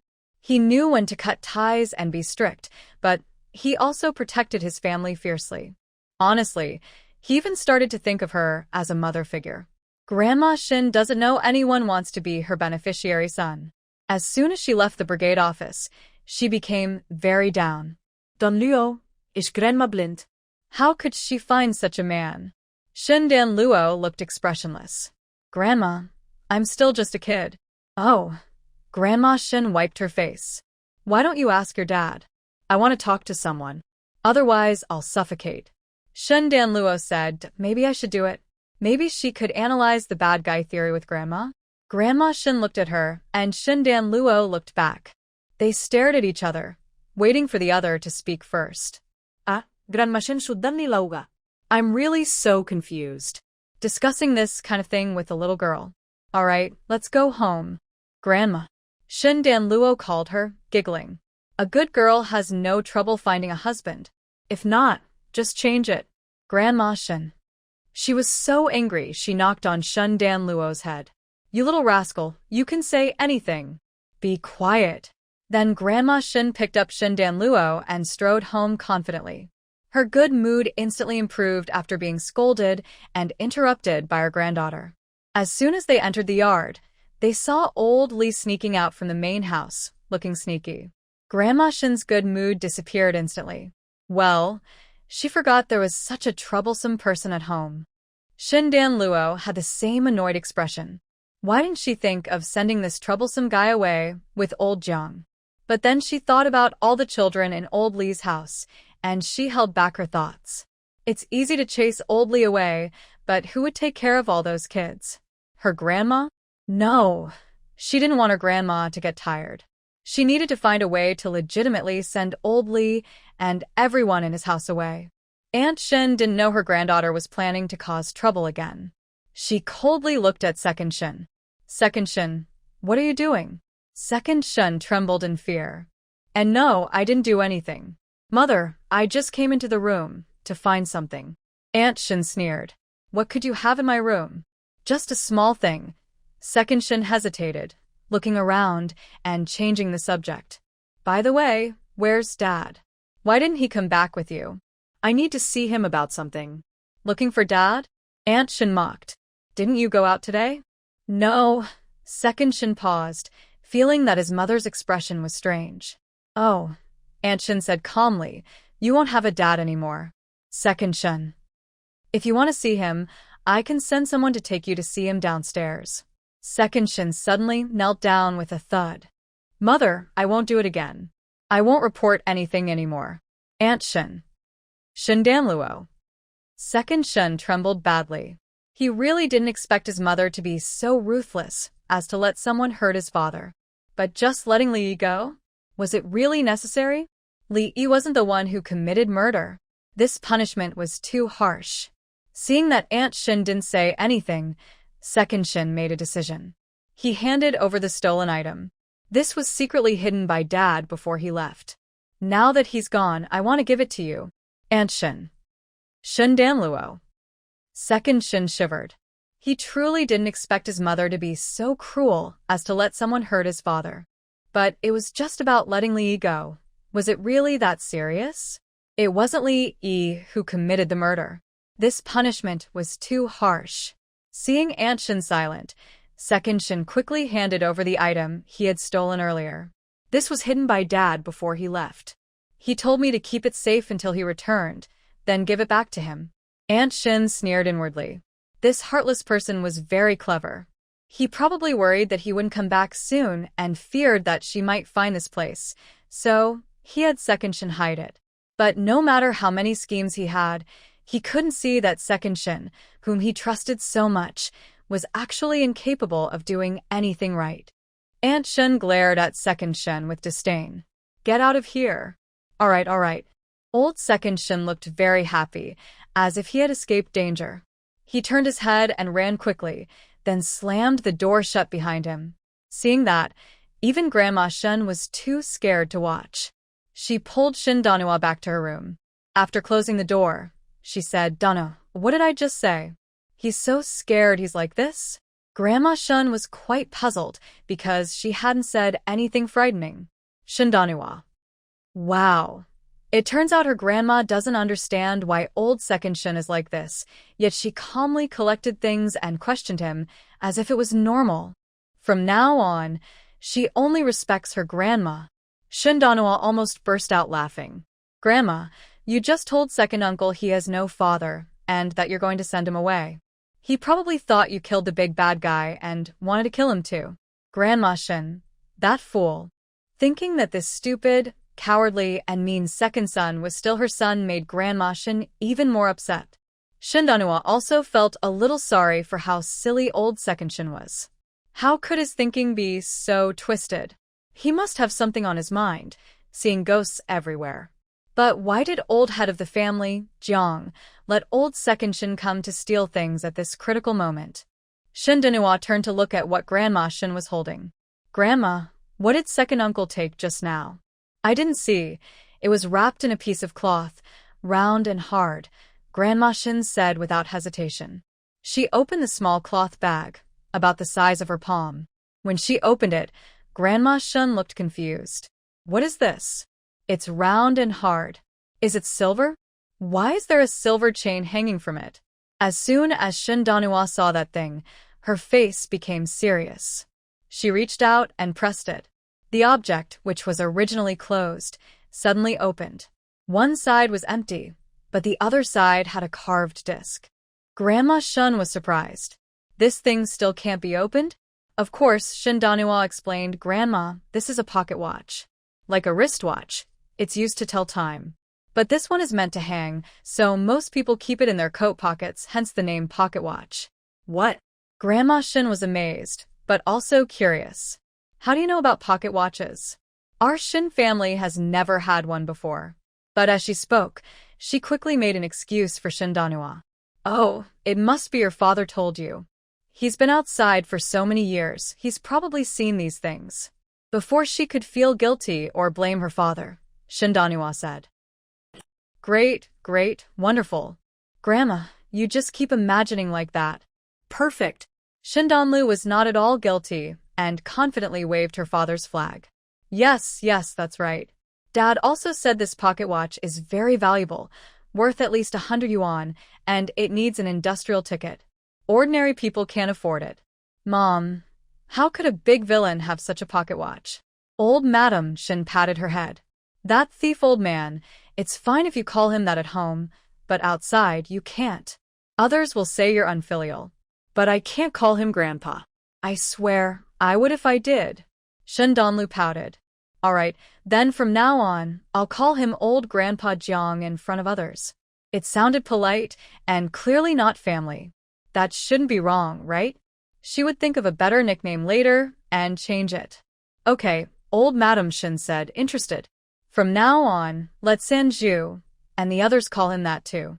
She didn't want the children at home to call that greedy old man Grandpa. That would be taking advantage of her. She was single now. But even if she divorced that greedy old man, she couldn't deny her grandchildren's blood ties. Otherwise, in this rural place, a single spit could drown you. She couldn't just enjoy a moment of happiness at the expense of her younger relative's future. Fortunately, her granddaughter was smart. Just adding a word turned him from family to outsider, and outsiders wouldn't be able to tell the difference. Not bad, not bad. It seemed her eldest daughter-in-law was really good. When it came to teaching children, no other young wife in the village could compare. Plus, since she followed her, no wonder her granddaughter was so clever. Old Madame Shin smiled warmly, but when her gaze fell on the pocket watch, her smile faded. She wasn't very knowledgeable, but she knew this wasn't something that greedy old man could have. Moreover, when that greedy old man married into the Shin family, he was penniless. The Shin family was also struggling. Raising several children was tough. During the famine years, they even had to adopt the third child to save money because life was hard. Even after the children grew up and life got a bit easier, they still didn't have much money left. After all, her sons would soon marry, have children, and build houses, all big expenses. What she had was sent to her by her eldest son before he left, and she kept track of it. That greedy old man couldn't get much money from her. So where did he get the money to buy this watch? Old Madame Shen handed the pocket watch to Shin Donlu. Let your dad take a good look and see if he can find anything. Okay. Shin Donlu carefully examined the watch and then explained her findings to old Madame Shin. Dad said this watch is a 70-year-old model. Look, there's an empty space with a date engraved underneath. Also, at the back, there's a character that looks like Mu. Dad said that the characters engraved here are usually the owner's name or surname. But the name of that dishonest person doesn't include the character Mu, old lady Shin said with confusion. So, does that mean this watch isn't his? Shin Donlu shook her head. I don't know. Such a bad guy is so good at lying. I can't tell if his name is real or not. Maybe his surname is actually Mu? Old lady Shin choked. As someone who had been deceived for decades, her granddaughter's words hurt her deeply. She glared at Shin Donlu. We still need to ask that dishonest person. We can't figure this out just guessing. Shin Donlu nodded. But even if we ask him, he definitely won't tell us. Otherwise, why would second uncle secretly hide it? Maybe she should give that bad old man a shot of medicine? Perhaps it would cause him to reveal the truth by accident? Old lady Shin sneered. If we go ask him, he definitely won't tell us. In this family, he only trusts second uncle. If second uncle asks, he might find out something. But how would second uncle help us ask? Shin Donlu was not optimistic. He thinks the bad guy is dead and is hiding in his room now. Old lady Shin frowned. That was indeed a problem. Maybe I should go tell him his father isn't dead? Shin Donlu shook her head. Second uncle would definitely wonder why you're asking him specifically. He probably won't even leave the house now. Second uncle Shen was suspicious, cruel, and afraid of death. That was definitely something he would do. Old lady Shen. Yes, that unlucky second uncle would definitely do such a thing. At this moment, there was a noisy, somewhat excited voice from the yard. Mom, are you there? Haha, I have good news for you. Old lady Shen and Shin Donlu exchanged glances, their eyes shining with sharpness. Oh no, sleep sent a big pillow. Yes, I'm here, fourth brother. I'm in the house, old lady Shin exclaimed excitedly, then handed the pocket watch to Shin Donlu. Keep it safe, don't let anyone see. When fourth brother Shin came in, he saw his grandmother and granddaughter sneaking around, hiding something. He felt a bit frustrated. Could he steal or things? But he couldn't let his good mood be dampened. Fourth brother Shin grinned, showing a big white tooth. Mom, second brother has caught him. Old lady Shin was stunned. Caught who? Of course, he caught where third brother is hiding. Old fourth Shin poured himself a glass of water and drank it quickly, then couldn't stop himself from laughing happily. Public security is already on the way to catch him, he said. They said the place isn't far, so they should catch him soon. Thanks to my timely reminder, he added proudly. They were about to leave, but if I hadn't told them, by the time they questioned Li Lao San at the county police station, he might have already run away. He boasted, public security said if they catch Li Lao San smoothly, I will be credited with a good deed, and I'll be rewarded then. See, he always says he's not bad. He's about to be praised. You reminded them? Old lady Shin rolled her eyes. It was clearly her niece Dan Luo who reminded them, but he just copied her. But thinking about her son's sadness today, old lady Shin didn't expose him and gently patted his head. That's right. You did very well. Haha, son, you're great. She laughed very loudly. Old fourth Shin looked confused. Mom, why do you seem happier than me? Wawa, you must be too worried about me. Dan Luo, who keeps her talents hidden, also smiled and comforted this big kid. Grandma's right, fourth uncle is really great. Ha ha ha, fourth uncle, you're amazing. She laughed just as loudly. Old fourth Shin was puzzled. Why is Dan Luo happier than me? Wawa, she must like her fourth uncle more and more. He was so proud his tail almost wagged. Of course. Haha, I am the best. When old fourth Shin entered, old lady Shin intentionally didn't close the door, so the laughter from the main room could be heard outside. Especially those big laughs. Anyone who isn't deaf would hear them clearly. Second Uncle Shun wasn't deaf. He heard everything. He was terrified after leaving the main room safely. When he got back to his room, he listened at the door, afraid old lady Shin might change her mind. But he heard nothing, until old fourth Shin entered the yard, sounding so excited that he thought he had found treasure. Second Uncle Shin wondered, Dad is dead. Shouldn't fourth uncle be crying his eyes out now? Why is he laughing so happily? Did his brain get muddled?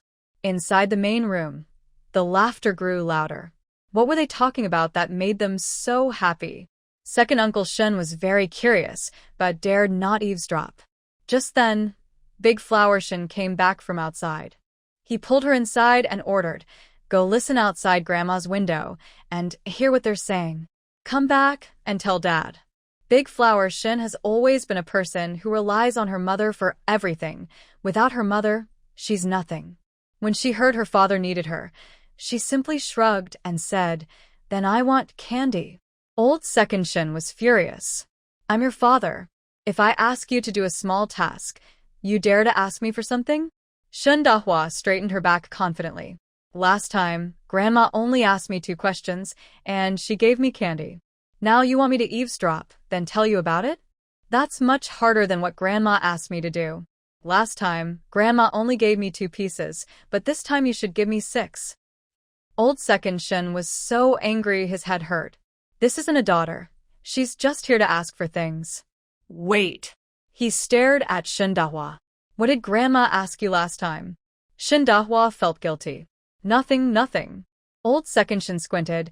Did I hide money somewhere and you told Grandma? Shin Dahua, being a child, couldn't hide her feelings. Hearing her father ask so directly, she felt even more guilty. I didn't. Old Second Shin didn't want to hear more. He grabbed the feather duster from the windowsill and swung it down hard. Ow. Dad. Don't hit me. It hurts. Shin Dahua's screams instantly filled the old Shin house. What's going on? Fourth Shin instinctively stood up, but was pulled back by old Madam Shin. Don't interfere in the second house's affairs. Fourth Shin hesitated, but it sounds like Dahua is being beaten. Shun Dan Luo looked at her grandmother, and they exchanged a knowing glance, a silent understanding passing between them. Then Shun Dan Luo sneered. What if she gets hit? Last time, she pushed me into the river and almost killed me. Ah, right. Fourth Shun slapped his forehead. How could I forget? She deserves a good beating to teach her a lesson. Dahua, the niece, wasn't as pretty as Dan Luo, nor as charming, and she wasn't as kind or thoughtful as Dan Luo. She didn't like her either.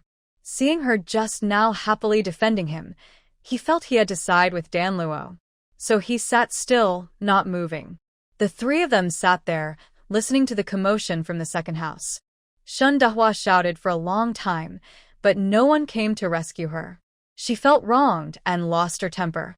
Plus, she had seen how Grandma Shin and the others dealt with old man Zhang outside today, which gave her a new confidence. She suddenly yelled at the top of her lungs. Bad dad. You're a bad dad. I want to leave you. Let Grandma kick you out of the Shin family. just like she kicked Grandpa out. Old Second Shin was furious at her disobedience, swinging the feather duster with a loud. But when he heard her say that last part, he froze. He grabbed Shin Dahwa by the neck. What did you just say? What happened to your grandpa? Did you say he was driven away by your grandma? Shin Dahwa looked at her father's face, feeling scared, angry, and sad, but her desire to survive made her speak. Seeing her father curious about her grandpa, she hurriedly explained. Yes, it happened at the market.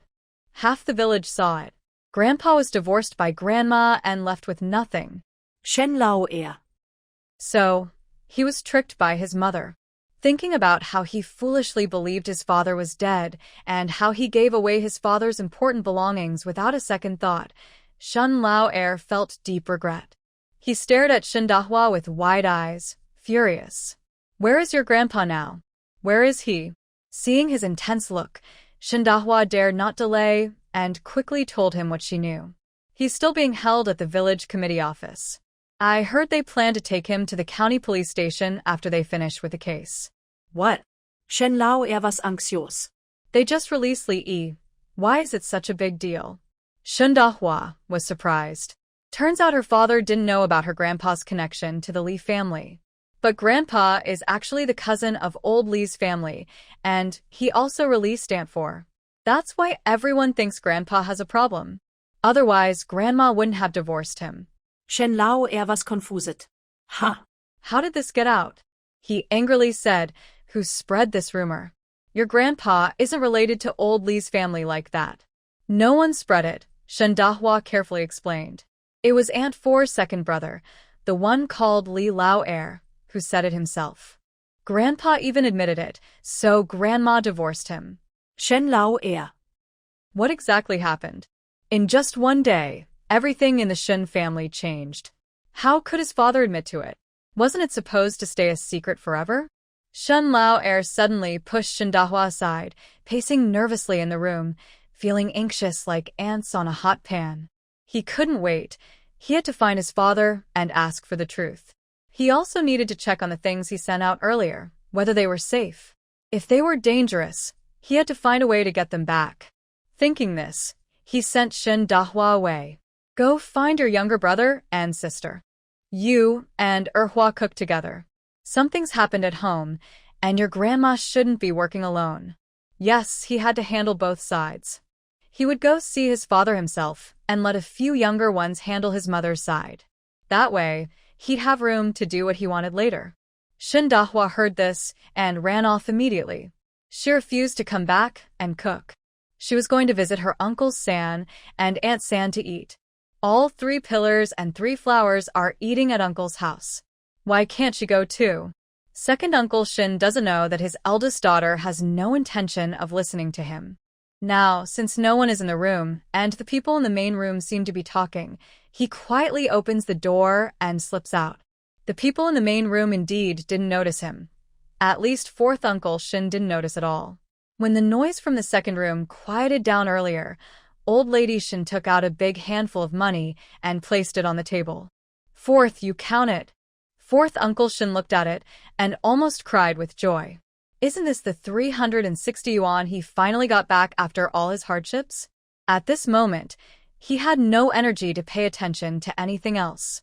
He happily started counting the money, counting it over and over until Old Lady Shin's eyes widened, and only then did he stop, still wanting more. Mother, yes, it's really 360 yuan. That's good. Old Lady Shin quickly took the money and put it in her pocket. Fourth Uncle Shin stared in shock. Mother, that's my money. Old Lady Shin rolled her eyes at him. I know. Isn't this to help you keep it safe? Just ask me when you want to use it. Fourth Uncle Shin was about to cry. He had promised to get his position back, but it was only passing through his hands. Mother, don't play with me like this. Why? Old Lady Shin pinched him hard. You can give money to that woman Li Yi, but you can't give it to your mother? In your eyes, am I worse than her? Fourth Uncle Shin was speechless. I thought you cared about me. Is this how you show your concern? By hurting me? Feeling betrayed, Fourth Uncle Shin looked at Shin Donlu, hoping to find an ally. But he just heard little Donlu sweetly say, "Fourth uncle, my mother said that men tend to go bad when they have money, so men shouldn't keep money on them. Anyway, there's nowhere to buy things now, so fourth uncle, just be good." Fourth uncle Shin exclaimed, "What? I thought you liked me more. Traitor." Women's words are so deceitful. At this moment, fourth uncle Shin felt he could no longer trust any woman, old or young, not a single one. Seeing how pitiful he looked, Shin Donlu took out a big handful of money from her pocket. Fourth uncle Shin's eyes widened. What? Even a little girl has more money than him. Shin Donlu, after carefully picking out a few cents from her 100-something yuan, cheerfully said, "Fourth uncle, here, buy some candy." Fourth uncle Shin was speechless. Old lady Shin saw her granddaughter had taken action and thought she shouldn't be stingy either, especially since she was her own granddaughter. She reached into her pocket and took out some coins, which she combined with Shin Donlua's coins to make exactly 1 dime. She generously said, "Take it. Buy a few more candies." Old fourth Shin. Hee. At this moment, Shin Danluo noticed that old second Shin had quietly slipped out the door. She winked at Grandma Shin. Grandma Shin understood and signaled old second to move. She knew she had to send old fourth Shin away first. Shin Danluo also thought about how to send her uncle fourth away. Suddenly, she remembered the gift she had been meaning to give but never had time to deliver. She initially wanted to deliver it herself, but she really didn't have the time now. Oh, she was so busy, so many things to handle. Maybe she should find a secretary for herself? Since Uncle Fourth was free anyway, she decided to temporarily act as a secretary. She looked at Grandma Shin and said, "Grandma, I haven't had a chance to give the gifts at home yet." Recently, Grandma Shin and Shin Danluo had become very close, no, more like very cooperative. She understood immediately. She quickly tidied up the money, pulled up Uncle Fourth Shin, who looked hopeless, and handed him a key. "Danluo and I have some things to do. You go to your eldest sister-in-law's house. In the unlocked room, there's a big basket with candies and snacks. Take it to the people helping with the family division and wall building." Old Fourth Shin. They took his money and now wanted to enslave him. Didn't their conscience hurt? But it turned out conscience didn't hurt at all. Not only did Shin Danluo not feel guilty, she also carefully planned how Uncle Fourth Shin should handle the gifts and what to say to each family. Old Fourth Shin. A kind of exhaustion called mental fatigue. He sighed and went to work hard, feeling worn out. Seeing him leave, Grandma Shin picked up Shin Danluo and hurried out the door, chasing after Old Second Shin.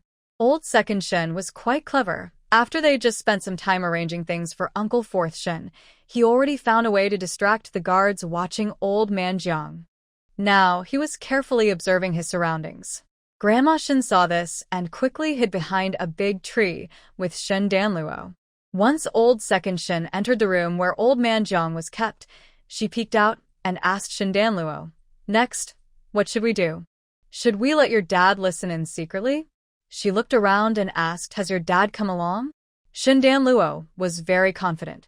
"Don't worry, Grandma. Dad is reliable." "That's good." Grandma Shin felt relieved. Then she started to worry again. "Should we get closer?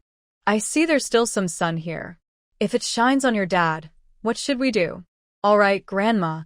Shin Donlu pretended to nod politely and secretly instructed old Madam Shin to sneak into the room next door, separated by 2 walls, completely unafraid of being caught. As soon as she entered, old Madam Shin nervously crouched by the door to check if anyone had discovered them, then waved her hand to signal Shin Donlu to hurry and get her father to work. Shin Donlu responded with a sound and pretended to stand facing the wall. In old Madam Shin's mind, Shin Donlu was communicating with her son, but in reality, Shin Donlu was using the last treasure hunting function of her space to gather rewards. Yes, she had already used up the treasure hunting feature, combining stealth listening and exploration.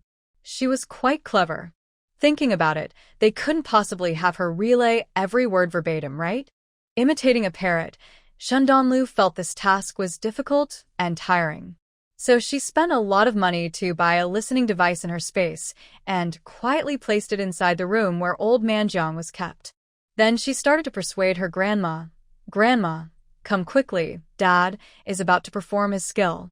Hearing this, old Madame Shen hurriedly closed the door tightly, sat beside Shindanlu, and curiously asked, how is Dad going to perform his skill? I don't know either, Shindanlu blinked. Dad told us to close our eyes, then open them again when he says so. Old Madame Shen cooperated perfectly. When she heard her eldest son asked her to close her eyes, she immediately did so. To show she was really closing her eyes, she even covered them with both hands. Shindanlu thought to herself that her father's name really worked. She almost managed to fool her grandma completely. Then she placed a large listening earplug on old Madame Shen's head.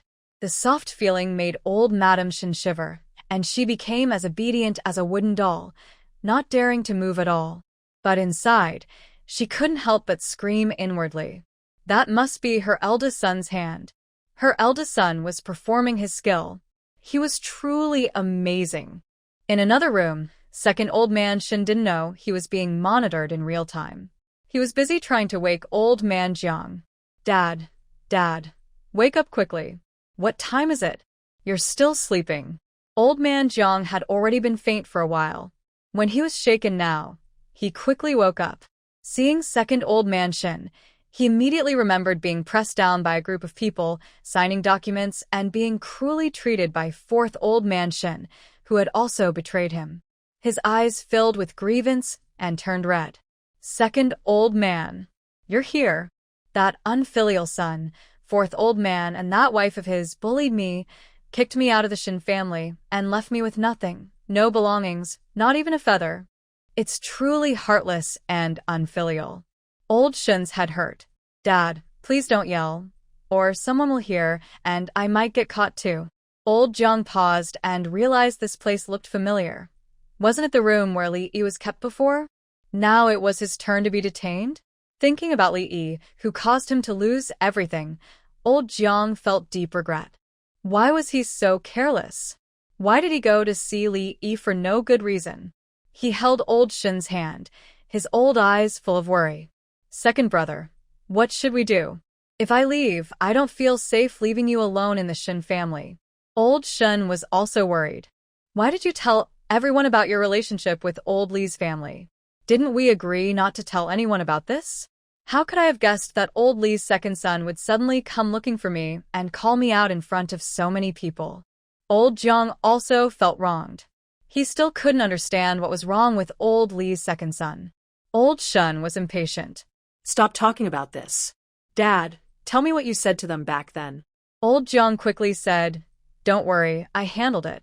I told them I met your great-aunt before the marriage proposal from the fourth brother, and since we are relatives, I thought about suggesting Li Yi to the fourth brother. I didn't say anything else, and they didn't suspect anything. Old Shen sighed in relief. That's good. If not, back then, if old Li's family had threatened to marry Li Yi to me, and we didn't want that, and then to appease them, we deliberately involved the fourth brother. If my mother found out, it would be a big problem. Not just for you, but for me too, in the old Shen family. He warned, remember this, and don't let it slip out. He planned to visit his great-aunt when he had the chance. I think she's smart enough not to say anything careless. Old Jiang nodded repeatedly, but stopped him. Don't go. Old Li's family is in such a situation now. They wouldn't care about us anymore. If you go, they might try to get close to you. Dad, old Shen looked at old Jiang with concern. What exactly did your great-aunt threaten you with back then? Things are like this now. Can you tell me? I want to be prepared, so I don't suffer like today. Old Shen thought he could find out why his father compromised with the Li family today. But old Jiang refused immediately. You don't need to know. Just don't go bothering your great-aunt. She probably doesn't remember that anymore, and I've also been involved with their family, so she definitely won't bring it up. From now on, you must act as if this matter never happened and never let anyone know that Lao Si married Li Yi to cover for you. Otherwise, you won't have a good life in Lao Shen's family. Lao erkjenner ditt, det I understand. I'm not stupid. He didn't really want to go there. Only a fool would approach that family at this time. He just wanted to test how dangerous that matter was. Hearing his father's reassurance, he thought it probably wouldn't affect him badly, so he relaxed and naturally wouldn't risk himself. At this moment, Old Man Jiang mentioned the item he asked him to help keep. Did you get the thing? Be sure not to let your mother find out. Lao Er-shun felt guilty and avoided his father's gaze. It's already been discovered. What? Old Man Jiang jumped in alarm. How did she find out? Lao Er-shun looked unlucky. When I took it out, my mother caught me right away. What could I do? You really are something. Old Man Jiang was angry. How can you mess up such a small thing? Lao Er-shun silently listened to his scolding for a few minutes before saying, Dad, stop scolding. Is the thing important? If it is, I need to find a way to steal it back for you. Old Man Jiang looked at him coldly. Of course, it's important. It must be taken back. That thing could be a great help for us in the future. What? Lao Er-shun shivered. So important? What exactly is it? Don't worry about what it is. Just remember, you must get it back. Old Man Jiang's voice grew colder. Luckily, your mother hasn't seen much of the world. Even if she gets it now, she wouldn't know what it is. But she will definitely suspect how I came to have such a thing. When you go back, pretend to accidentally slip and say that I found it while running an errand. Let her lower her guard first, and don't cause trouble. Lao Er-shun listened and said, why didn't I think of that before? So, what do we do next? The thing is still in her hands. Old Man Jiang waved his hand. It's not really my business with the Lao Li family.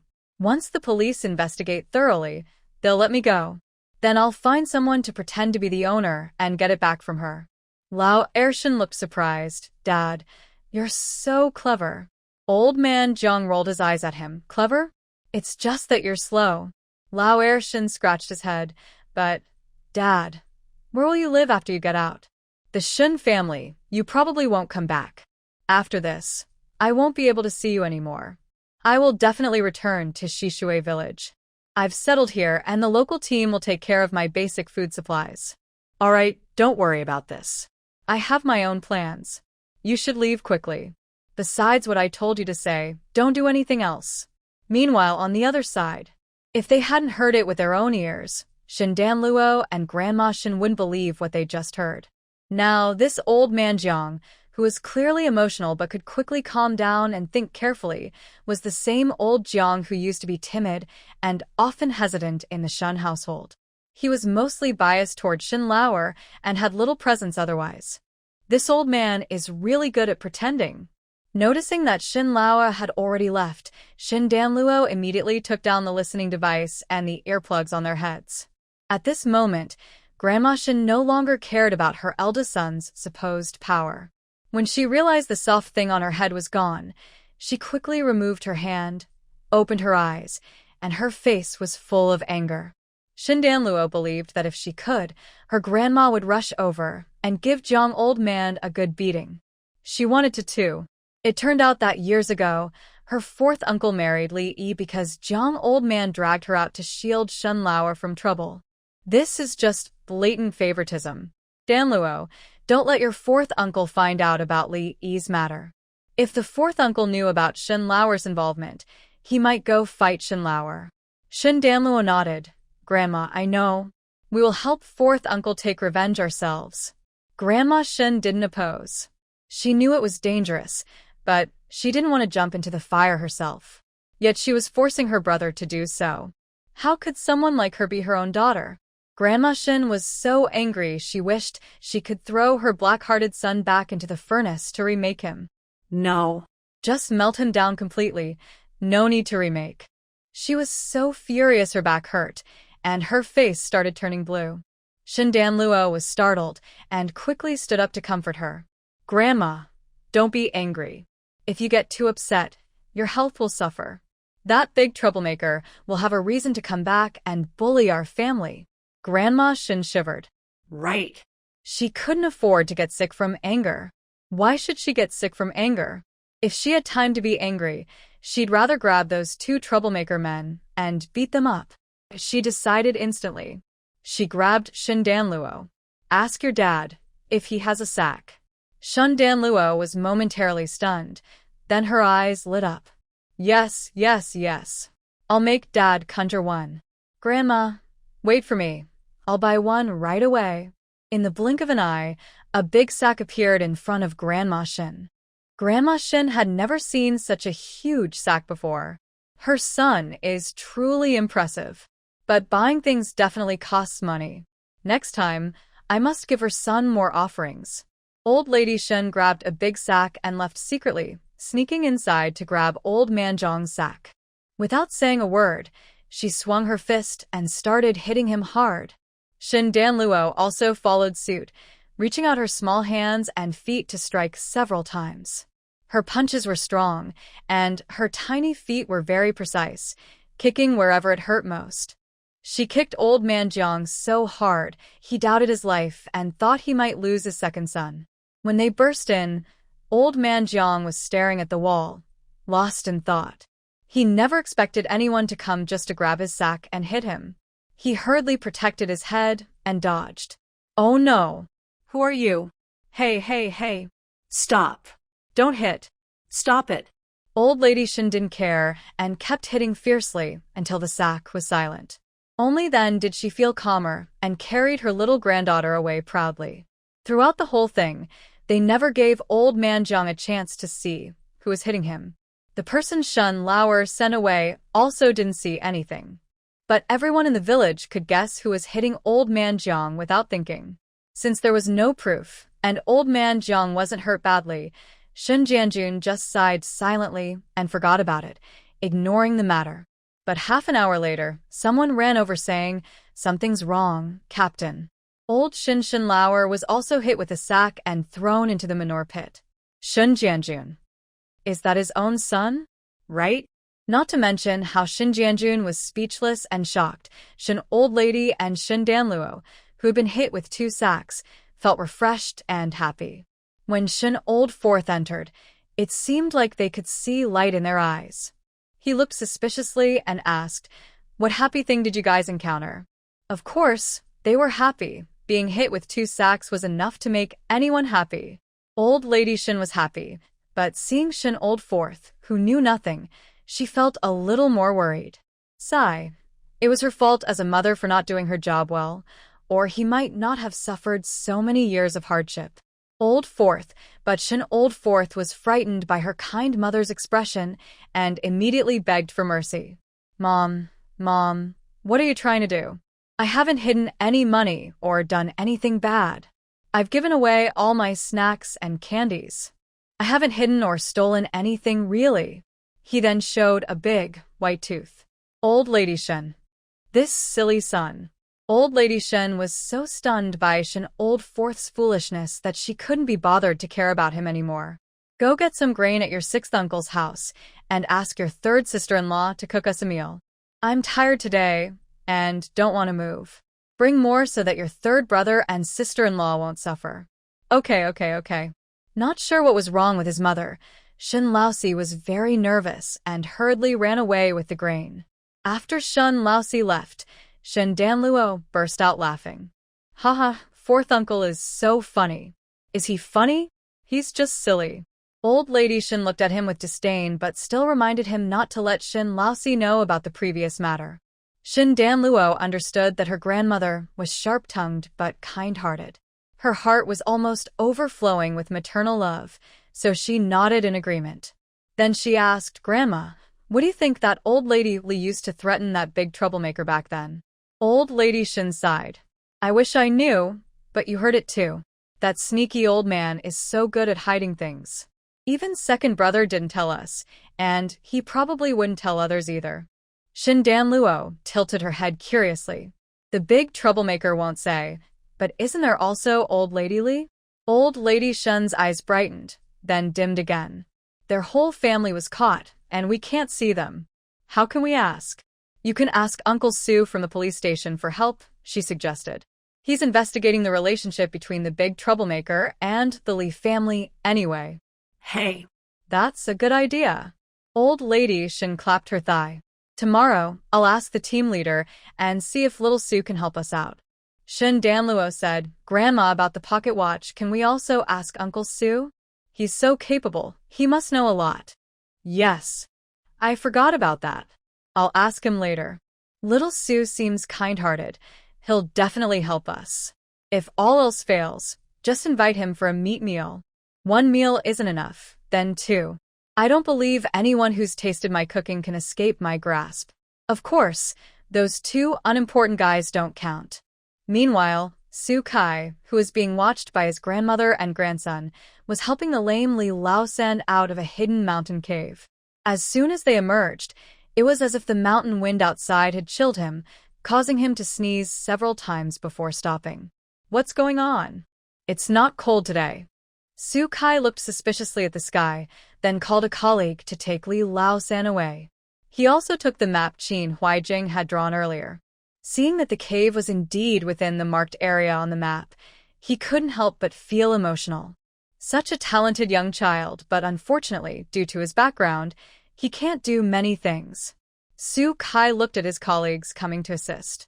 These two were from Shishui village. They initially came to help but only showed their faces and didn't really lend a hand.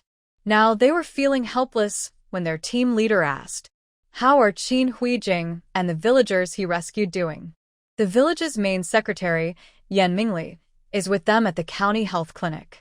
3 of them are in serious condition and will be transferred to the city tomorrow.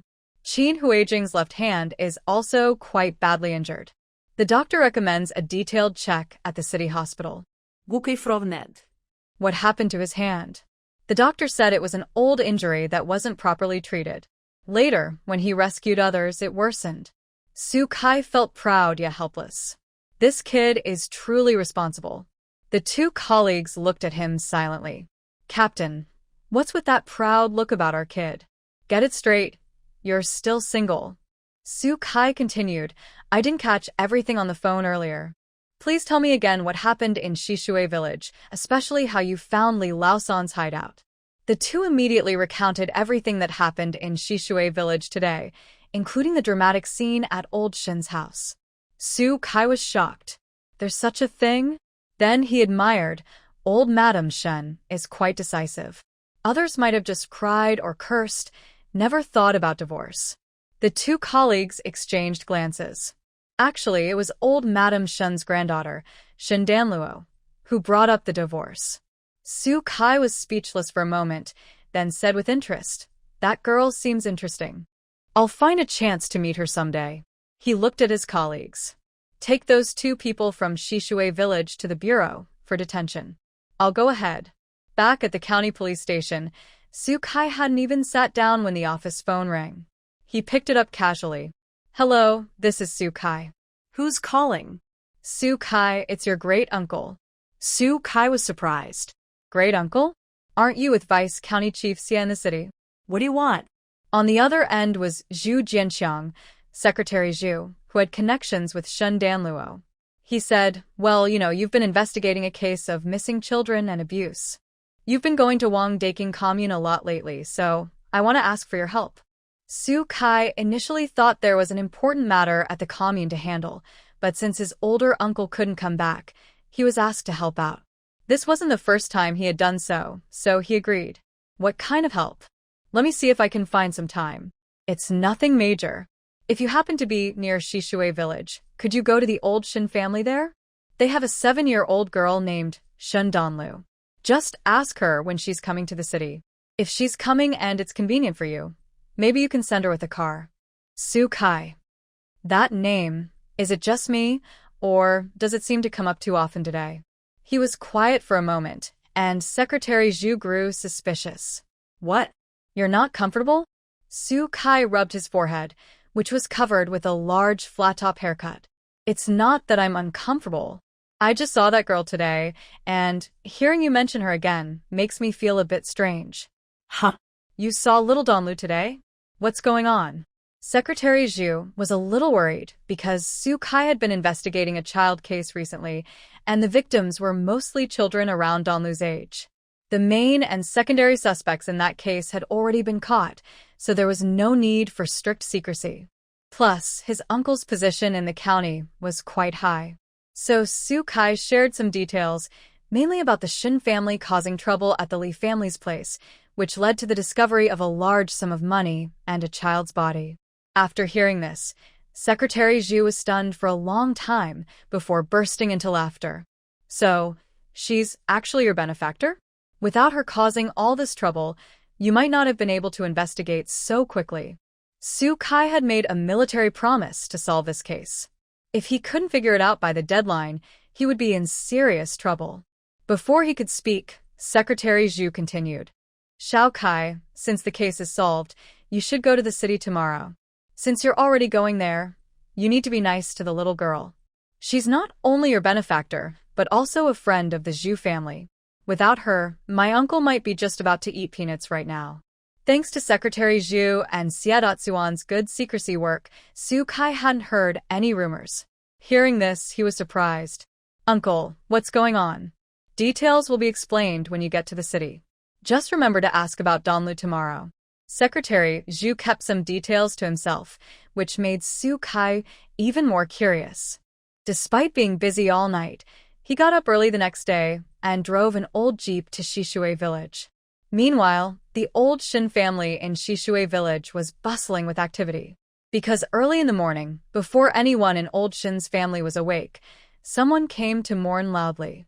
It was Su Debao's mother, Mrs. Su. She was dressed in rough cloth and was lying at old Shin's door, crying loudly. She kept shouting that old Shin's family should pay her money. If they didn't, she would run her head into a wall and die. Her loud voice woke Shin Danluo, who was next door. She was grumpy in the morning and, hearing the shameless woman outside asking for money again, she was so angry that she grabbed the basin that old Shin's mother had just used and rushed out, pouring it all over the woman. Suddenly, everything was silent. She rolled up her sleeves, ready to hit the woman, but her grandmother, old Shin, who was quicker, stopped her. Her granddaughter. Why is she so fierce? Looking down, she saw her granddaughter holding the familiar basin, and her mouth twitched. She thought maybe it was because she decided yesterday to throw old Shin's second son into the manure pit, setting a bad example for her granddaughter. So now her granddaughter was copying her and doing something equally disgusting. Old Shin recognized her mistake, but refused to change. Seeing her reaction, Mrs. Su shouted loudly again, wanting to cry out louder, but old Shin immediately yelled back, "Keep crying if you want. I'll feed you something worse than tears." Mrs. Su. What kind of crazy family is this? Her granddaughter pouring, her grandmother feeding manure. Can normal people do such things? People once thought she was naive and easy to fool because she had plenty of money. Mrs. Su was so shocked by old Shin and her granddaughter's disgusting threats and actions that she didn't dare to cry out anymore. The villagers who came to watch the scene looked at each other in shock, feeling genuinely a bit sick. They all remembered how old Shin's second son was pulled out of the manure pit yesterday. Thank goodness, they hope never to see such a scene again in their lives.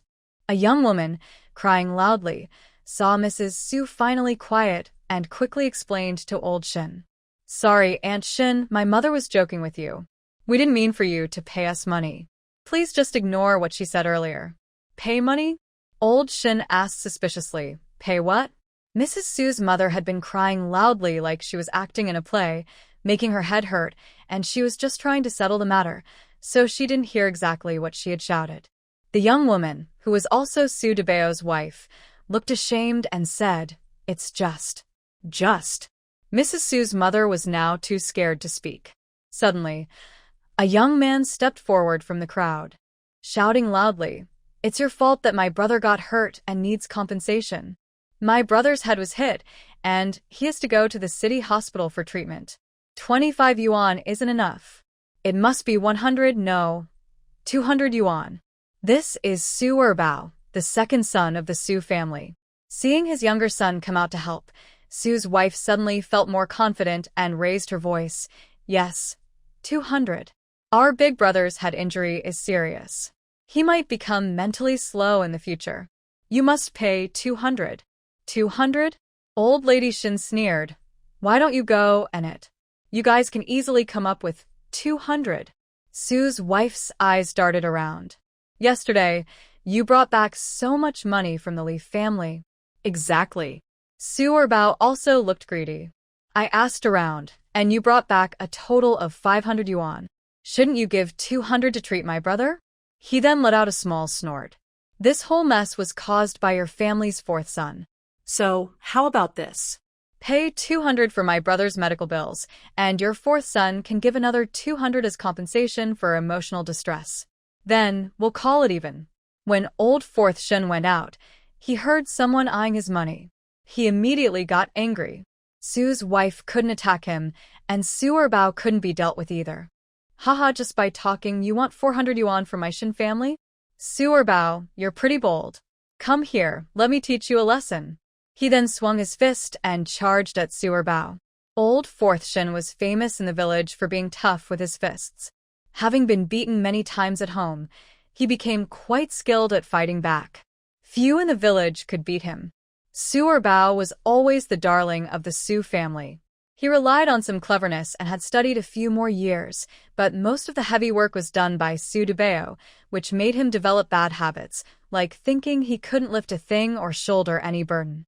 Now, seeing old fourth Shen, who was supposed to be too ashamed to show his face after losing, walking confidently in front of everyone and looking completely unaffected, Su Erbao was panic-stricken. He didn't even wait for his mother to give him support and turned to run. Old fourth Shen wouldn't let him go. He had already targeted their family. If he let him off lightly, others might follow suit. So, old fourth Shen chased after him, shouting, Su Erbao, you coward, stop right there. Su Erbao trembled and ran even faster. Su's wife was stunned. Elder second, come back quickly. But Su Erbao was so scared he was about to himself. Of course, he wouldn't come back. Just now, Su Debao's wife, who had been silent, sighed in relief when Su Erbao left. She quickly spoke to old lady Shen, who was scowling. Grandma Shen, please don't listen to my mother and second uncle. Neither I nor Debao mean to make you lose more money. 25 is already too much. We shouldn't have accepted it in the first place. If it weren't for being really helpless, Grandma Shen, I am truly sorry for disturbing your peace so early in the morning. Seeing that Su Debao's wife was reasonable, old lady Shen's expression softened slightly. Just as she was about to speak, Su's wife rushed forward first. She slapped Su Debao's wife twice, and then started hitting her hard. You unlucky bad omen. All you do is give birth to daughters and never say a word about your husband getting hurt or paying for it. I, your mother-in-law, am risking my face to ask for money for you, and you dare to stand in my way? Just wait. I will beat you to death, you bad luck charm. Su Debao's wife was hit so hard her face swelled, her eyes turned red, and she was slapped loudly all over her body. She lowered her head painfully. Being beaten in front of so many people made her feel both hurt and ashamed. She wished she could bury her face in the ground right now. But because of Su's wife's status, she could only endure it stubbornly. She almost bit her lip until it bled, but out of filial piety, she closed her eyes and endured, not daring to fight back. At this moment, a large bamboo broom swung towards Su's wife's back with a loud, "Shut up, you're so noisy. Who do you call a bad omen? Who do you call unlucky? You're the bad omen. You're the unlucky one. No one in this village is as unlucky as you. You wicked girl. I told you to stop bothering my sleep. I told you to stop insulting people at my door. I told you to stop hitting people at my door. I told you to stop trying to steal my family's money. I'll beat you to death."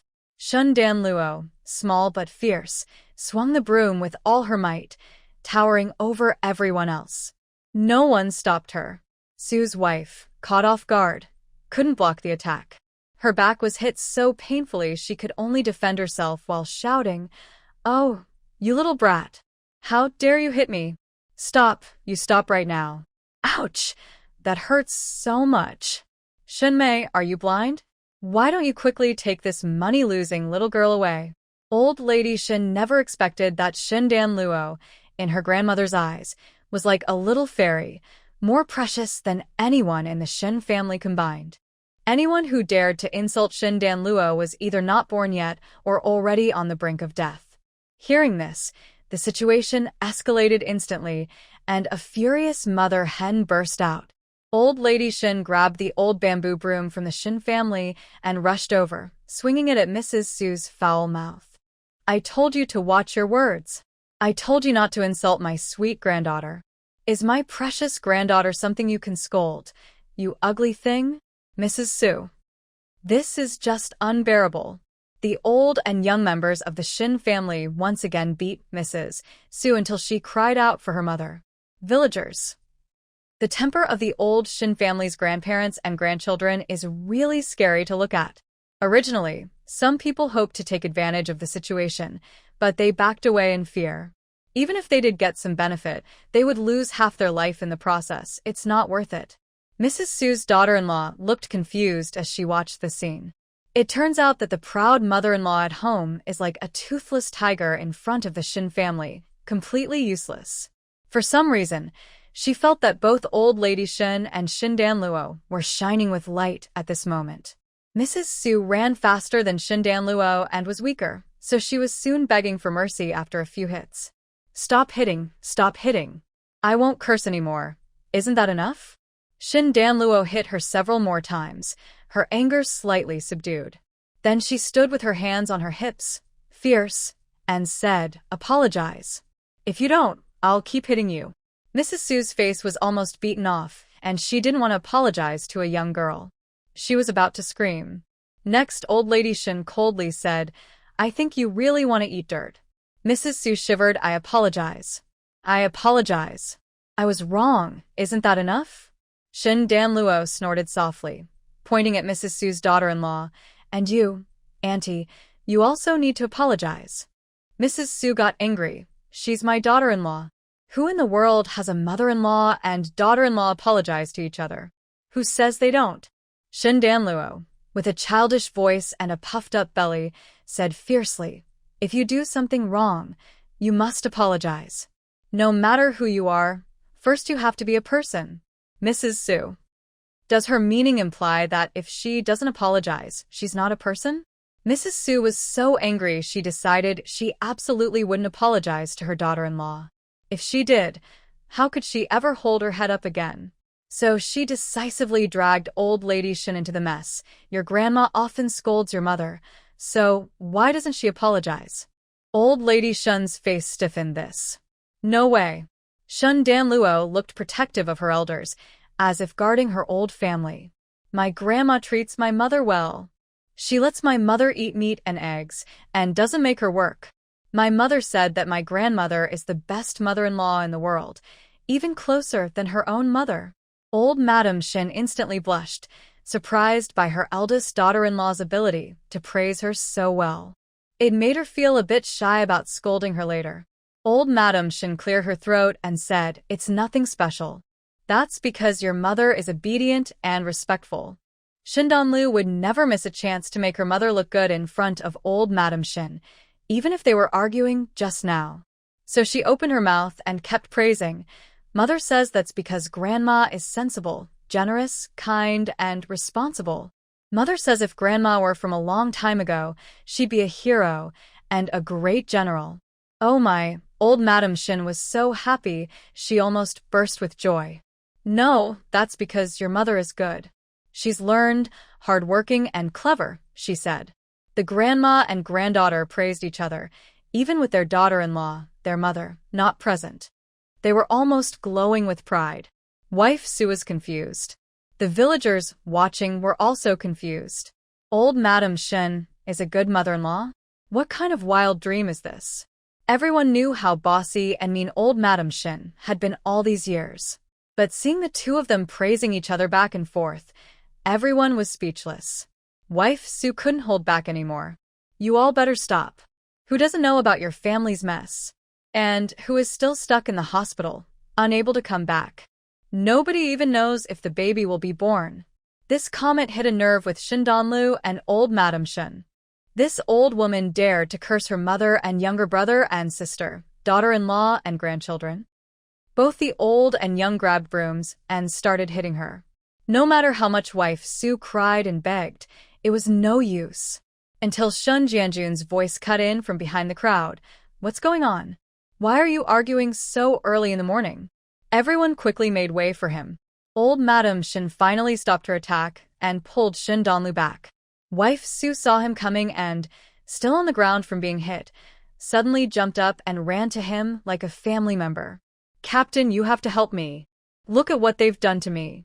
She was an old lady who looked ugly and plain, thinking that wearing rough cloth could make her look pure like a white lotus. She even held a heart-shaped object like a Western princess, which made Shin Jianjun feel disgusted. He shouted loudly, "What are you wearing? Are you dead son or father? And now you're trying to break superstitions? You still wear rough cloth? It seems like your life is going very well. Do you want to try experiencing what it's like to have stones thrown at you and your vegetables smashed?" What? Mrs. Su was stunned. She thought that coming to old Shin's house to ask for money would make her look pitiful, so she completely forgot that she had broken a taboo. Thinking about the consequences for those people, Mrs. Su suddenly shivered. She quickly took off her rough clothes and stomped on the ground a few times. No, big team leader. You must have misunderstood. This is a rag. A rag. I use it to mop old Shin's floor. Everyone. Shin Jianjun twitched his mouth and didn't bother to pay attention to this shameless old woman. Why are you here at old Shin's house? Mrs. Su looked around nervously. Uncle Big Team Leader, this bad woman came to ask us to pay money. Shin Danluo rushed over angrily.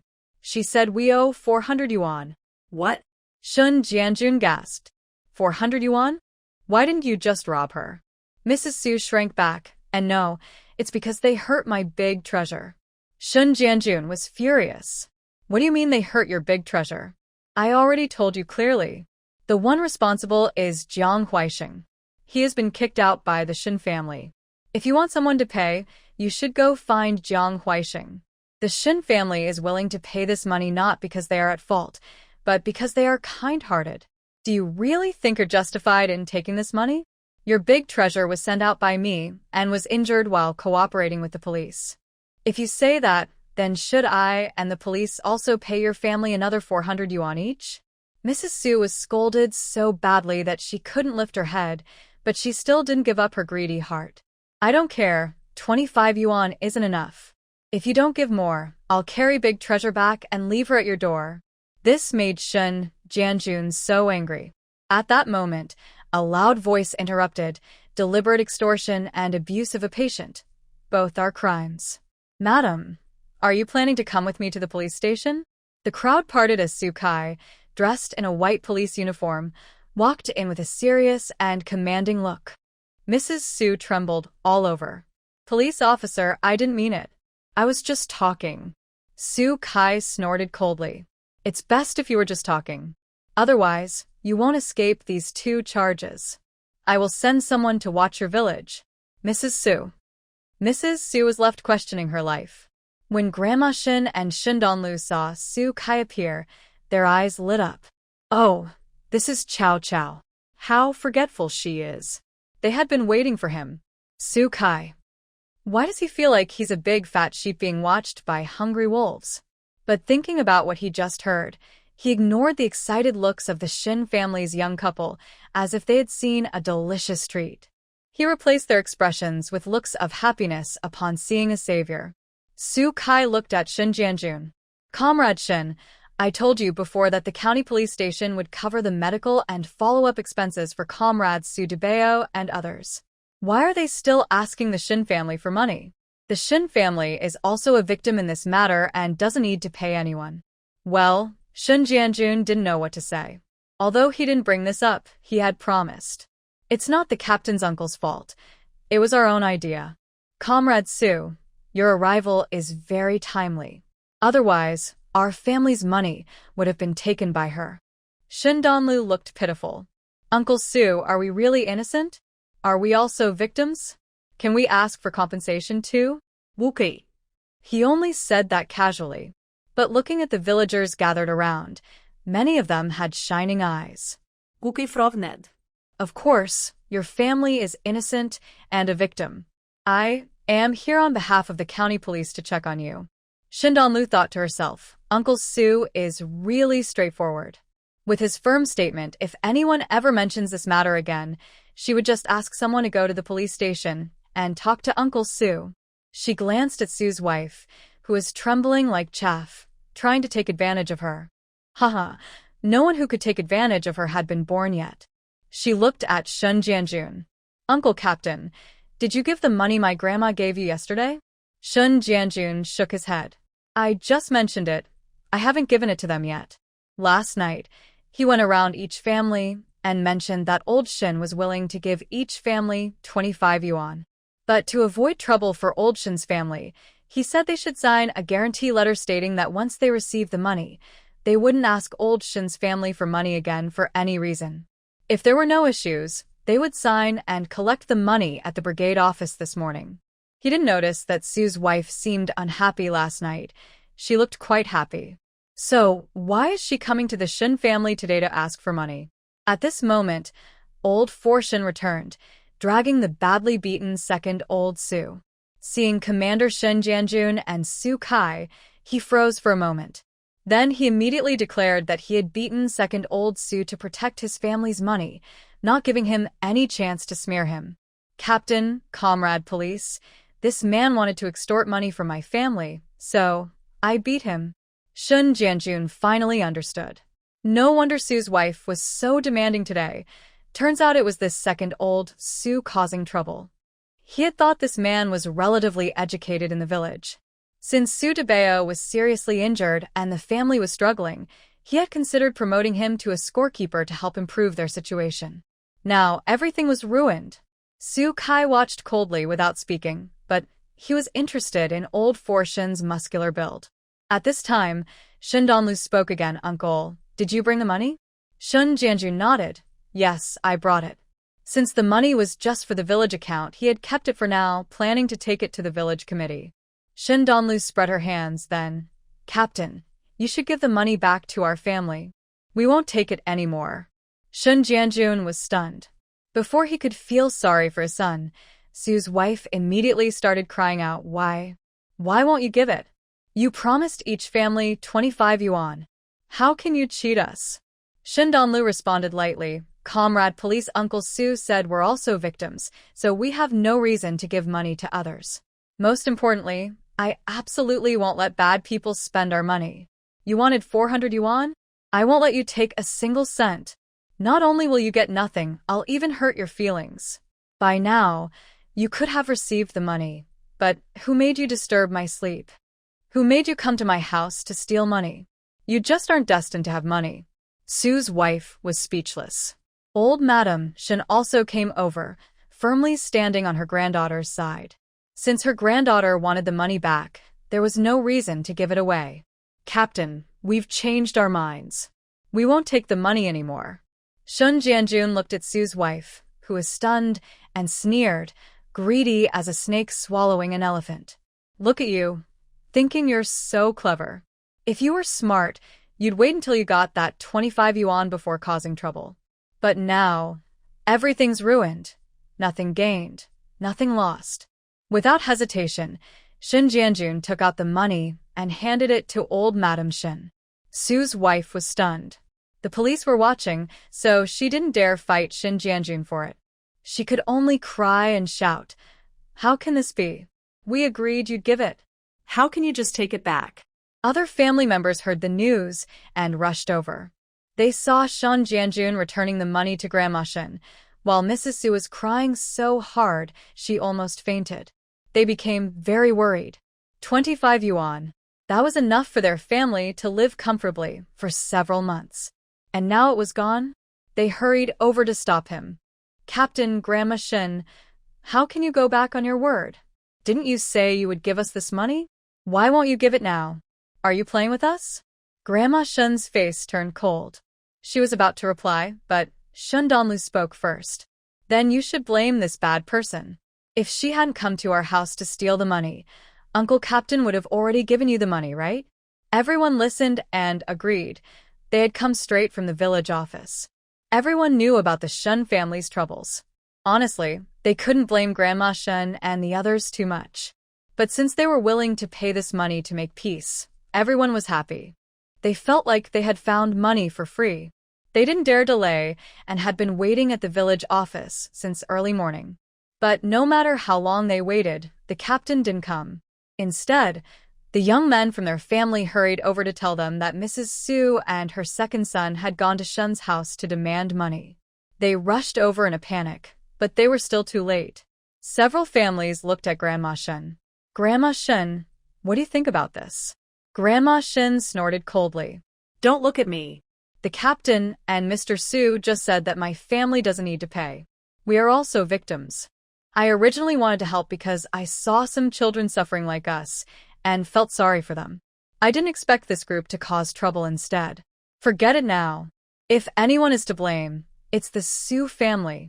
Grandma Shun had wanted to make peace, but they thought she was easy to bully and even came to demand money. So, she decided not to take a single cent. Hearing this, the families got angry. All their anger focused on Mrs. Su. Good job, Mrs. Su. Tell us, how are you going to pay back this money? Mrs. Su was stunned. Pay what? I don't owe you any money. How not? Today, our family was supposed to get 25 yuan, but because of you, it's gone. You have to pay us back. Mrs. Su got anxious. I won't pay. If you want money, go find the Shun family. We're not looking for her. We're looking for you. Mrs. Su didn't expect that not only would she not get the money, but she would also be blamed. She burst into tears of anger. Grandma Shin didn't care how they were making a fuss. She simply pulled Su Kai into Shun Donlu's house. Shun Laosi wanted to follow but was stopped by Grandma Shin, who pushed him back with 10 yuan. Old Fourth Shun's eyes brightened. Was this his reward for working hard today? But his happiness only lasted a second before his mother cheerfully said, Quick, go cut 2 jin of meat, 2 jin of ribs, and buy a chicken. I want to make a nice meal for Officer Su. Old Fourth Shun. What is she doing? Is she planning something? His family can't even afford that much meat for the new year. And his mother even wants to invite Officer Su to eat chicken? Who is Officer Su? Why does he get to eat so well? The main point is, isn't his mother usually very frugal? For his birthday, she only gave him 3 strips of meat in the long life noodles. Why is she so generous with Officer Su? In that moment, he remembered how old man Jiang always favored old Second Shin, and it all felt like a repeat. He suddenly felt sour. Mother, why buy so much meat? Just 2 ounces of lean meat for soup is enough. Old Lady Shun glared at him. What do you know? Officer Su rarely visits our home. How can we not treat him to a good meal? Hurry up and go. Don't delay me making delicious food for Officer Su. Running out quickly, he realized, I've calculated the time. If I'm even a second late, I'll have my legs broken. Old Lady Shin pushed Old Fourth Shun out the door happily and went to talk to Officer Su. Old Fourth Shun. He's probably adopted, right? He wants to find his real parents. He turned around, and the way he bought meat made him feel like rain was hitting banana leaves in a cold wind. Old Lady Shin didn't notice her son's sour mood. As soon as they entered the yard, she and Shin Donlu started singing a duet. Over there, little Donlu held a teapot and asked kindly Uncle Officer Su, do you want hot water, warm water, or cold boiled water? With sugar and tea leaves, or both? Meanwhile, Old Lady Shin picked up a vegetable basket carefully and gently said, Officer Su, do you want to eat watermelon, cucumber, or small sweet melon? Sliced or scooped out? Wookie. Isn't this a bit too enthusiastic? He barely managed to resist the urge to run away and seriously replied, just cold boiled water. No need to add anything. No melon. I'll sit for a while and then leave after I say something. Old Lady Shen and Shin Donlu smiled sweetly and agreed, okay. In the end, there was cold boiled water. All the melons were prepared and sliced onto plates. Su Kai was silent for a long time. Shen Jianjun, who came in to keep him company, also stayed silent for a long time. Su Kai was silent because Old Lady Shin and her grandson were too enthusiastic, to the point that he felt a little overwhelmed. Shen Jianjun's silence was because Grandma Shen's grandson didn't see him at all. He felt like a fake person. Apart from a cup of plain, cool water, there was nothing else. And it didn't end there. After enthusiastically inviting Su Kai to eat some melon, the the grandma and grandson had new ideas. Shin Danluo. Uncle Su Gongan, are you hot? Do you want me to fan you? Grandma Shin. Comrade Su Gongan, are you tired? Do you want me to massage your shoulders? Su Kai. Shin Jianjun. Su Kai couldn't take it anymore. Shin Jianjun couldn't hold back either. Both said in unison, what exactly do you want to do? Shin Danluo. Grandma Shinwell. The grandma and grandson both showed big, bright smiles. Hey, we just want to invite you to stay for a simple meal. Su Kai didn't want to stay because he sensed something suspicious, like a fox trying to trick the chickens. Shun Jianjun also felt this meal resembled a treacherous banquet. But seeing that the grandma and grandson clearly had intentions for Su Gongan, and because they hadn't succeeded in their plans today and almost caused trouble, Shun Jianjun, being kind and generous, quickly thought of a way to help. He used all kinds of topics to distract Su Kai, no matter how silly, just to keep him interested. Wookie. So, with everyone's effort, Su Kai, who hadn't yet explained his purpose, was forced to agree to stay for breakfast. Luckily, it was just breakfast, and if he left some money, it wouldn't be a big deal. Su Kai originally thought it would just be a simple meal of porridge and small dishes. But, what is this? Braised pork ribs, spicy stir-fried meat, potato and mushroom chicken stew, sweet and sour chicken, sour and spicy shredded potatoes, tender cabbage, and a big bowl of loofah and lean meat soup. This meal was more lavish than a wedding banquet. Even top leaders wouldn't dare eat like this. Su Kai felt overwhelmed. He almost couldn't lift his chopsticks. Shin Jianjun was also surprised by Grandma Shin's generous cooking. Because Shin Danluo's family didn't have a big pot, Grandma Shin had just cooked at Old Shin's house, and he vaguely smelled some meat, thinking it was just some mincemeat, which was good enough. But when the dishes were served, wow, almost all meat. It seemed the Shin family wanted to impress Su Gongan with their efforts.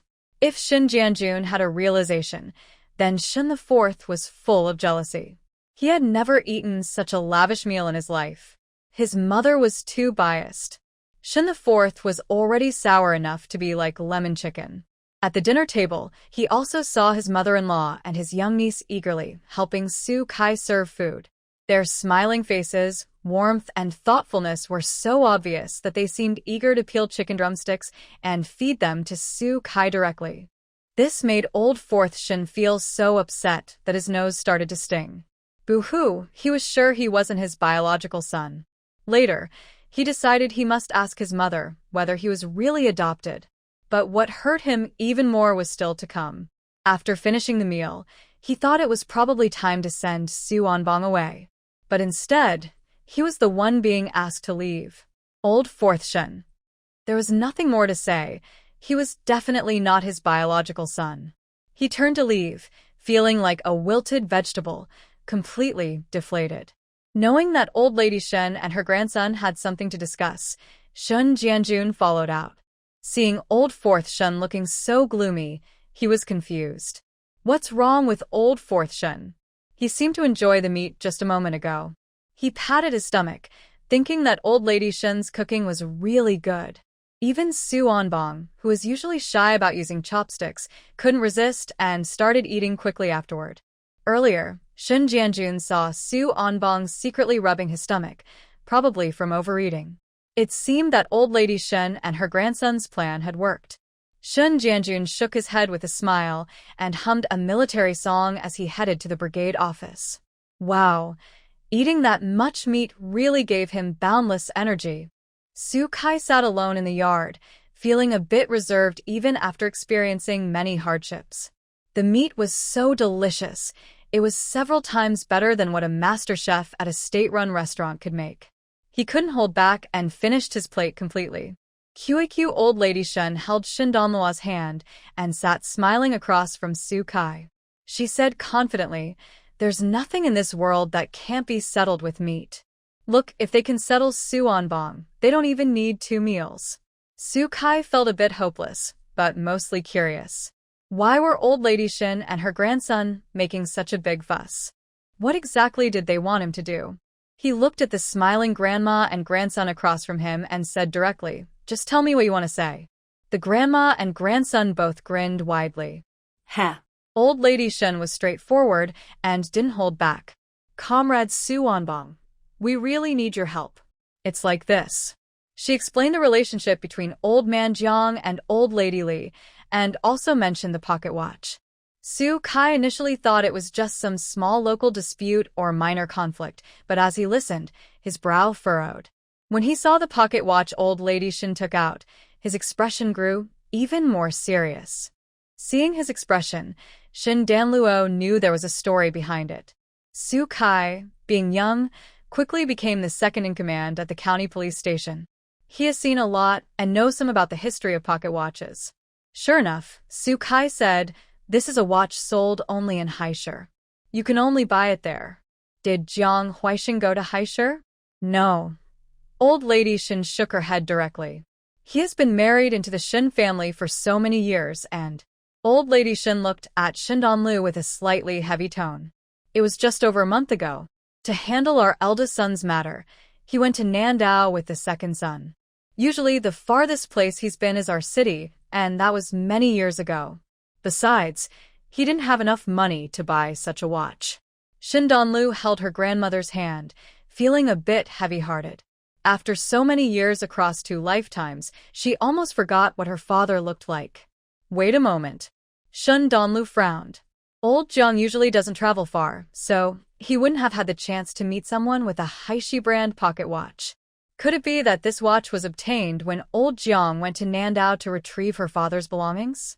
The time old Jiang got the watch was probably not long after he received it. First, the production date of the watch is right there, and it hasn't been made for many years. Second, if it had been hidden at home for a long time, her grandmother, being so careful, wouldn't have missed it. At least, in old Shen's house, besides the rice jar, there's nowhere else to hide secret money. No matter how Shen Danlu thought about it, she believed the most likely scenario was that the watch was obtained in Nandao. Moreover, yesterday, old Jiang told old Shen that this watch was for their personal use. This kind of description is often used when someone holds a threat over another person. Maybe the father and son encountered someone or something in Nandao. Shen Danlu slightly knitted her brows. But that doesn't make sense either. Old Jiang is just an ordinary commoner. Honestly, in this era, secretly killing 1 or 2 people isn't difficult. So, why would the other party be threatened by old Jiang? The more Shen Danlu thought about it, the more she felt this matter was strange and full of contradictions. She was pondering this. Su Kai was also thinking. He knew about the old Shen family and understood that this watch couldn't have been bought by old Jiang himself. Plus, this kind of pocket watch isn't suitable for everyone. Even if ordinary people had enough money, they would prefer a convenient wristwatch. People who like pocket watches usually have some background or status. He carefully examined the pocket watch. This watch seems to be custom-made, but I need to ask someone to find out the details. He looked up at the grandmother and granddaughter and said, "I need to make a sketch." Old Madam Shen quickly agreed. "Go ahead. Sketch whatever you like.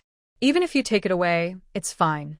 Su Kai took out his small notebook and pen and said while sketching, "No need to take it. Just a picture is enough." He worked quickly, and in about 10 minutes, he finished the sketch of the pocket watch. When he handed it back to old Madam Shen, he said seriously, "You should hide this watch somewhere safe." Its original owner was probably someone important. The fact that it was given to Jiang Huaixing suggests their relationship isn't ordinary. Of course, Jiang Huaixing might have obtained it through other means, but regardless, it's very important to him. When he comes out, he will definitely try to get it back. Old Madam Shen and Shen Danluo exchanged glances. Of course, that sneaky old man is already thinking about tricking the watch away. Old Madam Shen said seriously, "Don't worry, I will hide it well. I'll keep it safe for my eldest son. No one will find it." Shen Danluo looked at Su Kai with an innocent face. "Uncle Su Gong, do you think this pocket watch might have been taken by Grandpa Jiang from the South Island?" Su Kai's eyes flickered as he looked at her. "You know what this is called?" He hadn't directly said it was a pocket watch before, right? As expected from someone in the police, very sharp. Shen Danluo blinked. My dad told me." Old Madam Shen also confidently said, "Yes, That's what my eldest son said. Although she said it after becoming a ghost, it was all him speaking, so they weren't really lying. Su Kai thought it was Shun Heping who had told them before, so he suppressed his suspicion and said, Dan Luo's guess makes sense. I happen to have some old comrades from the South Island. I'll ask them about it later. Yes, yes. The grandmother and granddaughter nodded obediently. Thank you, Uncle Su Gong, comrade. Su Kai waved his hand to signal them not to be polite. As for the relationship and conflicts between Jiang Huaisheng and Dongru Hua, I will investigate carefully and let you know when I have results. Old Madam Shen and Shin Dan Luo nodded eagerly, thinking that all this effort was worth it. Seeing how reliable and attentive Uncle Su was, even using old comrades' connections, they couldn't help but feel impressed. Just as they were marveling at how powerful the meat was, Su Kai tidied up his things and said seriously, All right, your matters are settled. Now, it's time to talk about mine. Huh? Old Madam Shin looked at him in confusion. What's going on? Shin Dan Luo's eyes sparkled brightly. Could it be that Uncle Su Gong is actually bringing us compensation? Okay. You really are quite something. Do you have any idea whether you deserve compensation? He cleared his throat and shook his head, saying, No, I was sent by Secretary Zhu to ask when you plan to go to the city. Huh? Secretary Zhu? Shun Dan Luo didn't expect Su Kai to be delivering a message for Secretary Zhu. Could Secretary Zhu have something to discuss with her? Suddenly, she remembered the pile of complaint letters. She wondered if there was any news about that matter.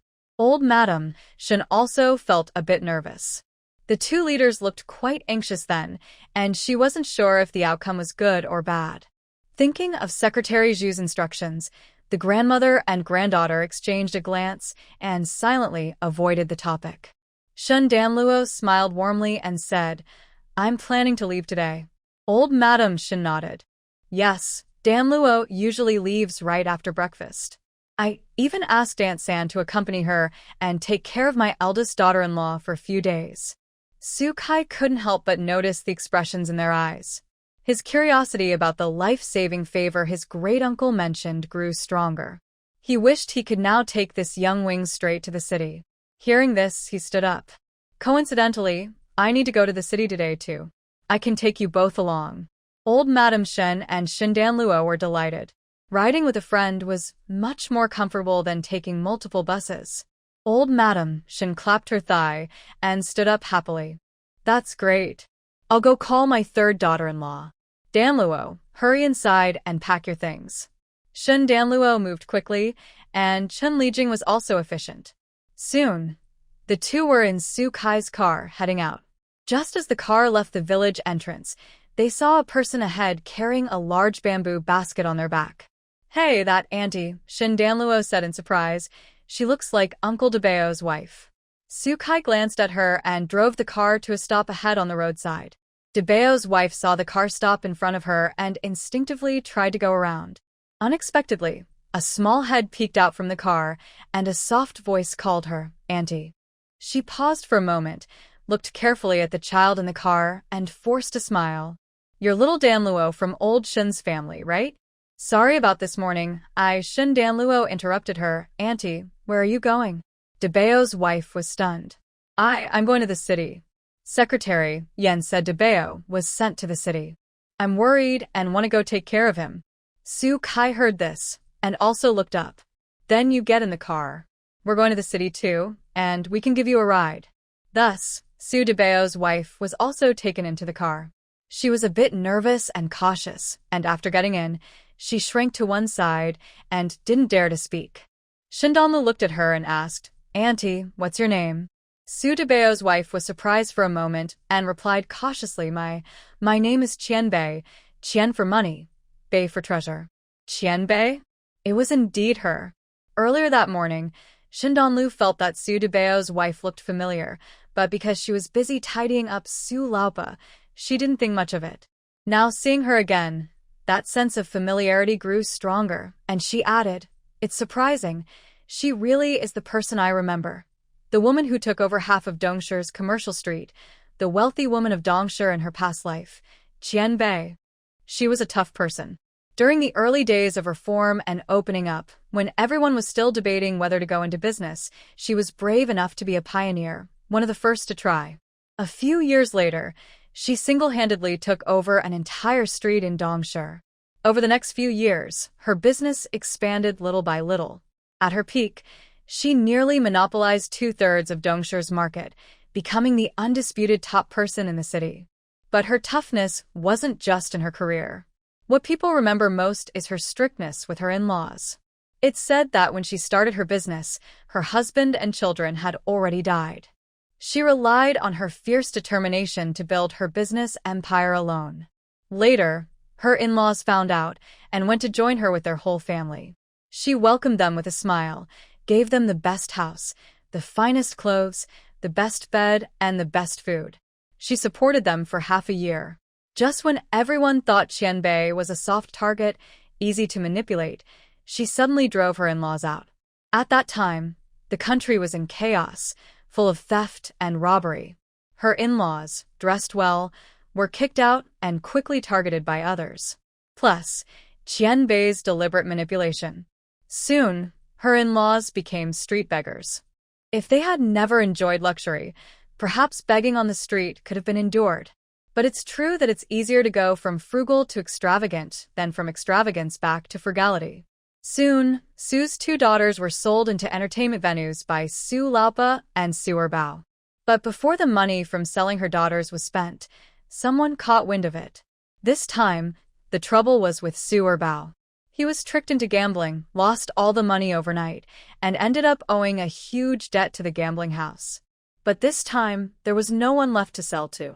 Su Erbao was beaten into unable to move below his neck. Su's wife had no choice but to beg and pick up trash while taking care of him. The family had suffered at the bottom of society for a long time, living without dignity, quietly passing away. After Qianbei's incident, the media widely reported it, calling her the Black Spider, a killer who leaves no bloodshed, sinister and poisonous. What impressed Shindanlu most was Qianbei's cold attitude toward those voices. And her last words before dying: "Don't advise others to be kind without understanding their pain. You haven't gone through what I have, so who are you to judge me?" Unexpectedly, Qianbei now was completely different from her memory. Shindanlu looked at her with a slight sigh. Perhaps, in her past life, she personally ended the life of her second uncle's family, so she felt a bit of sympathy for Qianbei. Especially after today's encounter with Su's wife and Su Erbao's greedy and shameless behavior, Shindanlu understood Qianbei even more. In her previous life, the Su family must have done terrible things to push a good person to that point. If possible, who wouldn't want to always be a good person? But what she admired more was Qianbei's business talent. In her past life, Qianbei's downfall wasn't because of business failure, but because her success attracted too much attention, leading to her being targeted. If her momentum continued, it was hard to say how far she could go in the future. She was practically a human money-making machine. Thinking of this, Shindanlu felt a bit tempted. Should she take advantage of Qianbei's current innocence and try to trap her? As she watched Qianbei was also looking at her. More than that, she was looking at the two large bamboo baskets carried by Shindanlu and Chen Elquing, full of grain. Of course, she wasn't jealous of the grain itself, but after a moment of hesitation, Qianbei lowered her voice, her face pale and embarrassed. "Third sister-in-law Shen, could you lend me some grain? I'll return it to you later." Chen Elquing was stunned, clearly didn't expect Qianbei to make such a request. After all, now people might not eat their fill, but they wouldn't starve either, so borrowing grain wasn't a common thing. Shindanlu was also surprised. She looked down at Qianbei's bamboo basket. The basket was large but mostly empty, containing only some wild vegetables, mushrooms, and a few torn clothes. There was not a single proper bag of grain. At this time, no matter where people went, they had to prepare some food. Grain outside was hard to buy. Money without a ticket was useless, and a ticket without money was also useless. Qianbei has nothing, no money, no food to barter, and no access to the black market. The county police only said they would cover Su Debao's expenses, but she knows that, by their habits, they would also control his meals. However, Sue's family claims they don't know anything, otherwise, Qianbei wouldn't have asked to borrow food. Yet, they still let Qianbei go out like this. Are they planning to send her to the city to suffer and take care of Su Debao? This is a golden opportunity that she can't afford to miss. Shen Donlu looked up and spoke before Su Kai could frown and say anything. Okay. I know Annie Qian is different from those two bad people this morning. Donlu is willing to lend you some food. Annie Qian, don't be sad. Qianbei was stunned. Then her nose felt sore, and tears welled up in her eyes. She choked. Thank you, little Donlu. Auntie wants to thank you again today. Qianbei isn't usually talkative, but the scene this morning when Shen Donlu beat her mother-in-law made her feel a strange trust in Shen Donlu. She couldn't hold back and revealed the truth about the Su family. My mother-in-law and them won't let me take care of Debao because they're afraid no one will do the work at home. They also said that the police will take care of it, and since he hit his head, he must be foolish. In the future, he won't work and will just eat for free. It's better if he dies. If he dies, maybe the police will pay more compensation. They told me not to waste my effort, that I ran away on my own. When Su Kai heard this, his face immediately darkened. He thought the family's bullying this morning at Old Shen's house was already bad enough. But he underestimated how evil people can be, so cold and heartless even to their own family. They want to get compensation? It depends on whether he agrees or not. Just as Su Kai was about to speak, Shen Donlu jumped in first. She wouldn't miss the chance to win him over. The little girl waved her fists angrily. This family is so bad. Just like our old Jiang grandpa. Annie Qian, don't go back. That family is so mean, they might even hurt you. They might also hurt Uncle Debao, and you, and Uncle Debao's baby too. Seeing Qianbei stunned, Donlu kept trying to persuade her. She first used Shen Lao Si as an example. Auntie Qian, you mustn't lose faith. Look at my fourth uncle. He's so good, obedient, sensible, and well-behaved. But that old Jiang grandpa still caused my fourth uncle so much suffering. Do you know what happened to my fourth uncle? If you don't know, I will tell Annie Qian in detail. Qianbei. Yes, I know. Old Fourth Shen is famous now. Does anyone in Shishui village not know about him? Is Old Fourth Shen obedient, sensible, and obedient? Qianbei feels a bit confused, as if they don't know the same person. Shen Danluo gets a definite answer and feels satisfied, then raises the banner of Old Lady Shen again. My grandma said not all parents will treat their children well. Sometimes, they are even harsher to their own children than to outsiders. My grandma also said that while respecting and obeying parents is right, if the parents are not good people, you must not listen to them, or you will harm yourself and others. Wuke. Chun Liqing. Qianbei. Although it sounds strange, they feel it makes a lot of sense. My grandma also said that people should not be afraid of others talking behind their backs and obeying things they shouldn't. You should stand up for yourself. Your life is yours, and living well is the most important thing. The three of them. After drinking this big bowl of chicken soup, Old Lady Shen's image suddenly becomes tall and noble in their minds, as if she is shining with a golden light. Su Kai thinks she is really a thoughtful and wise old lady. The best part is, she cooks so well, can handle the kitchen, and also attends important events. Speaking of which, his grandfather has been single for many years too. Chun Liqing feels she really doesn't understand her mother-in-law at all. She decides to have a good talk with her later and listen to her life lessons. Old Lady Shen. Among these three, Qianbei feels the most emotional. Shen Donluo's words are like a wake-up call, opening a new path for her who has been suffering. It turns out people can live confidently, without fearing others' words, and do what they want. Thinking about how she married into the Su family, she has been obedient to her in-laws, taking care of her younger sister-in-law and brother-in-law, working from dawn to dusk. But what has she gained? It's been endless grinding day after day, year after year. She has suffered repeated miscarriages.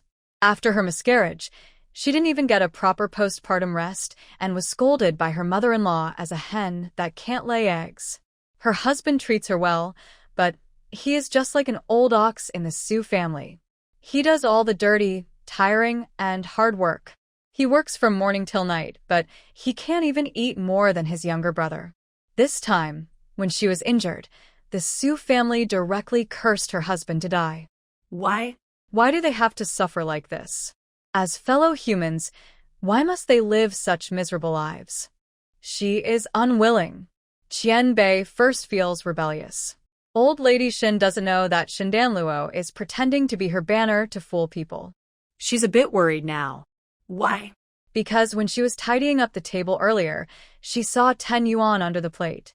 It's obvious that Su Gong'an left the money. Sigh. Why is this young man so polite? But when she asks someone to do a favor if they refuse, she feels uneasy. Especially since Su Gong'an is both looking for comrades and investigating High City, it's clearly troublesome. You can't expect to get favors without spending some money. In their rural area, even attending a wedding requires giving 50 cents or $1 as a gift. And this is for asking someone to do a favor. Old Lady Shin feels worse the more she thinks about it, clutching the 10 yuan and worrying. At this moment, Shin Old Fourth, who had finished early with farm work and came over to talk to Shindanluo, entered. Seeing her holding the 10 yuan, he instinctively looked around the yard to see if Su Gong'an was still there. Seeing he wasn't, he felt a bit relieved. But before he could feel better, Old Lady Shin looked up and saw him come in, immediately speaking. Go ask the team leader if he can help us buy some meat for 10 yuan. I want to make some dried meat, and later you can deliver it to Comrade Su Gong'an. If it's really necessary, we'll go around in circles. I don't believe this gift can't be delivered. Old Fourth Shen. Is this never-ending? He finally couldn't hold back and blurted out, Mom, am I your real son? I think Su Gong'an is your real son. Did we switch at birth? Should we swap back? Old Lady Shin. She grabbed a feather duster and swung it at him. Stop right there. First I'll give you a beating, then I'll tell you whether you're my real son or not. Old Fourth Shin ducked and ran, covering his head. Mom, I was wrong. I am your real son. I really was wrong. Don't hit me. 10 minutes later, Old Fourth Shen, with several big red marks on his face, squatted in the corner, looking pitiful and sad. Mom, I won't be good to you anymore. I want to go to the city with Danluo. Old Lady Shin looked at him suspiciously. What are you going to the city for? Anyway, there's no work in the fields now, and I won't earn many work points. I'm going to take a short-term job in the city for 3 or 5 days. I'll definitely earn more than staying at home. Old Lady Shin rolled her eyes. There's no work in the fields? I've kept work for you and your third sister-in-law, Old Shin-si. He looked shocked. You really are my mother. I've never seen you so mean to your son. Old Madam Shin. What exactly did her foolish son do wrong? Did she really hurt him? Probably not. Since he is her biological son and lately he's been having a tough time, she just half-heartedly said, you want to go? That's fine, but you need someone to help you do the work. Old Shin-si immediately perked up. Then why bother asking? Let second brother do it. In the past, Jiang Huaisheng was biased. Old Second Shin was lazy and always used his work to boost his own points. She remembered everything. Now, she finally had a chance to get revenge. Mother, I saw second brother sneaking into the kitchen to steal food just now. He's so quick, even injuries don't stop him from looking for food. Working shouldn't stop him either, especially now that the field work isn't heavy. Old Madam Shin listened and thought, she really couldn't keep someone who only eats and doesn't work. Recently, Old Second Shin has been doing less because he's been injured. In their big Shin family, he's the one with the most children, all waiting to eat. Who else would do the work if not him? So she nodded and let Old Shin-si go ahead. All right, tell second brother about this later. Old Shin-si was happy and asked, what about Dan Luo? I'll tell her too, and we can go together later. Oh. Old Madam Shin raised her eyelids. She's already gone. After dinner, she left with Su Gong and Old Shin-si. What does this mean? Su Gong and couldn't get her mother's heart, so he's trying to steal his niece's heart too? This can't be. By the way, go ask the team leader about buying meat. I'll try to finish it today. When you go out, take some to Su Gong and old Shin Si. Ha ha ha. Su Kai still didn't realize his hatred for old Shin Si was rising rapidly. Right now, he had a headache. He had already gone from feeling touched to numb. The car had been driving all along, and Shindan Luo kept talking the whole time. How could such a little girl be so talkative? First her grandma, then her mother. She praised both endlessly, and still managed to praise herself. And that wasn't all. She also made big promises to Qianbei. The main point was, Qianbei had no sense of judgment at all. She was brainwashed by this little girl, and was so moved, she was almost in tears. Yes, brainwashed. He finally understood this little girl was just like those people in brainwashing organizations, giving a constant lecture and brainwashing Qianbei all the way. This little girl talks a lot. I've never seen a child so eloquent and clever. Shindanlu was focused on carefully persuading Qianbei and didn't notice Su Kai's complicated and speechless expression. Finally, they arrived, and Su Kai quickly called out Comrade Qianbei, "Go into the lobby on the first floor and turn left. Find someone to ask where the injured from Shishui village are staying. My colleagues will help you arrange everything else." They've arrived. Shindanlu felt a bit disappointed. She thought she could try a little harder. She also planned to investigate whether Qianbei was suitable to be her black market agent. Since she couldn't go herself, and her mother was unavailable now, she wanted to check if it was safe to work with her. Wow, how quickly time passes. Qianbei also felt a bit regretful. She hadn't had enough listening time. After hearing Shindanlu, her life felt full of excitement. But she was also worried about her husband. Little Donlu, next time, Annie Qian will come find you to chat. I haven't talked enough yet. Of course. Shindanlu's eyes sparkled. Oh, look at that. She's got her hands on her, eager to jump into her bowl. She waved her little fists to cheer for Qianbei. Auntie Qian, you can do it. If you run into trouble, come to the obstetrics and gynecology department to find me. Just go inside, the last house on the inside. I'll ask my mother for advice. She's very smart and capable. Su Kai's mouth twitched. She was clearly a little bragging goddess. Anyway, her grandmother and mother are the most powerful in her eyes. Qianbei carried the food Shindanlu and Shun Liqing prepared for her, looking energetic as she left. Su Kai drove the car forward for another 2 minutes and stopped at the innermost 3-story building. Shindanlu, eager to see her mother and brother, quickly got out of the car with her small bamboo basket. Uncle Su, third aunt, my mother is in the room at the very back on the 2nd floor. You can go up yourselves. After saying that, she rushed inside. Su Kai, running so fast, aren't you afraid of hitting someone? Should I say Su Kai is a bad luck charm or just unlucky? As soon as Shindanlu went in, she bumped into someone, specifically, the young lady who was helping her cook, Song Zhaodi. Zhaodi Jia, sorry. Did I hurt you? Seeing Shindanlu, Zhaodi's thin face showed a strange expression, and she quickly waved her hands. It's okay, it's okay. Danlu, why are you back so early? I was worried about my mother and brother, so I came back early to stay with them. Shindanlu smiled and helped Zhaodi pick up the basket on the ground.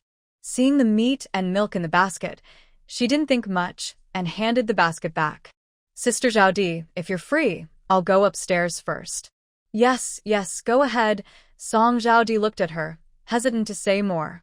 But in the end, she said nothing and simply watched Shindanlu happily run upstairs. Mom, Anbao, I'm back.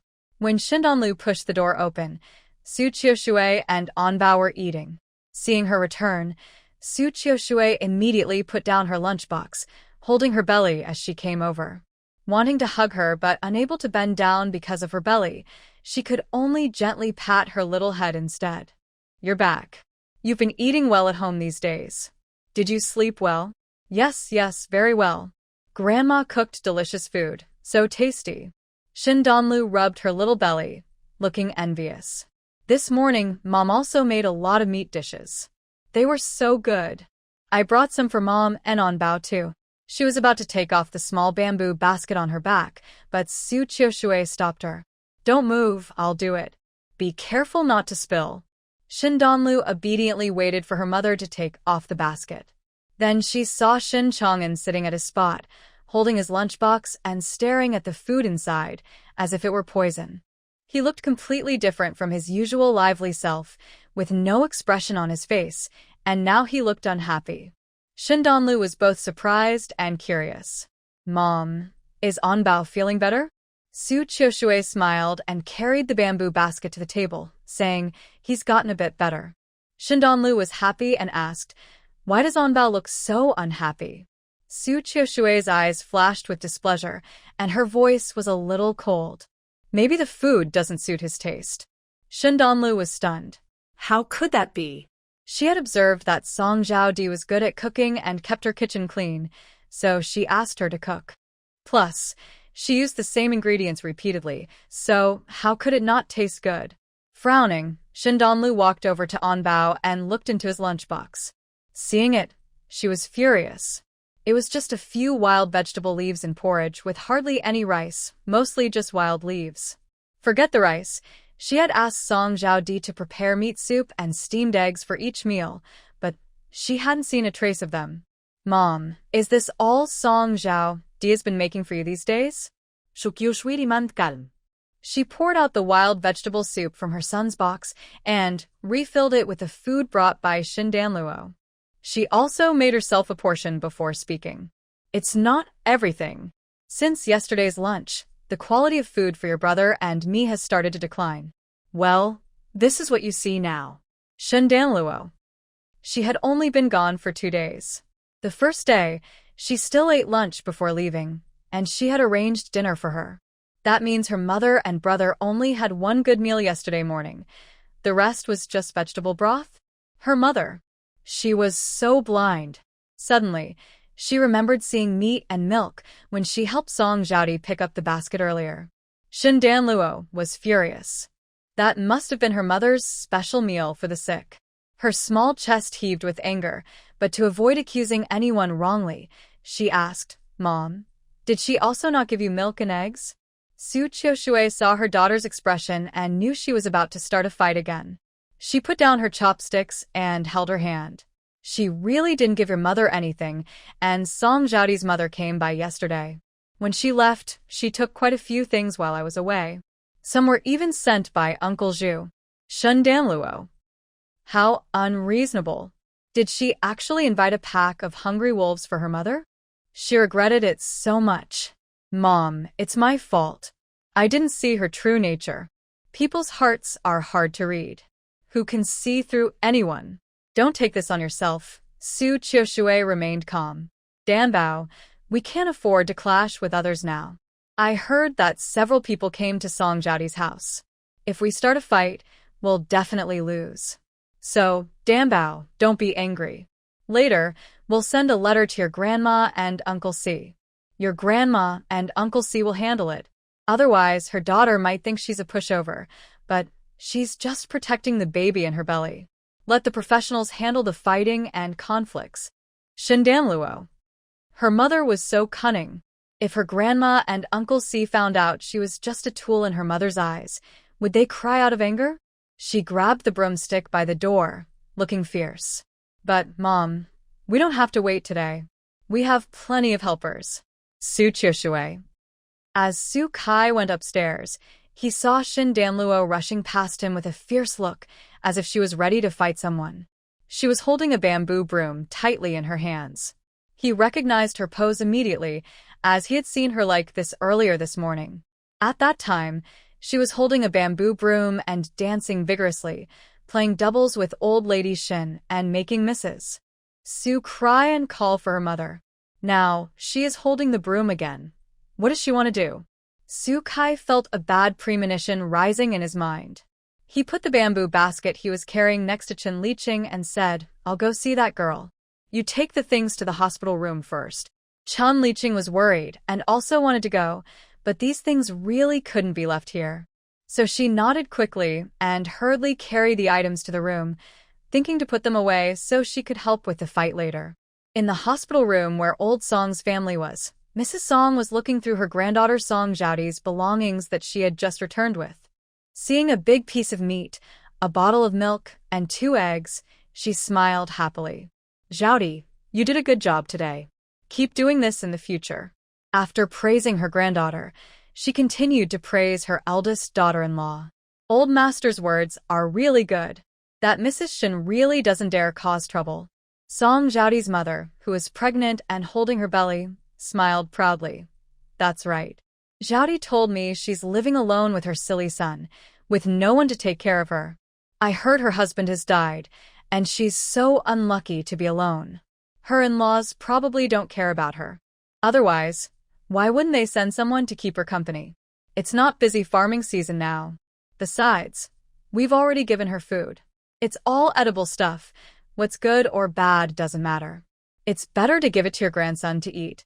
Next to them, a dark, strong boy about 8 or 9 years old was excitedly nodding. Yes. Grandma, Mom, I want to eat meat. I want to drink milk. Oh.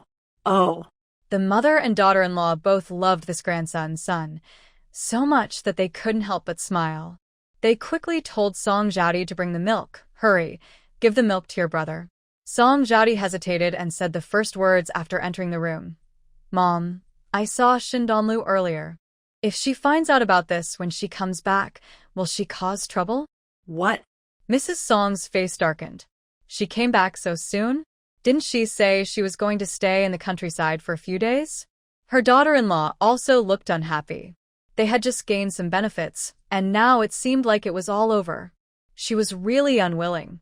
But thinking of Shin Donlu's young age, Song Zhaodi's mother smiled again. Mom, what's the big deal? Her mother wouldn't dare say anything. She's just a little girl. What can she do? She returned just in time. I heard she has money, and she used to pay for the household expenses and buy the vegetables. Now that she's back, she will definitely buy everything. Kids are easy to fool. Later, we'll let her buy delicious food for Jinbao. Mrs. Song didn't expect things to go this way and was surprised. What? How can we do that? Will she agree? Why not? Song Zhaodi's mother smiled mischievously. I heard the nurse say her pregnancy is complicated and she can't be upset. If she refuses, we'll cause trouble at her mother's place. She probably won't dare to say no. Old Mrs. Song clapped her hands happily. Good. Daughter-in-law, you're really clever. I didn't think of this. You're right. If she doesn't buy, we'll let Jinbao make a fuss in her mother's room. When someone asks, we'll just say the child is young and doesn't know better. No one can say anything. Hearing this, Jinbao asked excitedly, Grandma, if I make a fuss, will I get to eat meat? Will you drink Grandma's soup? If I go bother the pregnant lady, will there be more tasty food? Both Mrs. Song and her daughter said in unison, Of course. Suddenly, the door was pushed open forcefully. A fierce little voice came from outside. I think you all deserve a beating.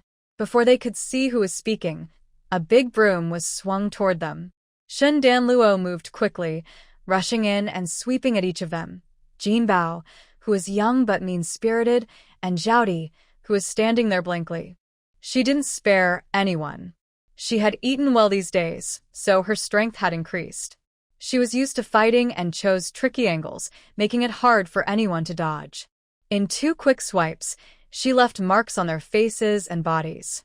The room was filled with screams. Mrs. Song was hit twice and finally reacted.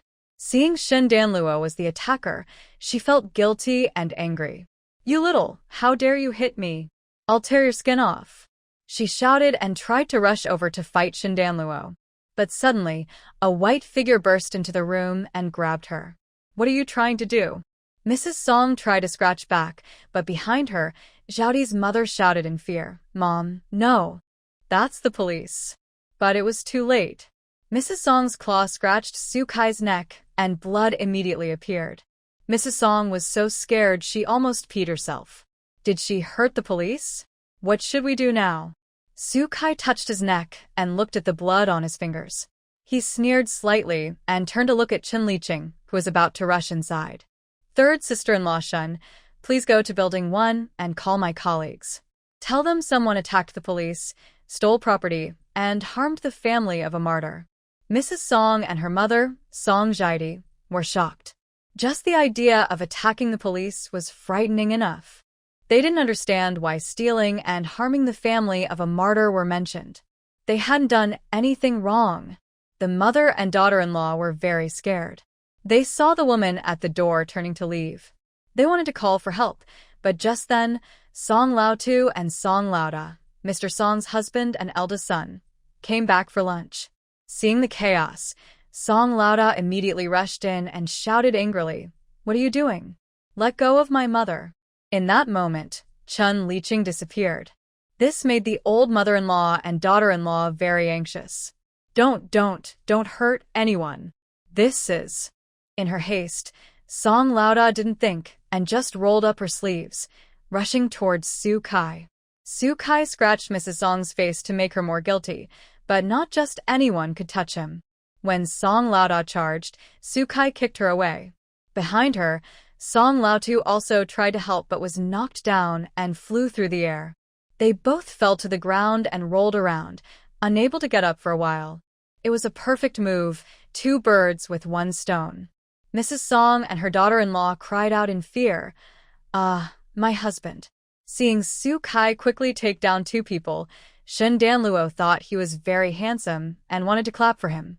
But she was busy fighting someone else. After hitting Song Jiadi and seeing her stand still like a wooden doll, Shen Danluo, exhausted, turned to attack Song Jinbao, who was trying to use sneaky tricks. "You wanted to hit my mother, eat her food, be bad at your young age, and make your parents and grandparents ashamed. You're a troublemaker for society." She picked up her shoe and slapped him repeatedly, making him confused and tearful. He wanted to push her away, but didn't have the strength. He started off confident, shouting, "You dare hit me? I'll run into your mother." Wah. "Let go of me. If you hit me again, I'll tell my grandparents to punish you." Later, seeing that no one from the family came to help and feeling her face and body hurt so badly, her anger gradually subsided. "Please don't hit me. I won't dare to do bad things again," the boy begged. Shin Danlu pretended not to hear. She didn't believe he would learn to behave so quickly. If a mischievous child calmed down after a beating, wouldn't that mean he wasn't truly mischievous? They had to beat them until they were afraid, until they doubted themselves, until just the thought of misbehaving caused them to feel scared. Otherwise, who knew how many people they would harm in the future? If children commit wrongdoings, is it really a crime? Sometimes, children can be more frightening than adults when they do wrong. The most terrifying part was that they could escape punishment because of their young age. So, she kept hitting without hesitation. While hitting, she also explained the reason. "Since most of the good food meant for my mother and younger brother has been eaten by you, you should just endure it. So, you won't be tempted to steal from others in the future. At such a young age, disrespecting life. Today I only hit you once because you haven't started to fight back. If you dare to fight back in the hands of others, your limbs could be cut off, your mouth could be cut, and you might have to crawl on the ground and can't even eat properly." Song Jinbao was terrified by the scene she described and broke down completely, crying out, "Mom, help! Dad, help!" Song Zhaodi's mother was heartbroken. Stop. "Oh, my poor good boy, Shindanlu, you little crazy girl, he's so young. How can you keep hitting him? Is he older than me? If I can't beat him, is that my fault?" Shindanlu snorted coldly. "It's your fault for teaching him to harm my mother. Today, I want to tell your naughty son what a terrible fate awaits those who go astray." After speaking, she continued hitting him. "Isn't he your family's precious little treasure? How dare he harm my mother? I am so heartbroken for you." For a family that was biased towards boys and loved them excessively, Shindanlu knew very well whom to punish. So, the moment Song Jinbao caught his breath, he burst into tears, crying like a dog, "Mom, help. It hurts so much, I won't dare to do it again." Song Zhaodi's mother was heartbroken, feeling like her heart was breaking. She wanted to rescue her son, but was stopped by a fierce presence that she dared not confront. Hadn't his father and grandfather still not gotten up? Song's wife also wanted to plead, but seeing her precious grandson crying so miserably, she felt faint from pain. But she dared not. She was involved in attacking an officer. What crimes awaited her? At this moment, Song's wife, hated Song Zhaodi's mother even more. If it hadn't been for her terrible idea, why would the Song family have been involved in such a big crime? While Song Jinbao was crying and shouting, Chen Liqing led several police officers inside. As soon as they entered, they shouted to Su Kai, team leader. Song's wife and her mother, Song Zhaodi, looked shocked. So this fierce woman was actually an official? Su Kai pretended not to see and continued to seriously scold Shindanlu, who was still fighting. He explained to his colleagues, these people attacked the police and deliberately harmed the family of the martyr. Song Zhaodi's mother trembled and finally asked the long-held question, Comrade police, you must have misunderstood. We didn't harm the martyr's family. Huh? Su Kai sneered, Comrade Su Qiushui is a martyr's family member. Did you bother to check before trying to harm her? They were all stunned, Song Zhaodi's mother, Song Zhaodi herself, and even Song's wife. The entire old Song family was in shock. What? The pregnant woman they thought was powerless and easy to bully was actually a martyr's family member? Why didn't she say so earlier? People who had come to watch the commotion overheard Su Kai's words and were immediately frightened. Some of them had seen the old Song family benefiting from Su Qiushui and had wanted to get some advantage too. Now that they learned Su Qiushui's background was so powerful, they turned pale with fear. Luckily, they were slow to act, otherwise, they might have been beaten too. And her daughter was so fierce. When the police arrived, she didn't stop. The face and body of the precious little girl from the old Song family were swollen and bruised. So fierce. The police arrested each member of the old Song family one by one. Because Song Zhaodi's mother was pregnant and about to give birth, the police didn't know what to do with her at first. Just as she was secretly glad she had escaped danger, Shindanlu walked over to Su Kai pitifully. Uncle Su, this woman is very bad. Yesterday, she went to my mother's place and stole everything that Secretary Zhu sent, she said. Hearing the word Secretary Zhu, Song Zhaodi's mother's heart tightened. What? The things in Su Qiushui's house were sent by officials? Why didn't she say so? The old Song family members looked equally pale, their eyes full of anger. The old ancestors were right. Marrying an unworthy wife can bring disaster to 3 generations. If she hadn't overheard Song Zhaodi being invited to cook and take care of someone, and then had greedy thoughts and came up with this terrible idea, would the old Song family have gotten into such trouble? Song Zhaodi's mother felt nervous under the angry gazes of her family. I will return the things. I'll even make up for the food, she stammered. She also dared not deny it. When she carried her things out yesterday, many people saw her.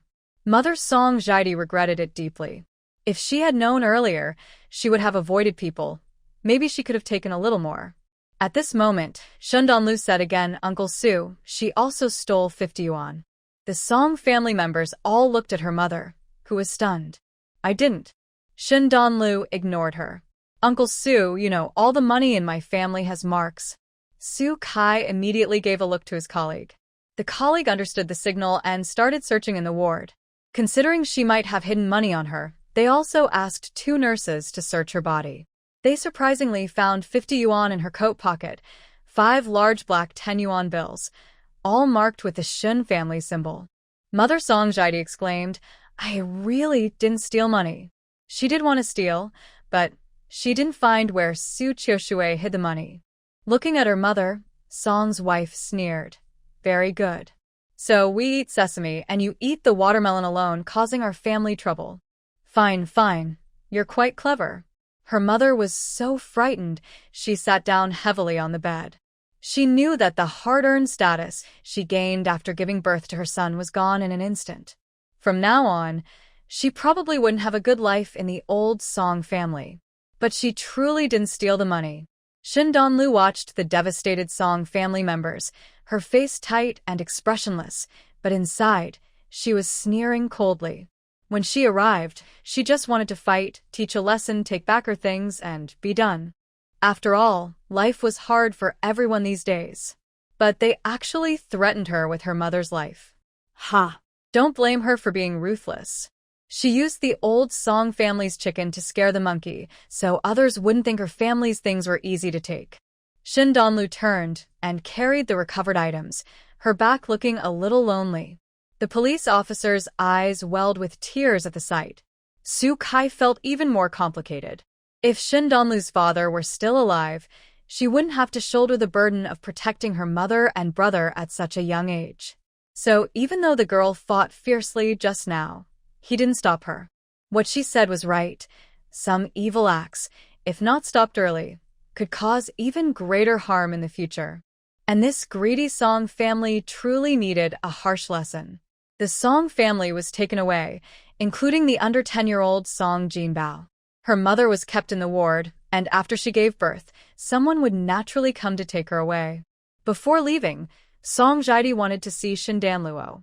Shindan Luo did not agree. She knew what she wanted to say. She wasn't intentionally causing trouble. She was forced. But was she really not acting on purpose? She didn't believe it. Maybe she was somewhat pressured, but growing up in old Song's family, wouldn't she know their nature? If she truly cared, she could have avoided it altogether. After all, no one knew how many portions she cooked. So, forgiveness, forget it. Shindan Luo became fiercely protective of her mother and gained fame for it. People in the hospital no longer dared to underestimate them, and others kept their distance. She saw the distant, respectful looks but didn't care. Right now, she was happily excited about the news brought by Secretary Zhu. Secretary Zhu arrived exactly on time. When he came, Shindan Luo had just finished tidying up the old Song family, and the police had just taken the people away. At this moment, everyone was talking eagerly. Without asking, he overheard everything about Shindan Luo's conflict with the old Song family. He entered the ward before they could greet him and said, "Comrade Su, why didn't you tell me about this yesterday? I could have arranged someone else to take care of you." Su Qiushui thought to herself that the person he found wasn't much better. She coughed politely and smiled. It's also troublesome for Secretary Zhu to always be involved. She looked at her daughter, hoping she could help smooth things over. After all, Secretary Zhu seemed to care a lot about her daughter. He had come twice, both times for her. But her usually understanding daughter was now uncooperative, snorting and pouting seriously. "Uncle Zhu is right, Mother. You were wrong this time. When something like this happens, you should talk to Uncle Zhu, even ask him to use his influence to pressure them. Do you realize? Your tolerance might make them worse." Shindan Luo remembered hearing those words outside the door of the old Song house and felt a wave of fear. If Uncle Su hadn't come to pick her up today, and she had followed her third aunt leisurely by bus, what mischief might the old Song family have gotten into? Her mother's words suggested something could have gone wrong. Adults are manageable, but Song Jinbao, who was influenced by the old Song family, was unpredictable. If something really happened, maybe the old Song family would just say Song Jinbao was too young and mischievous to be responsible. Where could she even argue? Would she have to make Song Jinbao pay with his life? So, her mother is afraid of owing favors and causing trouble for others. This bad habit must be changed. What's wrong with taking advantage sometimes? What's wrong with owing favors? It's just part of life. She doesn't believe that Shindan Luo can't repay her debts. The only thing she truly desires in this life is for her family to be safe and happy. For that, she is willing to do everything. Su Qiushui was stunned. She sensed that her daughter's emotions were unusual. Just as she was about to speak, Su Kai also spoke. "Comrade Su, Dan Luo is right. Just now, outside Old Song's hospital room, we overheard them discussing how to use your stomach to pressure you and Dan Luo to achieve their goals. That family's child even wanted to come and confront you.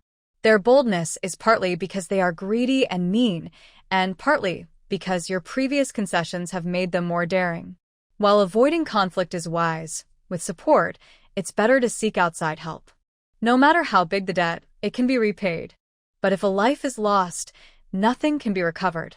Su Qiushui's heart tightened. She quickly held Xiao Donluo's hand. "Dan Bao, I was wrong this time. I shouldn't be afraid of owing favors. I will change from now on. Dan Bao, Don't be mad at me, okay? Mom, I'm not mad at you. Shindanluo's eyes were red, tears filling her eyes. I'm just scared. I've already lost my father. I don't want to lose my mother too. All right, I understand. Su Qiushui gently stroked her face, tears falling one by one, filled with regret. I know I was wrong. I won't let Danbao worry anymore. Do you believe in me, Danbao? Shindanluo hugged her, gently rubbing against her. Mom, I love you so much. You absolutely must not have any more trouble. Otherwise, she didn't know what she might become. The voice behind her was very soft. Su Qiushui didn't hear it clearly, but her guilt deepened. It was her overthinking that caused her daughter to worry. Thinking about what third sister-in-law just told her, Su Qiushui felt she should live more freely, just like her daughter. Overthinking some things only held her back.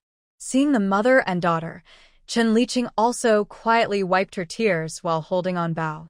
She hoped her sister-in-law's family would be happy in the future and never face such trouble again. But in this time, with no labor force at home, could her sister-in-law's family make it through? Su Kai also sighed deeply.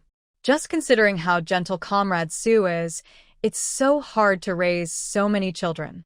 Just thinking about it makes her feel tough. At this moment, Secretary Zhu cleared his throat and said, Hey, stop crying.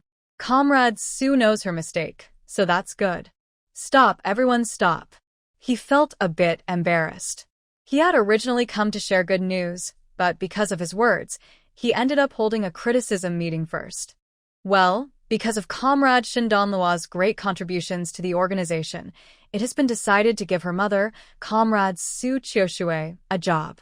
Shindanluo immediately lifted her head, her eyes shining as she looked at Secretary Zhu. They're giving my mom a job? Really? Truly? Truly? Her repeated questions showed how happy Shindanluo was about this news. Secretary Zhu was also happy. He had been thinking about this for a long time, and now that it was finally happening, how could he not be happy? Of course it's true. Originally, the organization wanted to assign Comrade Su to work at a factory or start as an office worker, but considering that she still needs to take care of her children and that she used to be a teacher and did her work very well, they decided she should return to her original job. Now, there are two options. You can choose one. One is a middle school teacher in the city, earning 35 yuan a month, with some holiday allowances, and the school provides housing. The other is an elementary school teacher in the county, earning 28.5 yuan a month, with public rental housing and holiday allowances as well. Take a look and see which one suits better.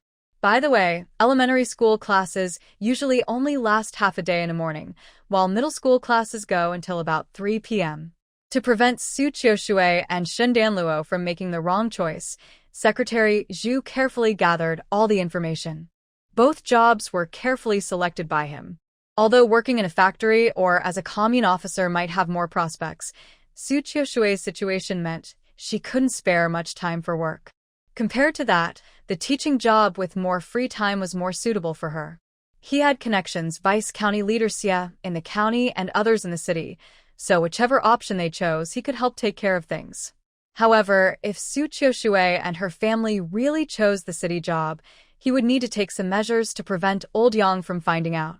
Old Yang was eager to send Su Qiushui's family back to Shishui village, and he still remembered that clearly.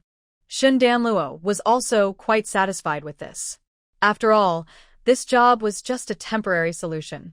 In a few years, the college entrance exam would be reinstated, and she wanted her mother to participate in it. Every book stored in her space told her that her mother was not an ordinary woman, nor someone willing to live a mediocre life. She also didn't want her mother to live her whole life just for their small family. A few years later, when her younger brothers and sisters grow up, her mother can take the college entrance exam. At worst, all her little siblings can go to college with their mother. As long as someone helps out, family and career can be balanced. She has already found someone to help, her grandma. She wants to take her grandma out of their small village. Her grandma is so kind. She shouldn't stay in the countryside as an old lady. And she also can't bear to leave her grandma. Shindanluo stands with her hands on her hips, confidently thinking, her grandma surely wouldn't want to leave her either. Next to her, Su Qiushui and Chen Liqing are stunned by the explosive news from Secretary Zhu. Su Qiushui is even more confused. When did her daughter make such a big contribution to the organization? And get a decent, well-paid job? Before, she was a teacher earning only 6 yuan a month. She uncertainly asks, "Daughter, Secretary Zhu, are you joking?" No. Shen Danluo quickly answers, smiling warmly. Secretary Zhu is a good person. Good people don't lie. Mom, I think being a primary school teacher in the county is pretty good. It's close to Grandma, and the city is too far. Grandma doesn't like riding in cars. In the county, she can come visit us when she's free. Wait a minute. Su Qiushui feels a headache coming on. How come her mother-in-law has already been arranged, and her daughter is so good at planning everything? She stops her daughter's chatter and looks seriously at Secretary Zhu. Secretary Zhu, give me the real truth. What exactly did Danluo do? You're not saying anything, and it's making me very uneasy. Secretary Zhu, hearing this, looks around and then tightly closes the doors and windows before speaking. Today, after you hear this, forget it. You can't tell anyone outside. Hearing how serious it is, Su Qiushui feels even more nervous. Chen Liqing is more direct. She picks up Shin Chang'an and leaves quickly, not giving anyone a chance to stop her. Secretary Zhu feels satisfied. Not many people in the old Shin family are fools. He glances at Su Kai, who is still stubbornly standing there. That brat has no awareness. Everyone knows it's a secret, yet he's just standing here listening openly. Receiving his uncle's disapproval, Su Kai shrugs. Secretary Zhu, I'll find out sooner or later anyway. Don't keep me in suspense, just tell me. Secretary Zhu let out a light sigh and then handed over the letter that Shin Danlu had accidentally found, which was from Huang Lin and Li Ping. He helped him clear up the false accusations and also briefly explained the matter of a split person. After hearing this, Su Qiushui, Su Kai, both fell silent, their eyes on Shen Danlu filled with complex feelings. They both thought, could my daughter, this girl, really be heaven's own daughter? Her luck is just too incredible. Su Kai cleared his throat and said to Su Qiushui, by the way, Xiao Danlu is also my benefactor. Su Qiushui. Huh? Su Kai then explained the old Shin family situation. It was something like this. Shen Lao Si's son caused trouble because Shen Danlu encouraged him to buy meat. He had to ask his wife for money, but then found out all the money was gone. So, he went to the Li family for money, which not only led to uncovering the stolen funds from the Li family, but also revealed a case he was investigating. Later, they caught Li Lao Air and found out where Li Lao San was, helping him solve the case smoothly. He added, and a lot has happened in the old Shin family. Let your daughter tell you about it herself later. Shui. That's a lot of information. She wanted to be quiet for a bit. She thought her daughter's trip back was really lively and busy. She then chuckled softly, holding Shin Danlu's hand with a happy look in her eyes. It's good that her daughter's luck is so great. She hopes heaven will keep blessing her daughter. Daughter, can you tell Mom about everything later? The Shin family's matters were originally meant to be discussed with her mother, and she still had many doubts to talk about. Without hesitation, Shin Danlu agreed. Yes, I will. Seeing her daughter so obedient, smart, and sensible, Su Qiushui felt as sweet as honey in her heart. She looked up at Secretary Zhu and said, Secretary Zhu, thank you so much for your hard work. Just as Danlu said, I'll choose a job in the county. That's great. Secretary Zhu was also happy that this matter was settled. I'll go back now and inform them. I'll reserve a job for you. After you finish your confinement, it will be about the time school starts. Seeing Secretary Zhu and Su Kai about to leave, Shin Danlu's eyes twinkled. She ran over and stopped them. Uncle Zhu, Uncle Su, you can't just leave like that. You helped my family a lot today, so we want to invite you to dinner. Secretary Zhu and Su Kai waved their hands repeatedly. No need, no need. It's what we should do. That's not possible. The uncles refused to stay. Shin Danluo, act like a worried child and throw a tantrum. I will cry to show you. Secretary Zhu. Okay. Su Qiushui also said, yes, Secretary Zhu, Officer Su, you can't leave today. If you don't stay for dinner, Dan Luo and I won't feel at ease. The doctor said I shouldn't get too upset. Oh, my stomach hurts a little. Looking at Su Qiushui's rosy face, which shows no sign of pain. Secretary Zhu. Officer Su. They really are like mother and daughter, sharing the same tricks, especially pretending to be hurt. Fine, Secretary Zhu said, first, let's eat. It's just a meal. How hard can it be to enjoy it? Su Kai, unable to stop himself, stared silently at his own aunt. Haha, uncle, you probably misunderstand the way the old Shen family hosts guests.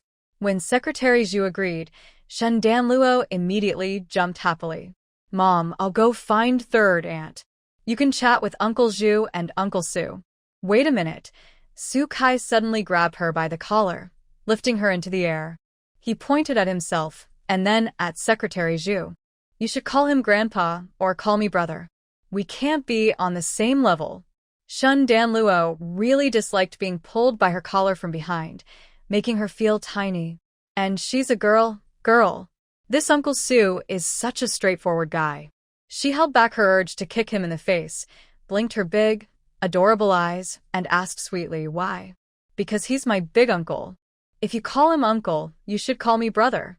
Otherwise, it would make him seem very old. Comrade Su Gong is quite conscious of his age. He also hopes to introduce old Madam Shen to his grandfather soon, so maybe this little girl should start getting used to it early? Shen Danluo looked at Secretary Zhu. Secretary Zhu smiled warmly. That's right. I am his big uncle. Little Danluo calling him uncle is correct, but it's a different generation. Is that so? Shen Danluo smiled sweetly. Then, Grandpa Zhu and Uncle Su are good. Su Kai. His face darkened. Why not call me brother? Shen Danluo blinked innocently, very sweetly. Because Uncle Su looks a bit anxious. Calling him brother would be too rude. Anxious? He looks anxious. Su Kai was hit by a beauty shock and felt completely flustered. Secretary Zhu knew that this nephew, though usually serious, actually cared a lot about looks. This can be seen from the entire Su family, as only his room has a mirror. Even his sister's room does not. Seeing Su Kai being overwhelmed by the little girl, Secretary Zhu almost laughed out loud. Ha ha ha, I must tell my wife later. She will laugh all night. After happily taking revenge, Shen Danluo left the angry Su public security and went happily to find her third aunt. When she found her, her third aunt was patiently helping Anbao wash his hands and face. Her gentle smile showed no dislike or impatience, despite Anbao being different from other children. Seeing this, Shen Danluo became even more determined. She smiled and walked over, saying, Third aunt, my mother, and I want to invite Secretary Zhu and Uncle Su to dinner. These two uncles have helped us a lot, so we want to cook something really special. Can you help us? Chun Liqing immediately agreed. She was just helping to cook and take care of her sister-in-law, just cooking for 2 more people, no trouble at all. So she nodded and decided to put all her effort into making a good meal. 1 hour later, Secretary Zhu looked at the 5 dishes and 1 soup that looked and smelled delicious, and his mouth watered. He couldn't resist reaching for the food. He knew it wasn't right to do this, but his hands had their own mind. After a few bites, Secretary Zhu completely forgot he was a public official and was lost in the world of delicious food. Su Kai was even more eager. He thought Shin Laotai's cooking was already very good, top level. But he didn't expect that Shin San's cooking was even more unbelievably delicious. If she weren't already married, he really wanted his older brother to marry her. As the 2 ate almost finished, Shin Danluo smiled and asked Grandpa Zhu, Uncle Su, is it delicious? Secretary Zhu, with his mouth full of food and a satisfied look, said, Delicious. So delicious. I've never eaten such good food in my life. Su Kai was cautious and didn't speak because Shen Danluo's smile looked familiar. His experience told him that the main event of this banquet was about to begin. Sure enough, Just as this thought arose, Shin Danluo proudly said, "Of course. My third aunt's cooking is famous all over Shishui village. My grandma says if anyone in the village has a celebration, they invite my third sister-in-law to cook. She's amazing. Everyone says her cooking is even better than the chefs at state-run restaurants." Chun Liqing? Someone in the village asked her to be the head cook? When did that happen? How does she not know? Su Qiushui silently turned her face away, trying not to reveal anything. Little sister-in-law. Chun Liqing. Su Kai, who saw everything, also said nothing. He thought to himself, old Shin's family doesn't cook that well, especially the meals Shin Danlu invites people to. Those are the kind you have to return. Secretary Zhu hadn't realized yet that Shin Danlu was playing tricks on him, smiling and rubbing her belly in agreement. Exactly, your third aunt's cooking skills are really good. In fact, they're much better than many master chefs at state-run restaurants. It's not just better, it's like heaven and earth apart. This praise was very high, and Shin Danlu smiled with her eyes forming crescent moons. Yeah, my grandma always says that good steel should be used on the blade. So, Uncle Zhu, since my third aunt cooks so well, shouldn't she cook for more people? Secretary Zhu instinctively replied, of course. Ah. He finally realized it was not right, but it was too late. Shin Danlu had already leaned in with a sweet smile. I knew Grandpa Zhu is a good person, the best person ever. Grandpa Zhu, where do you think my third aunt should work, so she can cook for more people? Secretary Zhu. He had lived so long and ended up caught in a trap set by a 7-year-old girl? Secretary Zhu started to doubt life. Su Kai, leaning on his chin, watched the show for a while and then joined in the fun. Yes, uncle, you must find a good job for Shin San's wife. I think she'd be perfect as a master chef at the county's state-run restaurant. Really? Shin Danlu squeaked like a groundhog. Really? Really? Can I work at the county's state-run restaurant? She immediately dismissed the idea. If my mom goes to work, then we can eat third aunt's cooking every day, right? Uncle Su, your idea is fantastic. Thumbs up, little red flower, applause. She clapped loudly, making everyone laugh and creating a lively atmosphere. Su Kai was lifted high, unable to get down. Wookie. Hey, isn't this supposed to be a trap for my uncle? Why am I being dragged into it? Su Kai felt like giving Shin Danlu a few gentle scolds for being so mischievous. But he saw his own uncle's amused, half-smiling look, clearly happy to share the spotlight. Wookie. This clever little girl Shin Danlu knew very well that Su Kai was unhappy, but since she had already spoken, could he take it back? That can't be allowed. So she put on a happy, hopeful face. Wow, if I could eat the meals made by Auntie every day, I'd wake up smiling from sleep. I really crave Auntie's cooking, but unfortunately, I can only taste a little during New Year and festivals. Auntie makes so many delicious dishes, like... Su Kai's ears perked up. Bright red braised pork, soft white steamed buns, fragrant braised fish, spicy hot pot slices, sweet and sour ribs. Each dish name was spoken aloud. Su Kai's rational mind started to fade. He even began to persuade himself. Yes, how could he forget the good things about this? Third aunt has already married, so she definitely can't marry into the Su family again, and he can't just freeload at other people's homes. Plus, convincing old lady Shen to come to the Su family wouldn't be easy or quick. Who knows if Grandpa will be stubborn? If old lady Shen doesn't like Grandpa, wouldn't all his efforts be in vain? But if third aunt Shin could work as a chef at the state-run hotel in W County, he could visit her often for good food, and his stomach wouldn't suffer. And after getting to know her better, he could subtly introduce his grandpa to old lady Shin.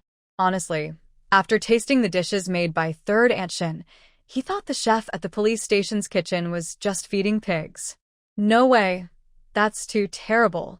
But if third aunt Shin sells vegetables and old lady Shin supports him, life would be so wonderful. No, he must work hard for his stomach's sake. So, Secretary Zhu watched helplessly as his own nephew suddenly changed his stance. Uncle Danluo is right. Annie Shen's cooking skills are wasted in the countryside. Anyway, Chef Jiang at the county's state-run hotel is nearing retirement. I heard he hasn't found a suitable replacement. I think this could work, I'll talk about it later. Secretary Zhu. Secretary Zhu thought to himself that this nephew was truly unreliable, willing to sell anything just for a bite to eat. He looked at Shindan Luo and sighed. Your third aunt's cooking is fine, but here. Secretary Zhu pointed to his neck, indicating that Chen Liqing was mute. How could a mute person do the work of a master chef in the kitchen? You should know that the master chef is the top person in the state-run restaurant. It's not just about cooking. He also decides the daily menu, assigns and explains tasks to others, and sometimes needs to communicate with leaders or customers. If he can't do these things, how can he work properly?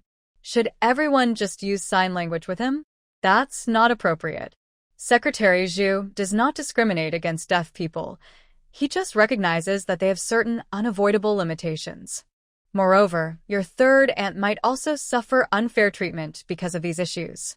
Shin Donlu's smile faded from her face. She had tried so hard, but it seemed useless. No, she wouldn't give up. Shin Donlu said seriously, Grandpa Zhu, if third aunt could communicate normally with others? If she wasn't afraid of being treated unfairly? Secretary Zhu was silent. Seeing Zhu's clear opposition, Su Qiushui became anxious and quickly said, Secretary Zhu, my third sister-in-law can write. She recognizes many characters. When the village held a literacy class, she was the fastest and most serious student.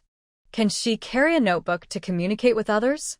Chen Liqing was not foolish. She understood that Su Qiushui and her daughter were trying to help her get a job opportunity. She was originally timid.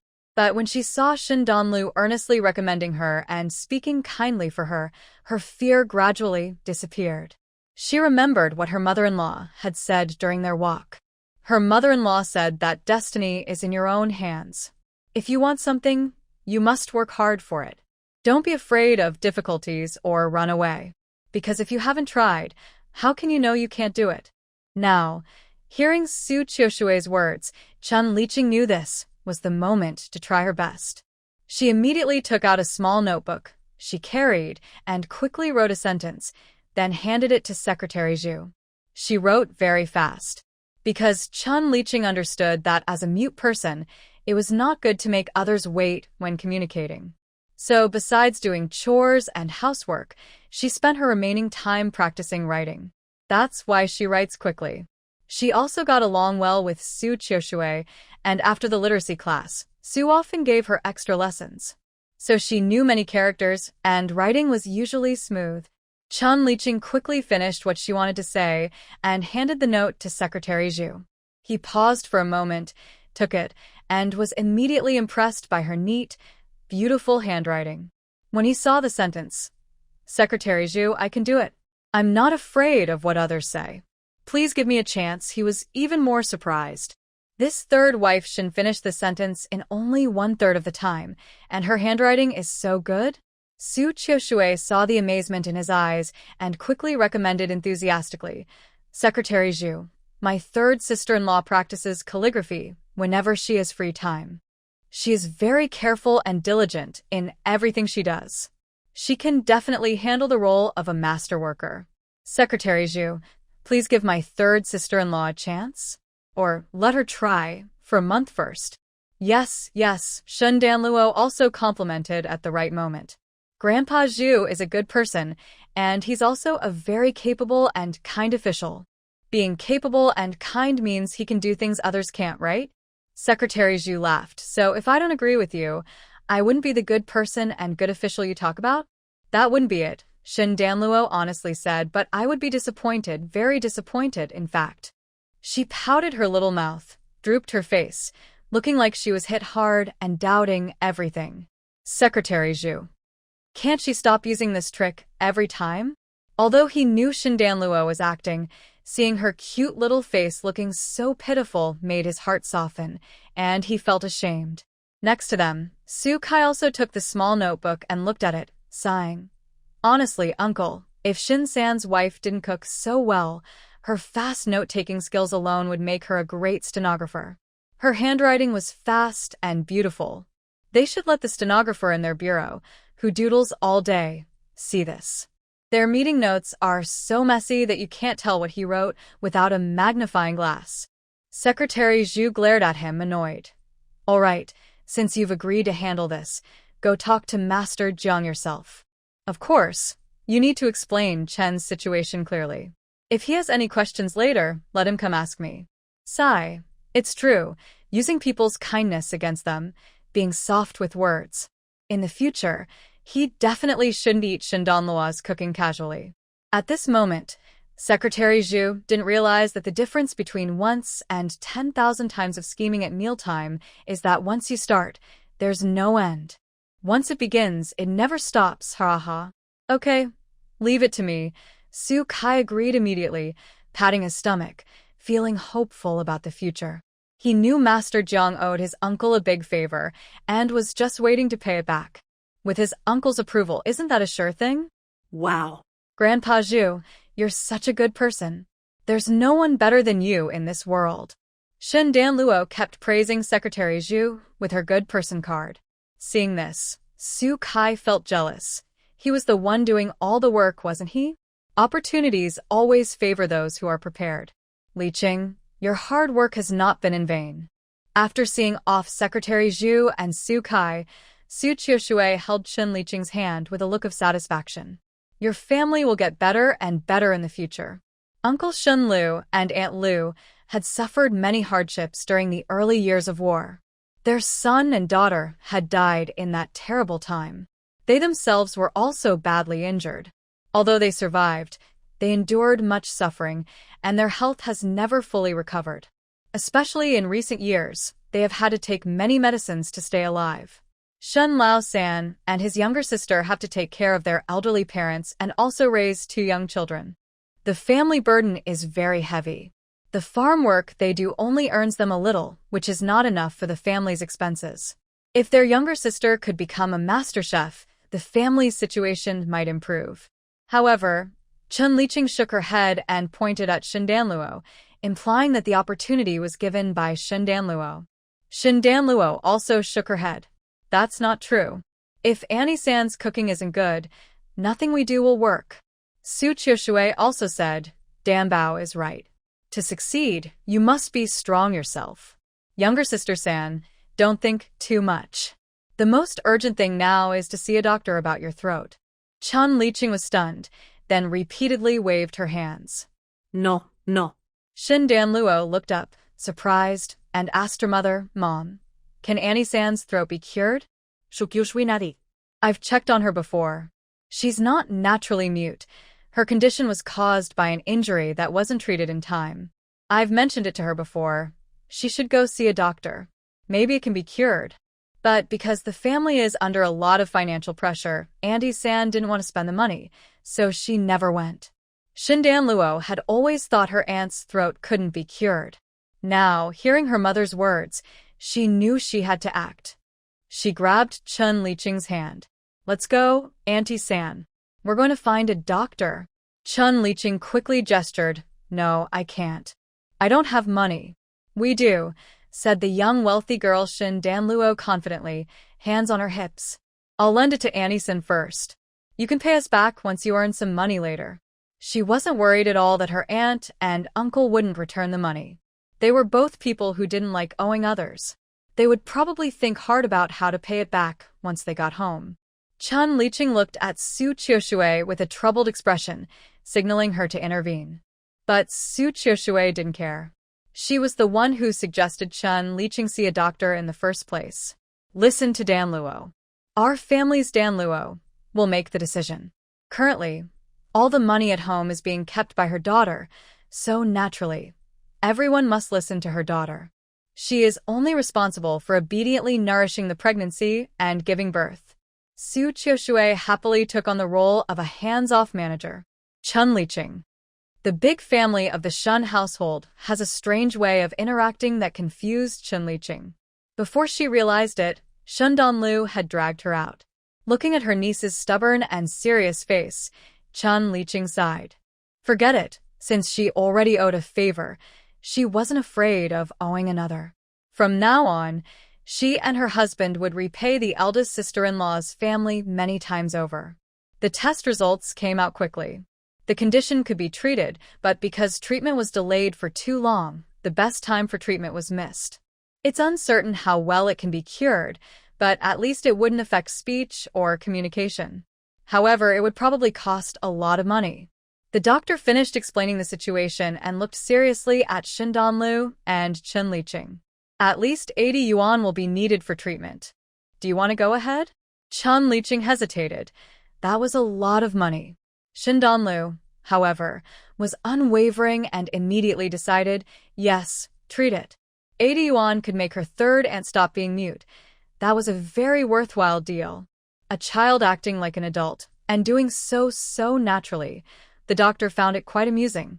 So, the doctor paid even more attention to Chen Liqing's condition and worked harder on her treatment. Shin Danlu waited outside, feeling bored. She saw someone walking past the main gate. Isn't that Qin Huijing? Oh, yes, he seems to be here for treatment too. But it looked like he was heading towards the discharge area, and he was carrying a bamboo basket? Curious, Shin Danlu followed him. But just after leaving the hospital and walking a couple of alleys, Qin Huijing disappeared. Shin Danlu felt a bit disappointed. Just as she was about to go back, she saw Qin Huijing come out of another empty alley. And behind him, there was a large white dog. Shin Danlu. She clearly hadn't seen the white dog before. Could it be hiding in that alley waiting for Qin Huijing? But that didn't make much sense. Shin Danlu was very puzzled. After Qin Huijing walked far away and she noted his direction, she turned into the alley where he had come out with a white dog earlier. However, it was a dead end. On both sides and at the end of the alley, there were walls with no other exits or doors. Because it was rarely visited, there were only 3 faint footprints on the ground. One was her own. One was Qin Huijing's and the white dog's. So, here's the question. Was the white dog floating here earlier? Why are there 2 footprints for both Qin Huijing and herself, but only one for the white dog? Still, I wonder. No way, no way. Shin Danluo's eyes widened. Could it really be what she thinks? Suddenly, she remembered the wild chicken Qin Huijing left behind when he took a ride on the same car that day. She always felt that chicken appeared quite suddenly. Now, maybe her doubts are finally explained? Shin Danluo has never believed that only she has such a powerful space ability. The world is so big, with many mysteries still unsolved. Even before she dies, there are many places humans haven't explored. So, there must be other extraordinary people out there. Maybe somewhere, someone else is secretly developing their space powers or similar abilities. But if such a person appears close to her or someone she knows, it feels very different. Shin Danluo feels a mix of excitement, fear, and curiosity. Does Qin Huijing really have space powers like her? No. She must not let her curiosity get the better of her. Otherwise, she'll just make herself feel stuffy. She carefully thought about the direction Qin Huijing left in. That way, it seems there's a black market. If I have space, I could get supplies. Since I've come to the city, I should check out the black market too. She remembered she had checked carefully before entering, and no one was paying attention to this side. Shin Danluo quietly slipped into her space and found her equipment from her past wandering days. When a child is homeless on the street, the safest gear is obviously beggar's clothes. If you're that poor, who would bother to rob you? Of course, there are no beggars now. Every person in the city or county has a job or a workplace. Farmers are working in communes, and household registration is strictly managed. Without a referral letter, they might treat you as a vagrant. It wasn't until a few years later, when policies and the country changed, that the profession of begging slowly revived. Right now, she's making herself look a bit scruffy and dirty, not eye-catching. After changing clothes, Shin Danluo put on a wig with short hair. Then she applied a layer of dark, yellowish paint on her face, neck, and hands, any exposed skin. After about 10 minutes, the delicate girl had transformed into a dirty, dark-skinned little boy with short hair. Even her mother wouldn't recognize her now. She was serious about her disguise. Thinking of Qin Huijing, she remembered he was also followed by a big white dog spirit. Shun Danluo fiddled with herself for a while, making sure the smell wouldn't be detected by Dabai, then she finally relaxed and left the alley. Half an hour later, the inconspicuous Shin Danluo arrived at the nearest black market. She immediately paid the entrance fee and began searching the area for Qin Huaijing. Before she reached halfway, she found him. Qin Huaijing also seemed to have just arrived. He still had a light layer of sweat on his face. The sweat shimmered in his eyes, making them sparkle brightly, which made his already very handsome face even more eye-catching. Even though he had wiped some dirt off his face, his stunning looks were still obvious.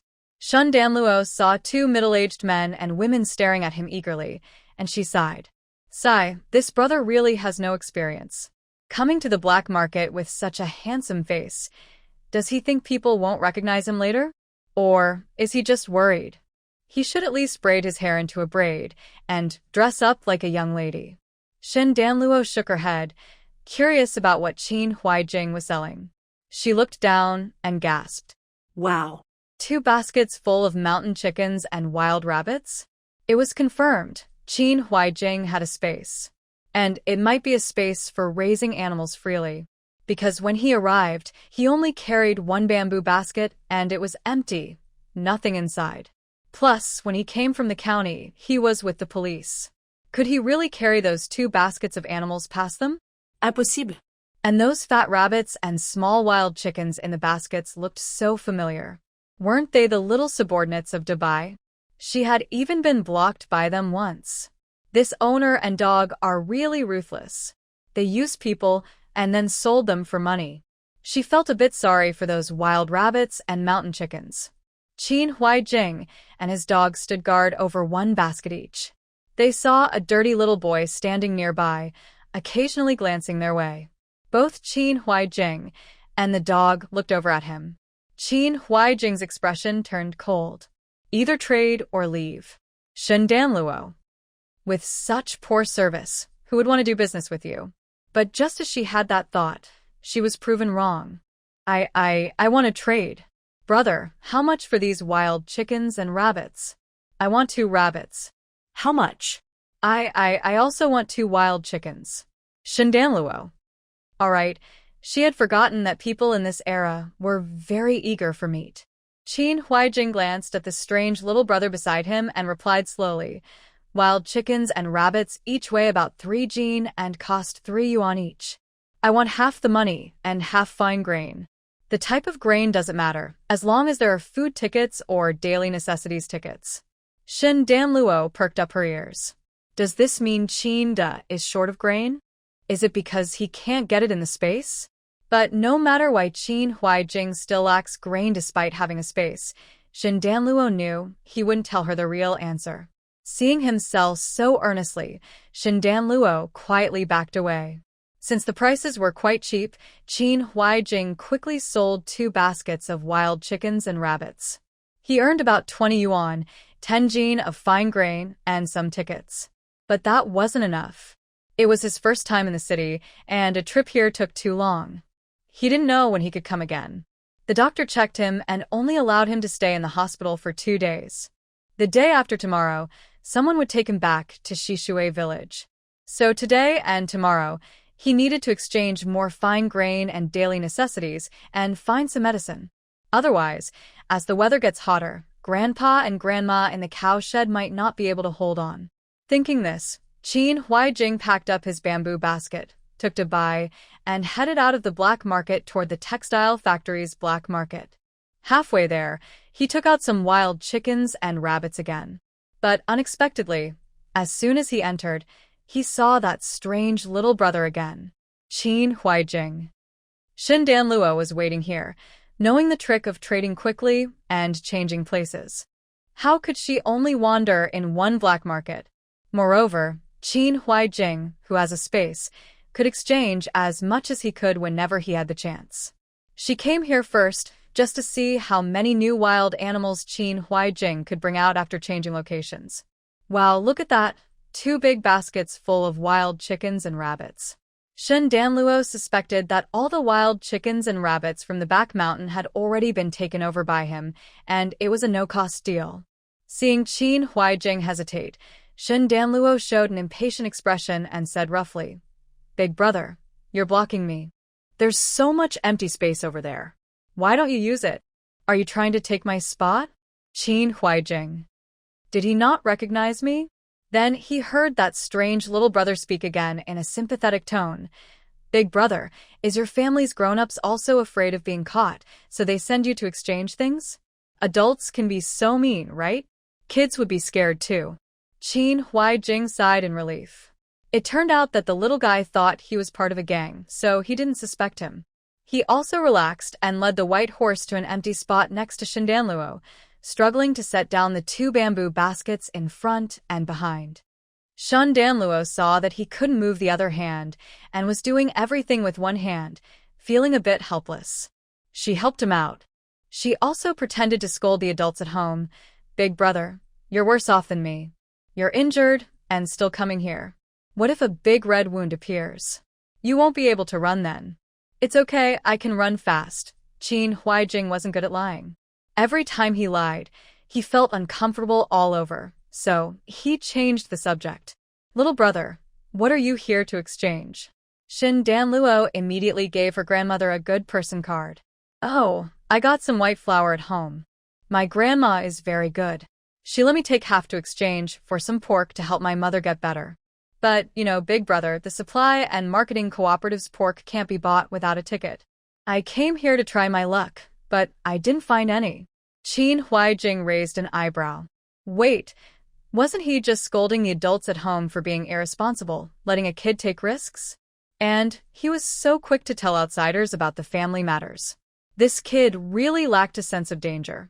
Qin Huaijing paused and couldn't help asking, "Do you want wild pig meat?" White flour. His grandpa loved eating steamed buns made from white flour. No matter how much there was, he wanted it. Shen Danluo's face lit up with excitement. "Yes, yes. Big brother, do you have some?" "Yes, but I'll trade with you later," Qin Huaijing said. Just then, someone who was eyeing his wild chickens and rabbits came over to ask, so he couldn't say much to Shen Danluo. He told her to wait for now. Shen Danluo obediently waited, and it didn't take long. Black market trading was all about speed. In less than 10 minutes, the wild chickens and rabbits Qin Huaijing brought back were all sold. "Little brother, come with me." Qin Huaijing took Shindanluo out of the black market and to a relatively safe place, then cleared his throat. "Little brother, wait here. I'll go find my dad to get some wild pig meat." "How much do you want? Are you looking for your space, Dad?" Hee. Shin Danluo's dark little face was full of smiles. "I have 4 jin of white flour. It's very good white flour. Big brother, how much wild pig meat can you exchange for that?" Qin Huaijing was honest in business. He didn't usually cheat or raise prices. Honestly, white flour was more filling than meat. Just a few ounces could make a big pot of noodle soup. So he calculated and said, "I'll give you 6 jin of wild boar meat. You can go back and have your grandma smoke or salt it so it lasts longer." Shen Danluo. How did this big shot become a rich person in his past life? Considering the black market prices, pork and refined flour are both about 2 yuan per unit. Even if the wild boar meat has a strong smell, it wouldn't be so cheap. Trading 4 jin for 6 jin doesn't seem fair. Who would make such a trade? Shen Danluo's eyes brightened. Was it because the wild boar was raised by him himself, giving him confidence?